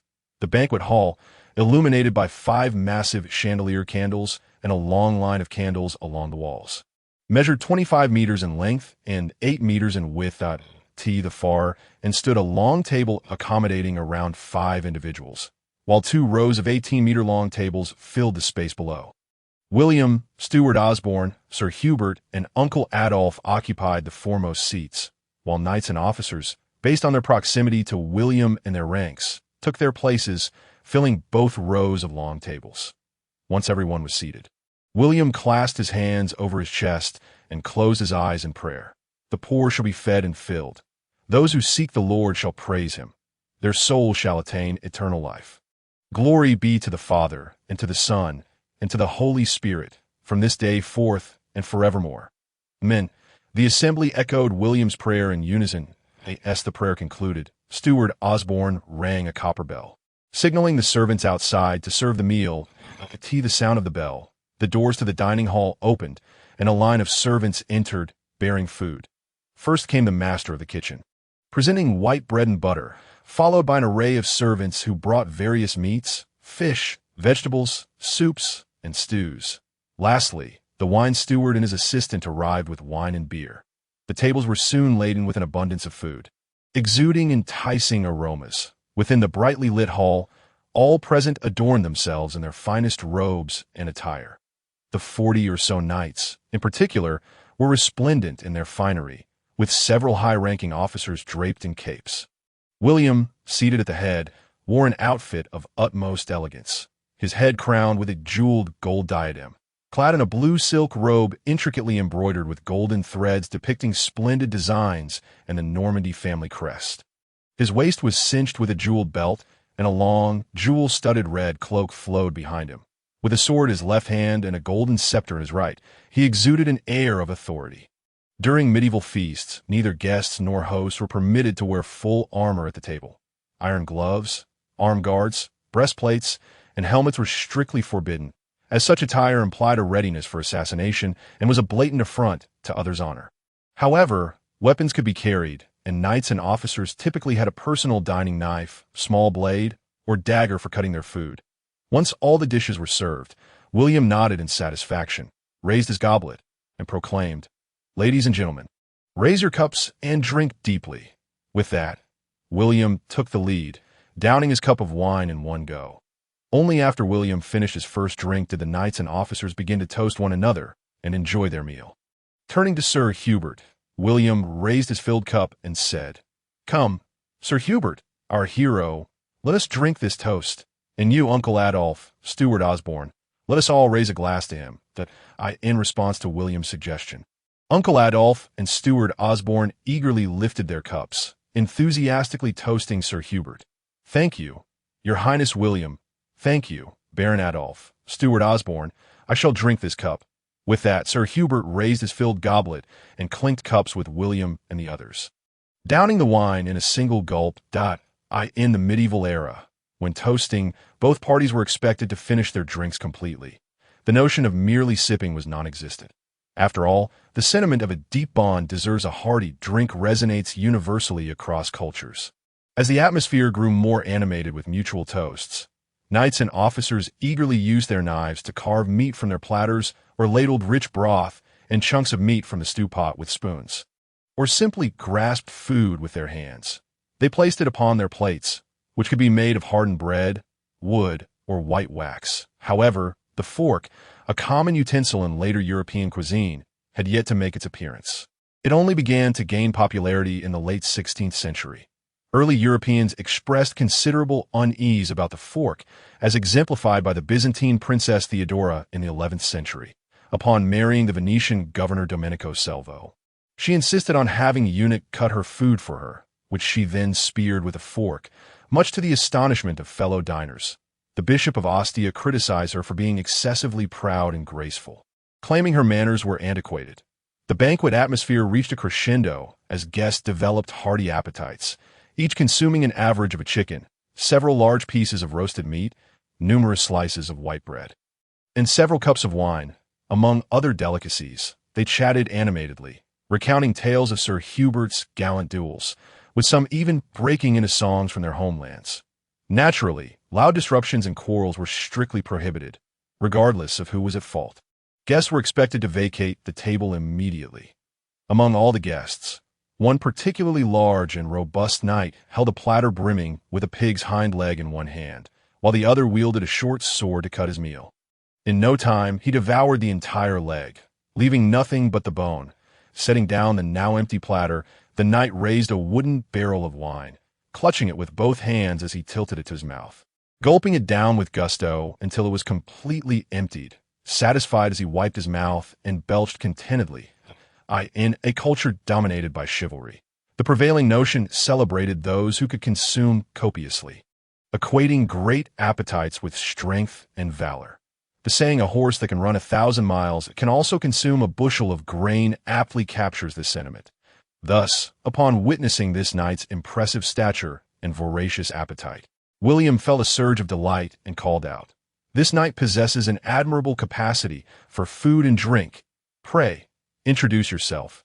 "Your Highness William, I am Guy, a knight in service to Count Anru, currently assigned to the cavalry regiment of the knightly order," replied Sir Guy, rising to his feet and bowing with his left hand over his chest.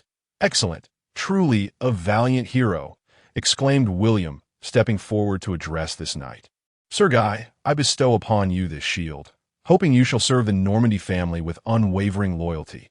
"Thank you, Your Highness William," Sir Guy responded graciously. This Guy, the knight, knelt on one knee. He joyfully accepted the kite-shaped shield adorned with the emblem of 2 lions on a red background. A wave of applause erupted from the gathered crowd, showering this fortunate knight with accolades, which only ceased once he and his companion returned to their seats. In recent days, William had been diligently seizing opportunities to win the favor of the knights within this order, striving to secure their loyalty. Although they had not publicly committed, they also refrained from outright opposition. After all, it was commonplace in the medieval era for noble knights to pledge allegiance to multiple lords. It was not unusual for an earl to swear fealty to the King of France while simultaneously serving the King of Castile or Aragon in exchange for territories. As the banquet approached its conclusion, a servant approached William, bowing respectfully as he presented a scroll of correspondence. William waved the servant away and unfurled the letter, written on papyrus imported from Egypt, to William of Normandy. "This marks my 3rd correspondence to you, wherein I reiterate my unquestionable claim to the barony of Aranson. Should you fail to cede this sovereignty to me completely, you shall face my army next time. Richard de Vassy." William scoffed. Tossing the letter carelessly onto the dining table after reading its contents, "Is something amiss, young William?" inquired Uncle Adolphe, seated beside him, concern etched upon his face. "This is a letter from Baron Richard of Alentein, audaciously demanding my sovereignty over the barony of Aranson and threatening to attack should I refuse," William replied, shaking his head slightly, a bitter smile forming on his lips. "This is indeed a vexing predicament. Not only is Baron Richard valiant and combative, but his dominion of Alentein is even more expansive than that of Aranson, boasting a formidable and numerous army," Uncle Adolphe expressed, worry evident in his tone. "Indeed, engaging in battle with Baron Richard leaves us with no chance of victory. If we conquer, the spoils are meager. If we fail, we stand to lose everything. Ignoring him may be our best course. And if we must, we can assault Aranson Castle," William concurred, nodding in agreement. Given the inappropriateness of discussing such matters at the banquet, William and Uncle Adolphe exchanged hushed words before returning to their places, continuing to toast with the various commanders, their expressions remaining inscrutable. As the banquet concluded and the guests finished their meals, they rose to express their gratitude to William, with a nod from him. They bowed deeply, placing their hands over their hearts in farewell. Once the guests had departed, William led Uncle Adolphe, Sir Hubert, and Baron Osborne to the study to deliberate on strategies to counter Baron Richard of Alentein. Once seated, William passed the letter from Baron Richard around for all to see. Uncle Adolf, Sir Hubert, Baron Osborne, please circulate this letter, he instructed. After everyone had reviewed it, William turned to Baron Osborne and inquired. Baron Osborne, what is the current status of the barony of Aranson-S population? How many able-bodied men can be conscripted? Master William, the census of the barony of Aranson has been completed, due to the insurrection and war. The total population, excluding military personnel, stands at 68,000, with fewer than 20,000 able-bodied men. Aranson Castle itself has 18,000 inhabitants, with around 7,000 fit for duty, Baron Osborne reported, his demeanor calm and composed. Such a small population, given the size of Aranson Castle, it is hardly smaller than the capital of Evreux. William exclaimed, a hint of surprise in his voice. Alas, Master William, this is due to the rebels forcibly conscripting citizens and serfs. Originally, Aranson Castle had fewer than 1,000 town militia, yet by the time we engaged the rebels, that number had swelled to at least 7,000, not counting mercenaries, Baron Osborne lamented with a shake of his head. Cursed rebels, William scoffed, turning to Sir Hubert with a series of questions. Sir Hubert, when can we expect our 7,000-strong brigade to be fully trained? When will we fill the vacancies? Are our supplies adequate? Your Highness, we have only 1 week for training. This is rather insufficient for new recruits, even if spear soldiers require less time for preparation. However, given the current situation, we are indeed pressed for time. Sir Hubert replied, his expression tinged with helplessness. Though we have less than 1,000 gaps to fill and sufficient captured and newly produced weaponry, the lack of longbowmen for range support means our new spear soldiers may become easy targets. As William pondered this, tapping his fingers against his chin, he mused, longbowmen, they are a precious resource. Without several years of rigorous training, only the strong and robust can become proficient longbowmen. Even the Earl of Evreux has barely over 300 longbowmen, making a surge in their numbers impossible. Suddenly, a flash of inspiration struck William as he recalled the historical Longbow Act that had significantly increased the number of English longbowmen. After contemplating this revelation, he addressed the 3 men. Currently, there are 3 methods to swiftly bolster our range capabilities. First, we could recruit some mountain hunters, town militia captives, and archers among the mercenaries, rearming them. While these ordinary archers may not match the skill or power of longbowmen, a few hundred could still be mustered. As for the second option, we must urgently train crossbowmen instead. Conscripted soldiers could be trained in just 10 days to operate crossbows from the castle walls.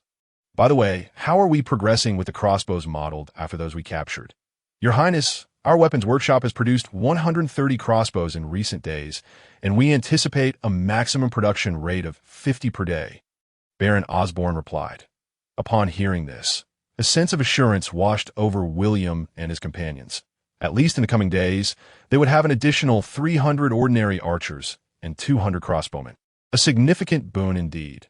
Noticing the relaxation in their expressions, William turned to Uncle Adolf and said, Uncle Adolf, I require your assistance with the third strategy. Speak, William. I shall do everything in my power to assist you.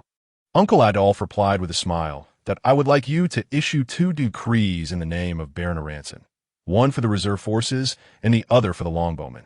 William stated, while these decrees may not yield an immediate increase in soldiers or longbowmen, they will enhance our reserves, facilitating the recruitment of sufficient soldiers. William continued, the reserve forces and longbowmen decrees. It seems you have been well prepared. William, Uncle Adolf exclaimed, clearly impressed. Please, share your thoughts with us, in response. William eloquently articulated his ideas, garnering admiration from all 3 men. The following day, a joint proclamation was issued by Baron Adolf of Aranson and William, the heir of Normandy, establishing the far-reaching reserve forces and longbowmen acts, which would influence the Normandy dynasty for centuries to come. These decrees were dispatched by William S. Light Cavalry to various counties and townships within the barony of Aranson, entrusted to the station military officials and local magistrates to execute in conjunction with the community elder councils. The enforcement of these decrees in Aranson Castle would be overseen by the municipal government. Eset Town, situated along the banks of the Salt River within the barony of Aranson, was a small township with a population of fewer than 400 inhabitants. Despite its sparse population, this quaint town, nestled along the banks of the Sarthe River, shares a strategic location akin to that of Alençon, offering convenient conditions for navigation and fishing. Today, a light cavalryman from the baronial estate arrived in this small town, delivering 2 decrees to the mayor and the stationed military officer. The atmosphere of the town soon transformed into a lively buzz. Initially, the mayor and the military officer convened with the local gentry to deliberate on the execution of the decree. At this juncture, the local elders wielded minimal influence, serving merely as mouthpieces for the officials appointed by William and as representatives of local sentiment. Even less significant than elected representatives, upon receiving the decrees from His Highness William and Baron Adolf, the townsfolk had no choice but to comply, summoning the residents and liaison officers from surrounding villages to gather in the town square for the proclamation of the reserve military and longbow decrees. In the town square, the assembled crowd whispered among themselves, expressing their opinions regarding this economic mobilization. Shortly thereafter, the mayor, the stationed military officer, and the local gentry approached the elevated platform in the square, unfurling 2 parchments inscribed with the decrees, and commenced their loud recitation. Approximately 200 individuals, comprising residents of the town and temporary representatives from nearby villages, clustered tightly in the limited space of the square, exchanging murmurs and displaying signs of impatience. Before long, the mayor ascended the platform, turning to nod at the military officer and several local elders beside him. Understanding the signal, the military officer struck a drum, while several village soldiers began to maintain order, instructing the crowd to settle down. After a few coughs, the mayor, waiting for the crowd to quiet, spread open a parchment and declared, "The purpose of gathering you all here today is to announce the decrees of His Highness William and the esteemed Baron. Please listen attentively." Upon hearing the mayor's words, the crowd fell silent, straining to listen. The mayor nodded slightly and continued.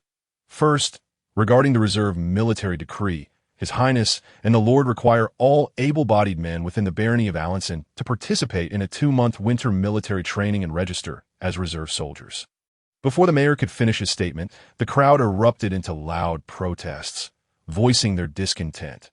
"Silence," commanded the military officer standing beside the mayor, his voice imbued with a palpable authority that silenced the crowd instantly. This officer was a war veteran, a survivor of William's army, and his mere command was enough to quell the unrest. The mayor looked upon this scene with satisfaction, nodding as he continued, "Please do not be hasty. I have yet to reveal the benefits. His Highness and the Lord have stated that upon registering for the reserve military and completing 2 months of winter training each year, you shall receive 3 months' worth of rations and be exempted from 3 months of labor on the estate." Upon hearing this, the crowd began to stir with excitement. After all, by dedicating just 2 months that would typically be spent in winter, they could secure 4 months' worth of rations and be freed from annual labor obligations. Even the most unperceptive among them recognized the value of this arrangement. As the atmosphere settled slightly, the mayor continued with fervor. "Moreover, we in Eyes Town, along with the surrounding villages, will select 80 of the finest reserve soldiers to form a defense force. This defense force will only be required to labor during the busy agricultural seasons of spring and autumn. During the remainder of the year, they will participate in training. The land they cultivate will be tended by estate overseers, and their rent will be reduced by 2/3, while they will also receive additional rations for 2 years." Cheers erupted from the crowd, particularly among the robust men who perceived the position within the defense force as a fortuitous opportunity. Not only would they be assured food and drink without labor obligations, but they would also receive assistance with their farming and benefit from rent reductions. It is easy to foresee that their lives would improve significantly compared to others. Ahem, if everyone could quiet down. The mayor interjected, his cough disrupting the fervent discussions. He unveiled another parchment, announcing, "This decree pertains to the longbow regulation. His Highness and the Lord require everyone to practice longbow shooting every Sunday in lieu of other recreational activities. Those who pass the shooting assessment conducted by the station military officer in Eyes Town will qualify for a rent reduction, which may be compounded. In other words, should an individual excel at longbow shooting, pass the assessment, and be selected for the defense force, their rental obligations will be reduced to a mere 1/3 of the harvest. As his words settled, the crowd displayed excitement, erupting in jubilant cheers. Long live! Long live! Long live His Highness William!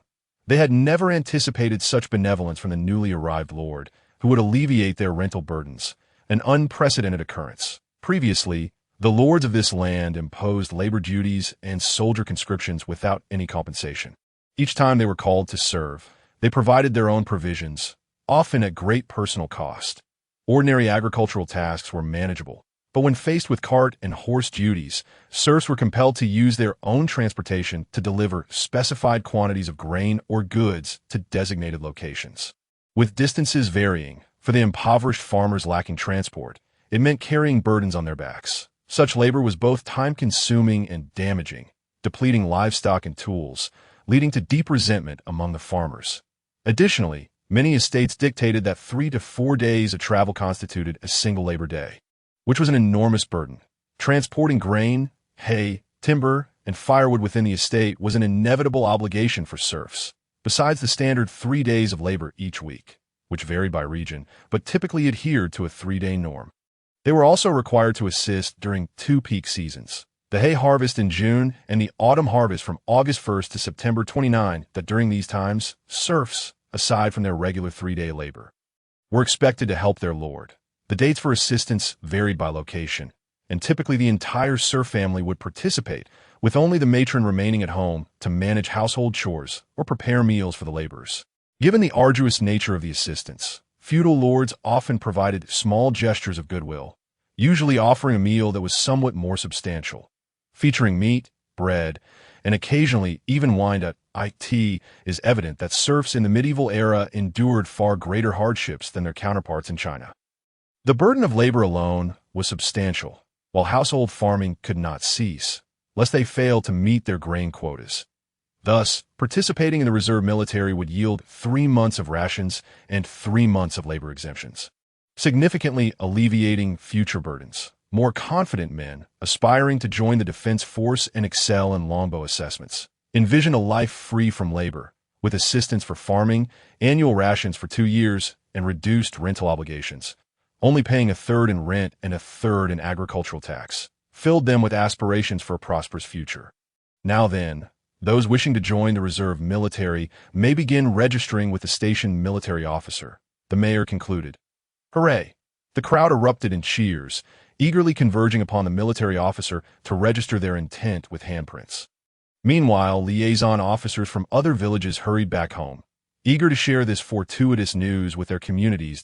In truth, this decree was applicable across all territories and estates to facilitate implementation throughout the realm of Alençon.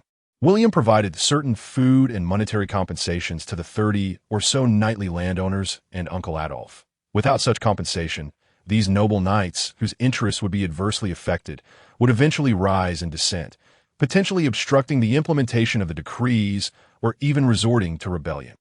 During these past few days, William had been tirelessly occupied, either replenishing equipment and personnel for the new army or urging Bruce to hasten the production of bows, crossbows, spearheads, swords, and ballistae.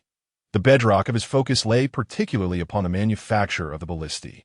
Meanwhile, others were equally industrious. Sir Hubert had spent these days entrenched within the barracks, tirelessly training the new recruits and defense soldiers, frequently employing his loving stick to instill discipline among those who faltered or breached military conduct. Naturally, high-intensity training without proper nutrition would compromise the effectiveness of the military training. Thus, these soldiers have enjoyed a delightful life of abundant vegetables, meat, and ample bread for several days. The busiest among them has undoubtedly been Steward Osborne, who not only had to organize the townsfolk to repair the city walls and construct arrow towers for the formidable crossbows and torsion siege engines, but also dispatched individuals to the wooden fortress on the Loo Hill outside of Alençon to reinforce and elevate its structure.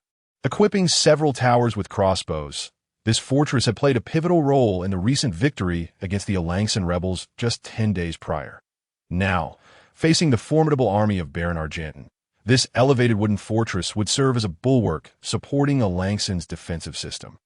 William prepared to station 2,000 soldiers at this stronghold, located less than 2 miles from Alençon, stockpiling sufficient provisions and military supplies to deter the besieging enemy while mutually reinforcing the defense of Alangsson.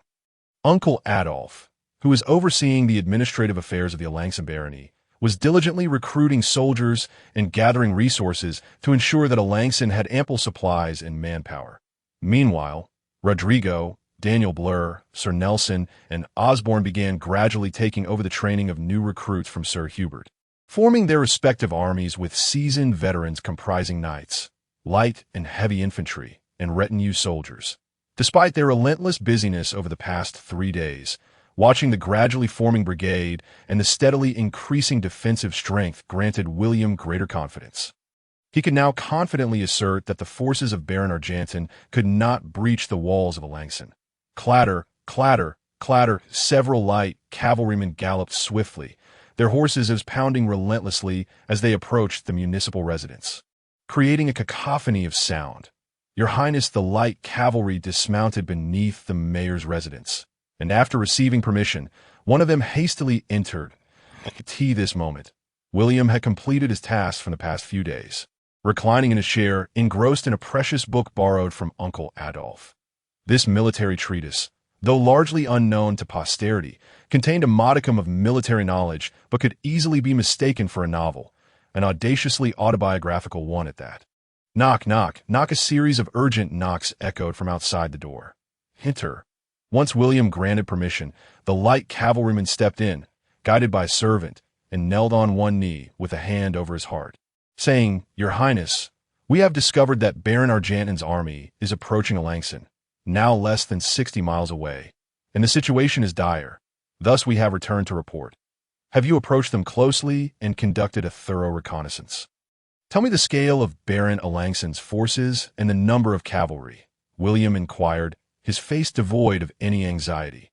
"Your Highness," the cavalryman replied, "due to the considerable number of light cavalry in Baron Argenton's army, we were intercepted and unable to conduct detailed reconnaissance. It is estimated that Baron Argenton's forces exceed 3,000, with more than 600 cavalry." Dismissed, William waved his hand, allowing the cavalryman to withdraw. "Baron Argenton, you certainly have a high opinion of me, commanding a formidable army of over 3,000, including more than 600 cavalry, much stronger than the disorganized rabble of the Alangsson rebels." After the light cavalryman departed, William couldn't help but ponder. "Do you presume I lack the strength to defeat you, thus hesitating to engage in open battle?" With this thought, William summoned a personal servant, instructing him to invite Baron Adolf, Steward Osborne, and Sir Hubert to discuss military matters. In less than a quarter of an hour, the 3 men, having been summoned by William, set aside their current affairs and hurried into William's study to take their seats. "William, what brings us here?"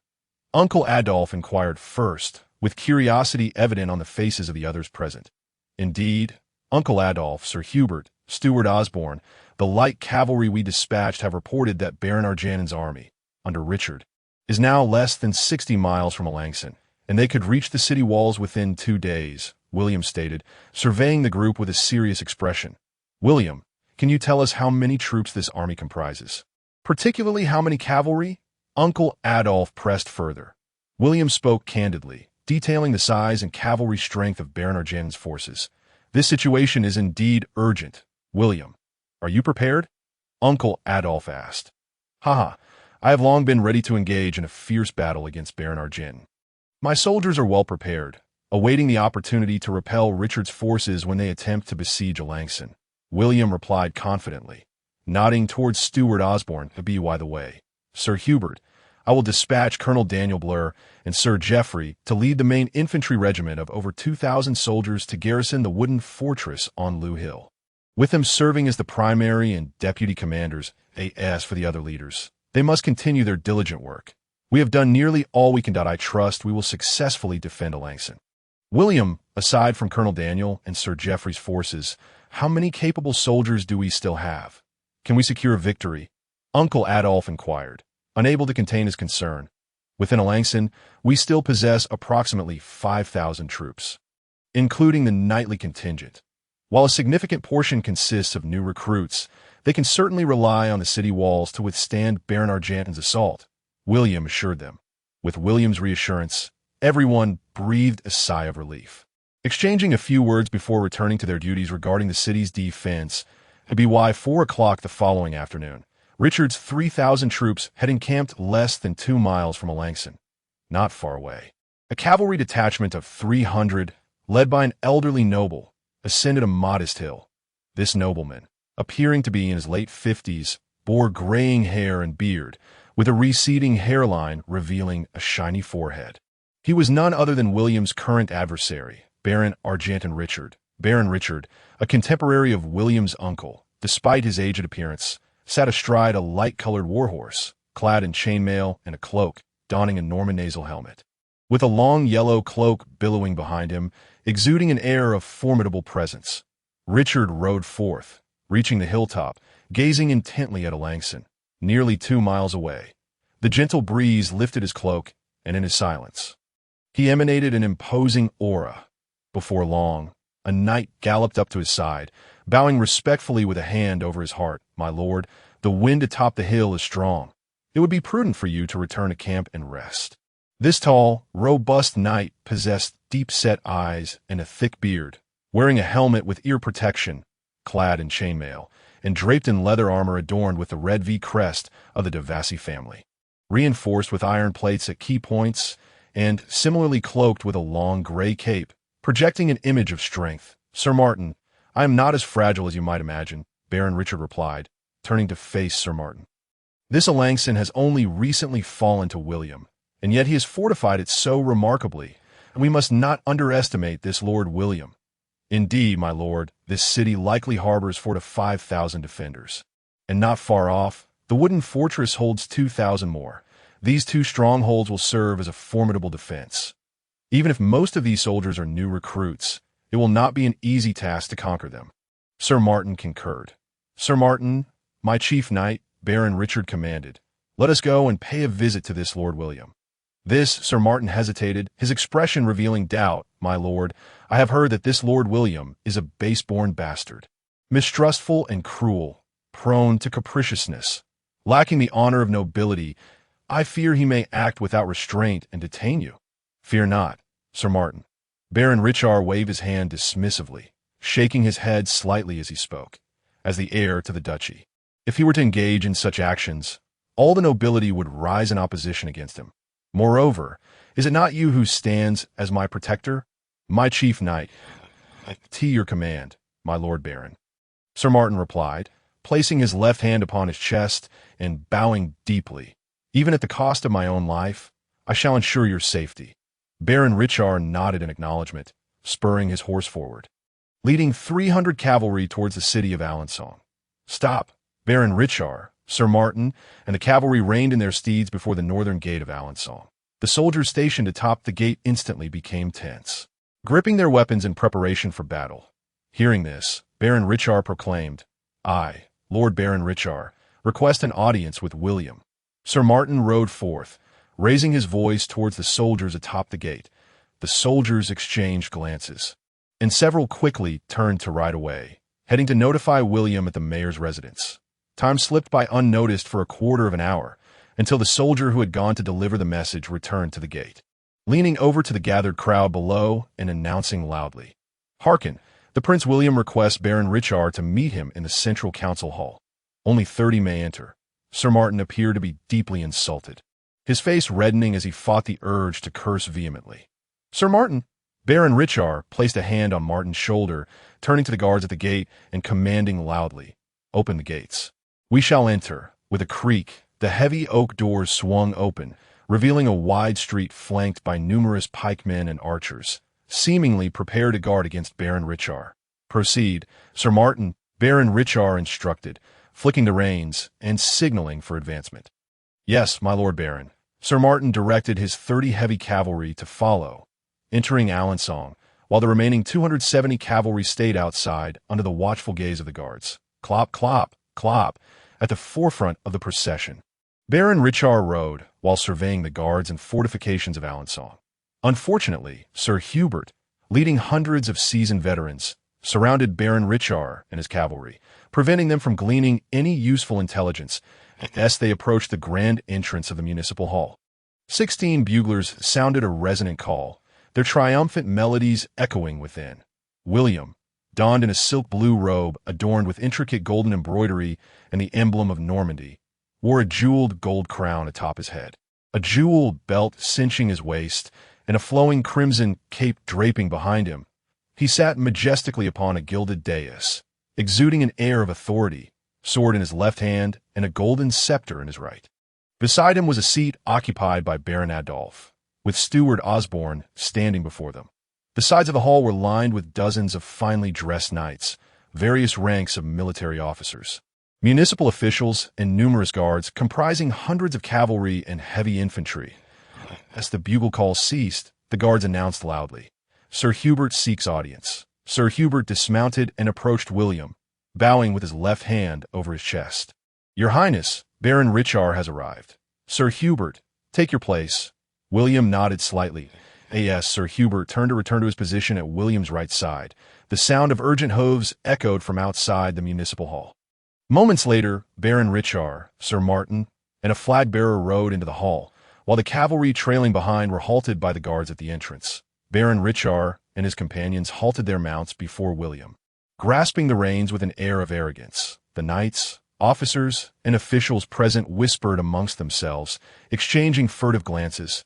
Approaching William, Baron Richard exhibited no semblance of respect, fixing his gaze upon William and stating unequivocally, "I shall not show courtesy simply because you are the heir to the Duke of Normandy. William, I have written to you thrice regarding the lordship of Alençon, yet you have remained silent. The lordship of Alençon belongs to me, Baron Richard of Vassy. I come to demand its sovereignty." That William's countenance displayed a flicker of indignation, yet he adeptly concealed it. Standing below, Steward Osborne spoke with resolute conviction. "The lordship of Alençon has always belonged to the House of Normandy. Though it was previously occupied by rebels, His Highness William has successfully reclaimed the entirety of Alençon.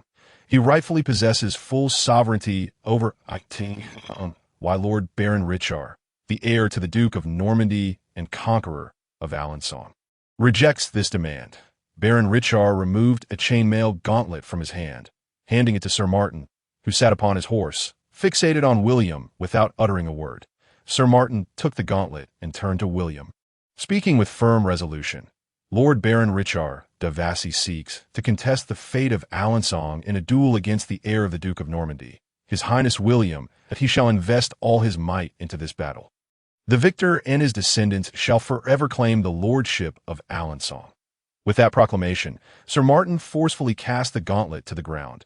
Following this, Baron Richard and Sir Martin urged their horses to depart. Meanwhile, Steward Osborne stepped forward to retrieve the gauntlet from the ground. "Do not pick it up," William interjected, extending his left hand to halt Osborne, his gaze fixed upon Baron Richard as he stated with righteous fervor, "You are a baron loyal to Count Evler Robert, a vassal of the House of Normandy. What could be more delightful for the enemies of the House of Normandy than for a vassal to slay the heir and his knights?"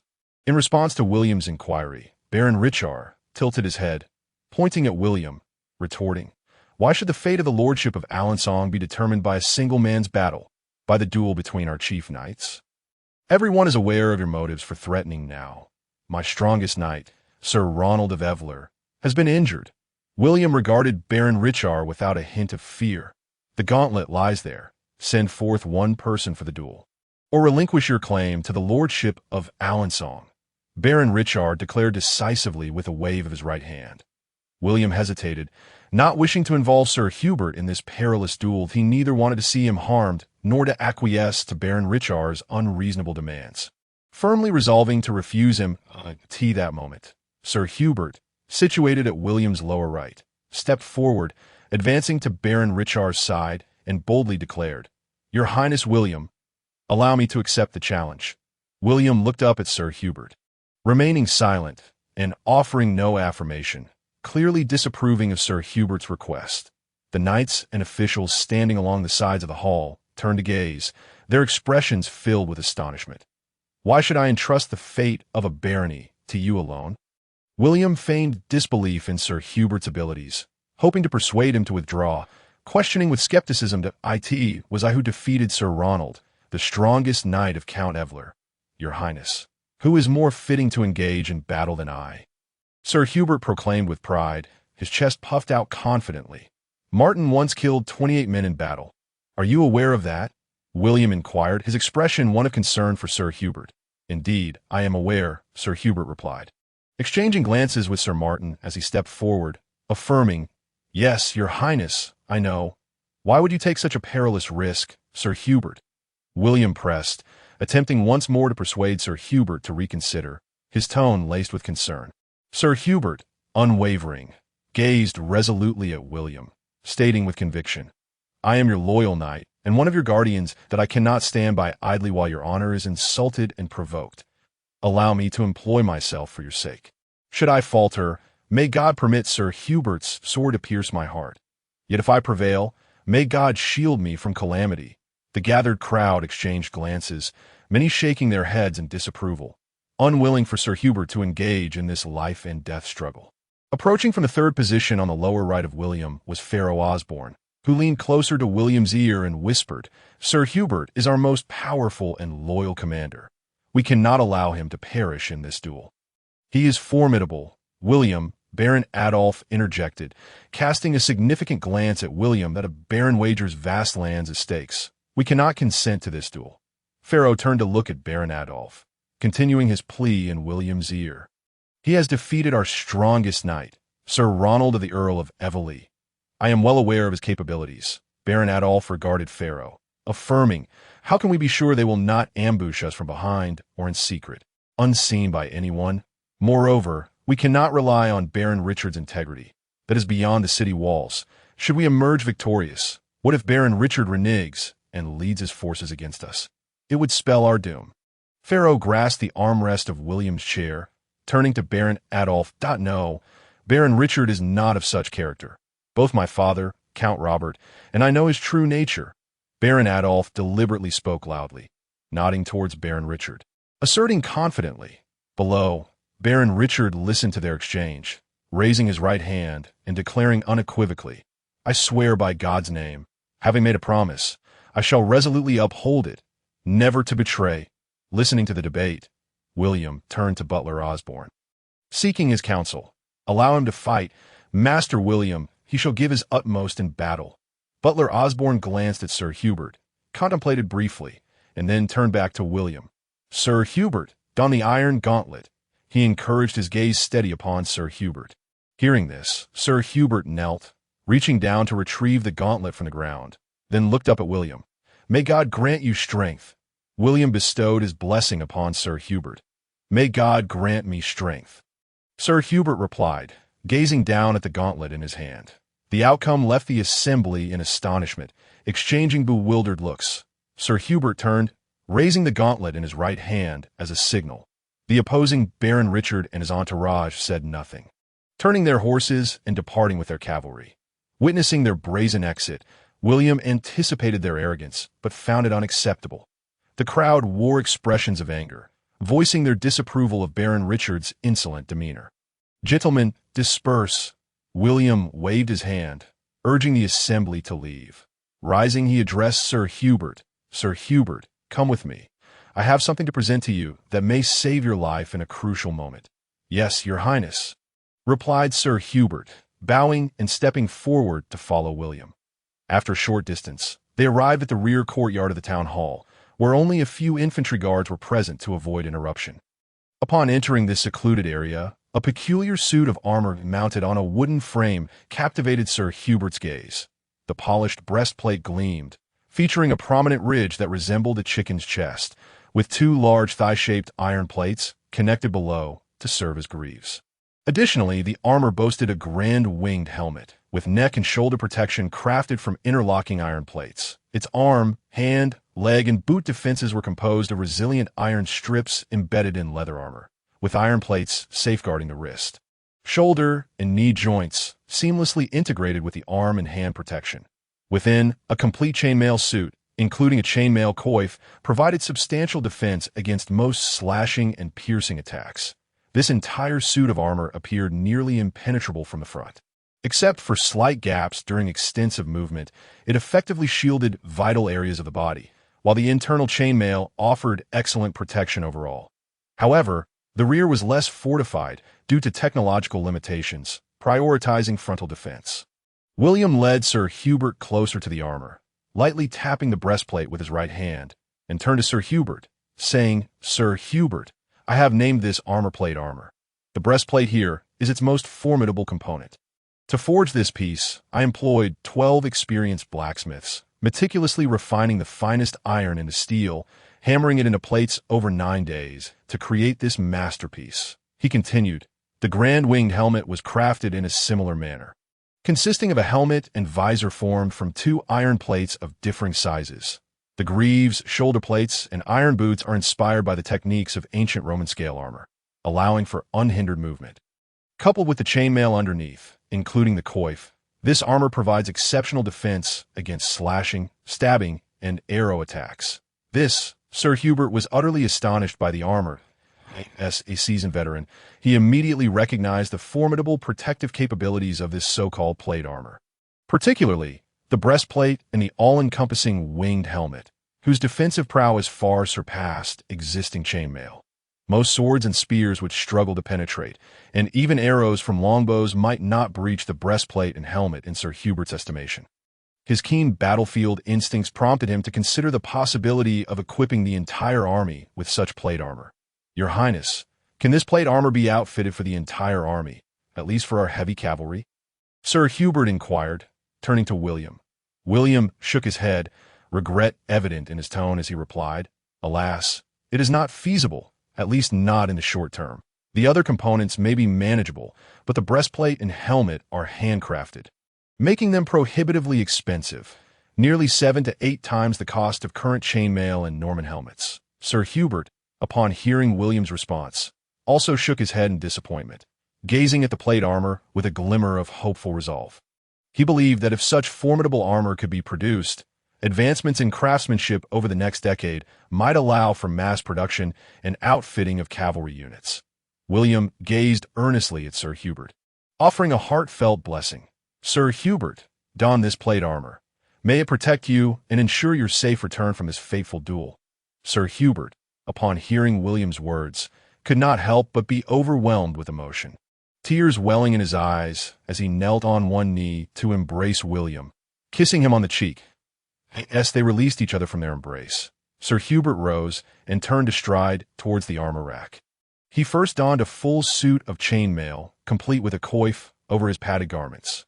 After exchanging his leather boots for a pair adorned with segmented iron plates, he affixed the greaves, which were lined with closely set iron strips, to his shins, tucking one end into the tops of his iron boots and securing them with several connected leather straps. He then fastened the thigh guards, which featured iron knee protectors, to his legs. Sir Hubert stood and tested his mobility, finding himself entirely at ease, with no discomfort whatsoever. Looking down at the junctions of his knee and shin armor, he noted with satisfaction that there were no visible gaps. After donning a neck guard, he removed the breastplate and put it on, quickly fastening the straps at the back and over his shoulders, connecting it to the greaves below with leather belts. Observing Sir Hubert clad in the splendid armor meticulously designed by William, a look of gratification spread across William's face. Not far away, Sir Hubert returned William's smile with a nod and a wave. Fully equipped in his torso and lower body armor, Sir Hubert turned to retrieve the arm guards from the rack. Securing them with the attached leather straps, he picked up 2 iron pauldrons. Examining them closely, the substantial iron plates completely shielded his shoulders, while small round plates covered the joints. The extending chainmail on either side could connect seamlessly with the arm pieces, ensuring no gaps were exposed. After fastening the pauldrons, Sir Hubert tapped his shoulders, rotated his arms, and raised his hands several times, feeling no hindrance from the armor, which felt as if it were a part of his own body. He secured the Norman sword, attached to a belt, around his waist, firmly fastening it on his left side. After slipping on iron gauntlets, he donned the final piece of equipment, a great helm, over his coif. Closing the visor and turning his head slightly, with the sound of his purposeful footsteps echoing, William watched as Sir Hubert approached, resembling a towering iron giant, which involuntarily drew a smile to his face. On the morning of the 3rd day, not far from the arena outside Aransong, the venue had been entirely transformed by William's orders. The once simple arena, featuring only a single viewing platform, now boasted a large grandstand flanked by two smaller ones. While the surrounding barriers have been reinforced to prevent overzealous soldiers and citizens from disrupting the duel at that moment, the arena, measuring over 200 meters in length and several dozen meters in width, was filled with approximately 800 cavalrymen from both William and Baron Richelieu's forces. The remaining armies, as previously agreed upon, remained stationed at their respective cities and camps, forbidden from approaching each other, lest it be deemed an act of war. This arrangement was made for their mutual safety, as any dispute arising from a potential defeat could lead to unpredictable consequences. Upon the red grandstand sat William, Baron Adolphe, Steward Osborne, the somewhat reluctant Sir Ronald, Knights Nelson, Rodrigo, and others of significance. Across from them on the yellow grandstand sat Baron Richelieu and several of his trusted knights. William, gazing across the arena, keenly observed several knights whose attire and heraldry differed from those of Baron Richelieu. Recognizing this, William promptly instructed Steward Osborne to investigate the identities of the familiar knights. After issuing these orders, William's expression returned to a calm demeanor as he sat quietly. Before long, William's 18 trumpeters formed two lines, heralding a rousing military tune with their brass instruments. The stirring notes echoed throughout Aransong, drawing residents and citizens alike to gather in clusters on the hillside, eager to catch a glimpse of the spectacle. Though only 5 days had passed since the last thrilling contest, the opportunity to witness such an event was always welcomed. As the exhilarating fanfare played, Sir Hubert and Sir Martin rode forth, advancing toward the center of the arena. Below, William and Baron Richelieu each had a standard-bearer galloping to the arena's focal point, Sir Martin, adorned with a helm featuring a faceplate and ear guards, donned a full suit of chainmail beneath a leather jerkin emblazoned with the de Vassy family crest, while iron plates protected his shoulders, arms, and elbows. In his right hand, he held a 5-meter-long lance, presenting an imposing figure. In contrast, Sir Hubert was clad in the armor previously gifted to him by William, concealed beneath a cloak bearing the red background and double lion crest, and wore the striking great helm, brandishing a lance of equal length as he approached with a steady gait. Despite the uniqueness of Sir Hubert's attire, particularly the exaggerated helm, the concealment of his armor beneath the cloak elicited mere curiosity from Baron Richelieu and Sir Martin rather than surprise. Before long, the four knights converged at the center of the arena, where Sir Hubert and Sir Martin exchanged glances as the military fanfare ceased. A knight bearing the red double lion banner turned to the duelists and inquired, "What brings you to this place at this time?" "We come to fight for a ransom," Sir Hubert and Sir Martin replied in unison. "Are you prepared to battle until death, yet show mercy to those who surrender?" "We are willing." "Then go forth. Fight for a ransom." With that, Sir Hubert and Sir Martin, accompanied by their respective standard-bearers, turned their horses to salute Baron Richelieu. After Baron Richelieu returned the gesture, they pivoted once more, riding toward William's grandstand. Sir Hubert and Sir Martin lowered their lances in deference to William. "Sir Hubert, you are the knight who has bested me. No one knows your strength better than I. Defeat Sir Martin in my stead." Sir Ronald, seated beside William, spoke with fervor. "I shall do so, Sir Ronald." Sir Hubert responded with an T. William's signal. Sir Hubert and Sir Martin turned to separate, each followed by their standard-bearers as they rode to the sides of the arena. Just then, Steward Osborne returned to the grandstand, approaching William and whispering in his ear, "Your Highness, there is indeed a knight from Count Kai's retinue among Baron Richelieu's ranks, and several others from the same faction are present behind the barriers." "Oh, so Baron Richelieu's forces include those of Count Kai. No wonder a major baron can muster over 3,000 troops, along with such a considerable cavalry." Upon hearing Osborne's report, William's doubts dissipated as clarity dawned upon him. He turned to Osborne and instructed, "Steward Osborne, send some men to keep a close watch on these knights from Burgundy, ensuring they do not cause any disturbances should they make any suspicious moves. I authorize you to take any necessary measures to eliminate them." "Yes, my lord," Osborne affirmed. The Osborne steward bowed deeply and turned to descend from the viewing platform. The discussions between him and the steward went unheard, as the resounding notes of the brass instruments drowned out their exchange. Once the Osborne steward departed, William's expression instantly returned to normal, as if nothing had transpired. In the arena, Sir Hubert and Sir Martin, positioned at opposite ends, retrieved new 5-meter lances and kite shields from the weapon racks with the assistance of their respective knights, though the kite shields were identical in size and material. Their designs differed. Sir Martin's bore a yellow background emblazoned with a V-shaped family crest, while Sir Hubert's displayed a red backdrop adorned with a double-line insignia. Simultaneously, another group of 8 musicians sounded a stirring military tune. As if signaling, William raised his right hand, prompting a soldier clad in chainmail to step forward with a 2-handed sword, which he thrust into the ground with vigor. But on the opposite stand, Baron Richelieu mirrored this gesture, commanding a soldier wielding a massive sword to turn around and plunge it into the earth. After the 2 soldiers returned to their ranks and the music ceased, William and Richelieu both glanced at their chief knights and nearly in unison issued the order to charge. Responding swiftly, Sir Hubert and Sir Martin spurred their horses into a gallop, leveling their lances and aiming at one another as they began their charge, with the music's final note, amidst the cheers of knights. Soldiers and citizens surrounding the enclosure, Sir Hubert and Sir Martin galloped forth, their lances poised to strike at their adversaries. Sir Hubert squeezed his legs tightly against his horse's flanks, spurring it to maximum speed with his spurs.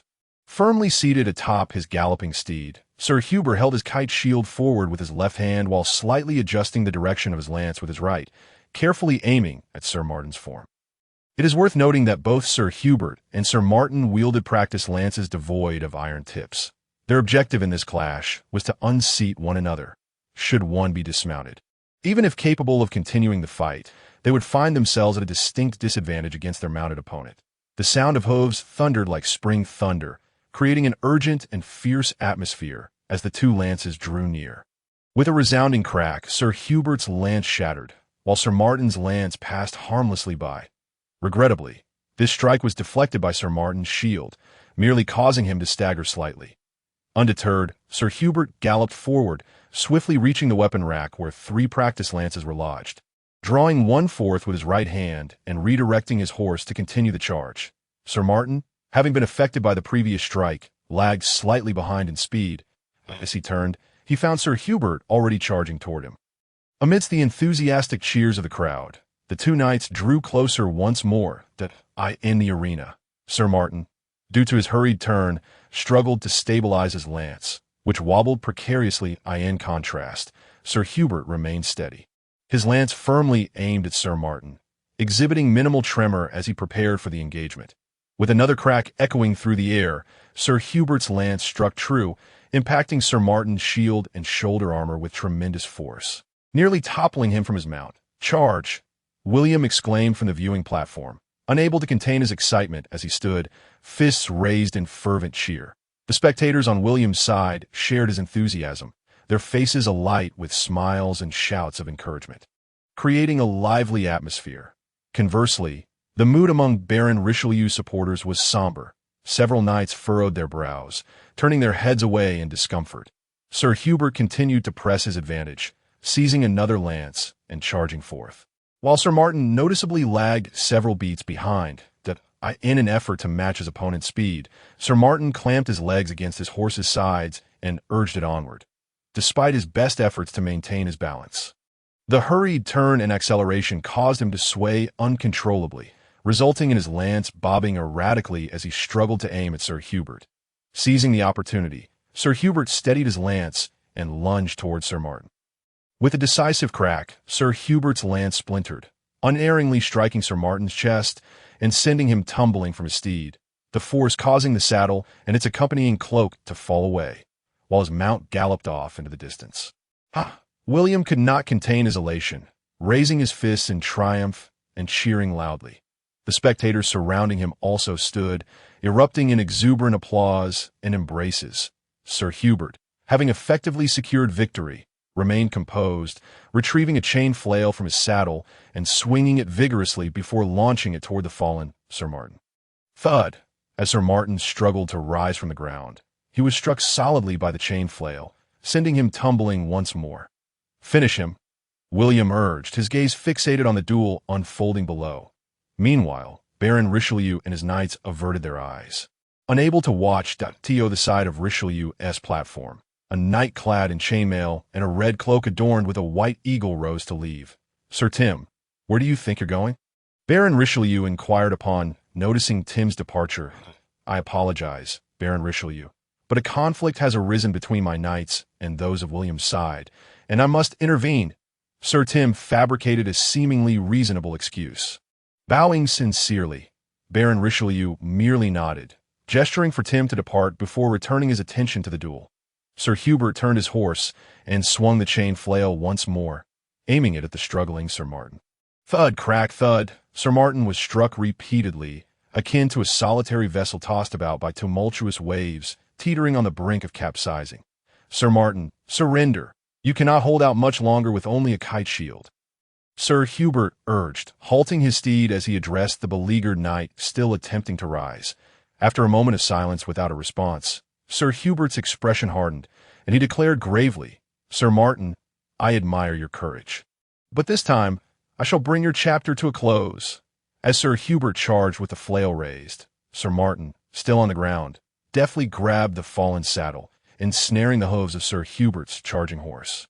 Bringing both horse and rider crashing down, as he fell, Sir Hubert instinctively protected his head with his arms and rolled forward, dissipating much of the impact before regaining his feet. Sir Martin, in a desperate struggle for survival, prompted a cold glint in Sir Hubert's eyes as he drew his Norman sword with his right hand, shield in the left, and advanced toward the still rising Sir Martin. In response, Sir Martin grasped a broken lance from the ground. Pushing Sir Hubert away, and retrieved the saddle to hurl at him, he then extracted the Norman sword from beneath the fallen cloak, readying himself for the impending confrontation, undeterred by Sir Martin's futile distractions. Sir Hubert deftly cleaved the broken lance into several pieces with his sword and deflected the thrown saddle with a swift motion of his kite shield, with the attempts at disruption thwarted. Sir Hubert approached Sir Martin, now armed with sword and shield, cautiously advancing in a combat stance. The balance of power on the field had shifted, with neither side enjoying the superior height and advantage of being mounted. Both knights now prepared for a close-quarters melee, though it was evident that Sir Martin remained at a slight disadvantage. After enduring 3 or 4 assaults from the flail, it was impossible for him to have escaped unscathed. Observing his disheveled appearance, it was highly likely that he had sustained internal injuries. Sir Hubert was acutely aware of Sir Martin's condition. To secure victory in the duel, he merely needed to focus on defense, exhausting his opponent until he could deliver a decisive blow when Martin was further weakened. Sir Hubert shook his head in private disapproval. Quickly extinguishing this thought, he wished to grant the esteemed Sir Martin a duel worth remembering. Sir Hubert bellowed, bracing his left arm against the shield while raising his Norman sword high, charging toward Sir Martin with swift determination. The clash of weapons echoed, bang, bang, clang, clang, as Sir Hubert launched himself at Sir Martin with a ferocity that suggested a disregard for his own safety. His elevated sword relentlessly pursued Martin, landing several strikes that forced the latter to retreat, desperately defending with his sword and shield. In truth, Sir Hubert's reckless aggression did not stem from a disregard for his life, but from his unwavering confidence in the armor he wore beneath his cloak. Prior to the duel, neither swords nor spears, nor even arrows, had been able to breach the protection offered by this armor, leaving not even a trace upon it. After stumbling back a few paces, Sir Martin finally steadied himself, advancing with his kite-shaped shield held firm. With a resounding thud, Martin's shield absorbed a downward strike from Sir Hubert's Norman sword, and he pressed forward, forcing Hubert to struggle to reclaim his weapon.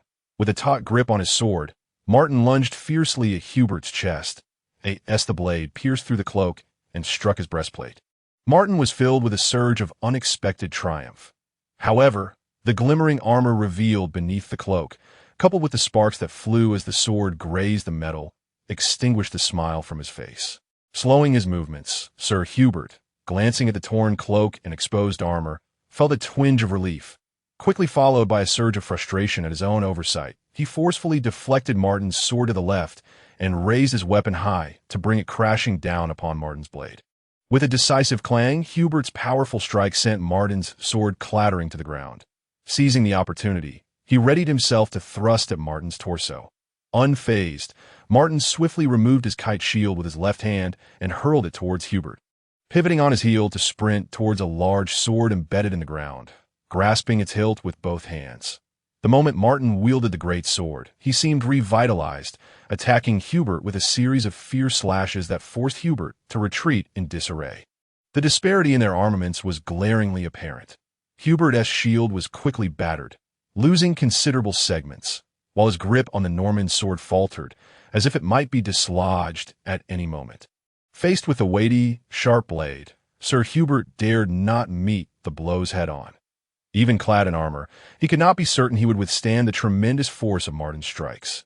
Yet, Sir Hubert remained composed amidst the peril. Sensing that Martin's attacks were growing weaker, likely due to the prior blunt injuries inflicted by the flail, which had rendered him incapable of enduring such vigorous exertion, retreating to the vicinity of the great sword, Hubert resolutely tossed both his Norman sword and kite shield to obstruct Martin's pursuit, drawing the massive sword with both hands and executing a sweeping upward arc towards the advancing Martin. The anticipated strike veered off course, narrowly missing Martin's descending blade, which threatened to overwhelm him. The great sword, raised above Martin's head, descended heavily towards his back. With a resounding impact, Martin fell to the ground, blood spilling forth, and Sir Hubert seized this precious moment of opportunity, raising the great sword high and plunging its tip towards Martin's exposed back. As the blade pierced flesh, Martin's anguished cry echoed through the arena. Marking the duel's conclusion with Sir Hubert's victory and Martin's demise, a thunderous cheer erupted from William, Baron Adolf, Daniel Blewer, Sir Nelson, and Sir Ronald, who could no longer contain their elation. The knights, soldiers, and civilians of their faction raised their arms in jubilation, loudly celebrating Sir Hubert's triumph. Even the knights affiliated with Baron Richard could not restrain themselves, joining in the raucous applause in that moment. The arena reverberated with an overwhelming chorus of cheers. Meanwhile, Baron Richard leaned against his seat, gripping the armrest with his left hand, his right fist clenched tightly, his chest heaving as he stared intently at the bloodied Sir Hubert, remaining silent. In the arena, Sir Hubert, having triumphed over the formidable knight Martin, felt his strength wane and sank to one knee. Gasping for breath amid the cheers, he raised his gaze to Baron Richard in the stands. A victorious smile graced his face, brandishing the bloodied great sword high. He proclaimed, "To whom does Alençon belong?" Baron Richard, trembling with fury, replied through gritted teeth, "Alençon belongs to William." Upon receiving Richard's confirmation, Sir Hubert leaned on his great sword, laboriously rising to his feet, amidst the cheers of the crowd. He turned and made his way towards William's viewing platform. Arriving before William, Sir Hubert held the bloodied great sword aloft, exclaiming, "God has granted me sufficient strength to vanquish my formidable foe. Your Highness William, that I have never witnessed anyone fight with such valor. Indeed, God is with you now. Who can deny that the barony of Alençon does not belong to the Normandy family? We are all indebted to you." "Sir Hubert!" William beamed with admiration, lavishing praise upon him. Sir Hubert nodded in acknowledgement, planting the great sword into the ground as he prepared to depart the arena at that moment. However, 6 knights clad in red cloaks emblazoned with a white eagle and chainmail, belonging to Burgundy, vaulted over a 1 meter 30 high barricade, brandishing crossbows and charging at Sir Hubert from behind. The leader among them was none other than the previously departed Sir Tim. "Sir Hubert, beware!" William shouted, his voice rising in alarm as he noticed the approaching knights. "Daniel, Geoffrey, Nelson, Failer, rally your men and provide support. Protect Sir Hubert at all costs." "Yes, your Highness," the 4 commanders replied, leaping from the viewing platform to summon their knights into the fray. In the arena, Sir Hubert, amidst the cheers, caught sight of the 6 intruding knights, dressed in red cloaks with white eagles, wielding small round shields in their left hands, with Norman swords and quivers at their waists, and crossbows slung across their backs. It was clear they were the knights of William's old adversary, Count Kai of Mortain, and their intentions were far from benign at that moment. Sir Hubert found himself unarmed. Both sword and shield had been lost in the duel, and the great sword lay some 10 meters behind at the viewing platform, leaving him defenseless. Yet, Even without a weapon, Sir Hubert remained unperturbed, confident that his own body was the mightiest weapon of all.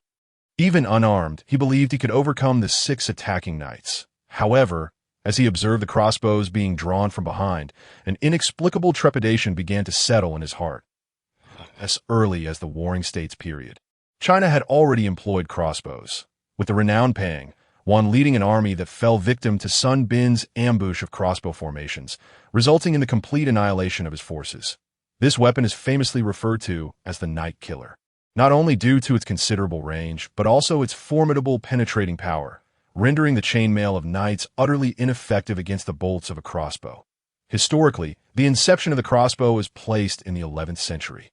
Some may argue that the crossbow was first introduced from the Middle East during the Crusades. However, I am inclined to believe that the Normans, who established the Duchy of Normandy and had founded colonies in the Mediterranean over a century earlier, likely acquired and replicated the crossbow from regions such as Egypt, the Middle East, and North Africa, bringing this potent weapon back to Normandy, albeit with limited dissemination, as only a few crossbows were utilized as tools for surprise attacks. Thus, the assertion that the crossbow only emerged after the late 11th century Crusades is inaccurate.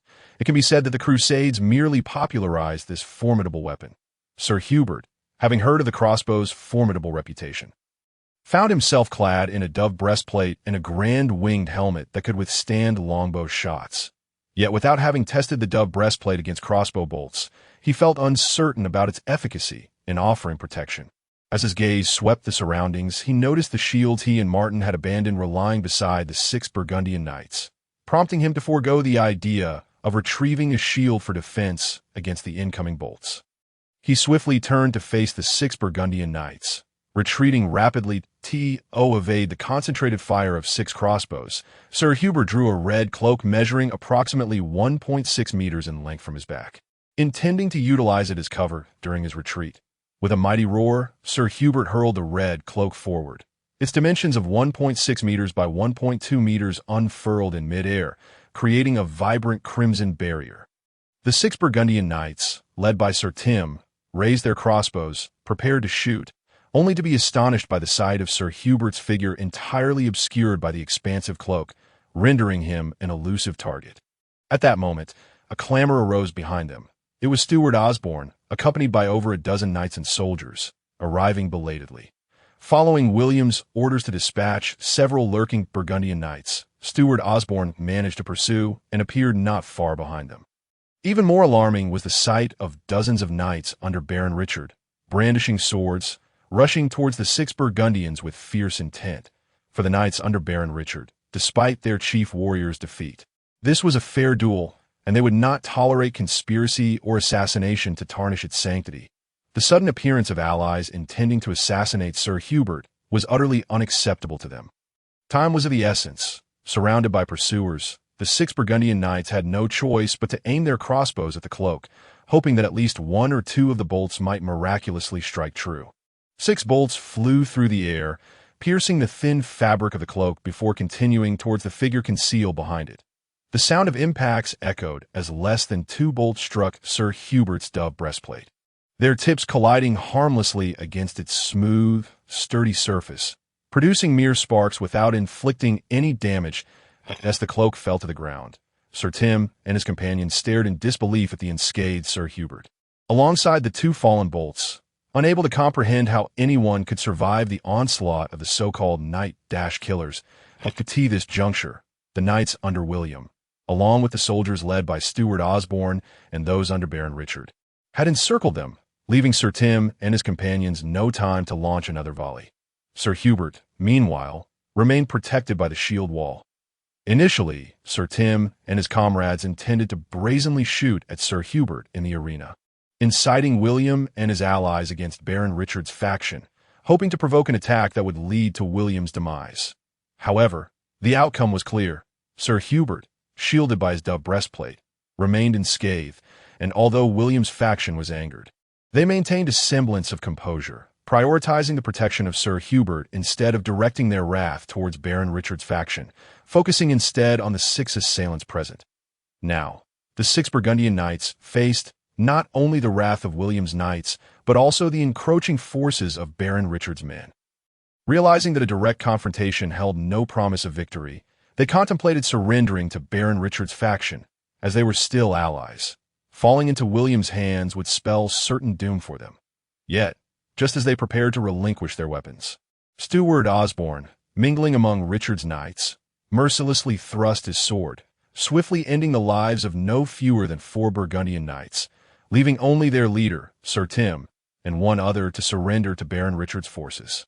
At this moment, hundreds of knights, heavy infantry, and archers from both William and Baron Richard's factions formed lines in the small arena, the air thick with the scent of gunpowder, as if a mere spark could ignite a conflagration. The atmosphere was palpably tense, with each side's knights, soldiers, and officers gathering in the arena's center, standing several meters apart, ready for confrontation.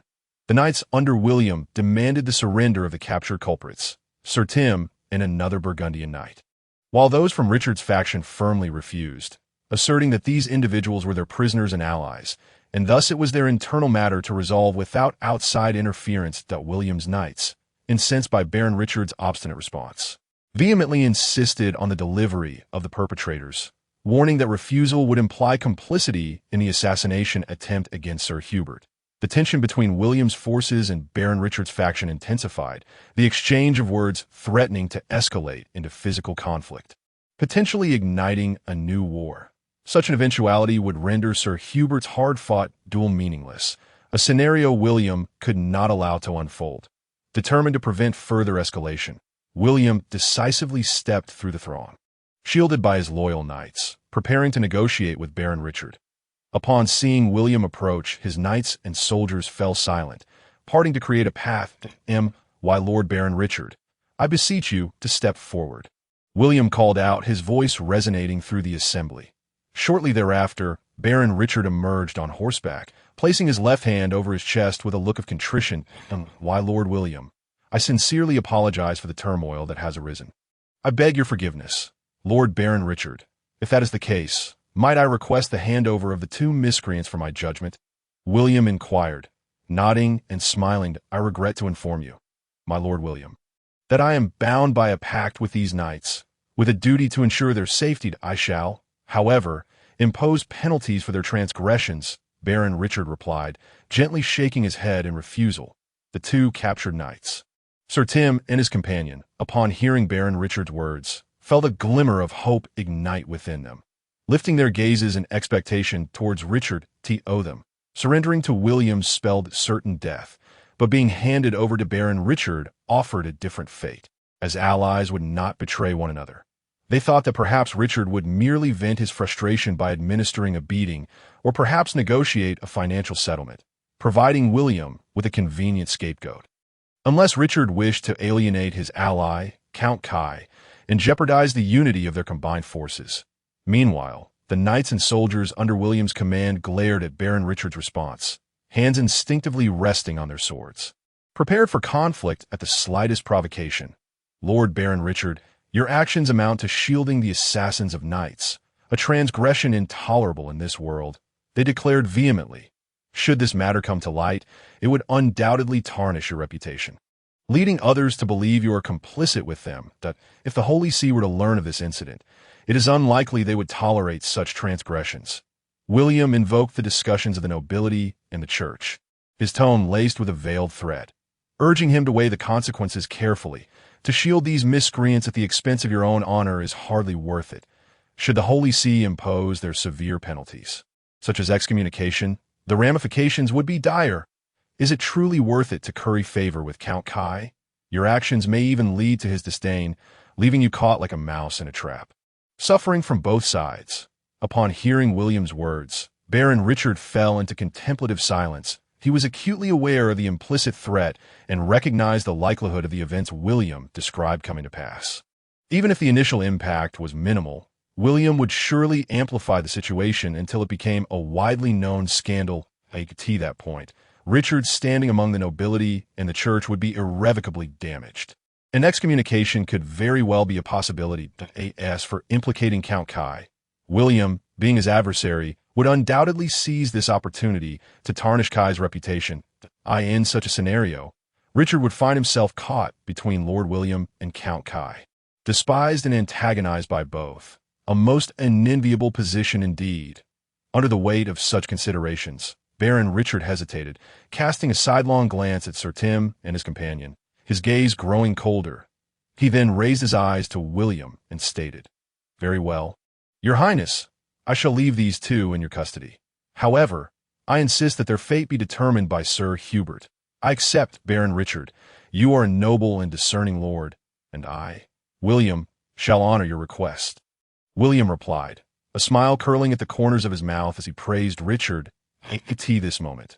Sir Tim, overhearing the exchange between William and Baron Richard, felt a surge of anxiety and could not help but struggle. Raising his voice to Baron Richard, "My lord Baron Richard, you must protect us at all costs. You cannot hand us over to William. My men and I, over 1,000 strong, would be eternally grateful. And Count Kai would remember your kindness. Nay, Sir Tim, after committing such heinous acts, you deserve this outcome. No one shall be granted clemency." Baron Richard's gaze fell upon Sir Tim and his companion, as if regarding condemned souls. And with a resolute wave of his hand, he declared with righteous indignation, "No, you cannot do this." Sir Tim protested vehemently. "Are you willing to forsake the assistance of over 1,200 knights and soldiers? Do you wish to betray Count Kai's trust and abandon his friendship to embrace the illegitimate son William?" Faced with the specter of death, Sir Tim's words grew increasingly desperate, laden with overt threats against Baron Richard. "Sir Tim, relinquish such thoughts. I have made my decision to turn you over to Sir Hubert A.S. for your regiment of 1,200. I shall safeguard them for your lord, Count Kai, for a time. Now, be at peace and prepare for your journey." Baron Richard turned to Sir Tim, regarding him with disdain, akin to a pest, and resolutely denied his pleaded no. "This is treachery, an unforgivable betrayal. Count Kai will not let this pass." Sir Tim's face contorted with rage as he spat forth his threats. However, such outbursts could not sway Baron Richard's resolve. They were but the futile cries of a vanquished creature. Sir Tim and his companion were handed over to William, and the atmosphere in the hall gradually eased from its previous tension, the air of hostility dissipating entirely. Yet the two men, now in William's custody, continued to hurl vile insults, perhaps sensing the end was near. They raved on with curses directed at William, Baron Richard, and their respective knights, drawing the ire of those present, igniting a spirit of shared animosity. The soldiers under William's command showed no mercy to these two lamentable figures, responding with brute force until they were left battered and bruised, subjected to such rough treatment. Sir Tim and his companion, filled with dread, could only whimper, refraining from further provoking the unruly soldiers. Meanwhile, William and Baron Richard paid no heed to the lamentations of these pitiable souls. Engaging in lively conversation, "Baron Richard, you are a discerning noble and a valiant knight, embodying the principles of camaraderie among fellow knights, loyalty to faith, respect for your lord, prudence in speech, fairness and leniency on the battlefield, and a steadfast adherence to honor and humility. You are indeed a paragon of noble knighthood." William extolled with a smile, as if all prior tensions had vanished, warmly commending Baron Richard for his noble stature and virtuous character. In the medieval era, knights were primarily military men, held in high esteem by society. Given the frequency of military engagements, warfare was considered a normal facet of life during this period. Economically, knights were integral to the feudal system, swearing allegiance to their lords and reinforcing such bonds through oaths and ceremonies. Socially, while nobles could be warriors, not all warriors were nobles. In this age, dukes, marquises, earls, viscounts, barons, and even kings aspired to the title of knight, with the legendary King Arthur, the Night King, being the most renowned example. His nobility and valor in battle epitomized the knightly ideal, and the enduring tales of Arthur's exploits owe much to his identity as a knight. Most nobles of the medieval period revered the honor of knighthood, with many great lords conferring knighthood upon themselves before battle. In fact, a cardinal once proclaimed to his soldiers, "I am a bishop. I knight myself." Thus, William's commendation of Baron Richard as a knight of high moral standing was the highest praise, acknowledging the baron's lifetime achievements. Indeed, William's compliment struck a chord with Baron Richard, who erupted in hearty laughter. I had not realized. Your Highness, that you are such a perceptive individual that in my youth, I followed your uncle, Count Robert, and your grandfather, the good King Richard II of Normandy, on numerous campaigns, securing such favorable circumstances for your Norman family, which ultimately led to my elevation as Baron of Argent. Engaging in fond reminiscence, Baron Richard, perhaps owing to his age, began recounting tales of his past, imparting wisdom to William. The younger noble nodded attentively, occasionally interjecting with inquiries, and soon the atmosphere between the two transformed into one of congeniality. As their conversation grew animated, laughter erupted between them. Baron Richard, you possess many qualities from which I, as a younger man, must learn. Should the opportunity arise, I shall personally visit you to seek your guidance. William, adopting a humble demeanor, expressed earnestly, "Too kind, Your Highness, I had not anticipated you to be such a courteous and amiable individual. I previously misunderstood you." Baron Richard chuckled heartily, expressing modesty. "If you were to visit the domain of Baron Argent, my dear daughter Agnes, now 3, would be delighted to meet you. She is yet to form friendships with the young knights and noble children of Argenton, which is indeed a cause for concern." "That would be splendid. I must meet your daughter on my next visit," William replied, a flicker of excitement igniting within him. Memories of his lack of peers and the cold disdain from adult nobles washed over him, prompting a sigh as he lamented, "Perhaps it is my status as a bastard that incites their contempt. You need not feel disheartened, Your Highness. Your noble character is indelible, and ultimately, all nobles shall come to recognize your worth." Baron Richard encouraged the disheartened William. "Thank you, Baron Richard.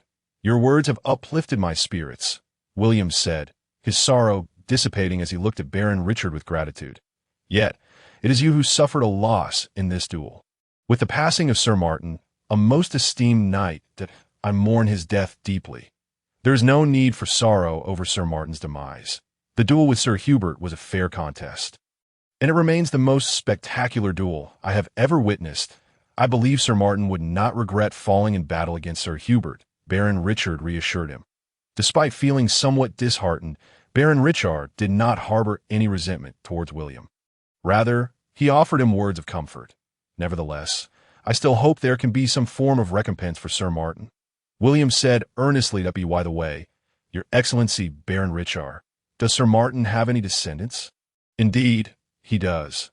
Although Sir Martin is merely 37 years of age, he has a son named Ferdinand Grier, who is already a young adult of 16. He grew up on the Isle of Wight in England and has pursued an adventurous life since childhood, having accompanied his father on mountain climbs when he was just a boy. Currently, he serves in my army, and I intend for him to inherit his father's knightly fief in Argenton, bestowing upon him the title of knight when he turns 18. Baron Richard replied, nodding, "Your Excellency, Baron Richard, might it be possible for Ferdinand Grier to serve under me? I would formally knight him and grant him a fief, allowing him to become my leading commander." William said, gazing earnestly at Baron Richard with a pleading tone. "Very well. Let him come to serve you as a fellow young man. I believe you'll be afforded greater opportunities." Baron Richard pondered for a moment before nodding in agreement. "Thank you very much, Your Excellency, Baron Richard." William expressed his gratitude with a nod. William and Baron Richard engaged in lively conversation. William discovered that this venerable gentleman nearing 50 was indeed a reasonable nobleman. Consequently, William's words and demeanor towards him were marked by great respect, and unbeknownst to them, their relationship gradually warmed. Similarly, Baron Richard's impression of William improved, seeing him as a courageous and clever young man, valuing loyalty and familial bonds, and exhibiting politeness, rather than merely accepting the harsh judgments of the nobility regarding William. Due to his favorable view of William, Baron Richard even contemplated introducing his only daughter, Agnes de Vassy, whom he had fathered in his later years, to William. He even entrusted Ferdinand Grier, the son of the esteemed Sir Martin, to William, encouraging him to pledge loyalty to him if His Highness William could form an engagement with Agnes. "I would willingly commit myself to His Highness's cause that in fact, my barony of Argenton could be inherited by William and Agnes. As for now, I shall maintain my neutrality," Baron Richard mused, contemplating the spirited William before him. "Your Excellency, Baron Richard, I am grateful for your handing over these two miscreants to us. Justice in this world shall be upheld, and these two villains will receive the fair judgment of Sir Hubert." William said, gesturing towards the two subdued miscreants not far away.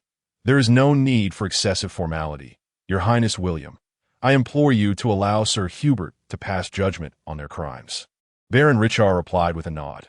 "Indeed, Your Excellency Baron Richard, hatred cannot linger overnight. Evil must be purged, and justice must prevail." William turned to Sir Hubert beside him and declared, "Sir Hubert, please adjudicate these two miscreants sent by the Kai faction of Burgundy." "Thank you, Your Highness William," Sir Hubert said, placing his left hand over his heart and bowing. "I have decided to entrust their sins to the Almighty, and each of them shall bear a sword thrust into their breast. If God judges them guilty, they shall ultimately perish. If God declares them innocent, they shall survive after enduring the sword's piercing." Sir Hubert's words were spoken with great conviction, prompting cheers from all the knights and soldiers present, while the captured miscreants trembled in fear. "Divine judgment! Divine judgment!" Yes, indeed. The crowd's fervent cries echoed the very essence of Sir Hubert's decision to pass judgment on these miscreants, placing everything in the hands of the omnipotent and omniscient God. The origins of trial by ordeal remain somewhat ambiguous, but it first appeared in the legal codes of the Franks in the 6th century, wherein specific regulations were established regarding such trials. For instance, prior to the ordeal, in reverence to God, both the accuser and the accused would engage in morning prayers and take oaths. Naturally, in this scenario, due to the disparity in status between Sir Hubert and the two captured miscreants, one being a noble knight and the others mere captives, it sufficed to conduct a trial by ordeal unilaterally, allowing God to determine their fate.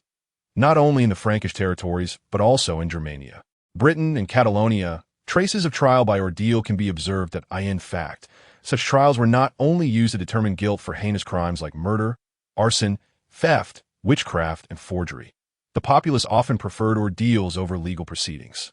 The prevalence of trial by ordeal was rooted in its practical foundations that, in the medieval era, numerous human settlements existed, such as the holy city of Rome or the illustrious city of Constantinople, deemed miraculous and favored by God, while in other regions, most people still congregated in villages. This implies that villagers were well acquainted with one another, including their actions and reputations. When villagers found it intolerable or sought to persecute someone, and wished to make someone disappear from the world under the guise of righteousness, trial by ordeal served as an excellent pretext. Essentially, trial by ordeal was a form of human judgment, rife with manipulation. Thus, those presiding over such trials often held a significant advantage, namely the ability to cheat times. In situations of unequal status and circumstances, it was even possible to unilaterally impose an ordeal upon an individual, as Sir Hubert was doing. Although deep down, William hoped that Sir Hubert would directly condemn them to death or some other fate rather than resorting to such superstitious means to let God decide the outcome. He also recognized that the path to a lawful society was still far off. For the time being, employing divine judgment remained the most widespread method of handling cases, and William felt powerless against it. "Very well, Sir Hubert, proceed as you see fit." William mused for a moment before nodding in agreement. Sir Hubert acknowledged his consent, turned around, and drew the great sword embedded in the ground before him. Raising it high, he then walked step by step towards the two tied Tim knights. "But no, Sir Hubert, please do not do this. We can offer you great wealth. We could even request land from Count Kai on your behalf." The tied Tim knight pleaded desperately, struggling in vain while his face contorted with terror. "Do not evade, Tim knight. This is not a virtue befitting a knight. Pray, Tim knight, accept God's judgment." Sir Hubert approached the Tim knights, holding the great sword aloft, his expression unwavering as he counseled them. And the Tim knight wept and screamed, struggling futilely, his trousers slightly dampening, exuding a foul odor. "Accept God's judgment." "Hark!" With a fierce shout, Sir Hubert plunged the massive sword into the Tim knight's chest. "Ugh!" The knight barely managed a cry before his head fell to the side, breathing his last. "God has declared you guilty, Tim knight. Your filthy soul has plunged into the abyss of endless hell." With that, Sir Hubert turned to the other captured knight from Burgundy, stating, "Now it is your turn. Accept God's judgment." No, the Burgundy knight, utterly petrified, lost control and fainted. With a swift motion, Sir Hubert thrust the great sword into the knight's chest. Ugh! The knight could only emit a final gasp before descending into the depths of hell, accompanied by his tainted soul. Omniscient and merciful Lord, you are just, and you have ultimately decreed their guilt, condemning their impure souls to the depths of hell. Sir Hubert raised his great sword high above his head, surveying the surroundings as he proclaimed loudly. A resounding cheer erupted from the gathered crowd, celebrating this fair, divine judgment. After sentencing Sir Tim to death at the hands of William and Sir Hubert, the daunting question of how to deal with the 200 Burgundian knights, 300 regular infantry, and over 700 conscripts within Baron Richard's camp now loomed over him. Despite Baron Richard's prior assertions that he would seamlessly take command of the over 1,000 soldiers under Count Kai's banner, the reality proved far more complex. His forces barely exceeded half the size of Count Kai's Burgundian army, failing to provide the overwhelming advantage he had anticipated. Should even a few stragglers return to their camp and inform the Burgundian knights, they could initiate an attack, leaving Baron Richard at a severe disadvantage. William, observing the furrowed brow of Baron Richard, felt compelled to extend a helping hand, not only out of concern for the Baron, but also for his own benefit. Had Baron Richard attributed Sir Tim's demise solely to their failed assassination attempt and requested William to keep the matter confidential, he might have maintained a harmonious relationship with Count Kai. At the very least, he could have skillfully navigated the delicate neutrality between William and the Count. However, once Baron Richard engaged with Count Kai's troops, regardless of his justifications or methods, even if he endeavored to return these forces to the Count, his actions would be perceived as an unforgivable betrayal, ultimately compelling him to align with William. Baron Richard, are you troubled about the Burgundian knights in your camp? Are you concerned that they may pose a threat to your forces? William feigned concern, feigning ignorance. Indeed, it is likely that several of the Burgundian knights present have fled back to their camp to relay information that if they strike first, my forces could suffer significant losses, Baron Richard lamented, shaking his head slightly with a look of dismay. Allow me to assist you. I will dispatch approximately 800 knights along with their retainers, 1,000 infantry, and 100 personal guards under Sir Hubert's command to aid you in quelling the rebellion. William spoke earnestly, his tone sincere. I shall accompany you as well. I am eager to meet the son of Sir Martin, Ferdinand Grier, whom you often commend, and no, it would be inappropriate to trouble your highness. Moreover, the danger there is quite profound. How could I allow you to put yourself at risk? Baron Richard gently shook his head in refusal. Please, you must accept my assistance. I assure you my respect and support come from the depths of my heart. William gazed intently into Baron Richard's eyes, his sincerity palpable. Well, Baron Richard hesitated for a moment before eventually nodding in agreement. With Baron Richard's consent, William promptly commanded the assembled generals to spring into action. Knight Nelson was assigned to lead the 800 knights. Sir Hubert commanded the 1,000-strong main force, and Faure led the 100 personal cavalry to protect William. Additionally, Knight Rodrigo commanded 500 light and heavy cavalry. Upon receiving William's orders, the appointed generals swiftly set to work. In less than 15 minutes, all troops had gathered at the foot of Arlington Castle, totaling 2,400 soldiers, including over 800 light and heavy cavalry. The impressive execution and the sheer number of highly skilled soldiers, alongside the formidable cavalry, left Baron Richard astounded. He felt a surge of relief for not having heeded Sir Tim's deceitful counsel to attack William. Advance, William commanded with a flourish of his right hand, directing the army towards Baron Richard's camp, which lay 2 miles ahead, that a force nearing 3,000 strong, with cavalry numbering nearly 1,000, showcased a terrifying military might, an achievement only possible through the unwavering support of Count Ever Robert and the alliance with Baron Richard.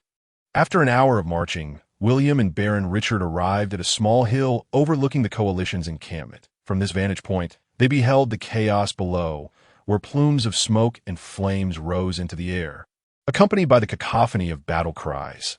The Burgundian knights appear to have launched a sudden assault, leaving Baron Richard's forces in disarray and struggling to fend off the advancing enemy from his mount. William's gaze fell upon a contingent of knights who, despite the turmoil, were maintaining an orderly resistance under the command of a young knight, effectively covering the retreat of their comrades and buying precious time for regrouping. Who is that young knight? He bears the demeanor of a great commander, William inquired, pointing at the youth. That is the son of Sir Martin. Ferdinand Grier, Baron Richard replied, his facial muscles twitching, whether from grief over the fallen soldiers or regret for potentially losing such a promising young man. Let us launch an assault. Your forces seem unable to hold out much longer, William declared, disregarding Baron Richard's discomfort and issuing commands to his officers. Understood. The generals responded in unison, as Knight Nelson and Knight Rodrigo led the cavalry forward, with Baron Richard's cavalry and William's personal guards forming the second wave. Meanwhile, the substantial infantry, under Sir Hubert's command, arranged themselves into formation, beginning to encircle the enemy from both flanks.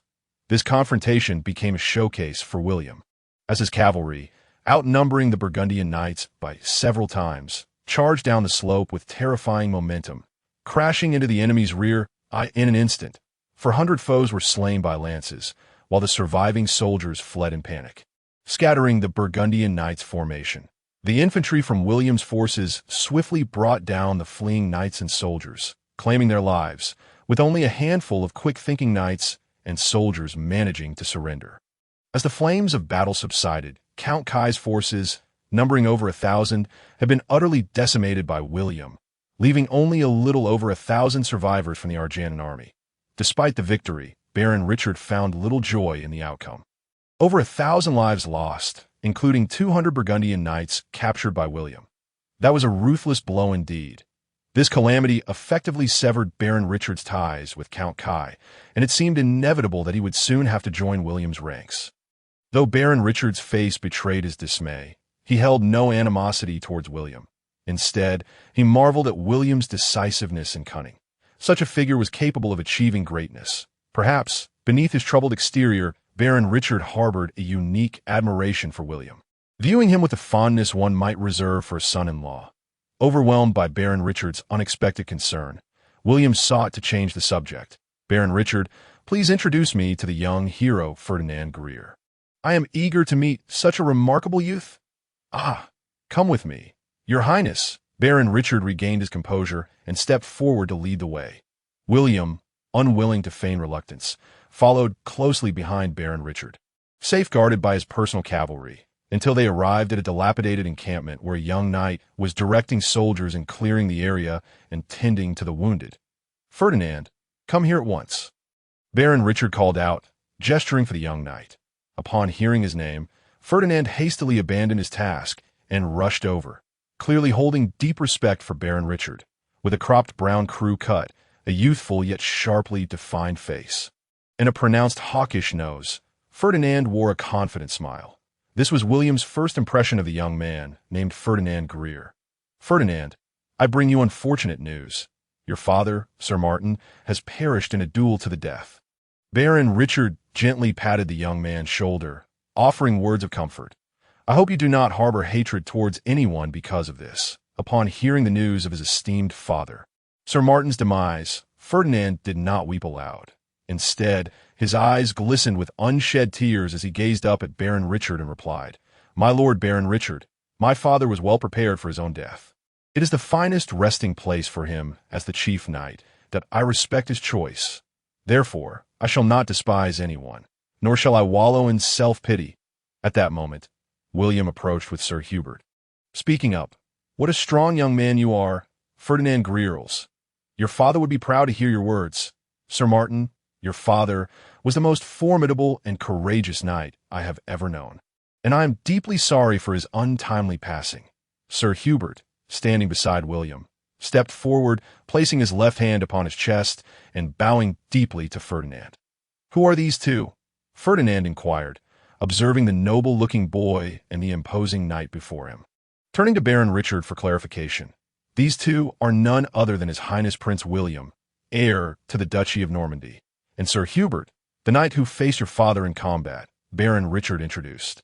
Gesturing towards William and Hubert, Your Highness, Sir Hubert, Ferdinand showed no sign of humility in the presence of William's noble status, nor did he tremble before Sir Hubert's imposing demeanor. He merely placed his left hand upon his chest and bowed respectfully. "Indeed, what a fine young man!" William exclaimed, his gaze softening as he looked at Ferdinand. "Ferdinand Grierles, do you wish to follow and pledge your loyalty to me? I shall knight you, granting you command of troops. And I will have Sir Hubert to instruct you." This, Ferdinand Grierles felt a stir of ambition. After all, he was merely a squire, not even a formal officer, and the prospect of being trained by the powerful knight who had bested his father was enticing. However, he could not bring himself to betray Baron Richard. He looked up, seeking guidance from the Baron's face. "Ferdinand Grierles, feel free to follow His Highness William with peace of mind that a man should steadfastly uphold his beliefs and pursue his own path." "Go forth, my child," Baron Richard encouraged with a smile. "Yes, my Lord Baron Richard." Ferdinand Grierles bowed respectfully to Richard before turning to William, kneeling on one knee and solemnly swearing. "Your Highness William, I swear before God to pledge my loyalty to you. Unwavering and steadfast, I accept your fealty, Ferdinand Grierles." William drew his sword from his left side and gently tapped it thrice on Ferdinand's shoulders, solemnly declaring, "I knight you, granting you a fief of 500 acres. I hope you will embody kindness and mutual assistance towards others, loyalty to your faith, respect for your lord, prudence in your words, justice and mercy on the battlefield, and uphold the principles of honor and humility. I hold great expectations for you, Sir Ferdinand Grierles." "Yes, your Highness William, your wishes shall be my mission." Ferdinand Grierles placed his joined hands within William's, embracing and kissing him. Having completed this, Ferdinand pledged his loyalty to William with the conviction of a saint. "I vow with my integrity that henceforth I shall remain loyal to His Highness Prince William, fulfilling all my duties as a vassal, never to deceive." William nodded, unfastening a pocket from his waist and retrieving a small branch from the lands of Baron Aranson, symbolizing a portion of the fief bestowed upon Ferdinand Grierles. Thus, Ferdinand Grierles pledged his loyalty to William, becoming a knight under his command. Baron Richard welcomed Ferdinand's knighthood, considering it beneficial for the young man's future and as an important link to strengthen his relationship with William. "Very well, Ferdinand, you shall serve as a deputy commander among my cavalry companions for now. I will assign you further responsibilities later," William said, helping Ferdinand Grierles to his feet with a smile. "From now on, you shall learn martial skills and military strategy alongside Sir Hubert. I hope you will inherit the legacy of Sir Hubert. I shall not fail your expectations, your Highness William." Ferdinand nodded earnestly, his tone grave. "Sir Hubert," Ferdinand Grierles turned to Sir Hubert, bowing deeply and respectfully stating, "You are the knight my father, Sir Martin, esteemed most in life and regarded as his greatest rival. I hope you will teach me. There is no need for such formality, Ferdinand. Whether it is by His Highness's command or out of respect for your father, I shall impart all my knowledge to you." In this harmonious atmosphere, Baron Richard took his leave from William and the others 2 miles outside of Aranson Castle. Baron Richard and his contingent of over 1,900 soldiers were fully prepared for departure. Meanwhile, William and his retinue of commanders, knights, and soldiers came forth to bid farewell to Baron Richard. "Your Highness, there is no need to see me off any further. Let us part ways here." Baron Richard gently shook his head, urging, "My Lord Baron Richard, I truly find it hard to part with you.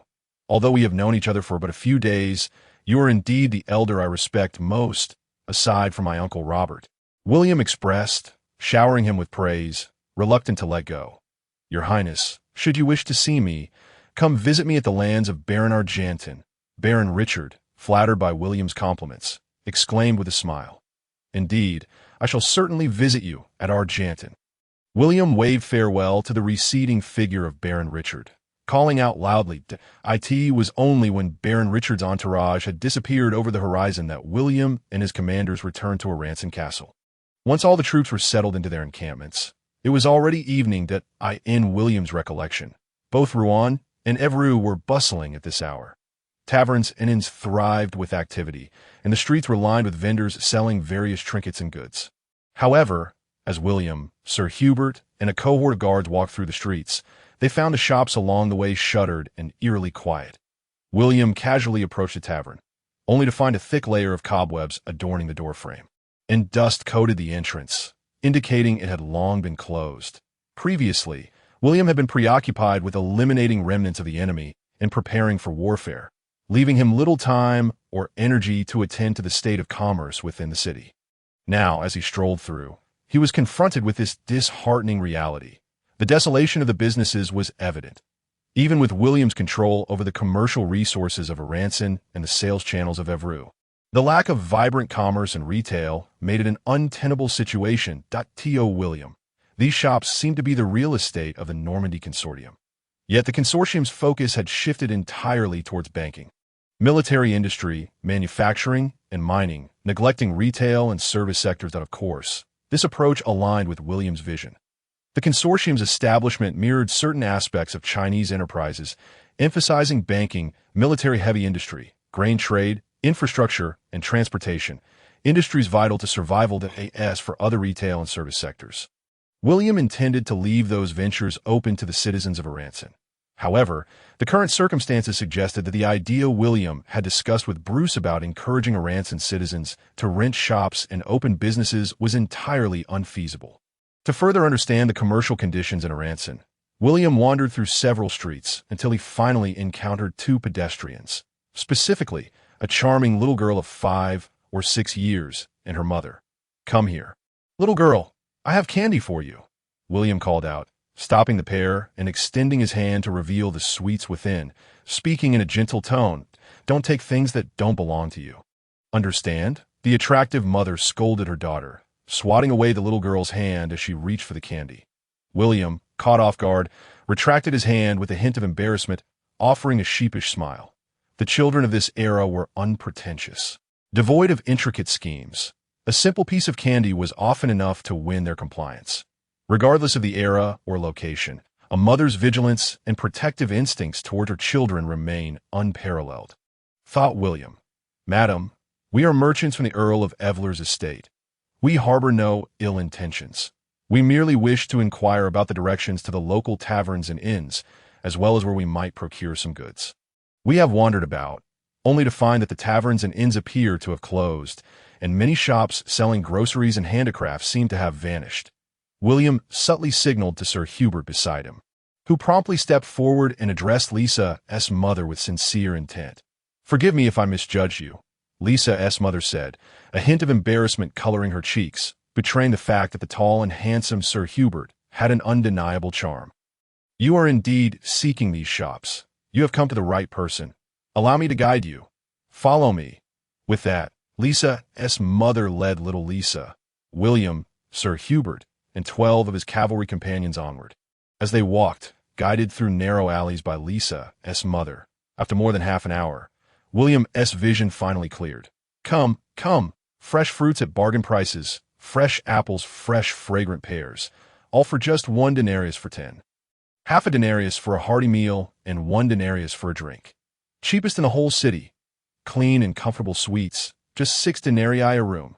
Truly an unimaginable price.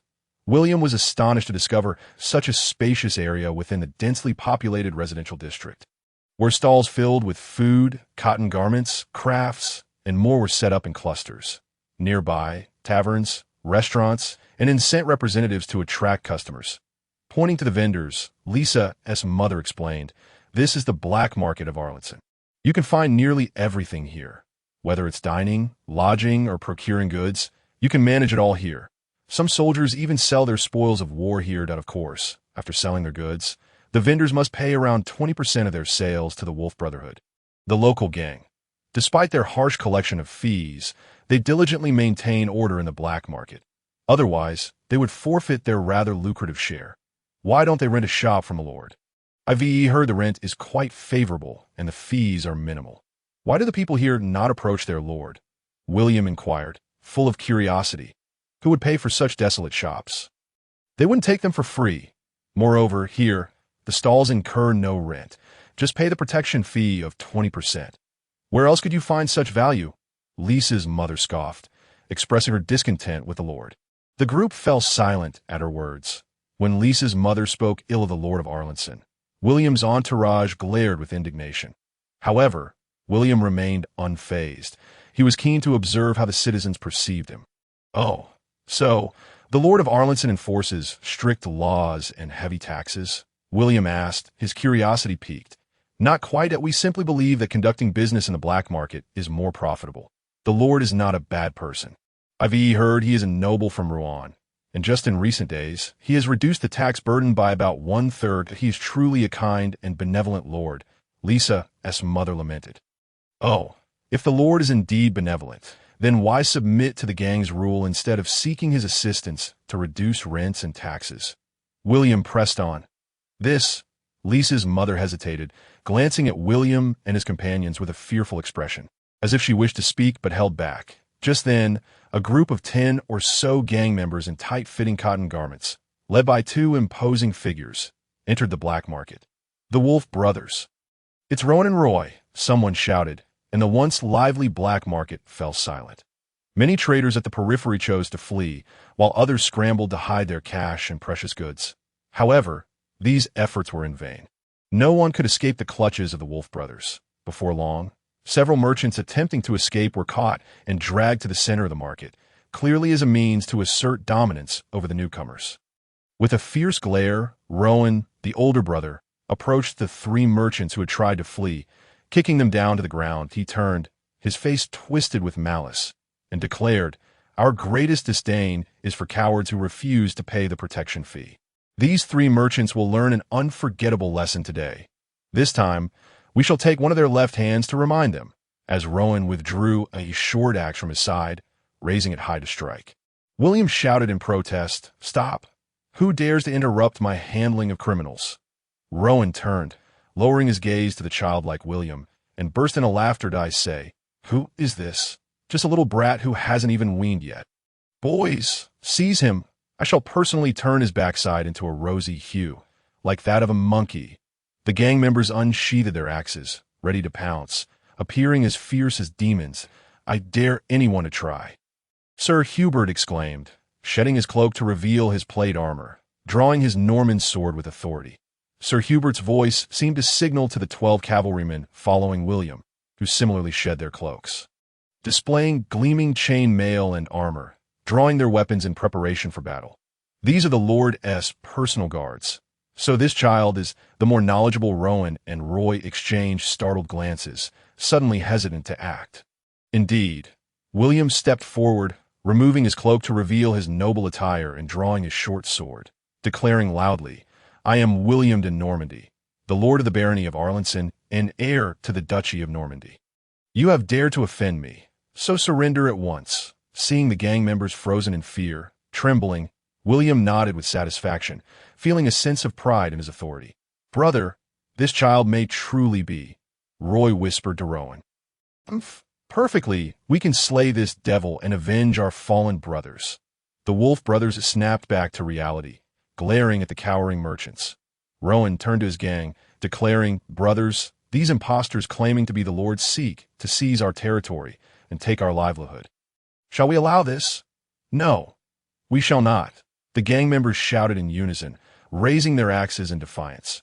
"Follow me to slay them. I shall offer 5 trices coins for everyone we kill, and for that little brat, I'll reward 100 trices coins." Rowan bellowed, raising his axe high. "Kill!" With that cry, the gang surged forward, axes raised, charging at William. "Prepare to engage," Sir Hubert commanded, rallying his men for the impending confrontation.